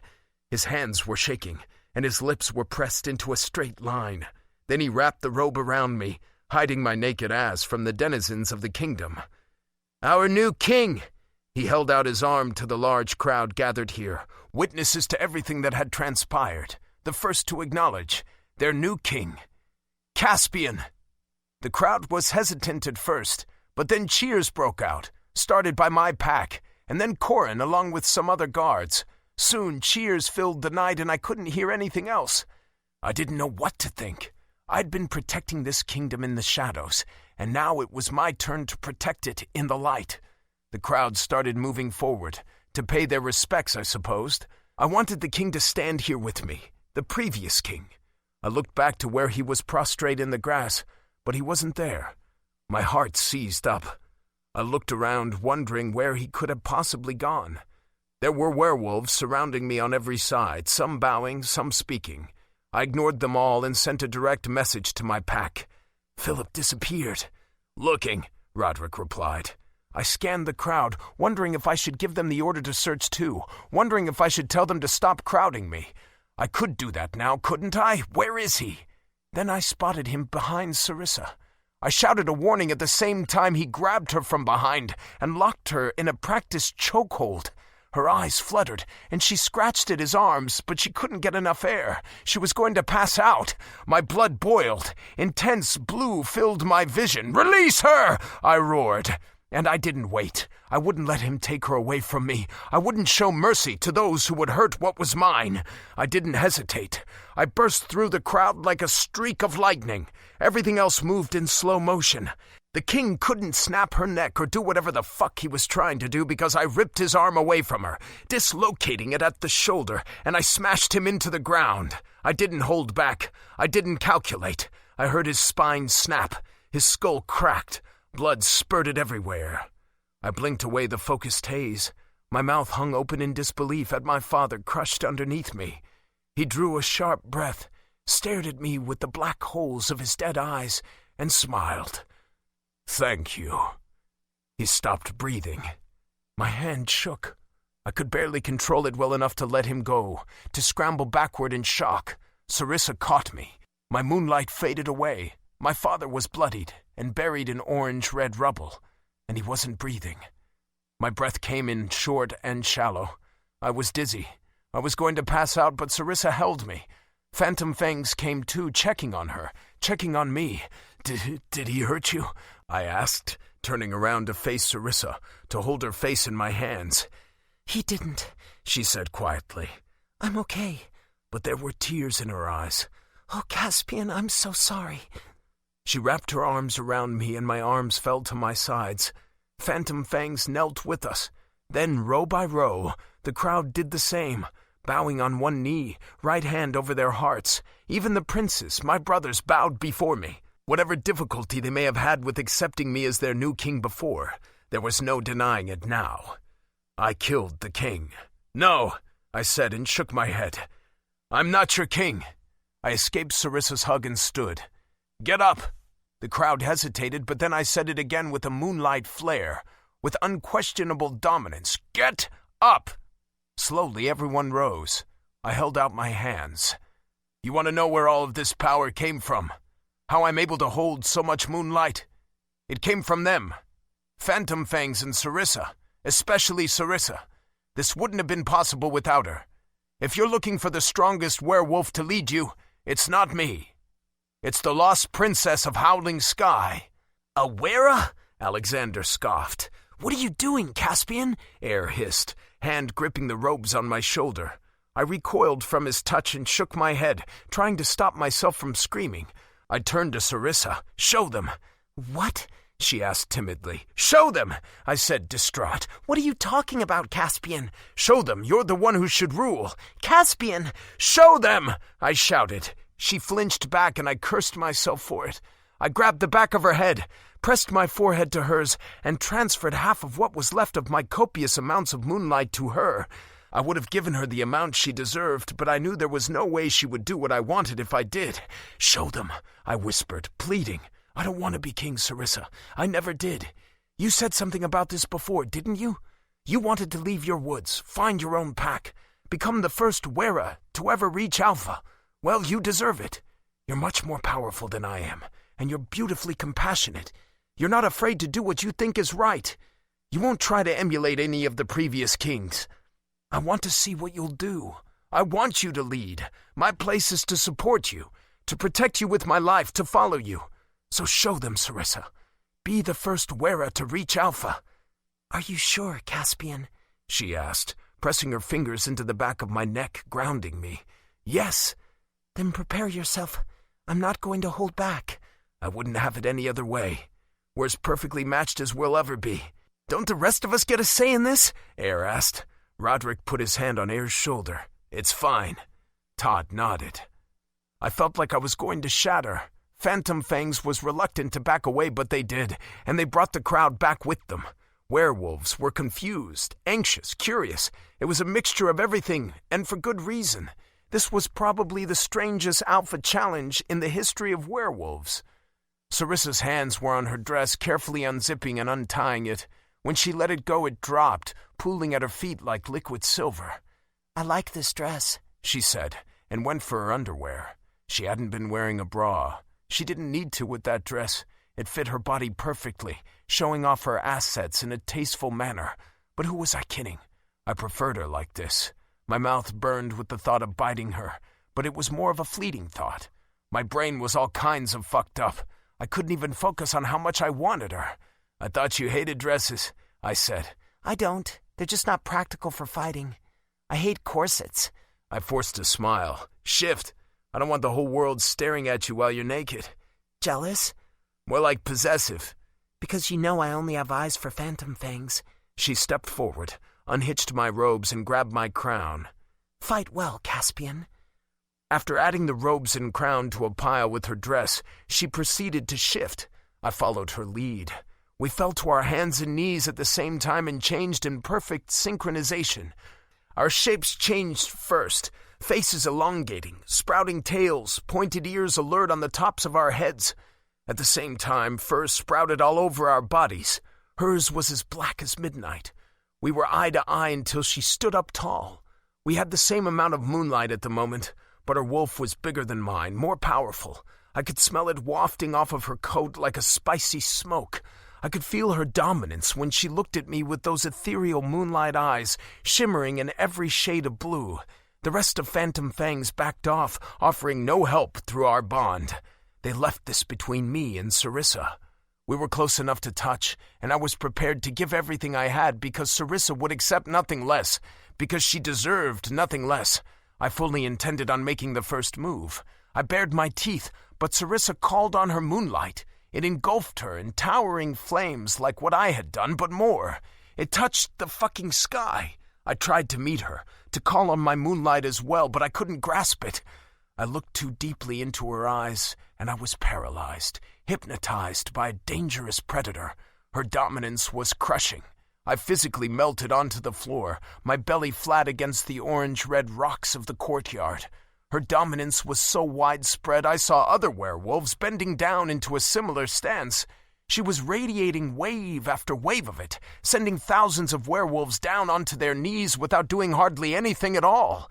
I drew my ears back and whimpered my submission. I couldn't move. This felt similar to Babaga's horrible gravity magic, heavy, pressing me down into the earth with an immovable and invisible force. This was a power that knew no limits. "How are you doing that?" I asked. "Not sure. I just thought about what I wanted, and that I wouldn't bend. I didn't want to hurt you, but you wanted me to prove my power, so I did. Beautiful, terrifying Wera. Sarissa withdrew her moonlight and lowered her head to mine. I tentatively licked her black nose. It was buried instinct, extremely wolf-like in nature. She nuzzled my nose in return. It was a simple gesture, but it soothed the whirlwind raging around inside of my ribcage. I closed my eyes, savoring the calm. Then I heard Sarissa's bones snapping and reshaping. I opened my eyes to see her naked in front of me, back in her base form. She held out her hand to me, and I shifted as well to accept the gesture.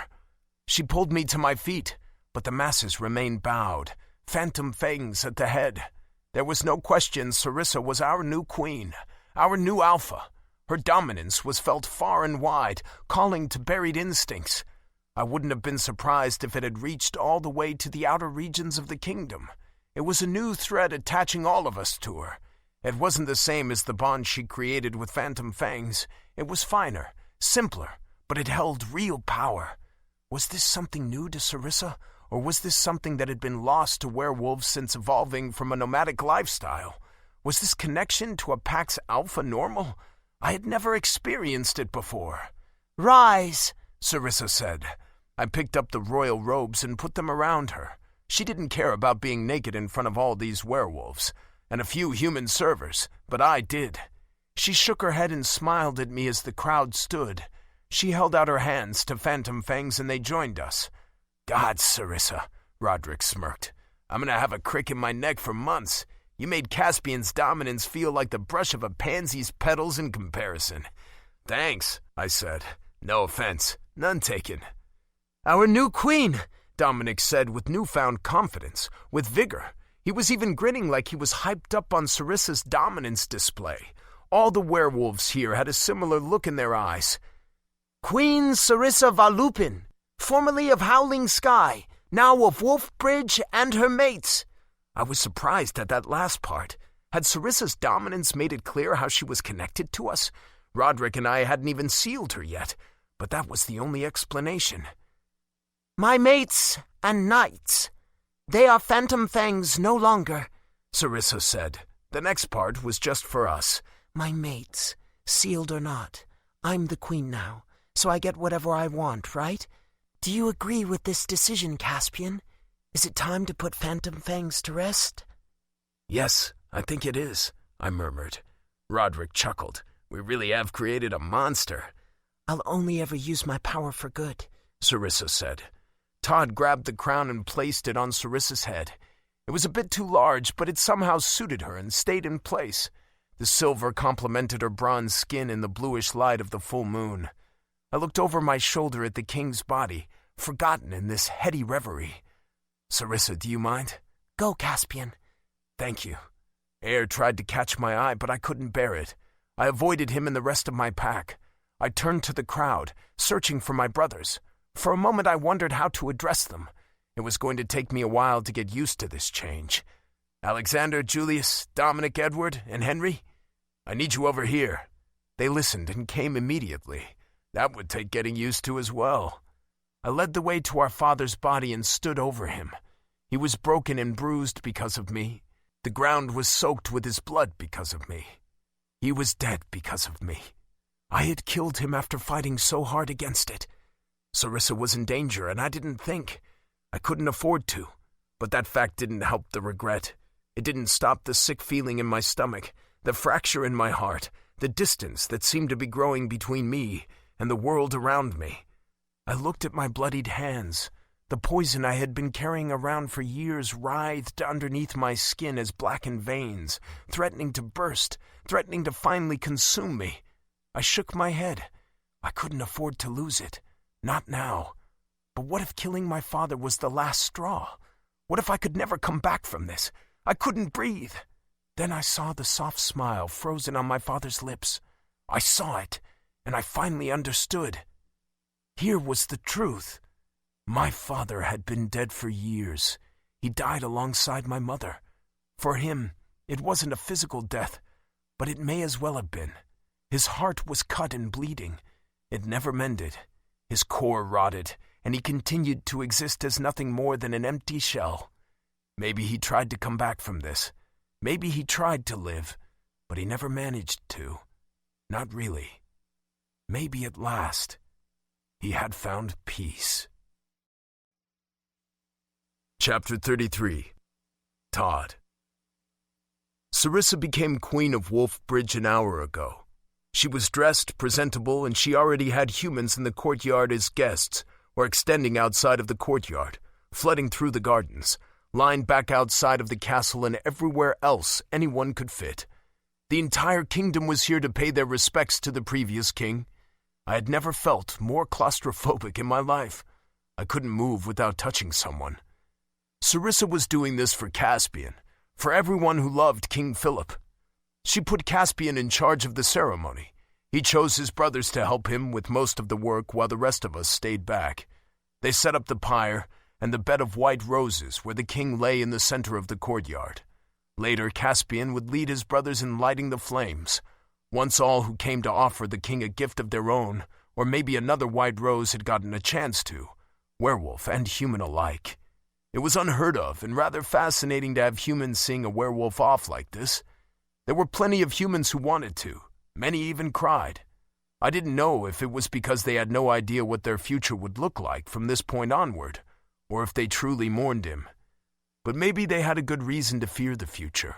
They certainly had a good reason to fear change, because there would be plenty of that, knowing Sarissa. Having Caspian as their new king would have been a big shock on its own, but Sarissa was Sarissa. She was amazing and terrifying. Her power rippled through everyone, binding and commanding. I wondered if the humans could feel that a little, or if it was lost on them. And I saw tension, the omnipresent tension between werewolves and humans. Sarissa was these werewolves' alpha, but that didn't rewrite a werewolf's brain. There were plenty of werewolves and humans staying as far apart as possible, separated into their own groups, but nobody openly protested. It would have been an idiotic move after experiencing Sarissa's power, but that didn't mean there wouldn't be some trouble along the way. I wondered what kind of mess this would turn into. I didn't know if it was wise of Caspian to challenge Sarissa like that, to demand she take the throne. But based on the way werewolves were wired, she was the only one who could be alpha, queen. She was the strongest werewolf without question, and she was bound to end up in an alpha position. I couldn't chase away the heavy feeling in my stomach, though. I couldn't explain it or what it meant. It could have been just because I was in the spotlight more than ever now that I was officially proclaimed one of Sarissa's mates. I didn't want an entire kingdom staring at me. The thought made my skin crawl. This was another level of responsibility I was not ready for. Tech was one thing. Dealing directly with living things was another. I turned my eyes to the fallen king, lying on his bed of white roses. He was lightly dusted in roses too, to hide the worst of his injuries from view. He had been cleaned up as well as possible and dressed in fine silvery silks that reflected the light of the full moon. Caspian and his brothers stood at the king's side, solemn with their hands clasped in front of them, as the kingdom's denizens continued to offer their respects hours into the night. Flowers, trinkets, handwritten notes. There was no limit to the gifts offered, and they overflowed, building on the base of the king's pyre, mingling with the white roses. Eventually the line dwindled, and it finally ended. Caspian and his brothers stepped forward with unlit gas torches. They had blue powder made from dried blue bellflowers in their other hand, which they sprinkled over the torches once they were lit. It changed the chemical makeup of the fire so its color was a bright blue, resembling activated moonlight. They each touched their flames to the base of the pyre. The flames sizzled and raced up along the king's offerings until they reached his body. They grew taller and taller, reaching up to the moon. I never attended a werewolf send-off before, but I believed the idea behind this ritual was meant to return a werewolf to moonlight. It was based on some belief that moonlight was what Lorraine used to create us. Some sobs broke out. Others stood with bowed heads. Still others looked on with the flames dancing in their eyes. I focused on the bond I held with my pack, the tightening pinch of Caspian mourning. It was like my heart was being wound up. The muscle would snap if it was cranked one more time, as if it were nothing more than a fragile music box. It was hard to look at Caspian when he came to stand with us and observe his father as he burned to ashes. I looked elsewhere and caught sight of Air's sister holding Corin's hand. A human and a werewolf openly holding hands. That was something I had never seen, and I never would have if Sarissa hadn't become queen. She hadn't been queen that long. Things were changing too quickly. Where will it lead? Howls broke out. Werewolves tilted their heads back toward the moon, and one voice joined in after another in a growing chorus. I'd never howled in my life, not even in my moonlight form, and I wasn't going to do it now, but the sound sent shivers down my spine, like something in me was reacting to it anyway. Caspian joined, a deep baritone that rose higher and louder. I flinched when his voice broke. Sarissa wrapped her arms around him, tears shimmering in her eyes. Caspian was crying too. Air grabbed the back of Caspian's head in a rough embrace, and Caspian dropped his head, pressing his forehead into Air's shoulder. Roderick rested a hand on Caspian's shoulder. I wasn't good at comfort, but I took Caspian's hand and squeezed. He squeezed back, and warmth pushed through the cold, seizing our bond. His sorrow was intense, but it became bearable when shared between us. I hoped we'd be able to overcome whatever happened next because there was something I had learned after spending the last month with them all. I couldn't live without this pack.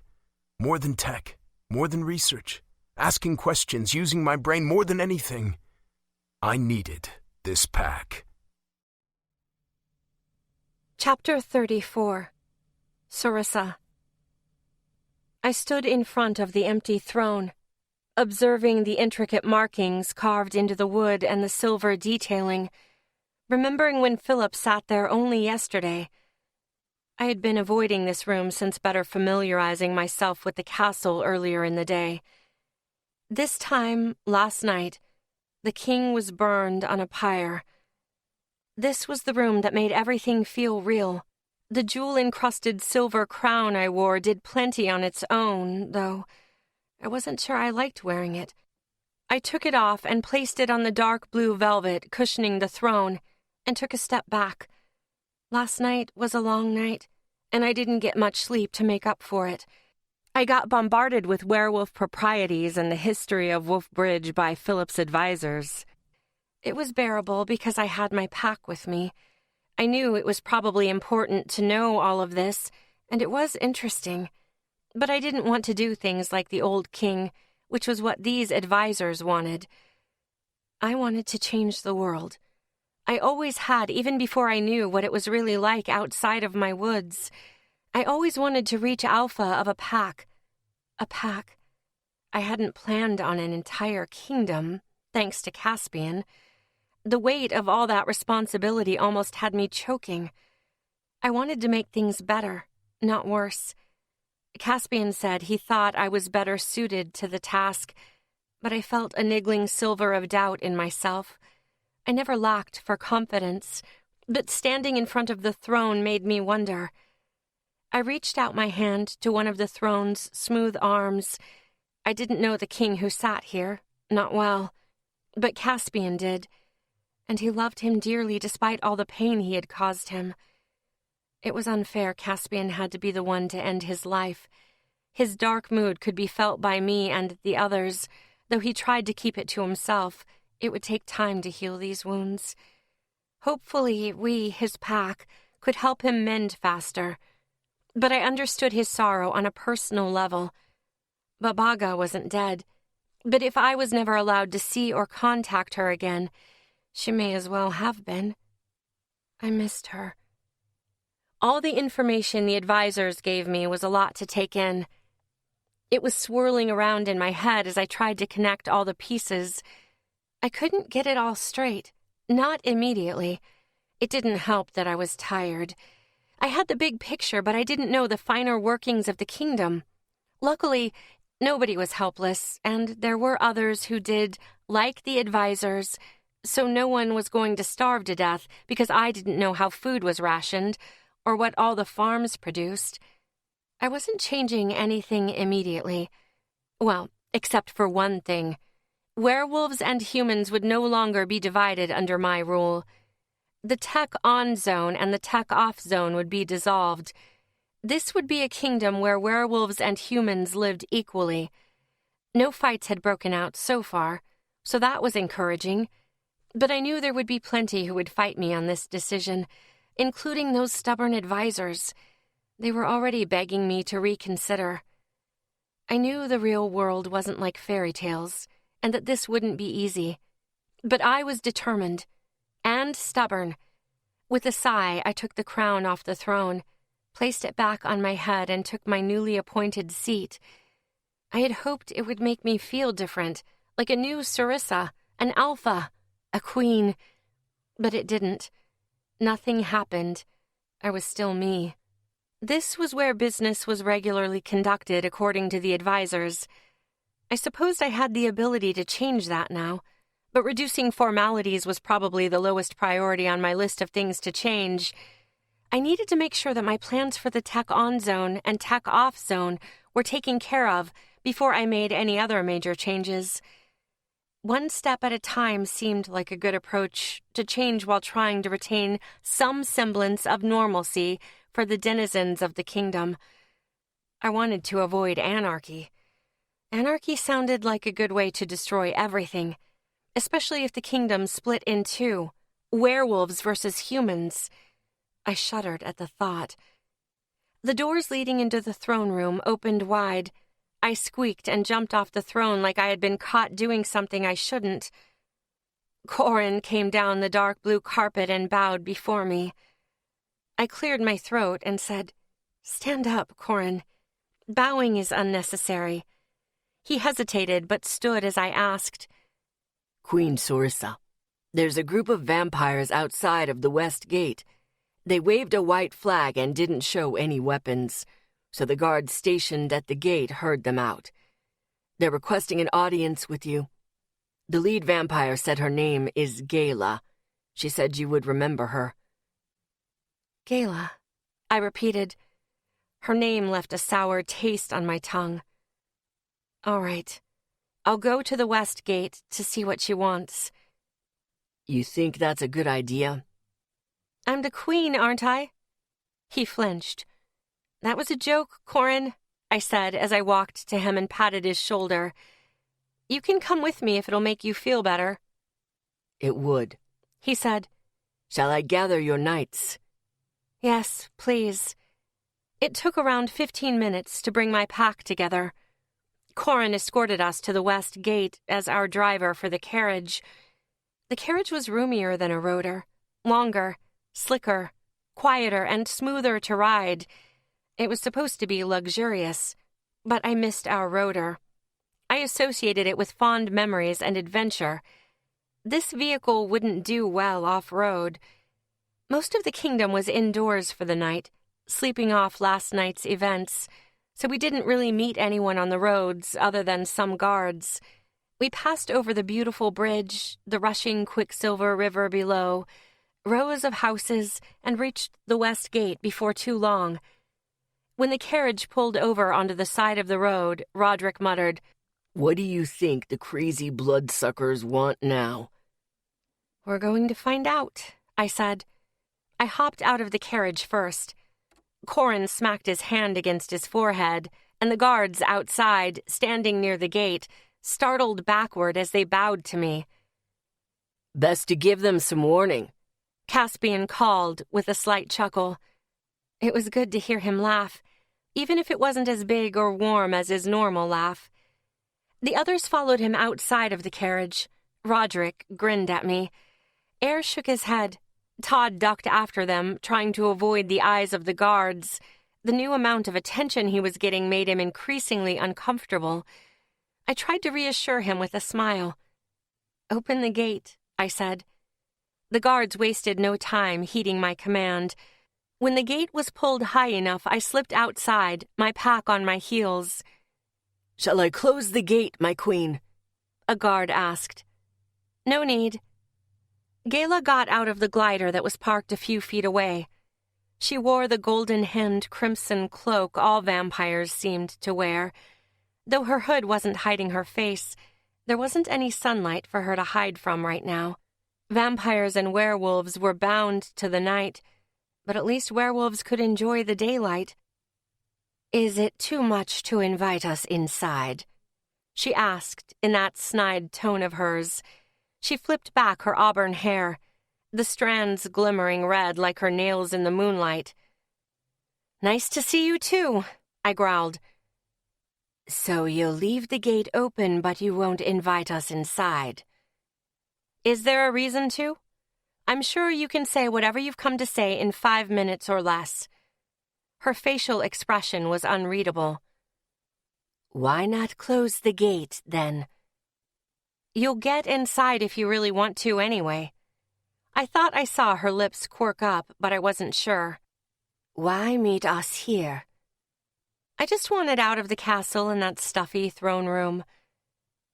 "That was the only thought that went through your head when deciding where to meet me?"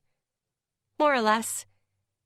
"You have much to learn, Queen Sorissa. Are you truly the Queen of Wolfbridge now?" "Apparently." "It seems Queen Evie was right about you bringing change to your species at the very least. Never before has a Wera been in such a position of power. Werewolves are so predictable." My pack tensed and I shrugged. "I proved my power." "Apparently. Congratulations, then. You can personally take care of the news I bring." "What news?" "Paws Peak is planning an end-all attack, 10 days from now. King George is furious over what happened to his son, Prince Charles. They've been preparing ever since they received news of his death from the werewolves who survived the attack on Wolfbridge. They are developing the nastiest weapons they can manage, but I'm sure your tech werewolf will outsmart them, as long as you're prepared." "How do you know this?" "We've been spying on Paws Peak. We have eyes everywhere." She showed her fangs in an unfriendly smile. "You would probably do well to remember that. We didn't have to tell you this, but Queen Evie is serious about this truce. She wants to take it a step further and ensure peace with Wolfbridge specifically. Paws Peak has no interest in a truce or peace. Unless you can find a way around that, too, we just assume eliminate them. That is all." She turned on her heels, about to walk away. Then she turned back and bowed. "Excuse my rudeness, Queen Sorissa." "Wolfbridge will make the proper preparations," I said. Gayla nodded. "I almost forgot." She fished inside a pocket of her cloak and pulled out a contraption that looked a lot like a portacom, but it was much more heavy-duty, bulkier, with a very long antenna. "We'll pass along more information with this radio, and, if you're ever in need, contact Crimson Caves the same way." I held out my hand and Gayla gave me the device. Then Todd came up next to me and took it from me. I didn't mind that he didn't ask. I knew that he had this insatiable curiosity for all tech-related things, all things in general, and he wanted to make sure it was safe. "Does it really transmit that far?" he asked. "You have a tech field that expands from Crimson Caves all the way to Wolfbridge?" "It works," Gayla replied, without offering any more information. A red light started blinking on the radio. Todd pressed a button in response. "Testing, testing, testing." A female's voice rang from the speaker. Gayla shook her head. "She's been doing that ever since we left.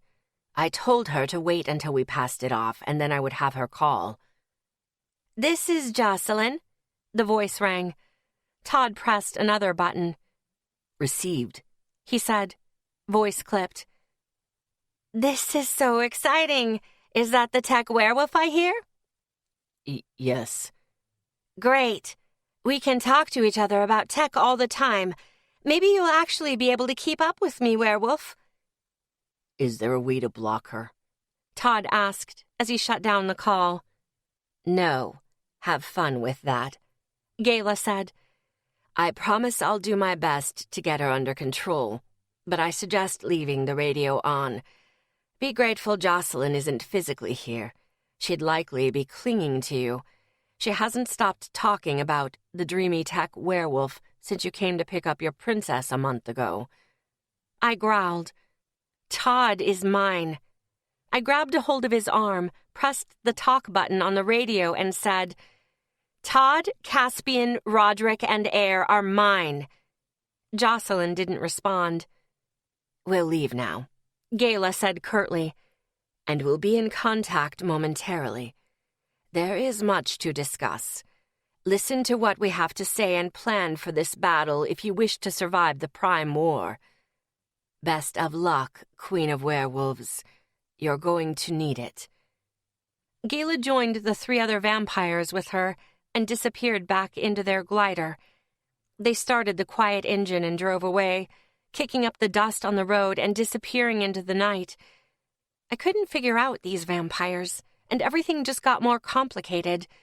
I'm going to need your help, I told my pack. To be honest, I have no idea what to do. And I was scared. I had so many lives in my hands now. It was bad enough just being responsible for my mates, but how was I supposed to protect an entire kingdom? You have our help, Caspian said, as he took my hand and kissed the back of it. Always, Sarissa. We're in this together. He dropped down on one knee, followed by Roderick, Eyre, and Todd. I knelt down to meet them, gathering them in a big hug, wishing my arms could reach all the way around them. If I was going to get through this, they would be the reason. I was certain of that much. There was an awful lot that could go wrong, but I knew we would protect each other. If we were together, we could do anything. I believed that, but I was still naive. The world didn't bend to any one being's will, and that included mine.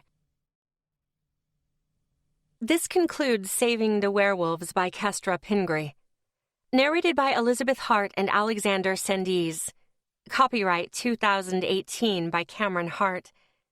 This unabridged audiobook is published by arrangement with Cameron Hart, care of Hirschman Rights Management, LLC, and was produced in the year 2019 by Tantor Media Incorporated, a division of Recorded Books, which holds the copyright thereto. Please visit Tantor.com for more information on our growing library of unabridged audiobooks.